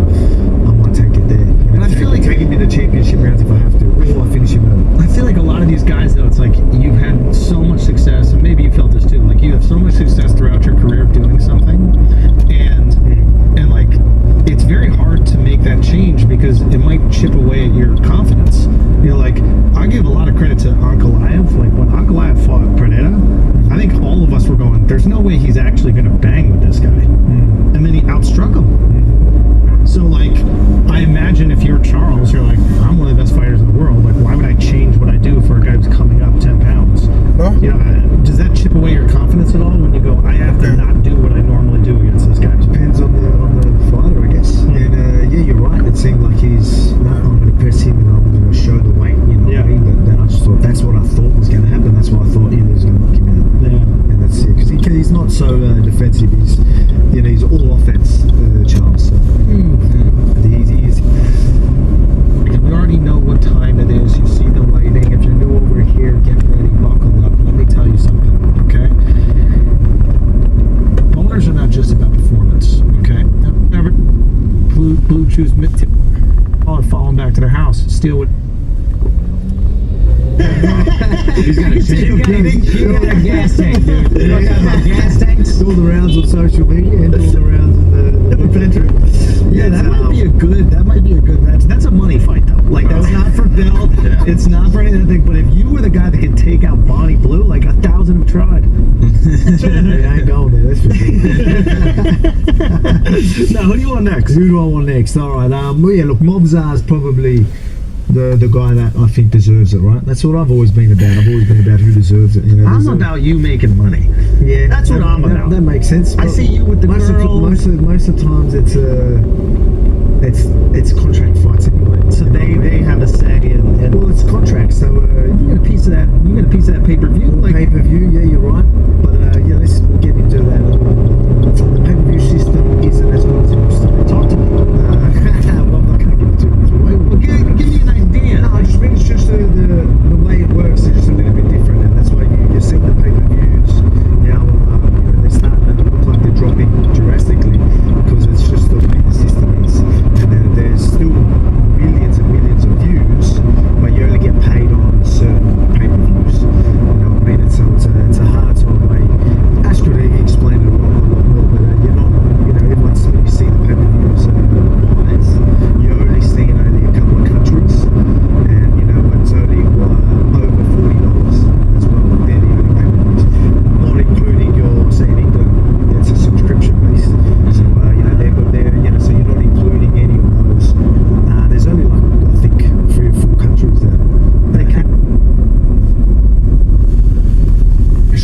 to the actual pay-per-view. How does that change So it's not, for you financially? Like, are you like, I can still make as much as I could before, or can you not make quite as much as you could before? Well, I mean, you can still make money. Like, again, the right fights, it's just very hard. And if you've got a Conor McGregor on the card or someone, John Jones, I'm like, all right, now you can really, really make some. They can tie up some of that money compared to what we're fighting for. But it's pretty hard. So even now, good cards, like the pay-per-views that you're seeing, good cards at like 300, 400, that's considered really good now. Really? Yeah, when you say 300, 400, you mean 300, 400,000 buys? Yes, yes. Whereas like the huge monumental fights might have been at $1 million. Yeah, I'll say, yeah, exactly. So it's harder. I don't know. Again, I probably should be talking this because I don't know enough about it. But it's just not sort of how it used to be. You know, the different like deals, like like TV rights deals and all that. I think it's a little bit different. And now again, we've probably got all the streaming and some of that as well. Right? So, I don't think everyone, the only way to watch it is to buy a pay-per-view. There's other ways people are probably trying to watch it too, right? So there's a lot of things that factor into it nowadays. But yeah, it's tricky because I don't know. I've heard some people say that. I've heard some people say like currently the UFC is like a star problem. Like they don't have like as many stars as they did. I think that what people need to understand is that like this happens in all fight sports, even the ones that are predetermined. Mm-hmm. Like it happened in wrestling. Like you go through ebbs and flows. Dude, even non-fight sports. When Jordan retired, there was a ratings drop. Exactly. We didn't have a Jordan yet. Then we got Kobe. Then we got LeBron. When LeBron's gone, same thing. So it's not like, oh my God, is the UFC over? It's like no. What's going to happen is we had a time where there's there's Izzy, Josh, like there was like a 5-6 year period where it was like every division had multiple, the Diaz brothers, it's like multiple guys that you needed to watch. And now some of you guys are getting up there, some people are retiring, some people are losing some fights, and a new crop needs to come up. Yeah. And you refuse to let that happen in your division. Which is really bad. There's this guy with this beautiful haircut and a great backstory, and you're like, I'm not out yet. So I'll just take the belt back to fucking Australia. It's a great story, but my story's still going. I know, they had this guy's story so fucking downtown. I'm watching this thing, I'm getting emotional. I see you coming out, I'm like, nah, Volk's not giving it to him today. I'm almost 40, but you ain't having it yet, you know what I mean? Nah, there is a lot of people, like, you're right though, exactly what you said, like, that's just how it sort of goes, but there is so many...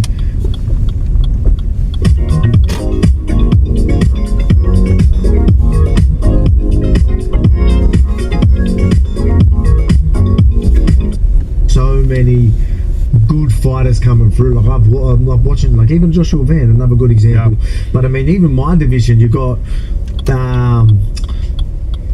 you've got Pico that's just come in. Obviously, if he has a couple Aaron, of... is it Aaron Pico. Yeah, he has a couple of like really good boxing and wrestling background. So that'll be interesting to see. I haven't watched enough of him, but it will be interesting to see how he goes. But then you have... I'm having a brain fart now. This is not good. The fighting nerds. Oh, God. Featherweight. Yes. You guys did a face-off recently. Yes. You remember his Not name? Kaio. Silva. He's phenomenal. And he's a great fighter. Great fighter. You got a lot of them actually coming. So I don't think it's too long till you get a lot of names there. Exactly. But am I still going not letting them in? You're not going to let them in.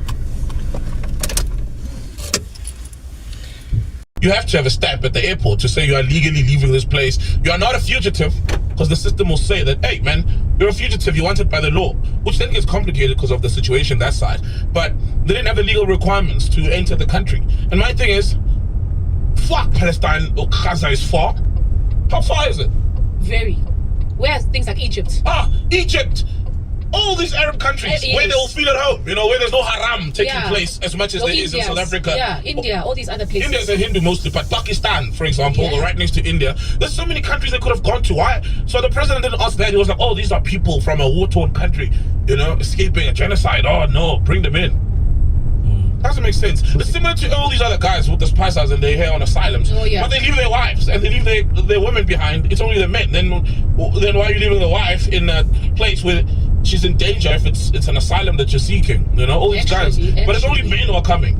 Hasn't that made you ever wonder?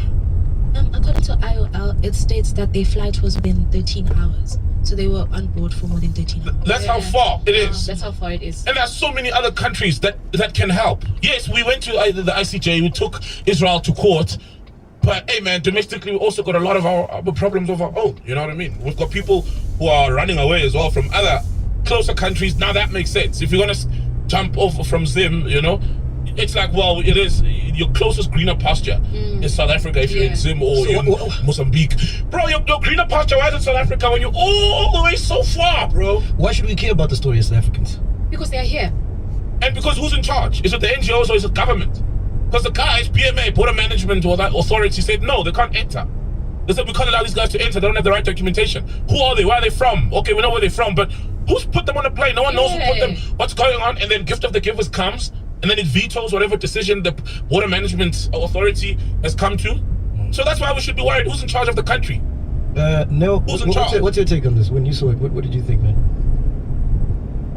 Like I think what Saul said, I think is because they took an advantage that we were the ones who were in the forefront of calling out the injustice that is happening. Yeah, which was right of us to do. Yeah. And I mean, I think it's something that is repeating itself where during apartheid, when there were a lot of countries that were calling injustice that is happening in South Africa, and those were countries that were accommodating South Africans for when they were going to exile.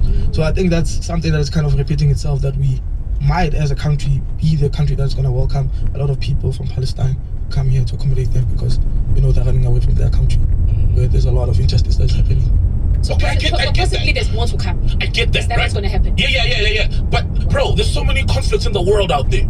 There's so many conflicts in the world out there. Do we then accommodate everyone? We're a small country, bro. Like we're a medium country, let me say. Do we accommodate them? Is it practical? We're already accommodating the whole of Africa. So, is it shocking? Because we always cry that we're small. At the end of the day, our borders continues to be open for more people to come. Yeah, that's what I'm saying. This should worry us, because who's in charge? And remember, we've been seeing a string of lieutenant generals, vice admirals coming out. The latest guy, Monde Lobese from the Navy, vice admiral from the Navy, came out now saying, well, politicians are making it difficult for us to do our jobs. For real. There's crazy crimes happening at sea, human trafficking, drugs are coming out of the country. It's a free-for-all. Yeah, he made a statement now. And then earlier on, I think it was the mass funeral of the guys, who died in Congo, but it was a soldier's funeral. Another general, Tabeni Mapaha or something. This was February. This was before Mkwanazi. He literally said, you politicians have decided to make our defense force a Mickey Mouse. Our borders are porous, want to play Big Brother in Africa, we're out there in Congo, but the resources have been cut from our national defense force. We are a joke. We don't have borders. Pretty much we don't have borders. And then Mkwanazi came out and spoke about the infiltration of the justice system by criminals, and that was in July. Then Shamila Botoi came out saying she can't do a work at the NPA because they've been deliberately under-resourced. And all the best attorneys and lawyers and prosecutors are going into the private sector. Speaking about Gift of the Givers, an old clip of Dr. Imtiaz Sooliman, founder of Gift of the Givers, resurfaced online. In the video, he states that he's not accountable to anyone and only to Islamic law, not state law.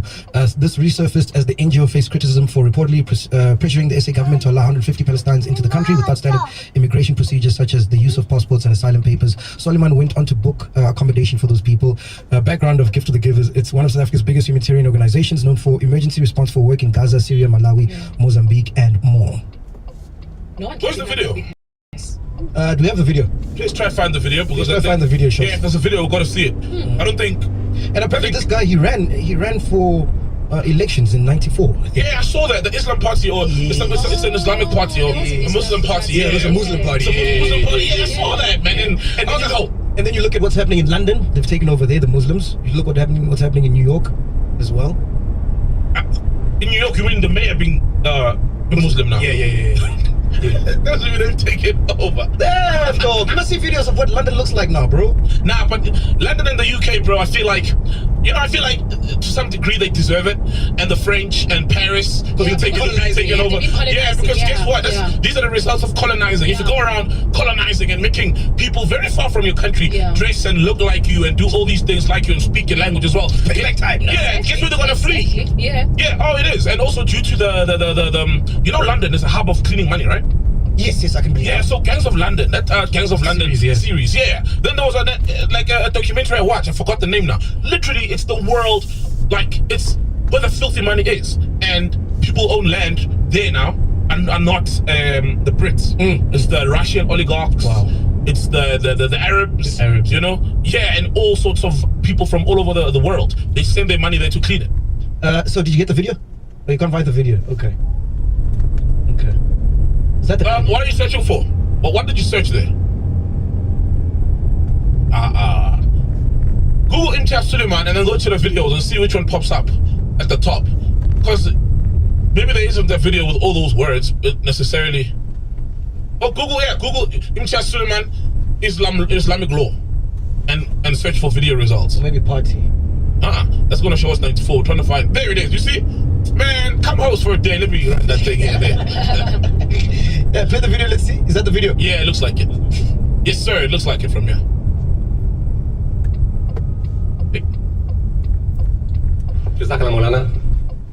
I really didn't want to speak, and I told him that very specifically yesterday. But I can't say no. I think this wants to speak, but now this is the entire thing. Yes, Satan, thank you very much. You know, man, I did see that video, bro, and he sounded very that's why I wanted you to play the video. He was so passionate, you know, so passionate. And there's also another video where he speaks. I think it's the same video where he speaks that we must crush the enemies of Islam, and it was a very passionate and very radical speech. You know, so for a humanitarian, it did raise some alarm bells that, hey man, this is very radical. You know, it's very radical. Because it's very radical. Because I mean, enemies of Islam, you know, that's like, whoa, bro. Yeah. But you do help everyone, even those who are not Islam, even those who commit haram, you know, as a humanitarian cause, you know. Who would be enemies? What's this I hear about Cyril Ramaphosa ready to resign? Did you hear about that? Yeah. What's going on there? She said give him time and date. I don't know. There's obviously a pressure. I know somebody had told me that I trust that he was ready to resign. This is not now though. Yeah. This is like last year or a few months back, and apparently Uncle Gwede Mentashe was like convinced him not to. There was a time where he was, because obviously people are not happy. There's factions within the ANC. Yeah. You know, Zuma did a number on them as well, calling him the guy who's here to kill the ANC. And then obviously we've been seeing everything happening, falling apart. So is there trouble in paradise right now in the ANC currently? Of course, bro. They're sharing power with the DA, bro. Yeah. No, I'm saying just the ANC himself. Yeah, but it's always been factions there, man. Always been factions. It's always been, you know, these guys versus those guys, and it's about which faction is in power. And then now there's obviously Cyril is as they put it metaphorically, is in the departure lounge. You know, because they've got an elective conference coming up. So you always start seeing the ground shake before the elective conference. Scandals, somebody getting suspended, this and that. So yeah, it's power, bro. It starts from within the party. Power infights. It all starts from within the party. Damn. And obviously they are fighting that he shouldn't resign, because they have to literally have that last kind of control. Because obviously by him just removing himself, imagine the chaos, and already they are hanging on a thin thread with the GNU, you know, already. So it's like the ANC is on its last breath, let's be honest. But anything that will rattle them would be just a sudden resignation. But so then who will step in? You know, who do they trust? Who does even the country trust? It'll be over for them. It's not good. Fair checker, yeah? According to Business Tech, there has been a letter that was circulating amongst the ANC members in the Eastern Cape, and in this letter they had stated that the president needs to be disbanded, and that the former task team that was helping with President Thabo Mbeki should step in. However, Zigalala has come to Business Tech and stated that those were rumors, and that the president would not be stepping down after the G20 conference. But it seems like it's something still. Yeah, something is. Yeah. Anyway, Ghost Lady, before we come to you, our good friends at Hollywood Bets are running an incredible promotion. It's called the Habanero Jackpot Race. You can stand a chance to win at 10:30 p.m. A race phase between 8:30 p.m. and 10:30 p.m. During the race time. The link to get started. When you sign up, don't forget to use our promo code. I still believe when celebrities say that they are becoming sangomas. Nah, man. Isn't that like 2018? That's yeah, I don't 2018, man. Yeah. Well, guess who? But I don't never follow through. Okay. And then one day they burning the clothes, you know, the sangoma stuff. They burning it. So one did that. Vusinova has entered the Ndumba. Enter Vusinova. Whoa, yes, bro. Yes. Oh wow, hey man. So he publicly confirmed that he has completed his journey of becoming a traditional healer. Yes. Wow. Yeah. So yeah, obviously the public is a bit like, you know. Yeah. I don't know how you guys feel about it. I mean, there's nothing wrong with it, but it just felt like at some point in time, people were just doing it for PR, man. Yeah, and not for the real cause. Yeah, and those guys ruin it for maybe the guys who do it genuinely. If he is one of those, we don't know. But a lot of us are like, nah, come on, man. It always happens with the guys who've had maybe a troubled journey along their times, be it maybe substance abuse or whatever. Like, he's come out and spoken about his substance abuse issues in the past. So from outside looking in, it always seems like maybe maybe I won't. I don't know. If someone came up to you and said you had a calling and you gotta be a sangoma, what would you do? I'll get a second opinion, or a third opinion, and a fourth opinion, and yeah. But is it something that because a calling doesn't have a time limit, right, or an age limit? So what can I say? But look for. I won't just try jump in head first. You know, like no. You can obviously get a first. Soul is a sangoma with pants. All is doing the big. Yes, that's glue on my pants. Back glue on my pants.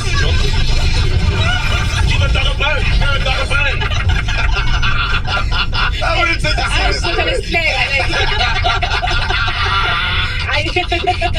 Would you become a sangoma if someone told you? No. But it's not. You don't decide, bro. What do you mean no?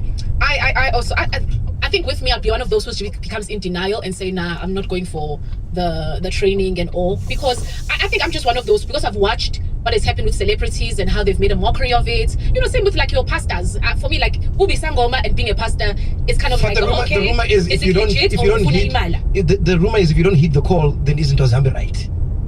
Let's see what how bad it goes. Let's see how bad it goes. Women's go blind and deaf and then get a stroke on top of it, because it can get really bad if you don't heed the call. I've heard people, obviously they become very fearful of what could possibly happen to them. But I'd literally just wait. I'd wait it out.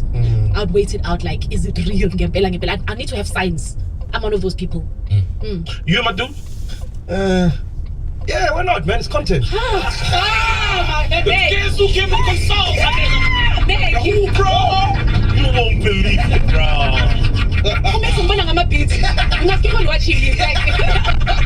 You'll be here and the beats. Like, guys, I'm in my chair. If I had a calling, I'll take it. I'd heed it, man. Really? You know? Yeah. Immediately. You don't even try and like question it, get a second opinion. What's bad? I mean, you're helping people, you know? It's a gift. It's a gift, bro. Yeah. You're the chosen one of the few special ones. Well, you should be a few of you. There's a lot now, and some are fake, but it's a gift. It's a gift, you know what I mean? It's not an easy journey, I've heard. Yeah. But I'll definitely have a few opinions before jumping in. Yeah. Because I don't want to waste all these years, you know, of your life, and then you're like, I'm no longer a sango. I'm like, whoa, you know, after going through all of that. What else you got for us, Okay, guys, remember Wise Man Nube? Yeah. King's Feet. Yeah, there's a sad story. Great actor, yeah. Incredible actor, bro. Yeah, we can't put that. Amazing actor. What do you think is better between him and Tembi Sinkos? Yo. One must die. They're on the same. Man. Tim Ghost, in fact. Must go. No. Wiseman must go. Wiseman must go. Yeah. Hey, I'm a bigger fan. I'm a fan of both, but bigger of Tim Ghost. Is it? Yeah. I'd say Tim Ghost must go. Okay. Who's your type there? Would you give it up to? Not like that. Well, he's asking. Okay, but I like dark skin guys. I'm more for dark skin guys. So Wiseman. Yeah, Wiseman. Oh wait, was the first decision based on that? Yeah. Of that, Tim Ghost must go. Yes, it was based on who would be better. Who would be better? Oh, okay. Yeah, Tim Ghost must go. Who would be better at what? No, at being alive. At sharing oxygen with on Earth. At sharing oxygen and on Earth. And Dubi, who would you give it up to? Who would be better?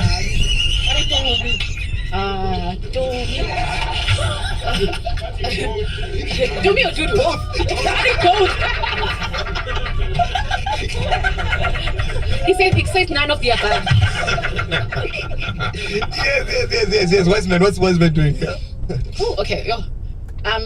So Wiseman, recently, there's a story about him coming out from it's a ex site has revealed that she obviously got her pregnant, and when she went, because actually she released DMs, conversation between them. This first DM happened in December when she tells him that she's pregnant. Obviously the guy wants to deny it and say that he is not linked to that. Okay, fast forward, she's been wanting a DNA test, and now he also refuses that. Now apparently also just got married. to his wife of 8 years. They've been together for 8 years. Oh, beautiful. Well done, guys. Great And choice. again, now the wife was DMing the side about, please just stay away from my husband. And obviously the girl is like, well, and even threatening her, saying, you know what I can do to you, right? And this girl is like, so she posted that as well. This is a DM of the chat. Yeah. Now, for me, it triggered me on the part of, as a wife, it's like, why are you defending a man? Like, as much as yes, it's your husband, but he's the prize. It just ends up looking bad. It ends up looking bad. As wife to wife also, no. For me, it was just like, the guy's wrong for cheating, and because clearly this happened while they were still together, and they get married. How old is the kid now? Clearly this kid is still a baby. Oh, the pregnancy was revealed last year, December, and this was on a DM, like a conversation between the two. Now she stepped in, and obviously remember he also refused to take a DNA test, and this girl just keeps on going back to this guy, like, guy, just be there for your kid and take a DNA test and confirm, because it is your kid. Yeah, that you can't part. deny it. Yeah, that part. Come on, right? Yeah. Like, if you want to impregnate anyone, if I'm going to impregnate anyone, and I'm going to sleep with somebody, and they say they are pregnant, then it's the only responsible thing, because you don't want to be praxis. And they wanted, I don't know what happened to them. And this isn't even like shitting on them. They just wanted to build, a startup linked to Peter Thiel wanted to build the next great city in Greenland. Like, they wanted to just get out of here. The laws, and they were like, we're not into this. All of these tech people believe to some degree in a post-American future. Whether they admit it or not. They're not going to admit it. They all love Jesus now, which is interesting. So they've all found him. We trust that? We trust that conversion? Nope. Is that authentic? Nope. But all of these people want a post-American future. And they love these ideas, right? Yeah, let's buy a piece of land, let's start small, run it on crypto, see what happens. Fully kind of libertarian, feudal state run by crypto. So what do you do if that's what you want? If that's your concept of the future, where nation states are going to be at the very least subservient to the new tech reality. What do you need? You need kind of this digital police state that everyone's going to have to live in. And that's where you bring in Palantir. The New York Times article here, the Trump administration has tasked Palantir, Peter Thiel, and Palantir with building a database of Americans, their financial info.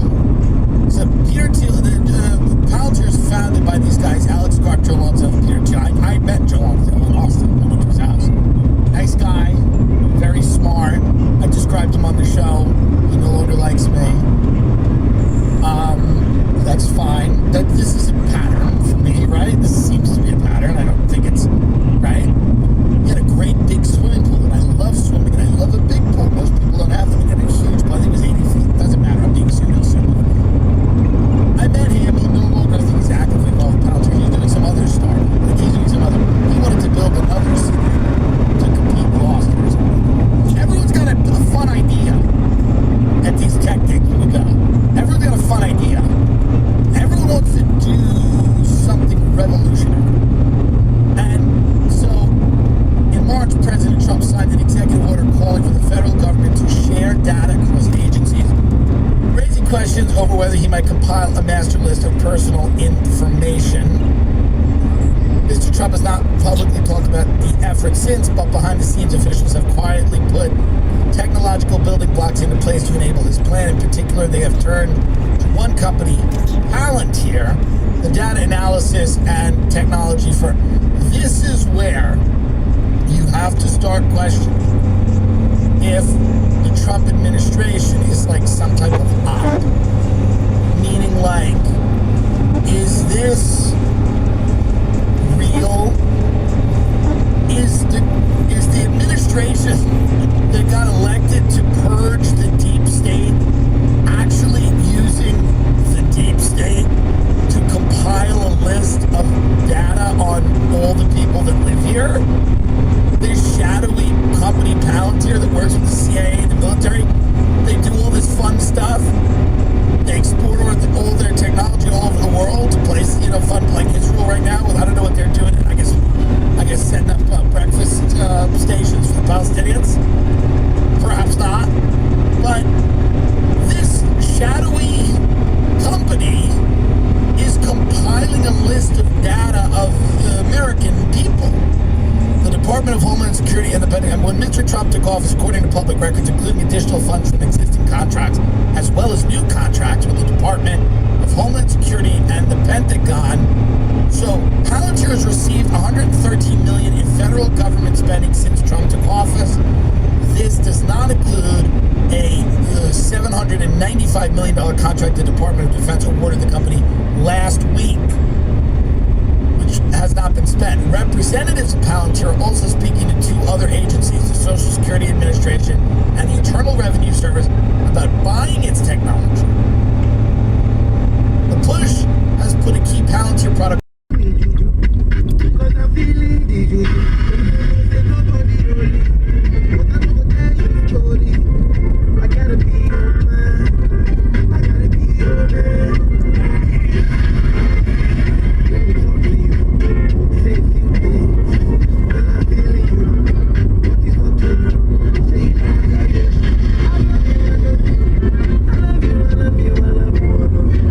There's nothing about you. There's nothing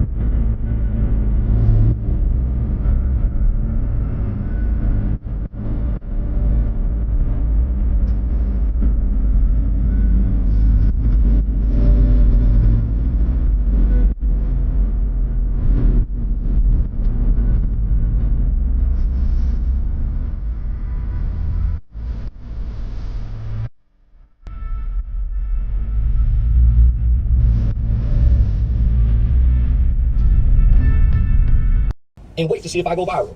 Charlie Kirk, I'm history now. Yeah. King Von, I'm history now. Yeah. That's why a lot of people beef and everything with certain people to try to attach their name. Like, like the underground artist, they'll see him blowing up in the city. He really don't got beef with, bro, but he gonna say fuck him. So what happened? I get that light.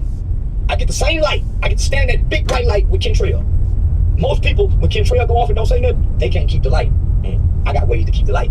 I go viral again a week for the next one. So you're not worried about being disliked by NBA YoungBoy? No. And I showed up. I showed up with a plan. Right. To play a villain, not to be liked. I can respect that. Because I sat back and saw everybody who once was loved by black people end up not being liked. So I came to play reverse psychology. I'm a likable guy in real life. Yeah, that's true. I'm gonna come make you not like me, because I'm a likable guy in real life. Most people are not likable in real life, but they're on the internet. That's I come to do the opposite. Yeah. So I come to play a villain, because everybody else trying to play hero. Facts. I come to play a villain. I'm not a villain in real life. So I come on earth not to be liked. I come to get monetized playing a villain. Right. Character. So I don't have a script. I don't have a standard operating procedure for the character. I'm learning on the job. Same with me, I feel you. So I'm creating a new job on the internet, a villain character, because everybody else want to be liked. I understand you a lot. And then when people tell me, well, he said this, he said that. I don't mean it. That too. And I say, listen, man, y'all not from the South, so y'all don't understand that it's 1,000 goddamn Charleston whites. They just ain't on camera. It's men who literally say the same shit. Drinking beer on the porch or outside, sitting in chairs with their older friends saying the same shit he's saying. But y'all saying he wrong, and I'm like, shit, if my dad wrong, or my goddamn drunk uncle over there wrong too, man, because they saying the same shit he's saying. Homie, they saying it. They just not saying it on camera. Yeah, exactly. They saying it, they're not saying it on camera. For sure. Everybody's afraid of backlash. And one thing I can say about you is, don't get me wrong, backlash can hurt your pockets. It can hurt family. You went through things that you probably never seen. It hurt my pockets. It hurt my family. Yeah. It hurt me a lot, nigga. But it only hurt me to elevate me. So you're never going to stop? I'm never going to stop. Why would I fix something that's not broken? And it doesn't seem like you're afraid of death either. I'm not. Because why would I be afraid of death when what the death that y'all want to come to me is going to be an evil death? Y'all want somebody to kill me for what I done said. Right. What have you said to your wife? What have you said to your neighbor? Have hurt them? Should you be killed for what you done said? So y'all want me to be hurt for what I done said. So I learned to prayer as a kid. Though I walk through the valley of the shadow of death, I shall fear no evil. The things that I'm disrespecting and speaking against, I think and believe is evil. So why should I fear death from evil? I speak against gangbangers, street niggas. Y'all dance and celebrate to evil. I speak against evil. No matter what you're saying, I speak against evil. So a lot of people think that, I see it the way you see it, because I see it the same way. You're a brilliant man. Like, they'll be like, okay, Charleston, you really are a fan of NBA YoungBoy. Big fan. But you will speak out against him at the same time. So let me just say that. I met one of the NBA juvenile workers on the internet and developed a bond with him on the phone. He was like 15, 16. He became a fan of me early on when I became on the internet. NBA YoungBoy himself. I got wind of that. He put my name in that song. My bond for him was already established before he done that. That's why I target him. Like in school, in elementary. The girl that's mean to you like you. Yeah. She don't know how to say she like you. Right. I've been working with these kind of kids. I know exactly what I'm doing. Long before I came to the internet, I had a partner that spent 30 years in prison for a murder he committed 12 years old. He and I was in the juvenile system together. Based off what we learned in the juvenile system, we created a 16-week curriculum, a youth curriculum called the Street Life Cycle. Right. We developed a youth facilitated hand manual to teach juvenile officers, school teachers, mentors, parents, how to work with today's kids that have a value system and a belief system that derive from hip-hop culture. Right? Nigga, I would say this program was highly recommended to all 254 counties throughout the state of Texas. This program was developed with the basis and foundation of the lyrics of music. That's where we get our belief system from. Right? So I learned that from this. The fastest way to bond with a kid is find out who their favorite rapper is. If you can sing along to it, recite some lyrics, that kid will bond with you. Their parents don't know, cut that shit out one of them. So that's why you see so many kids and adults who listen to the same music, they're all connected. We're not connected to our kids. Our kids are connected to their peers and their idols who they put on the walls and on their phone. I had a target audience. I wasn't looking for a fan base. See, fans like you now, but don't like you later when you do something. You get accused of something. Right. They once loved our kid in 98. They once loved it in 98. So I never came for the likes because I know black people don't like nothing consistently nor long. But right. Whitney Houston, Michael Jackson, we done turned on everything we once liked and claimed we love. Right. So I didn't come for that. I want to be effective, my nigga. So I came understanding numbers, statistics, qualitative, quantitative data, information. I came to target an audience. An audience. So I have a target audience. I had to break that target audience down, but I didn't have the skills nor a team to know how to do the analytics. It wasn't until I came to social media that I was able to perfect this plan, because now I have analytics. See, y'all looking at likes and views, I go look at analytics. Mom was stuck on views, I was looking at 100 million impressions, 24 million watch hours. So I was saying, man, 50,000 people is watching this long. I don't need 1 million people to watch a 10-minute video. I got people watching me from the time I come on to the time I cut off. Nobody else on the internet was doing that. So once I was able to get my target audience and receive the information of analytical data, you got people from 13 to 65 plus watching you. That's a broad audience. Most people don't have such a broad audience. 13 to 60, that's what YouTube showed me. These motherfuckers are watching you at these times, during these hours. How I'm not gonna win with this knowledge, this information, with a plan. So people don't need this on there. That's why I'm hypocritical. That's why I'm never the same. I'm not on here to deliver a message. I'm not on here to uplift. I'm on here to entertain, because I was entertained on Facebook for free until they started implementing things called professional dashboard, creator tools. Right. Y'all was reading comments and looking at people's videos. I'm over here in the YouTube creator studio. I'm in the dashboard. That's why I'm so good at this shit. So people think they know me. I showed up to do exactly what I'm doing, nigga. And I told people before I got here that I was gonna be the Denzel Washington of the internet.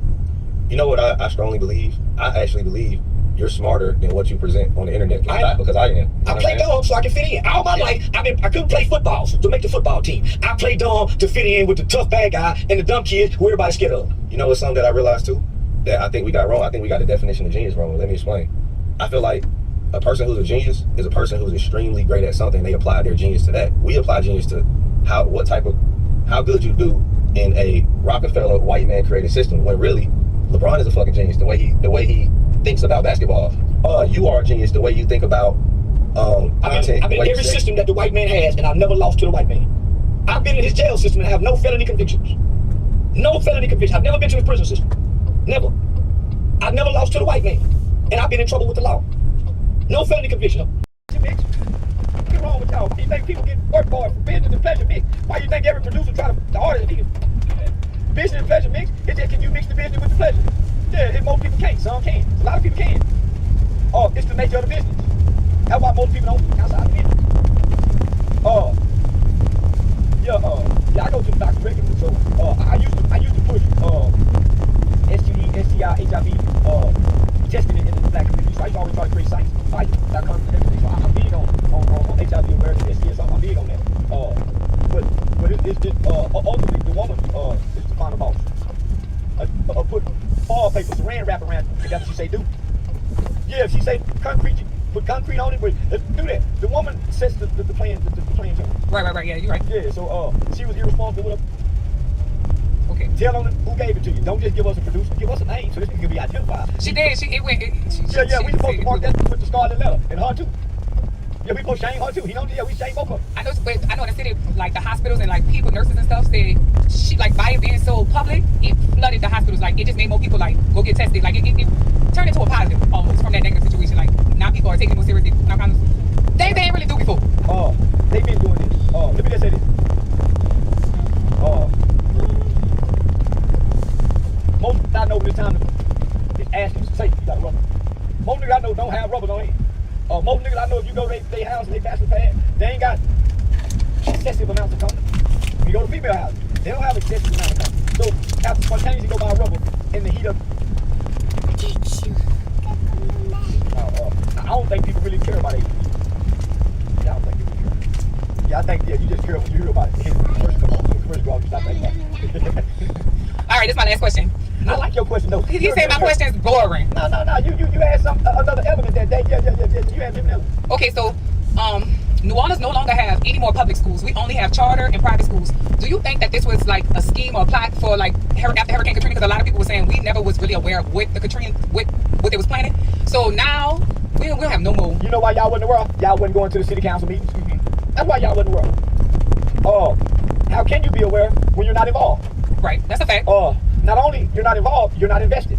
So, why do y'all want public schools? When public schools have been one of the worst places that you can send black children in America to be educated, because they've been miseducated over the years. So why do you want public schools when public schools have been and are now created to be from a pipeline to prison? Public school to prison. That's a school. So you have a school to prison pipeline through public schools, not through charter schools.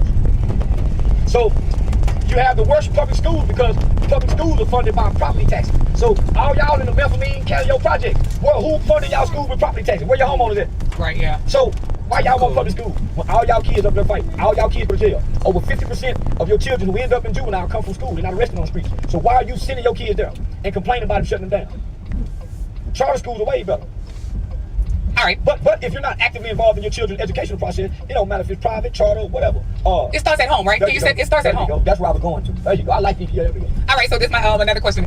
Boosie is dating New Orleans native Rajel. I think that's how you say her name. She's fairly younger. What's your thoughts on age gap relationships? Nothing wrong with wrong. Period. Yeah, they take an 18-year-old and put him into the military. They take an 18-year-old and draft him to the pros. Why we can't take an 18-year-old that's dumb and don't know nothing, running from her mama's house, bright-eyed and bushy-tail, look still fresh, she barely know how to wipe it, and got you raised and groomed to be stupid as you want to be stupid. This your little motherfucker you want you groomed to be as stupid as you need her to be for you. Why y'all in my business? Because I call me a good dumb motherfucker. Y'all once was dumb, wasn't you? And you wanted you older, man. So y'all get out the way. Okay. Master P has recently been super active in New Orleans. He has done things such as like creating a Walk of Fame on Canal Street. He's in charge of the sports department at University of New Orleans, and he's gearing up with a tour of Cash Money. How do you feel about him returning back to the city after so many years and he's out of his prime from his fame and his fortune? Oh, he's 20 years too late. Yeah, he's 20 years too late. Ain't nobody going to Cash Money. You know, look at you. Bunch of old hopping on stage, jogging, doing jumping jacks, mountain climbing, tennis girls. Ain't nobody going to get and they're not entertaining anymore. Right. Okay. Yeah. Because I guess my argument is people done everything. Yeah, when it mattered, when it really could. It's never too late. But sometimes it can be a little too late. You're a little too late with it. The city's moving in a different direction. New Orleans, a Walk of Fame, when Kendrick Lamar came and performed here, means nothing during the Super Bowl. To be over sports, and y'all had what y'all had in Las Vegas. Y'all couldn't get that at the Super Bowl here. Man, we don't dump into anybody buying it. Yeah. All right, let's get on Cash Money. Turk is into with the hot, like his band members. Do you think he should just cut ties and completely stop? Oh no, man, he should apologize. Make it right. Turk used to be one of my favorites. Man, Turk started to look like a sucker. And he let that woman talk. Man, you don't these guys you don't let your woman speak on your wife or nothing. Don't talk. Men talk business. Whether she your manager or not. Turk came home talking, kind of sideways, talking to business. Say baby had a fake man. No, homie. So how you gonna embrace the brother with the loose lips over here telling the whole lot business? Right, yeah. Man, I got a partner did me like that. It hurt me so bad I can't even say nothing to him about it. He don't know what I would have told me. Man, I'm not gonna leave my setup, man. I put a name trying to get some business here. It's always got some so nah man, that hurt me. So but I don't even know how to say that. Cause it hurt. Cause man, I ain't talking about nothing. I ain't sharing nothing sentimental feeling with my woman about money. Right, yeah. All right, so this is really my last question. All right, to summarize and wrap it all up, New Orleans culture, especially when it comes to the music, is always copied and sold without any of the resources coming back to the city. How do you think New Orleans community could come back together? Does it start here? Do you think the people in the city should come together first before we try to get other people to respect us? Why would anybody respect y'all? Y'all respect yourself. Y'all leave the nation of murder. Who want to come here down here? Y'all in Western LA, you guaranteed to be free. And when do y'all come together? So how you gonna get Cash Money, everybody at the top, when none of y'all at the bottom come together? So to even be more realistic, when last time y'all had a children's kind of show? That's where it started. That's where they cut them, man. When last time y'all found what a hot kid rap around? What a little girl that can sing? What the next Beyonce?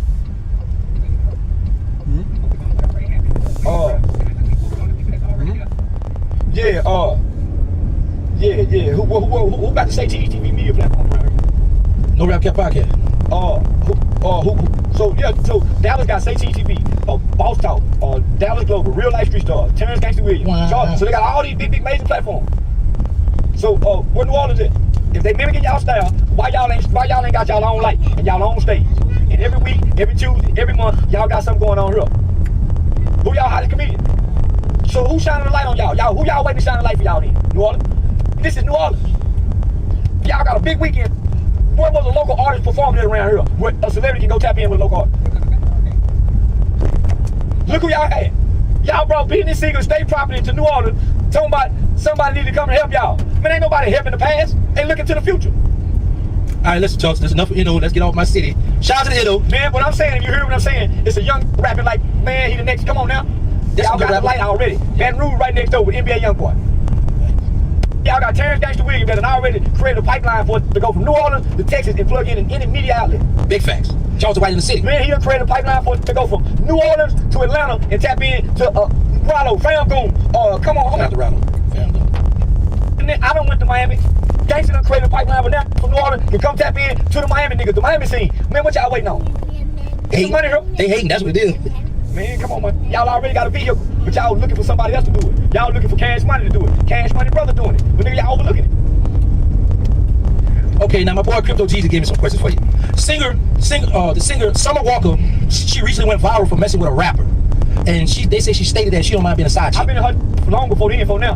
I've been shooting the Summer Walker since I seen the Goofy ad, the Rico Reckless. Now, nigga, when I seen him cuddled and snuggled and huggled, I've been knocking at the door, throwing rocks and whistling past the window. Summer, check your DM. Yeah, no, she my kind. Yeah, she my kind. Ain't no rules or nothing. Okay, so you make the rules as you go along. Ain't that what we doing, like people? Right. So she my kind. So what are your thoughts on the lady and her child or her children being jumped by some students in Chicago? Nothing. Yeah, she's supposed to. We all supposed to be saying, man, that woman wrong. We supposed to all be saying, man, that woman wrong. She had to do the kid like that. She supposed to get a little girl and beat her up. She supposed to grab one of them little boys and stick both her fingers in their eyes. Especially when they grabbed the baby and snatched the baby from him and threw him down on the ground and went to kicking his little punk ass too. Say, yeah, no, I don't feel sorry for that. Yeah, no, nigga, I don't feel sorry. That's nature. We are living and we are operating out of survival instincts and savage-minded people. So if you living amongst your people, they been kicking that little boy ass the first time. That's why she had to walk him on mug up. That's why when my son was in the 5th grade, I gave him a pen that was a knife and told him stick him, poke him. So yeah, now I taught my son how to stab. Yeah, now she's supposed to hurt one of the kids, huh? And then, kids supposed to be going to jail until they grown. Every last kid involved, because they're gonna, them kids go hurt somebody again, and this ain't their first time attacking adults. Them kids should be locked up at least until they're 21, in a maximum security facility where they have to fight not to be. That'll straighten their up. But that was the children of the corn I've been telling y'all in the morning y'all about. Okay, I recently did an interview with Mama Two-Time Finesse mother, and she made a statement. She said that she had 4 different baby dads, we say, 4 different fathers for her children. She stated that if one of the fathers brought some food over to the house for just his child, that she would tell him to take it back if he didn't bring enough for all of them. What is your thoughts? I'm taking the food back. Them babies. I'm taking the food back. I come to you and feed mine. The mother, you let them feed theirs. I'm with that. Yeah, I ain't with you. Say, listen, boy, you better not. I brought you a 10-piece big nugget. You better not share now nugget with your brother, your sister. I'm gonna whoop your motherfucker in a minute. I tried to miscarriage the last baby when she was pregnant with me. You know how it do. Y'all sharing the same pregnant. You try to have a miscarriage the baby by putting that long dick at the top of that baby head. I heard in the 70s say that kind of shit, so I grew up before that kind of listen to my uncle and them. So now, you mistreat another kid. You don't like them no way. Man, you wrong. You got mistreated by your stepdad. I want her that. Yeah, that's why my mama wouldn't bring no man into the house. And that's why, yeah, I got 2 kids by 1 woman, so my kids have to go through that. They daddy got but I'm that kind of too. Yeah. I just seem like I ain't. Yeah. Especially when we break up. So long we cool, I feed your kid. We break up, I just feed mine. Okay, so now let's jump back to the Atlanta scene. Future, the rapper Future brother was caught with 21 kilos of and some more stuff. So do you think that's a bad look for Future, or that can hurt his endorsement down the line? He already sold his catalog for that big old lump sum he sold it from. He don't have a bunch of endorsements. He make a bunch of babies he don't take care of, so it's hard for anybody to endorse him with corporate sponsorship. He just go keep the feds on it. They know he was funding his brother, a little bit of drug. Then 21 kids, the fed dog, and he go out to jail and die in prison. But he ain't never coming home. See, they changed the laws on crack, so he get caught with a bunch of crack and not go do life. It's some new laws. It's a new fear behind it. And they making it seem like it's a form of national security because it's being sent in by China. So it's in trouble. He might end up over there in the Salvadorian prison while keep their head down bald. Okay, you once stated in the interview that we have become digital slaves. So how do you think we can break that curse? Slave.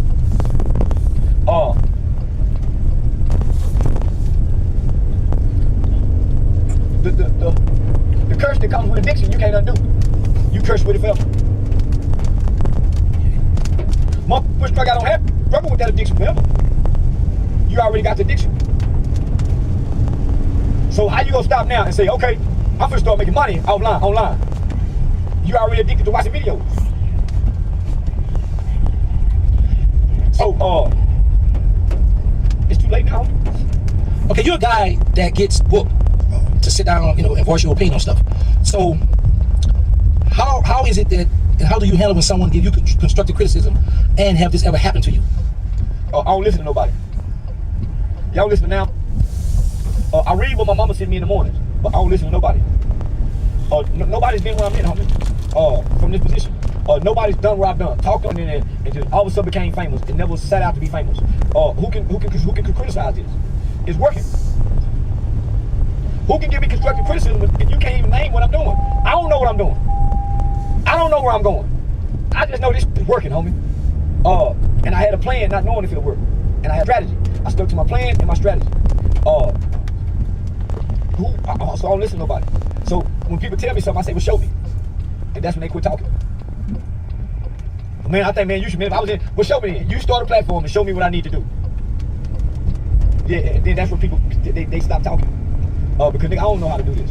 I'm just figuring it out as I go along. And I'm learning well. I don't know what to do after this. I didn't know what to do before this, other than trying to monetize YouTube.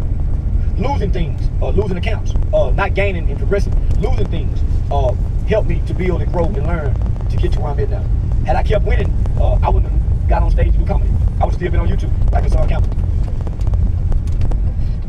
I've hung out with you plenty of times, and I've watched your success. And when I first come home, I watch you.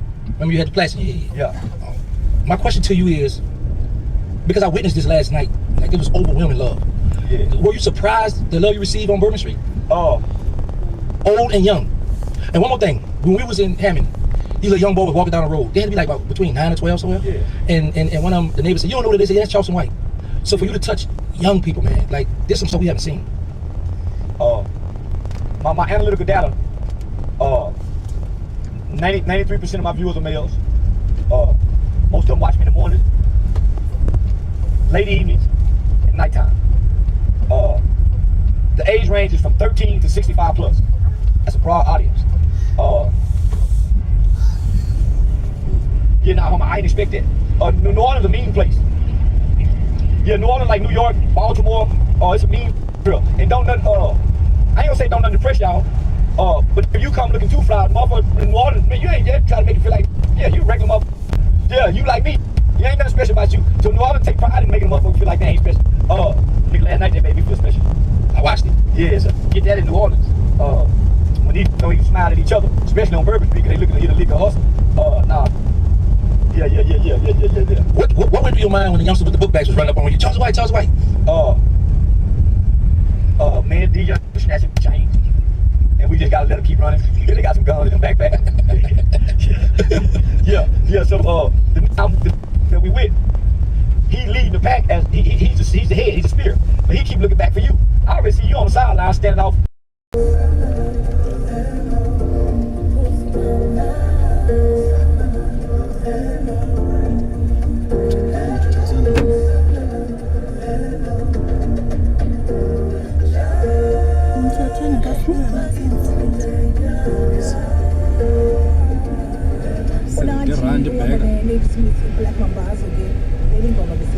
Hello sana buya baba sifumene ke udundo lwethu asancokola ngokunye naye ke namhlanje sincokola ke ngephulo lesebe ke iphulo le-World AIDS Games. Sibulisa sikwamkele kuhlobo ne-FM njani namhlanje?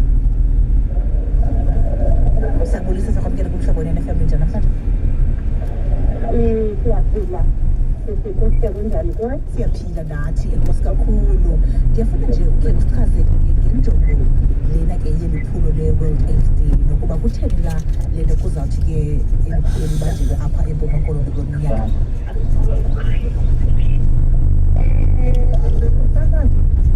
Ngicela ngigabagaba ngayo eyazi ukuba iminyaka yonke le kwenziwa i-World AIDS Day nge-1st kaDisemba, of which is the World AIDS Day because yenziwa kwihlabathi lonke.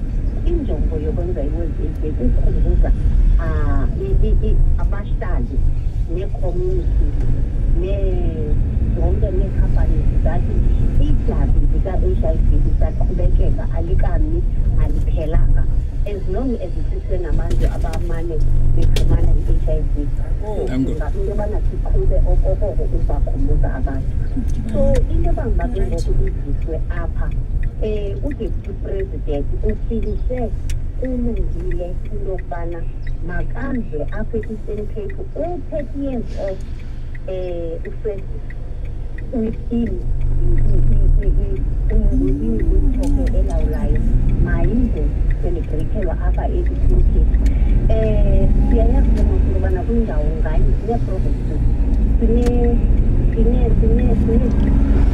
ezahluka-hlukeneyo kodwa bezikhonjwe apha eBuffalo City apho ke sikhonjwe yobana i-Suburbs Stadium iyaba yindawo ephakathi naphakathi eyawusincedisa into yobana bonke abantu baseBuffalo City nabazawusuka kwezinye bawukwazi uyawufikelela khona.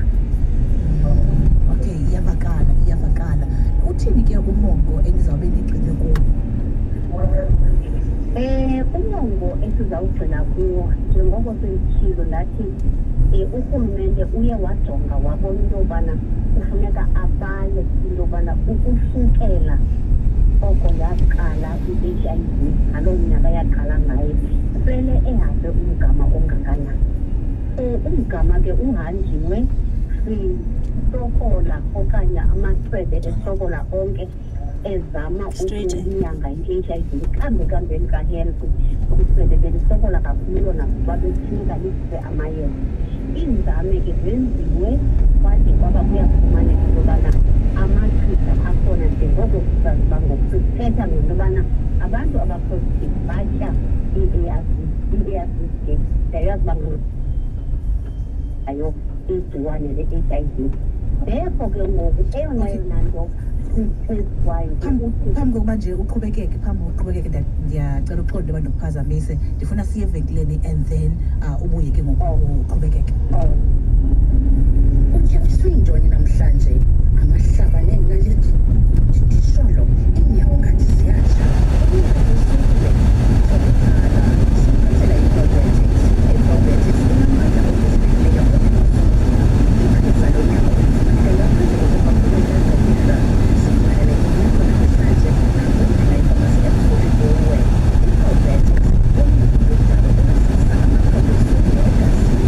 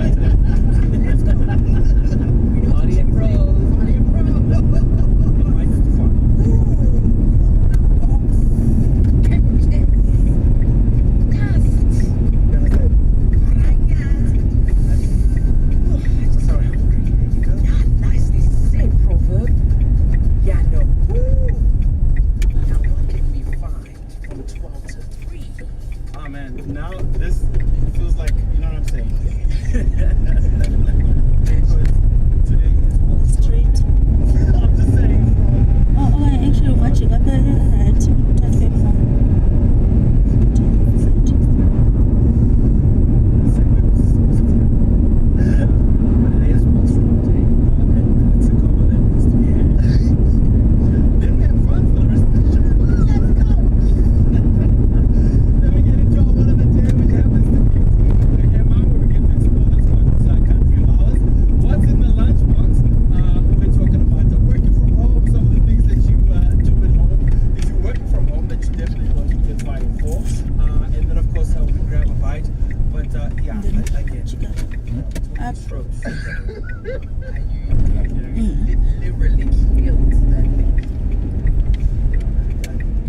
I told him I'm gay. Yeah. You know, that's what I said. And it works. Yeah, 50's black, so he's allowed to be in the But movie. he's Aussie. I mean, that's like somewhere in between. Yeah, you're down under. You know, there's a little bit. UFC champ, that maybe gets you that.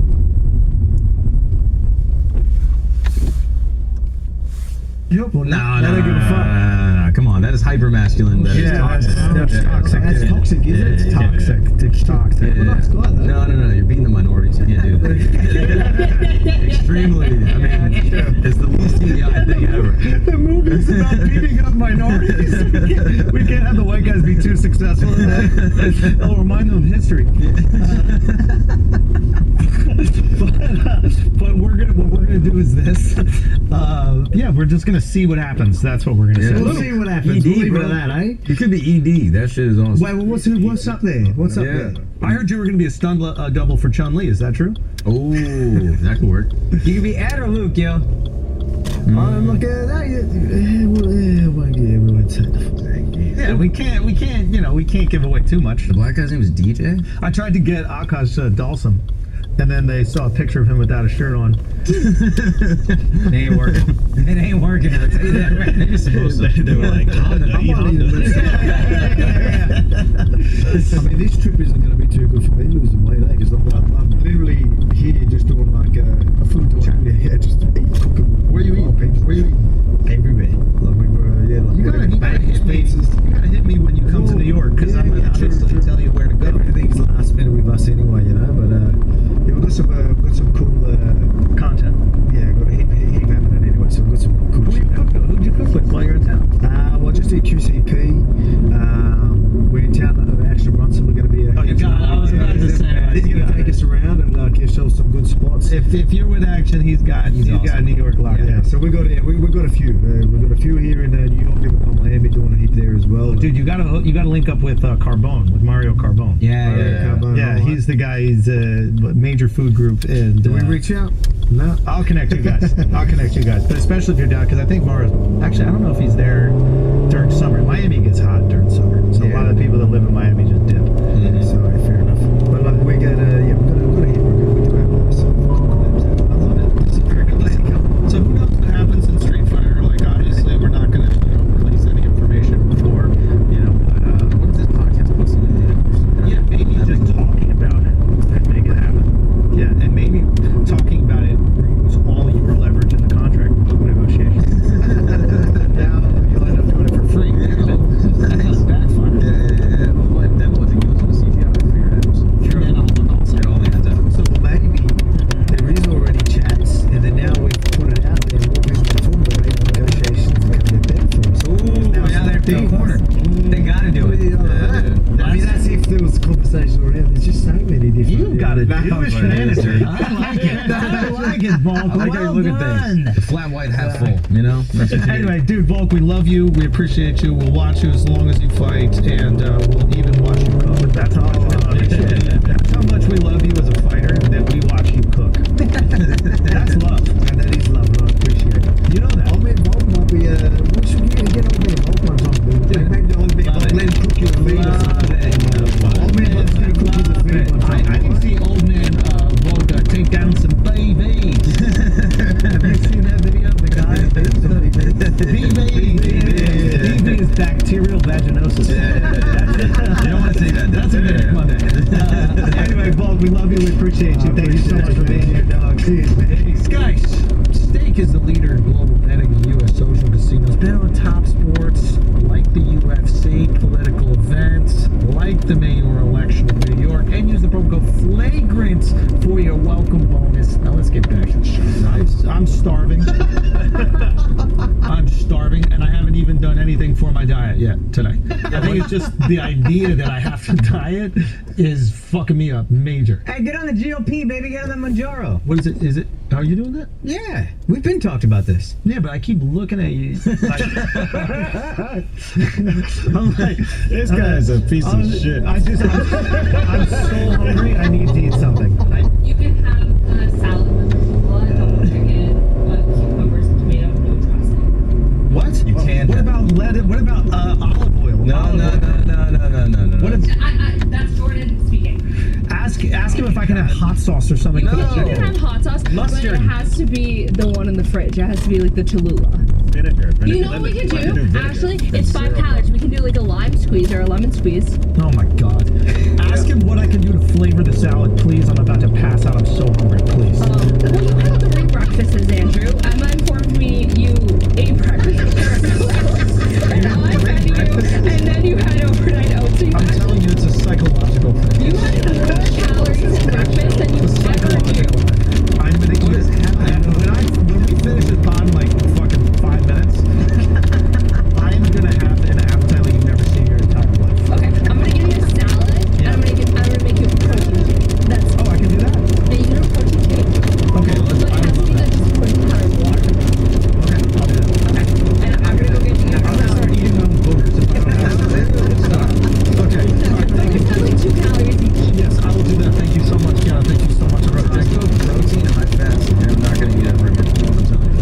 What's that mean? You do like steaks, butters, chicken, stuff like that. Keto. And it's I'm not even allowed to do that. It's going to satiate you, and then you won't eat for long periods of But time. apparently I'm not allowed to do that. Says who? The fucking muscle doctor. Wait, he's trying to cut. He's not trying to pull. That'll cut you down. He doesn't lift. He also got 3 weeks. He doesn't lift. He's this is crash done. I know you need. I got 5 weeks. You need an eating disorder. You need cigarettes and coffee. That's it. Eating disorder. Yeah. You need a bag. I had a dream I smoked cigarettes. Cigarettes and black coffee will Yeah. get you. Yeah. You need cigs. Yeah. Split a baggie, dude. He probably was crazy weight, tons of energy. I would do crack, but like if I didn't have a daughter, I would smoke cigarettes relentlessly. I would be so addicted to cigarettes. Yes. The thing with the plus minus, you need cigs, not good for you. Lose weight, get shredded is good for you. That's another thing. Like, Good with that. I'm not like we're the vanity muscles. Like, I don't think we have time to work legs. We're being very strategic about that. You know what I'm saying? I'm on the same page right now. Just like, wear baggy pants. I see the kids. What's gonna be so funny is you're not gonna see my body the entire movie. I know it for a fact, and I'm gonna put myself through torture just to get a fucking ab muscle for nothing. I'm gonna have to like ask the director. I'm gonna have to pull him aside and be like, dude, can you just have like Dalsum rip off my shirt or something like that? Like, I need one day where I can at least show my body. Oh man. For your acting role, you're playing a character who is technically like the manager of Ken. So yeah, I don't know how much I can give away from it, but I will. So I'm not like fighting in the Street Fighter tournament or whatever. Like, but I got some moves. Like his lore is quite interesting. I was like doing some. Yeah, like he is a joke character. Like he got a shitty Hadouken that goes like 2 feet. Like he's purposely weak because they're trying to make fun of this other video game that was trying to steal characters from Street Fighter. So you don't need to work out. Just look like you. I actually could do that. But acting is just like I feel like the one thing, but like a thing that you respect about like in an action movie is the actors putting themselves through the process. Your character's a joke. Yeah, but at least if I put the effort in to like look good in an action movie, I do get to fight a little. Oh, that's cool. Yeah. I don't remember last action. No.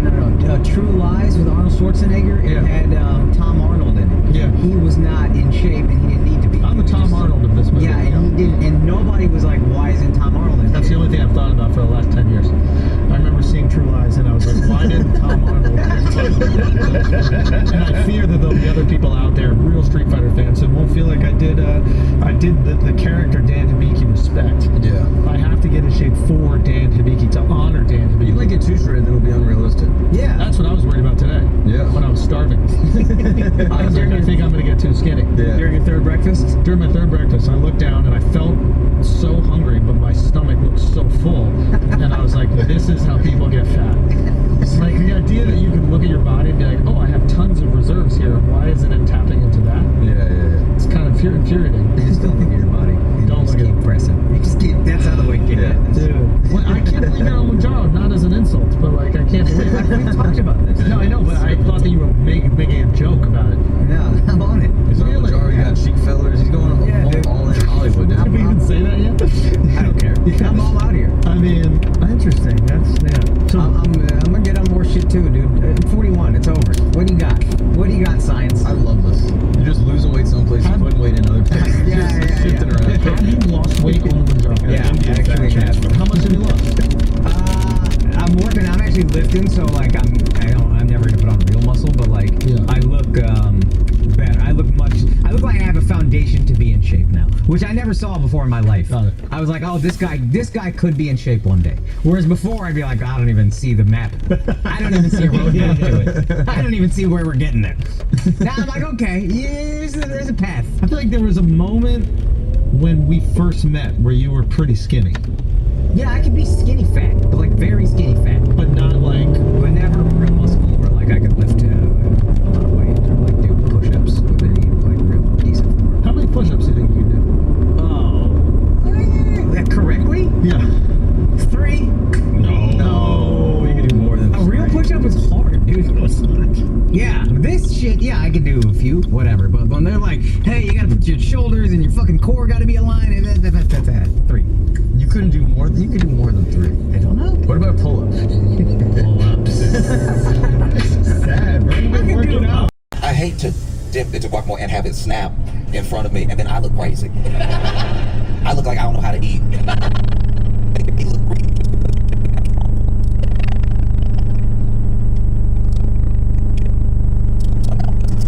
Good sign. And guacamole was actually phenomenal. It was actually really, really good. It was crazy. And so he was gone for a while, and then he comes back up like 5-10 minutes later, and he's like, how is it? And we were commenting, like, this is actually really good. And we should have said actually, but under the circumstance. You know what I mean? Like, just under the circumstance, then y'all look surprised to see us. So how are we supposed to know the guacamole would be good? You look like you didn't plan on making any today. We were like, it's actually phenomenal. This is really, really good. And he was like, thanks, man. Wow, thank you. And I was like, wait, what? Why do you seem like you really needed to hear that right now? It was crazy. He's like, yeah, man, thank you. Thank you, dog. Appreciate it. Did y'all want to order something else? I will let you know before y'all order any cooked food. Our chef did leave, all right? I don't know when he's gonna be back. It's like, all right, yeah, I guess y'all are a regular restaurant. That's fair enough. There's that, and then there's, you know, especially when we were in Tucson, it felt like everybody was kind of trying to be healthy. There was so many like salad bowl places, but then there was an ice cream store next to every salad bowl place. There's the most ice cream stores per capita. Why? There were ice cream stores across the street from each other, like rivals. And then while we were deciding where we were gonna eat, you know, after we didn't eat, this dude was on a scooter, and he took a spill, right? He was on a scooter, and I don't know, I've never been a fan of these like bird scooters, these like, you know, the one that you can just, as a pedestrian, hop on and ruin your life. You know what I'm talking about. You know the scooter that's just parked. You feel like you're stealing it. Like if it didn't take your phone to unlock it, you'd be like, this is a crime I'm doing right now. And how is it built? Remember those scooters from when we were little that just had the brake on the very end of the back wheel? It's somehow that scooter mixed with the throttle from a motorcycle. Because why did they make them go so fast? You got people driving next to cars on the scooter, or just murdering pedestrians. Because there's no tutorial. All you need is a credit card and you can just become a bullet. It's insane. There's no video to watch or anything. You just get off. I'm gonna say some things that are a bit conflicting in nature at least. Like, we saw a guy take a spill on one of these scooters, because why wouldn't you, right? And the way this man crashed didn't make any physical sense, because he definitely crashed and like went over the handlebars, right? But by the time we turned and saw him, do you remember planking? This man did a mix of planking and a stop motion music video, because he didn't just slide up to us on the ground. He really like his whole body kept trying to stop on the pavement. I know that hurt. Glasses flew forward, flew off his head. Glasses weren't done flying. I don't know what I said. I was like, oh my gosh, like it's. And I don't know. I wish I was a hero. I was one of those type of people that like springs into action. That's not who I am at all. I just kept standing there like, ooh. Wow. You look hurt. It's not good at all. It's not right what I did. And I didn't mean to do anything. And I didn't do anything to help. Whoa. It was my buddy picked up his glasses, walked up to him and was like, hey, are you okay? You know, and this is the thing as men, like just as guys, right? For real, just it's okay to be hurt. I don't just mean that in some sort of like metaphor. I mean like if you get hurt, it is all right to be like, ow. Because we basically watched this man die. But then when we asked him if he was okay, after he got done sliding, and he realized we saw him, we were like, are you all right? This man in front of us just started doing push-ups. Dog, no. You're not gonna convince us that this was part of the plan. That's only a man could like do something like, only a man could like wreck a car, fly out the windshield, wrap himself around a tree, and then grab a branch and be like, one. Like, in what world? You must be out of your mind. He was doing push-ups, and then my buddy walked up with his glasses and then handed him his glasses. He was about to leave his glasses. He was about to get back all this, because here's the thing, this is one thing that I can say I relate to with my man here. When I fall, I also want to make sure that I never see the people who saw me fall again. When I fall, if I fall in front of you, it's either me or you. I gotta kill you now, and I hate that. But one of us has to go. This is too embarrassing. And so my man was about to drive off on the scooter he just fell from. I assume he needs glasses if he's wearing glasses. This man was about to get back off the scooter blind and drive off just to not be in front of us anymore. And my buddy walks up and hands his glasses. I mean, putting it in their ear, but you know that other people have also, yes. And so it's like, what's the point? But if it's like breaking a person and introducing to them and seeing, and which is, I know, probably like creepy and gross, but a shock of, this can happen to me.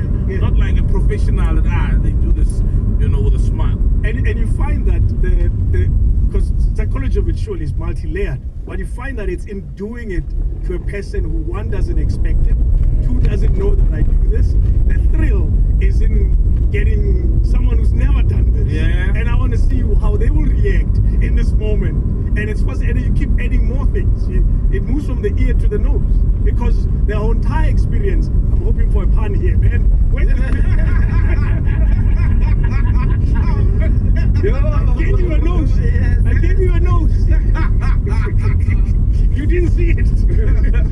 So it could be any of those elements that go with it. But why hasn't it happened in South Africa that we have somebody, a big name, a very problem? Because we know it's happening in South Africa. Everybody is with somebody. Why is it that in South Africa we haven't gotten to that point yet? Because the people whom it's happening to, they haven't been brave enough to see. But what do you find that? What is brave? Bravery is in coming out and having to say it, or actually going lay charge. Wait, I don't get it. Wait. What are you talking about now? Same scenario in South Africa. But what would the women they charge if they get it paid and they're agreeing to it? No. We just said that being a freak is not a crime. No. He's talking about a DD trial. Oh, okay. In South Africa. In the South African context, where it's small and sorry, man. Let me use somebody else. It's okay. It's an example, man. I'm saying it definitely happens. Yeah. Everybody. Humans are humans. Exactly. America too. It just hasn't made it that far. Look at how long it took the DD trial to even come to where it is. It was unbelievable for the longest time. It was rumored for a good year, 2 years, 3 years. And yet eventually it happened, and it's in court. But the point is, events like those happen all the time. We are surrounded by freaks. Yeah. It's not a crime. As long as everybody is willing is happy to be in there. No, people are saying, some of them, okay, I'm not talking about those people so that they don't say that we are, shaming people. No. there are certain people who will consent at the time, but for whatever reason, whether it's monetary remuneration or whatever interest they have, will turn around and say, no, but I didn't. I was like, for instance, okay, they just keep it to the Americans so they can sue us. Yeah, with his current wife right now who's going around naked, right? You see, we are seeing it in our face that, okay, she's doing, but you can come in 10 years after they break up and say, I was forced. We need to do that, and I was forced. And we are supposed to listen to her and believe her, because what people present and what's happening that we don't see, you know, carries value. You know what? A case like this happens all around us. We just don't see them. There's crime happening next door to where you live, and you're not aware of it. Oh yeah, apparently. Apparently, speaking of that, you know the paras who carry these big trolleys with apparently they transport some. There's contraband, some there's bodies in these things, and we think it's tins. And I was like, it's right in our face. If you want to get rid of literally they could, because nobody ever stops those cars. Check what they Nobody have. ever stops those cars. Just move to it and get out there, you're annoying. And you're thinking they got cans for recycling. It could be a body, it could be drugs. In plain sight. There's a movie that plays on that.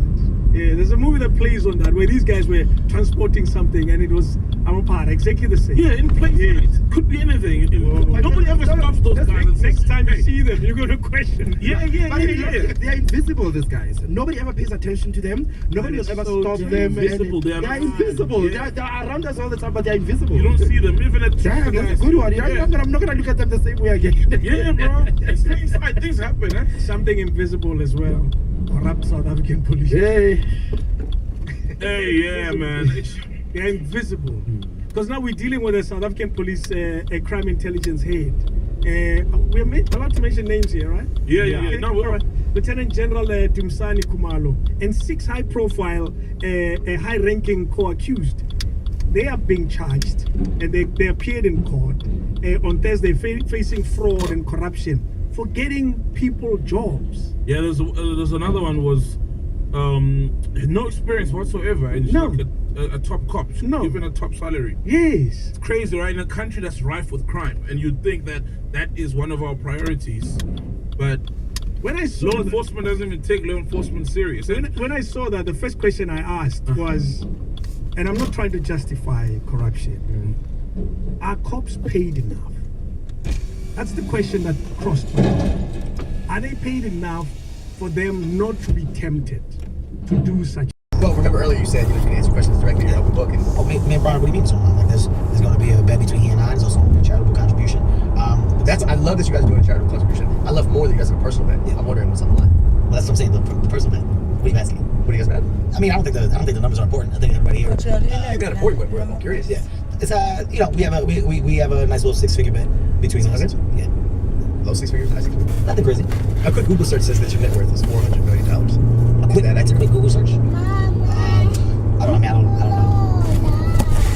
what that means. Is that accurate? You can't. I don't really think you can trust a lot of that stuff that you read on the internet. Right? Like the internet is weird. So some people just say stuff. You know. Is that accurate? No, it's not accurate. Is it far off? With that number, yes, of course. It shouldn't be far. That's a beautiful thing. Yes. You're saying you're worth a lot more. I'm saying that number's far off. Yeah. What is worth? Right? I think the abundance of value comes in happiness. So my. All right. I remember a time you told Gail King that by the time you were 45, you would hope to be a billionaire. Did you fail?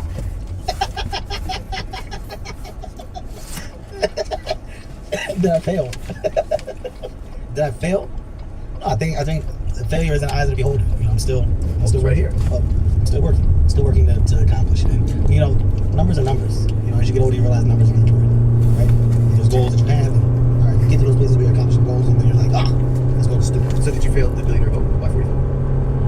You say, are you asking? You said, Gail, how you doing? Watch out. Vehicle on shoulder ahead. I would like to be a billionaire. It's a goal I set out to achieve. Today you tell me you're 46 years old. I'm wondering if you accomplished or failed that mission. I think that we're where we're doing good things in business, and you know, right now it's just about keeping my head down and grinding. Congratulations. It's a beautiful thing. Yeah, thank you, man. Self-made like billionaire? I'm not. I don't think I've ever confirmed or denied anything. Well, you essentially confirmed just now. No, I said that I'm working to keep my head down. Right. Just kind of marching forward. You passed the mark. We're a billion. You're down to it. And that is to be celebrated. Yeah. Cheers. Well, I'm not cheering. I mean, choosing you just for billions. I'm choosing you just for being a great guy, man, and a great number one on the call sheet. That's what Number 1 billion. When is the last time you took a commercial flight? The last time I took a commercial flight? Delta, JetBlue, American Airlines, United, Southwest. To your spirit. I think I just did. Was it? Did I just do it? Like, it's been a long time since I've been on the pedestrian plane. It's been a very long time. I want to say probably like 14 years, maybe 15 years. 15 years. Do you remember what it's like to get Biscoff cookies? And what is that? What is that? That is the level of wealth I. No, what is that? No, I want to be so rich that I don't even know what a Biscoff cookie is. What is that? It's a cookie. Yeah. As a billionaire, you would know, but it is a cookie that the brand is called Biscoff. It's almost like a shortbread cookie. They're delicious, and if you stay awake while the flight attendant comes down the aisle, she asks if you want Cheez-Its or Biscoff cookies. That's what you get. Huh. Okay. Nice. I gotta get one of those. To not even know what it's like, to not even know what a Biscoff cookie is a level of wealth I truly aspire for. I'm saying I'm gonna get one. So yeah. You've been quoted saying that Hove is a guy who's brain you've got a chance to pick just over the course of being friends with him. I'm wondering, what is a lesson that you've learned from a guy like Jay-Z?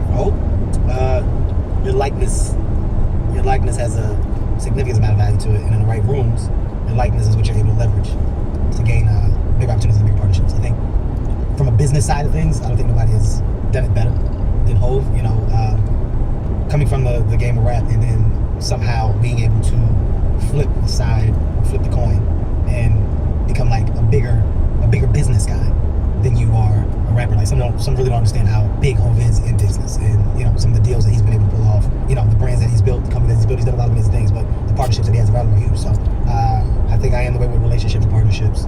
Of course, I'm watching those in front of me done correctly. So he's one of the guys that I think has done it unbelievably well. When you look at a lot of our heroes in our culture, Jay-Z, LeBron, yourself, you notice that they all have a team around them, a group of guys maybe that they've been with for quite some time. What would you say is like the importance of that, and the importance of the guys that are around you knowing? There's nothing more important than your circle, right?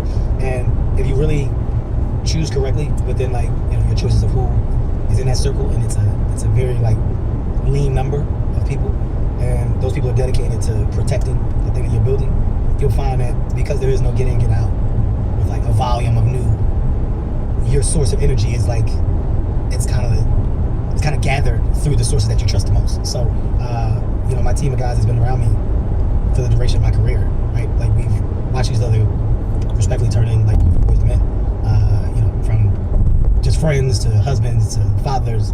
We built a family and an ecosystem within our family that operates like a well-oiled machine. I think it's the most important thing after, of course, family that I have in my family. I'm talking about my wife and my kids. Like that sector of family is just as important. So to anybody in the business, like you need something that you can trust, that gives you honesty, transparency, and has your best interest as a interest of theirs. And I think through ups, downs, good, the bad, the ugly, that hasn't changed. Like we've all kind of been a part of this game of entertainment, and we've seen so many people come, go, and fall apart. And those that have kind of fallen apart haven't had a good system around it.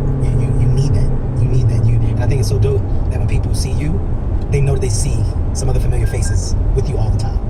That was a great answer. Thank you. First good answer. What do you think you rank in all-time Kevins? In all-time Kevins? That's a tough question.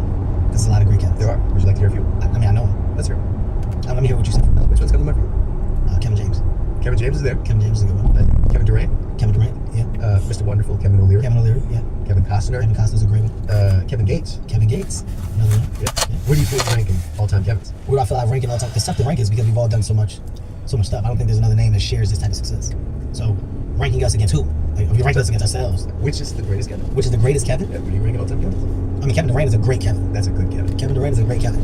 Maybe the number one. Maybe, but I'd like maybe fill it. I mean, if I'm ranking myself with Kevin Durant, I think that's a fair Kevin conversation. But so again, number two today. I'm a Kevin Durant fan, so I have no problem taking the number 2 slot to Kevin Durant. Twice today, you're taking number 2. I think you're really taking the call sheet of like this. I want to see the call sheet. That's the thing. I don't even think that you have a call sheet. I want to talk about your things that you have going on very quickly. The Tequila Space, Grant Cormino is your. Congratulations, unlike some of the other endeavors. Proud of you for that one. I have seen that you are very good at giving toasts. Yeah. You gave one, or quite a few at the Rock Nation brunch. Yeah. Didn't see you at the last one. But They didn't have one. They didn't have one this year. The last one. Yeah. Not last year. The last one. The last one. I mean, it was hard to track those things. We're all busy. What were you doing? I was there. Oh, didn't see you there. That's edges are different. Well, anyways, you seem to be great at giving toasts. I was wondering perhaps if we can pretend there's some great Corvino in here. Maybe we can toast to you being the 3rd best comedian that's ever been on the show. That's right. Who you had? You had Eddie Murphy. Eddie. Interesting. Oh, okay. Okay. That's up to you being the 3rd best comedian on the show. Well, are you giving a toast or am I giving a toast? No, you. That was my contribution, and now you. Oh, got it. You're good at the toast thing, Yes. so I loved it. All right. Hard work definitely is something that we should celebrate. And I say in Grand Corminos that hard work is different. This toast is also to the culture and the voices that are best navigating in our culture. And speedy you, sir, are becoming a voice of our culture, for our culture. So as you're talking about the greats and the people and who's been able to sit in this chair across from you, I think that's a testament, of course, to you and your success and your progression. So I think that also deserves a toast. But now we ended on the good stuff. Me. I think that we should toast to greatness, right? And that was good. And greatness rubs off, right? And it generally trickles down from 1 to 2. Well, in the case if there's an obstacle where that can happen. In this case, I'm saying greatness is an energy that people pull from. I got nothing for you.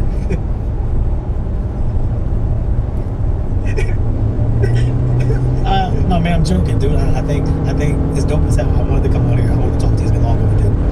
And shooting the shit is the best format of content. So I say, I toast to you, man. Unscripted content, a dope format, authenticity, and dope dialogue.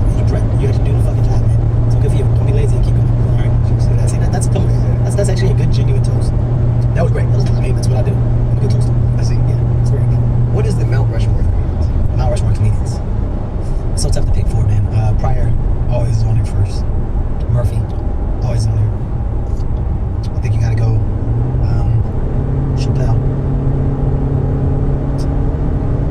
And I think it's a toss up and mine's always changed, but I think Chris Rock is for sure on mine. Chris Rock is for sure mine. I think I can give you reasons for all. Chris Rock became a multi-hyphenate in business of entertainment, right? The writing, the directing, the producing, the developing, and still staying true to the craft. Still hasn't taken time off from comedy. People realize that Chris Rock has been touring forever, coming up with hours of material forever. Chappelle, just the voice of comedy today. Eddie Murphy showed you what a star looked like. The rock star, or the idea of rock star, attached to comedy, is all Eddie Murphy. Nobody was bigger. Nobody will ever be in that conversation, right? Like right now, you're seeing a lot of comedians have success, and we all have these crazy fan bases, and we're doing arenas or stadiums or whatever. Nobody will ever touch the rock star level that Eddie Murphy did have when he was in his prime, and then taking that and going on to the box office and becoming the big movie star. Pryor was doing movies. Pryor had a great movie run as well, but Eddie's movie star was unprecedented. That forever has its place. So they're all goats for different reasons, but they all did something amazing to the business of stand-up comedy. So I'm only able to do what the fuck I do at this level because of the doors that they all kicked open separately, right? So I don't think that can change. That's my fault. It's a great fault. This comes out in a couple weeks, but you are making some sort of announcement today. By the time they see this, that announcement will have already been made. So why don't you tell the people what you got coming? I expect to drop my 9 comedy special. Of course, on Netflix. It's called Acting My Age. 9 hours of comedy. Just think about that for a second. That's a lot of comedy, man. Like 9 hours of stand-up comedy that I now have in the catalog. I'm like, shit, when does it stop? When does it end? How does it get better? How do you find more excitement to do what you do? You got to be energized. And this is when I was energized. I fell in love with the idea of getting older and the ups and downs attached to it. And Acting My Age is a pure justification of just where I am in my life. Raw, I just want to go back to the raw element of stand-up. I tapped into the family side of it for quite some time because of the branding and the global opportunities and where the movies were at that time, and I want to keep feeding that machine and make it bigger and bigger. And this one is just like getting back to the roots of real and raw. When does the special come out? Thanksgiving Day. So dropping it. So while you eat, you can laugh. That's a big day to drop something. Smart man. So right there. I want the deal that you have at Netflix, brother. I don't know what deal you got. You have them in the biggest 360 of all. I mean, the amount of things you have on there. They're unbelievable partners, man. They get me, I get them, and they might be the reason you have that mouse wall in the house. Well, I think what we're doing together. It's a live mouse wall? I think what we're doing together. You ordered that. I think what Netflix and I have developed is a amazing rapport of shared opportunity. They're global. I'm global. Their platform puts me in 250 different places at one time, and for them to be able to give their consumer new content or great content, that's their priority, and we're making a lot of it. So the stand-up special is one of many announcements that are coming. I got a couple more big bombs I'm dropping the rest of the year. Right now, enjoy the special. All right, can't wait to see it. Check it out. It comes out on Thanksgiving camp. Again, I appreciate you stopping by. I know you're a busy man these days, and you've avoided us for years, and so for you to finally show up this early in the morning and still being late means a lot. Well, so thank you so much. I don't think I was. I was respectfully. I was giving you time to get your shit together here, and clearly it did work. Right? Anything you want to leave the people with? Yeah, man. You know, things definitely shouldn't happen fast in life, which is why names like Speedy don't make sense. Take your time. Take your time. Okay, rushing to do things means you only get there to do it wrong. Slow down. Maybe we take this and change it to 316. We slow down. Okay. Congratulations on this special. Thank you, man. Nothing but love, man. I appreciate y'all.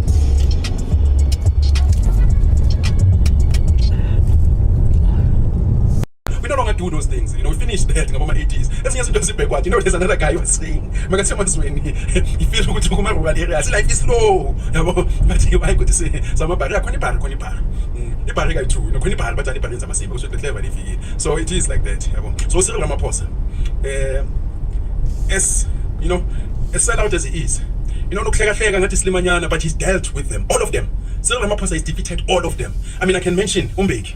He's beaten Umbeki repeatedly. Even now, I think it was Umbeki was saying Cyril Ramaphosa must step down so that he can come in as an interim president. Umbeki, you know, he thought that he's the messiah.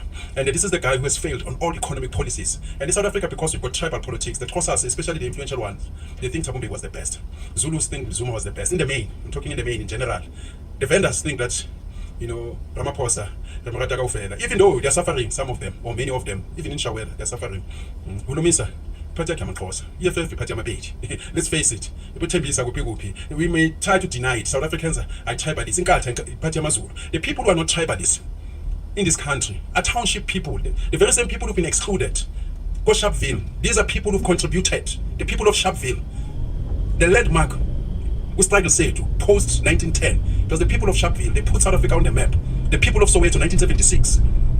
They put South Africa on the map. After 1960, South Africa was sanctioned. There was a boycott because of what the apartheid government did to South Africans. In 1976, it's another struggle. And as sad as it is, they buried one of the surviving leaders, which was 16, a friend of mine, a person that I have known for ages, Bani Mokhatle, says he's the king of his royal tribe in the Northwest. He's the man who's supposed to be king, but because of the squabbles, he was shot at some point. He went back to Alexander. His father is supposed to be king. I am told with his father, you know, I don't know, you know, back in the days, I don't want to speculate on this one, because back in the days, during apartheid, you find that I'm the rightful heir, I'm supposed to succeed my father and become a king, but you find that I'm anti the government of the day, they'll take my younger brother to be king.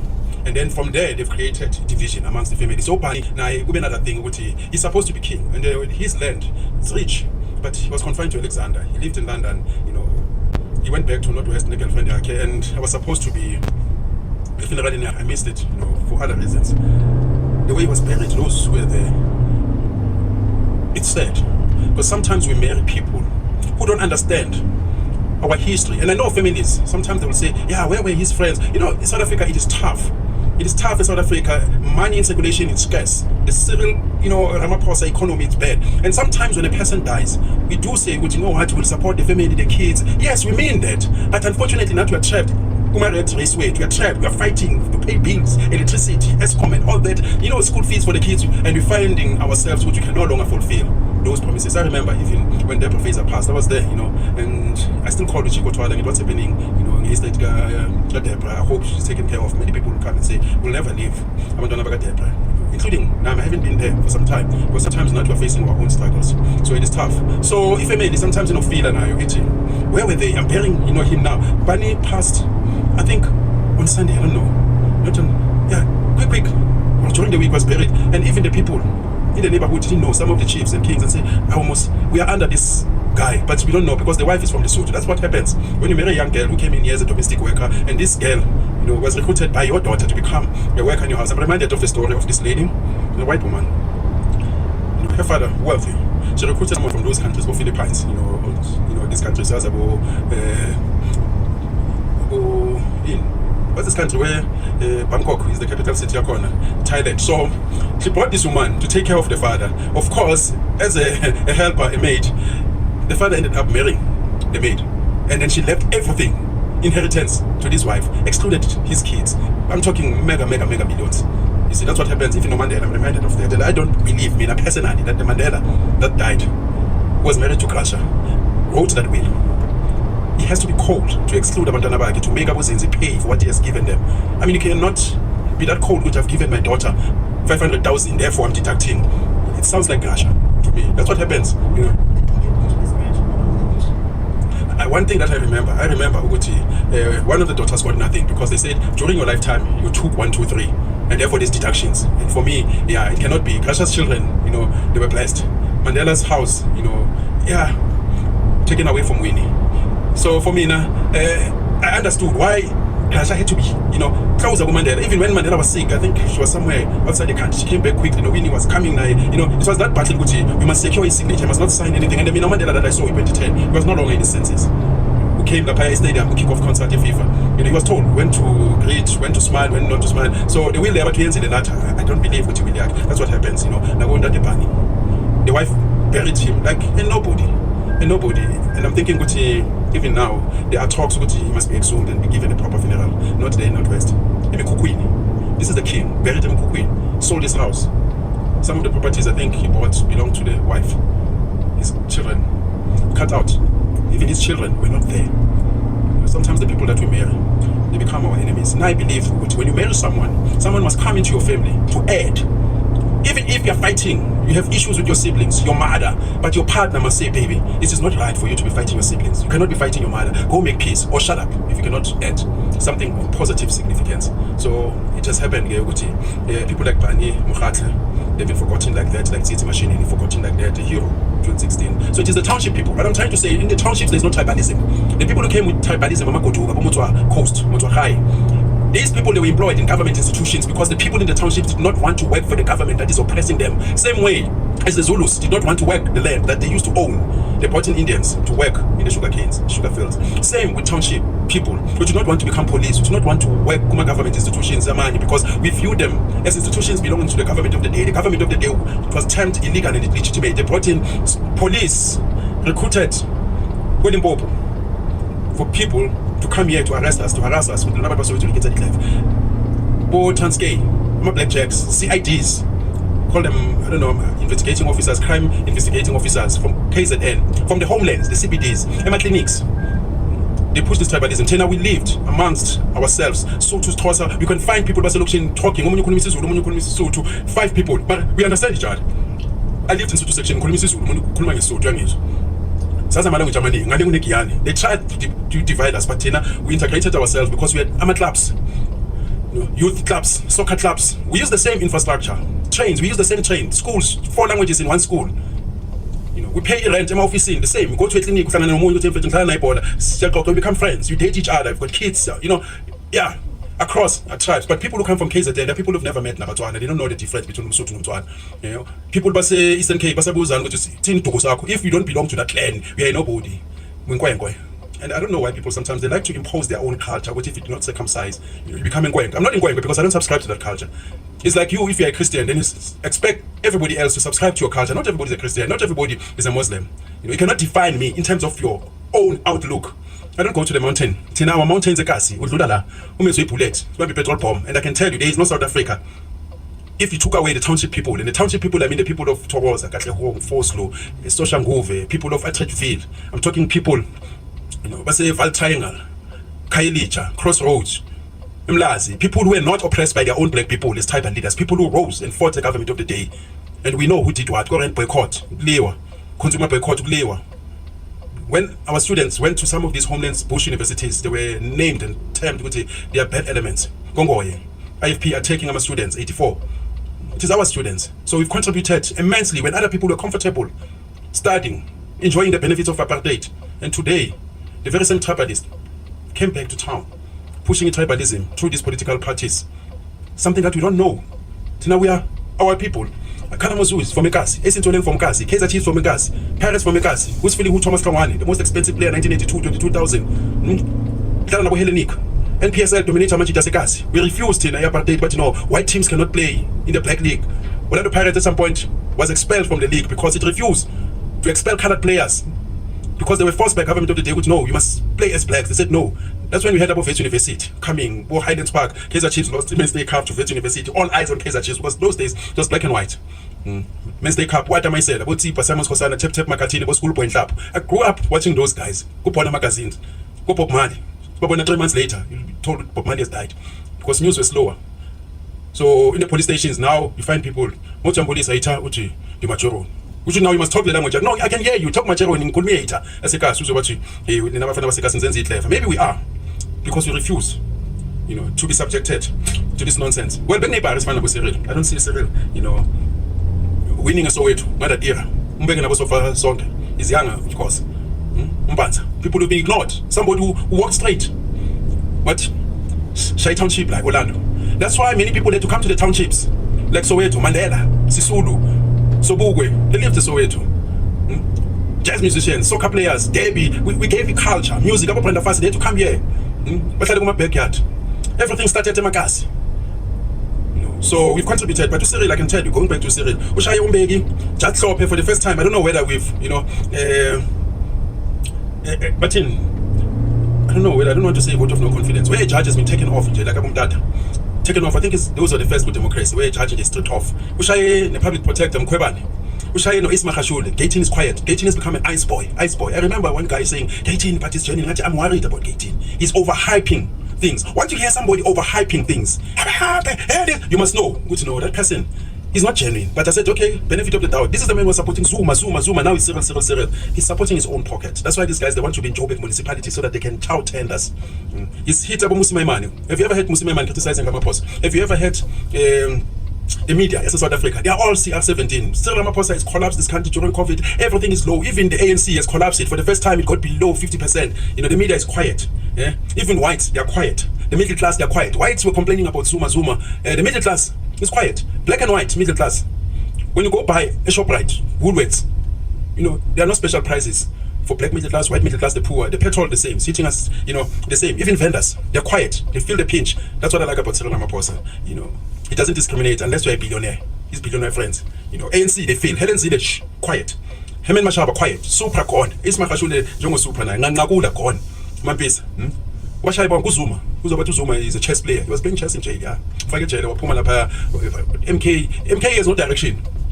If Cyril dies or Zuma dies, it's the end of MK. There are good people in the MK, but many are opportunists. So that's where we find ourselves. Cyril and he's defeating them because he's got a strong lobby group behind him, not because of something that he's doing extraordinary. They are scared because when Jacob Zuma took out Ugodan, Ofago Weekend Special, if my you want it, it is going live on social media. Make sure you stick around so you see it there. After this year, I think that Trump needs the presidency to protect him from Beyonce.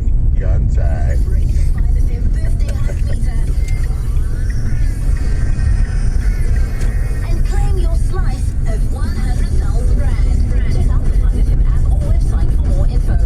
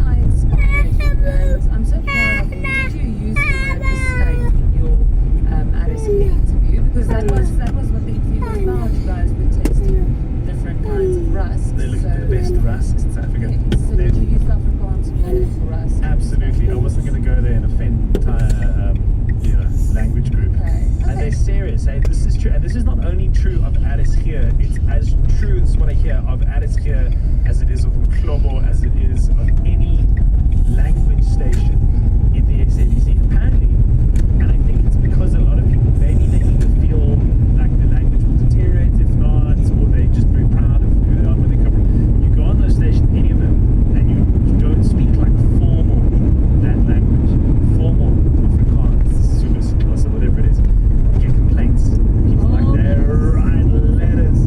And you're going back on Addis here sometimes. I am, and I believe you've got a challenge for me for tax Afrikaans. I just want to make sure that you are ready and you have some nice Afrikaans words. We have a nice woordeskat. Baie goed woordeskat. Yeah, we have a Tannie Gerde in my life, my wife and I, and I've never heard her comments on anything that I've done in the media. When I was at Addis here, that was amazing.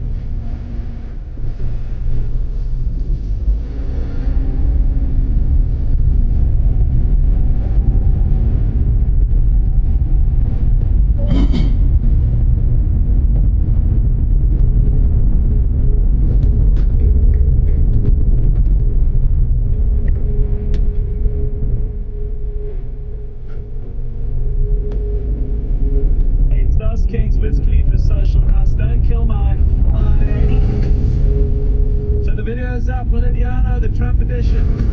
Sean, tell me what you do. I don't understand why you look so obsessed. My goodness, I love the video that was just posted on the 5FM Instagram It's of us, what's not to Yes, us? of us dancing. the Yano video. And I wanted to write, it definitely Yanoed, but somehow the comment that I posted said you can't dilute it. I think it works. No, it does not. It definitely does. So I'm trying to delete the comment, but I don't know how to do it.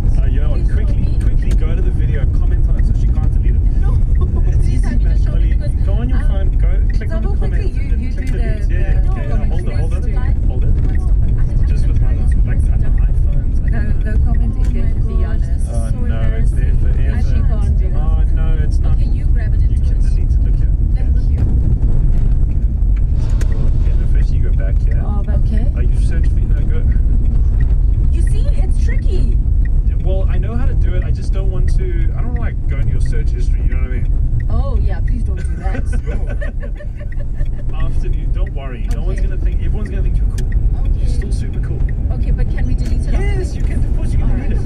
Unless South Africa goes, no, you can delete it. Go watch the video. Drop us a comment. Let us know what you think we should Yano next. A traditional leader killed and 6 matrics raped in the Eastern Cape. Coming up in your sport, live cricket action, day 2 of the second test. The Proteas are already 3 wickets down in this morning's session against Bangladesh, 410 for the loss of 5. Plus, Orlando Pirates making 6 wins from 6 to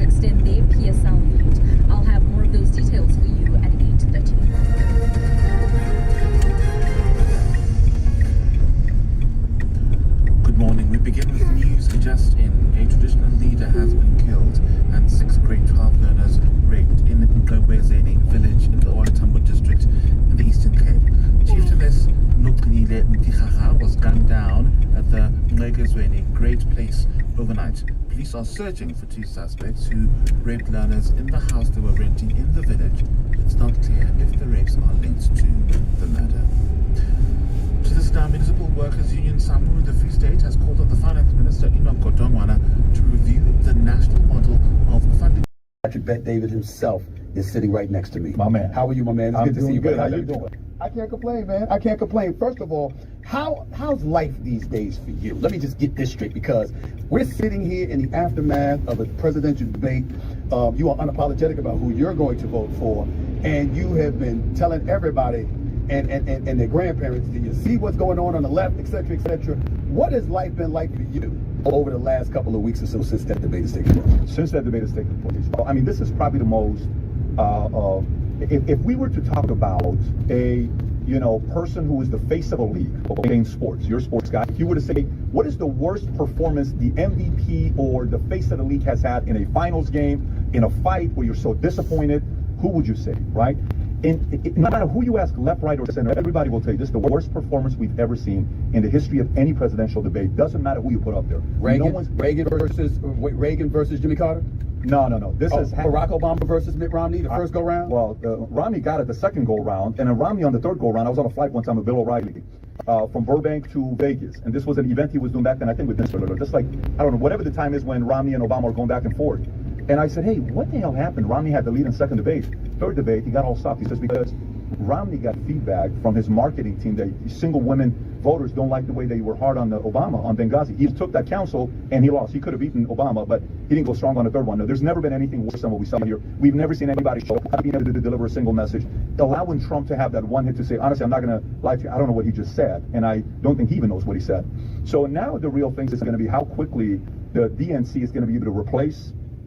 If so, if not, there's many moving parts, but we're living in uncharted territories right now. We're going to see what's going to happen. You know, it's interesting because you've talked, and we'll get into all of this because I don't know too many people you haven't interviewed, to be quite honest with you. You sat down with me years ago. This is before you brought me to your studios here in Florida. We sat down when you came to see me in New York City. You've interviewed the late great Kobe Bryant. You've interviewed a plethora of other notable figures inside and outside the world of sports and whatever. But I know what level of passion you have for this particular subject. Are you of the mindset, even though I know that you want Trump to win, are you of the mindset that in Biden's case, he should step out of the race or he should finish the deal?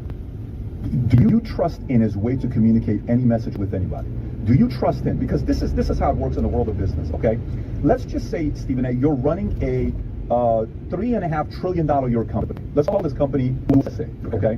Let's say I, on behalf of you, I'm going to go negotiate with another guy named Xi or another guy named Vlad. Let's just call him Vlad. Or let's call another guy named Zelensky, okay? Or another guy named Raisi or whoever, Khamenei, that's running Iran, the late Raisi. Would you trust Biden on behalf of you to go negotiate with any one of those guys? I don't think you'd say yes to that. I would. Exactly. So we are the owners of this country.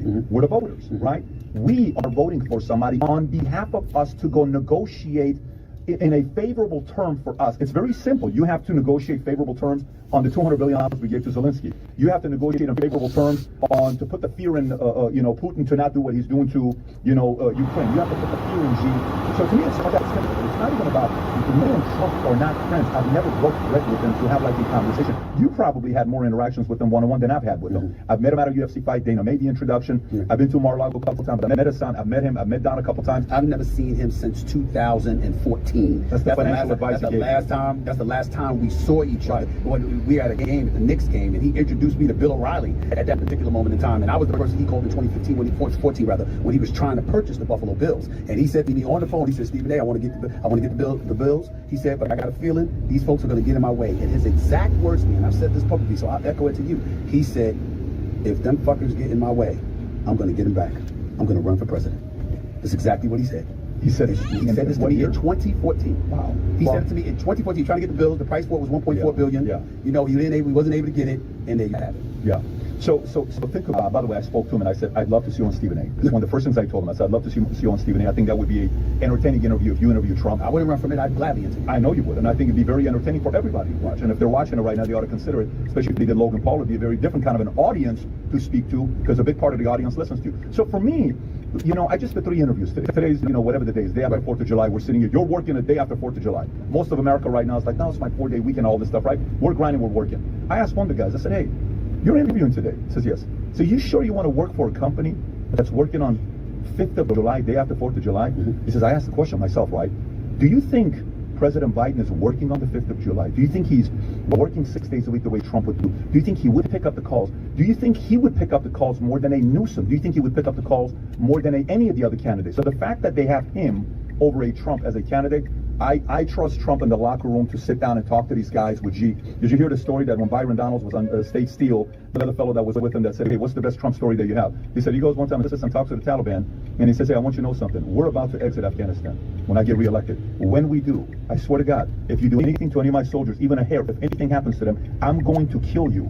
I'm telling you this respectfully. I don't want to have problems with you. Trump gets up, takes out a sheet of paper out of his pocket, hands it to the man with a picture of his house and his family, and walks out. Wow. See, I want Byron Donald told that story. Byron Donald's associate next to him on Sage Steele's, I'll give you the link afterwards, told the story. And guess what? Do you believe that kind of story? I do. So I do believe he would say something like that. I think we need strength today. We don't have it. Let's get into you for a quick second here. For people who don't know you, just read it from my notes because I want to make sure I have it right. Immigrated to America when you were 10 years of age after your parents fled Iran as refugees during the Iranian Revolution. Is that correct? Yes. They were eventually granted U.S. citizenship. Of course, you joined the U.S. military, served in the 101st Airborne after high school. Is that correct? It is correct. Okay, so look at the Patriots. I see you. Launched PHP agency, an insurance, sales, marketing, and distribution company before you turned 30. Yep. Is that correct? Yes. So when you think about yourself as a person living here in America, as a guy, family fled from Iran, you're here in America, this American citizen that you are, this pride that you have. Talk to me about what your vision is of what America should be.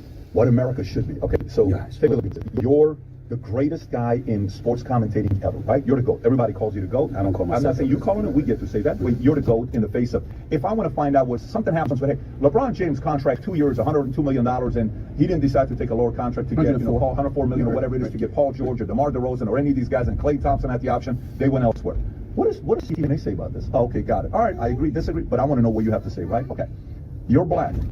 I'm Middle Eastern. Stephen A had a 1.8 GPA in high school. I don't think you had a 1.8 GPA in high school, but I had a 1.8 GPA in high school. Parents got a divorce to each other twice. They married, divorced, then remarried. I'm born, then they're divorced. Okay, that's my upbringing. My mother's side, they were communists. My dad's side, they're imperialists. So they were both the same religion, but politically they were on the complete opposite ends. One side, my mom's side, they would say rich people are greedy. My dad would say poor people are lazy. So who's right, who's wrong, right? When I was 14 years old, I come home one day, and I asked my mom, I'm like, Mom, politically, what are we? She says, we're Democrats. I said, really? Yeah. Why are we Democrats? Because Republicans are for the rich and Democrats are for the poor. I said, no way. Yeah. I said, when I grow up, I want to be a Republican one day. I didn't say it. Just like that? Just like that. Wow. I said, when I grow up, I want to be a Republican one day. And I have no clue what we're talking about. I can't stand politics because politics divided two people I love the most. I'm not. Met with the ANC, they said no. EFF met with the ANC, they said no. PA met, DA met, we said yay. Now she comes here. We have been telling people this thing is pure racism, embarrassing the African National Congress. You know, I must today say something. During the negotiations, I've never seen the ANC being so generous in listening to views. And now Helen Zille rocks up and say, nothing happens without me here. It is the Mises mentality which took us to exile. She needs to stay away from this thing because in the spirit, now she talks about plus 24, plus 54, plus 24. The best example I can make you. If a girl, if you decide to marry a girl, the two of you say we're going to get engaged. That's what happened here. The intent is to get married. If that marriage doesn't happen, what recourse does that girl have? She can go to court. She can go to court. The court can fine me for not marrying the lady. But the court can't instruct me to marry her. That's the same thing happening here. She talks about the clause. This is a statement of intent. How are we going to form the GNU? When the GNU gets formed, it will then give life to the document. It will then. Now they want to make Fikile Mbalwe like he doesn't know what he's talking about. She didn't read this document properly. My brother, that thing means nothing. And another thing that she said that she seems to think the ANC doesn't also understand, and I'm interested to hear what your interpretation is as the Patriotic Alliance. It's clause 19, which is about sufficient consensus, because it talks to the parties representing 60% of seats in the National Assembly. And Helen Zille says it's not seat in the Government of National Unity, it's seats in the National Assembly. And according to her, that means the ANC doesn't have that 60%. Even if they bring in you as the PA, the IFP, the people that have already signed, they don't get 60%, which means when there's a deadlock, the ANC would have to consult with the DA. The DA would have to rubber stamp whenever there's a deadlock. How do you understand clause 19 of this? Clause 19, number one, the ANC doesn't have the power to decide what happens in the National Assembly. Let's start there. So how can the ANC bring out a document that says all the parties in the National Assembly? Since when does the ANC decide for the Freedom Front Plus or for the EFF and for the PA for that matter? Sufficient consensus is for the parties that are signatories to the document. She's now realized what she's done. That Fikile Mbalula and his negotiators has got the upper hand. They outplayed Helen Zille. What does she do? She's trying to ridicule them on the show. I watched the show. She's trying to make them look stupid. She's trying to make that esteemed team like didn't know what they are signing about. The ANC, the PA, the PAC, we can form 60% of sufficient consensus in the GNU. In the GNU. Where does she get these things? Here's the issue. Helen Zille knows that, you know, for me, somebody said something so profound. Helen Zille said nothing different than what former President Jacob Zuma said. He said this is a coalition. By her saying that nothing can happen without her, it makes it a coalition. Say what? There's a real problem. This government is despicable. I believe Tom Friedman's column in the New York Times just yesterday sums it up beautifully how I feel. I think as a member of Congress, it is my obligation. I was elected to participate. Doesn't mean I agree with people. In fact, I've seen a lot of stuff on the House floor, many you can imagine, with which I not just disagree, I find appalling, including listening to people speak on the House floor. So I'm thinking about it. I'm deeply opposed to his leadership. I also believe it's a responsibility to show up and listen.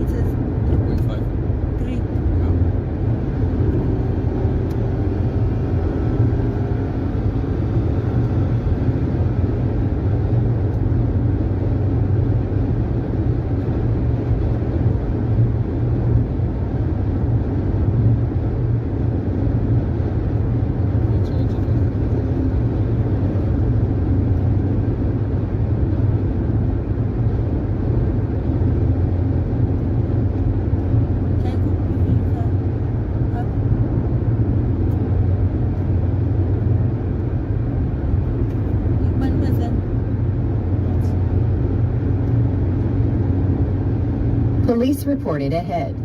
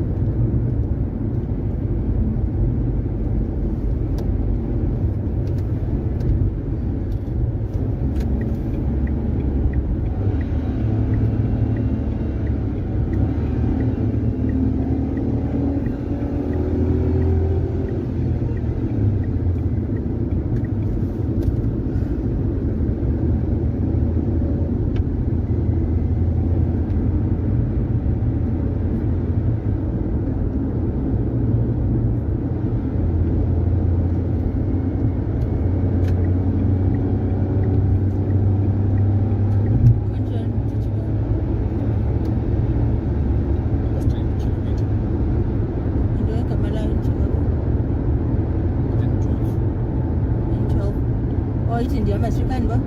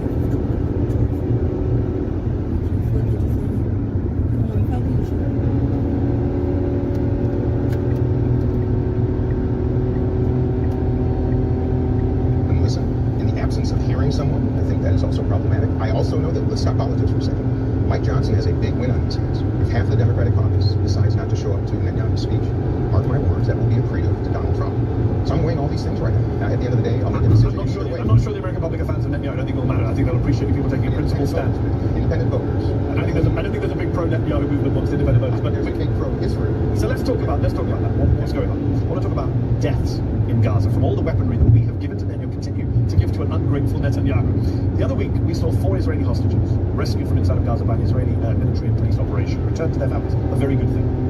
President Biden, Secretary of State Blinken, National Security Advisor Jake Sullivan, all reacted with praise, with celebration.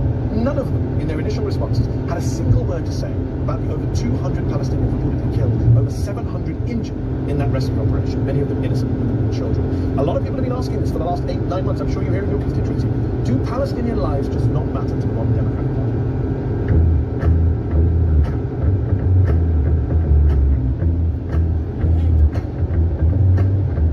I think that's a horrifying statement. Let me acknowledge that. Let me acknowledge the 38,000 human beings killed in Gaza, 1,200 Israelis, but particularly the innocents. To me, it's all the same. They're human beings. I'm appalled and disgusted. First of all, there are Americans being held hostage. Let me change the lens for a moment. I believe, if anything, it has been the United States and the Biden administration should have been the foremost responsibility to extract our hostages, our nationals. I think there are 6 or 7 still, knowing that they're alive.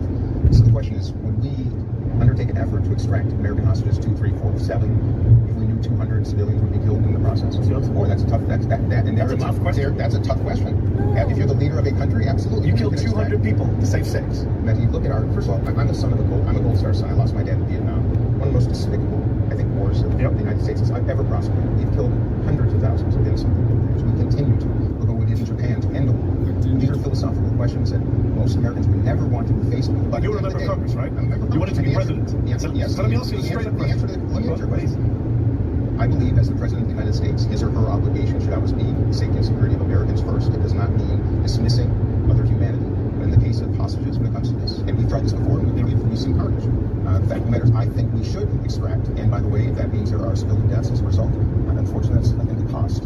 Well, the cost implies there's no other choice. We, of course, know that there was another way to get the hostages out. Well, no, there's another way to get the hostages out. We got over 100 hostages out in a deal in November. You could have got Benjamin Netanyahu blocking another deal. But just I want to be very specific. In your view, is killing 274 Palestinians, including many children, an acceptable price to pay for the freedom of 4 Israelis? Like I said, I don't. You want a clear answer? Yeah. You want to make this black and white? Is it an acceptable price to pay? It's an unacceptable price, but I think it's a price that has to be paid. Wow. Okay, so how many Palestinians would it be acceptable to kill in order to get back to Israel? What's the upper limit? When we start talking about human lives, every single one life is too many. And let me just. You just said that 274 is a price that has to be paid. I'm saying if it was 1,000, would you pay that? Because in my estimation, if we look at questions like this in a vacuum, of course, we're going to come up with different answers than in the context of the entire challenge.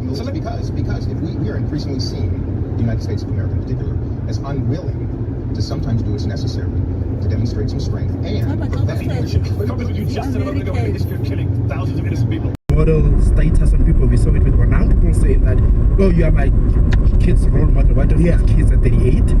Yet so what's his name? Unasiusa with that whole are you gay guy? Yes.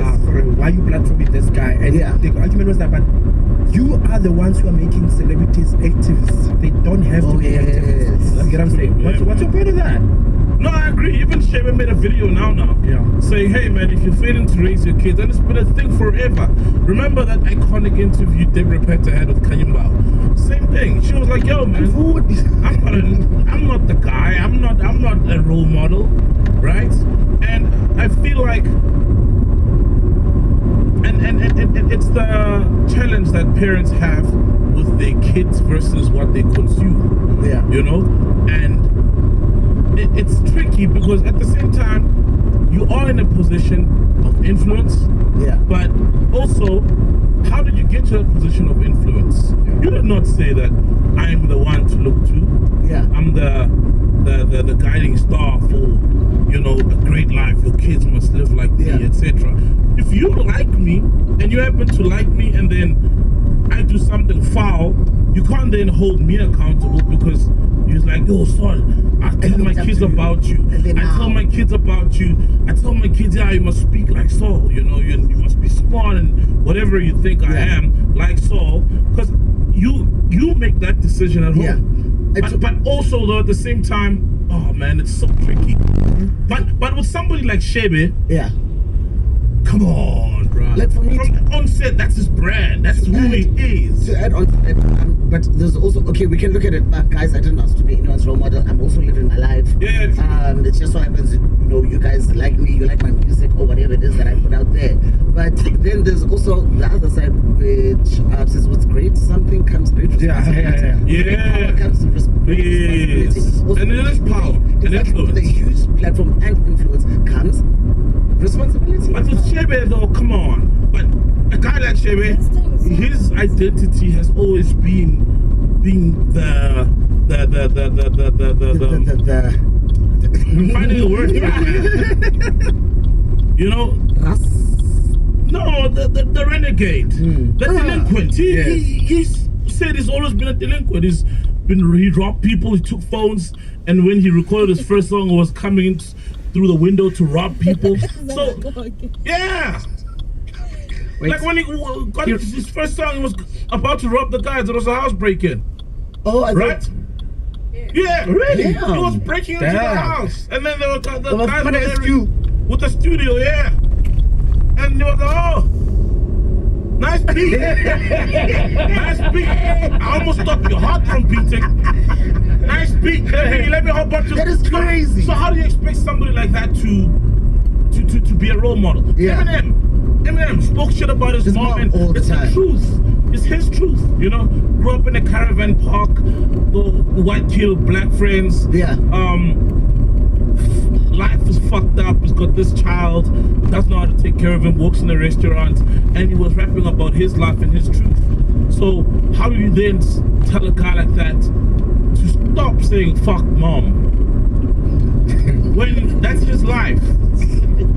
No, that's my thing. Like Kanyambao, her rise to fame and to the spotlight was young girl dates an old man because he's got money, rich man. So how do you then expect? Why would you have the expectations of the influence that she comes with for her to have the responsibility of being family friendly when what she has built to that point? I mean, she's done lots of great things since then, acting and right, but to that point, it was built on something that the public frowns upon. So how do you expect then a Shebe to say then, okay, sorry guys, I'll be centered or and Matt made a great thing that we expect a lot from him, but he's just living his life, and his fame was almost coincidental. Instantaneous and coincidental. He didn't sit and say I want to be famous one day and be a role model. He's probably the same guy that he was, maybe even diluted now because there's so much spotlight on him. Because he was 5-10 years ago. Because it would be weird, like walking on the red carpet with crystal meth. Like, I mean, I'm just saying things. People.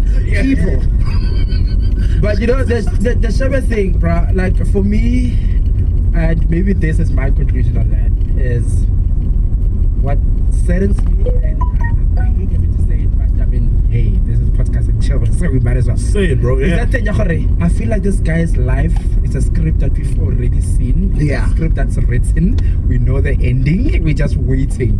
for this movie Yeah. to end, and we know how it's gonna end. Yeah. I feel like his life story, the script is there, it's written. Yeah. And we're just sitting here, just watching this movie and just waiting. How's it gonna Because we are here on the other side, being like, shit, but yes, if you can just get proper management, get this, do this, do that, and it's like, no. That's true though. No, but umuntu confirm it. I think what the Zulu guys say is umuntu confirm whatever. But I we've seen like this one. You can just see. Because I assumed that after what happened with the daughter, right?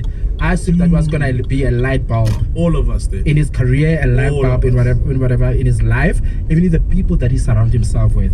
And Jiggy, now that video with the pipe, right? And I'm like, why? Yeah.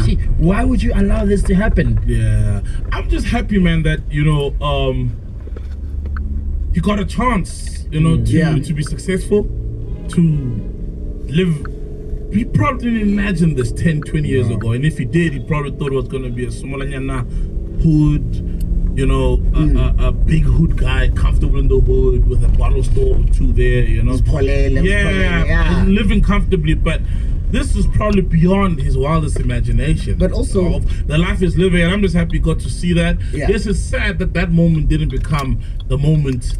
A catalyst for something, for something, because he could have taken a different trajectory, the Google Live, whatever thing. But it's not in him. It's not who he is. He's living his. With that again, it's us saying, but okay, you know what? That moment should have changed his life. But if he feels like there was nothing wrong that he did, he can only feel like a certain, like a portion of responsibility about what happened. But was he drinking and driving? Did he say he was drinking and driving? What I'm not sure about is whether within state security and the NPA itself, there's an understanding of how old these attempts are, how far back we should go to understand the attempts by organized crime to capture the NPA. One thing's clear though, we are dealing with organized crime, organized corruption, maybe corporate corruption. What worries me is the link between organized crime and organized corruption. So what General Kumalo has been able to tell us through an organogram is that there is this cartel, the Big Five. Before I proceed, a warning. I think last time I did say we must not think this cartel constitutes the totality of organized crime in South Africa. Yeah, absolutely. In other words, there are other cartels that may have not been discovered yet. But when I look at the organogram of General Kumalo, there's something else we must look at. So there are slots in the organogram which attempt to give us an understanding of the structure of the cartel and the structure of the leadership. There are three at the bottom. Yes. Then there's a line to the top, and then there's one that comes in from the side, kind of to that line to the top, which is not connected to the three, but it's connected to the top one. Yes. Yeah.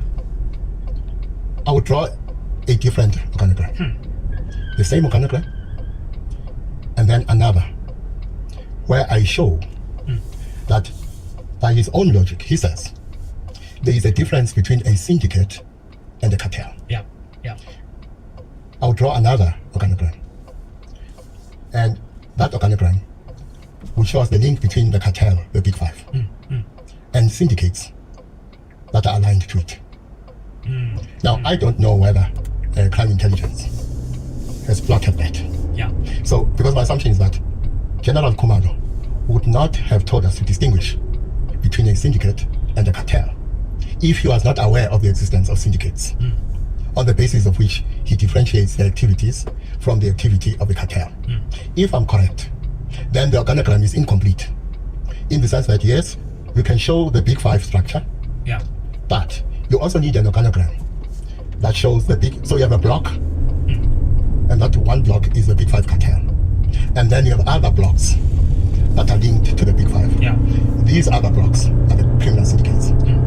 The question for me is, how many of the criminal syndicates which I think are linked to the Big Five has crime intelligence been able to identify. Interesting, because when we zoom into Kumaro's diagram, he also lists the activities of each of the members. So that would suggest that the syndicates that could be linked to the Big Five operate in those different spheres. We had hijacking, there was contract dealing, etc. And of course drugs. Yes, exactly. So one might think those blocks then would be, the blocks connected to the Big Five might be syndicates involved in those specific areas. Another thing I'm curious about will be, so I would draw the organigram in that way, in terms of blocks. Yeah. So yes, you have the Big Five, and inside the Big Five block, you have the 5 leaders of the Big Five. Yeah. I would then, as I say, have an organigram in which you have one block, which is the Big Five, and other blocks that are linked to that block, which is the Big Five. Yeah. And those other blocks being the criminal syndicates. Sure. Another way in which you must look at this is by drawing circles. And then you have the Big Five, that's one circle. It may or may not be the biggest circle. Yeah. The syndicates, different syndicates, you draw different circles representing the different syndicates. And then when you plot them on the SMWX whiteboard, you look at 2 things. Which of the circles intersect, and where do they intersect? And what kind of criminal activity is represented by where they intersect? And which of the circles do not intersect? Yeah. And then another way of looking at it is in terms of what I call the beehive. What is the center of a beehive?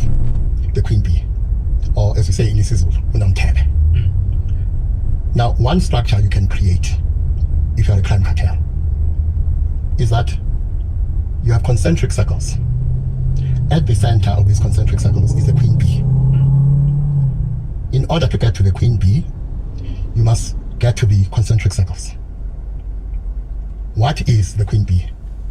It could be the leader of the Big Five cartel, or the queen bee could be the Big Five cartel itself. So if your structure is in terms of concentric circles, you have created concentric circles so that you can't get to the cartel in its incarnation as the queen bee unless you go through the concentric circles. So that's another way I would look at it. Now, when you use concentric circles, there's something else you're doing.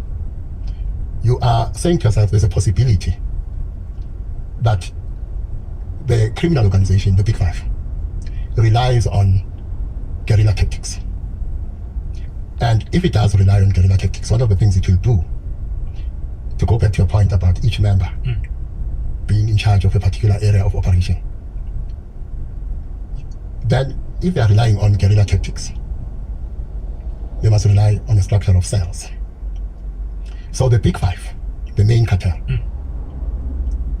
has cells that operate underneath. And the members of the cells underneath or below it may not be aware of the existence of the Big Five itself. Or the other cells, maybe? Or the other cells. Sure. Well, in a pure guerrilla tactic environment, members of this cell are not aware of the members of the other cells. And members of all cells that have been created below the Big Five will not be or should not be aware of the existence of the Big Five as the main cell, so to speak. So if I were an investigator, I would also look at the possibility of such a structure. So each structure has implications for how you understand the operations of the cartel.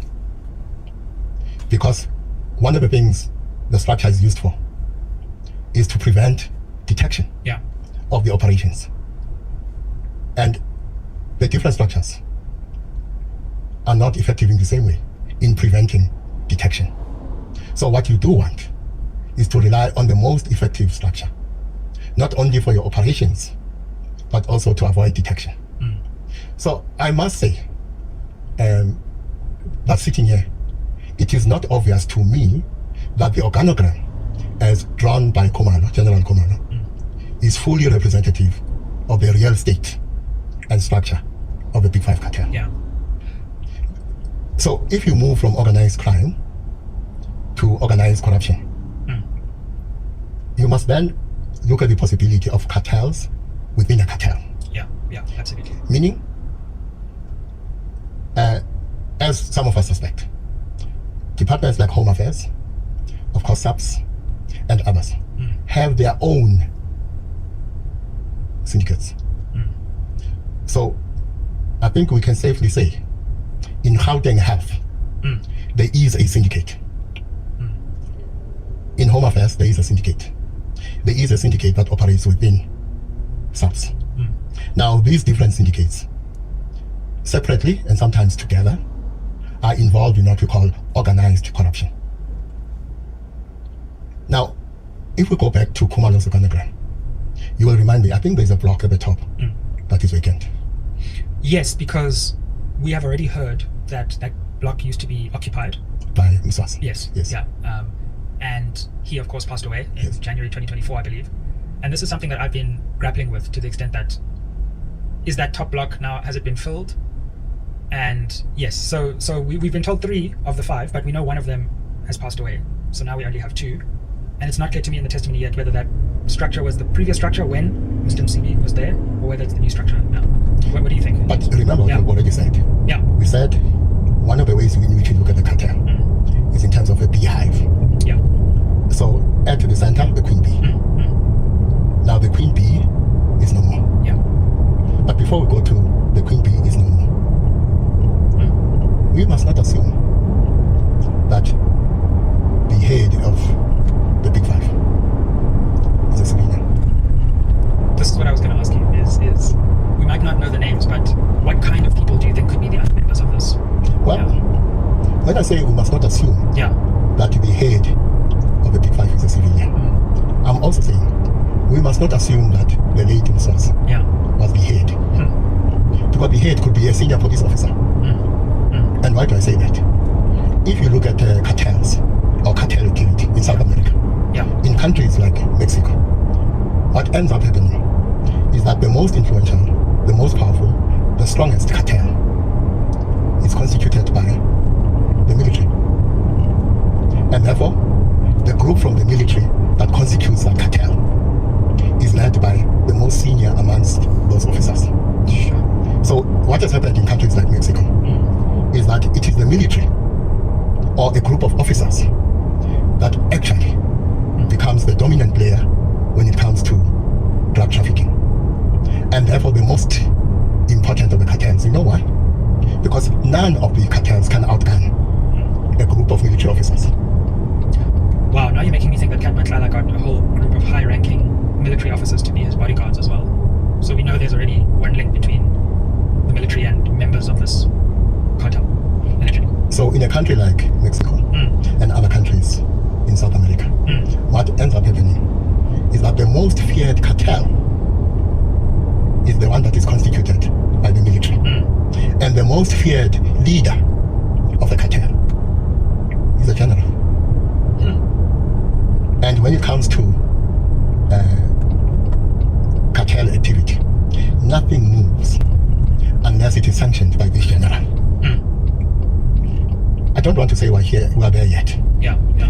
But in our thinking, we must paint this as one of the scenarios. And that would mean that when you go back to Khumalo's organogram, the head of the Big 5, maybe a senior police officer. I think I know which police officer you have in mind. I think we have the same one in mind, but I won't say the name. If that's not the case yet, if we stay on the current path, the day will come when the head of the most influential drug cartel is a senior police officer, a general in the South African Police Service. That's one of the reasons why the recommendations of the ad hoc committee and the Madanga Commission must be implemented with a sense of seriousness, because this is where we are heading.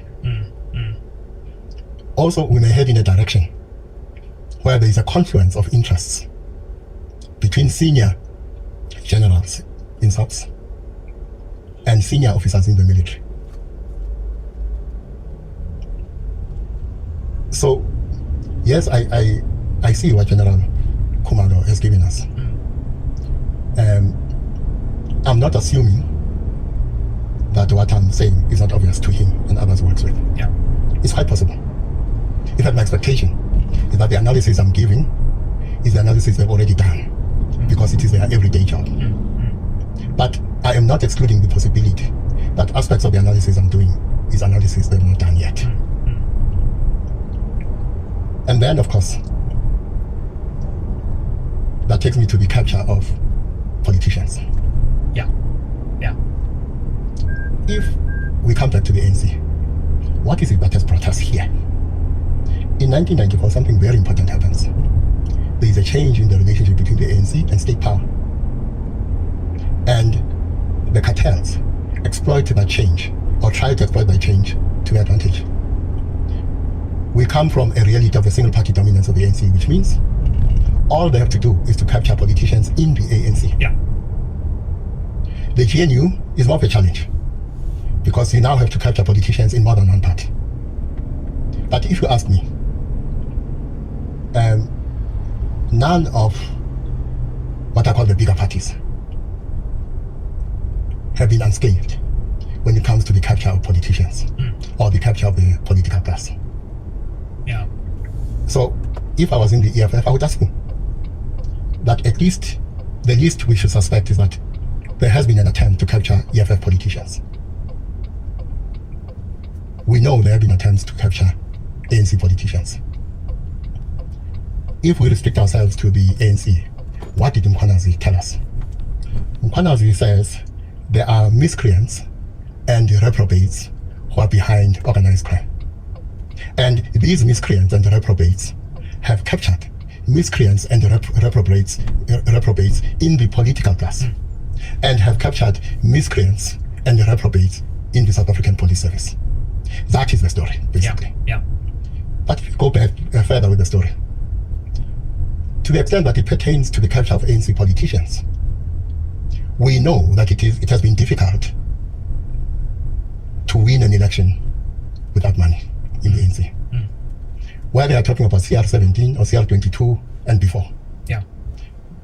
One of the things we can assume is that some of the internal ANC campaigns have been run through blood money. So, in my thinking, I am not excluding the possibility, for instance, that some of the money that was used to run the CR17 campaign was blood money. I am not excluding the possibility that the CR17 campaign was not the first internal ANC campaign that was run through blood money. I'm also not assuming that the CR17 campaign was the last internal ANC campaign that was run through blood money. So, if I'm correct,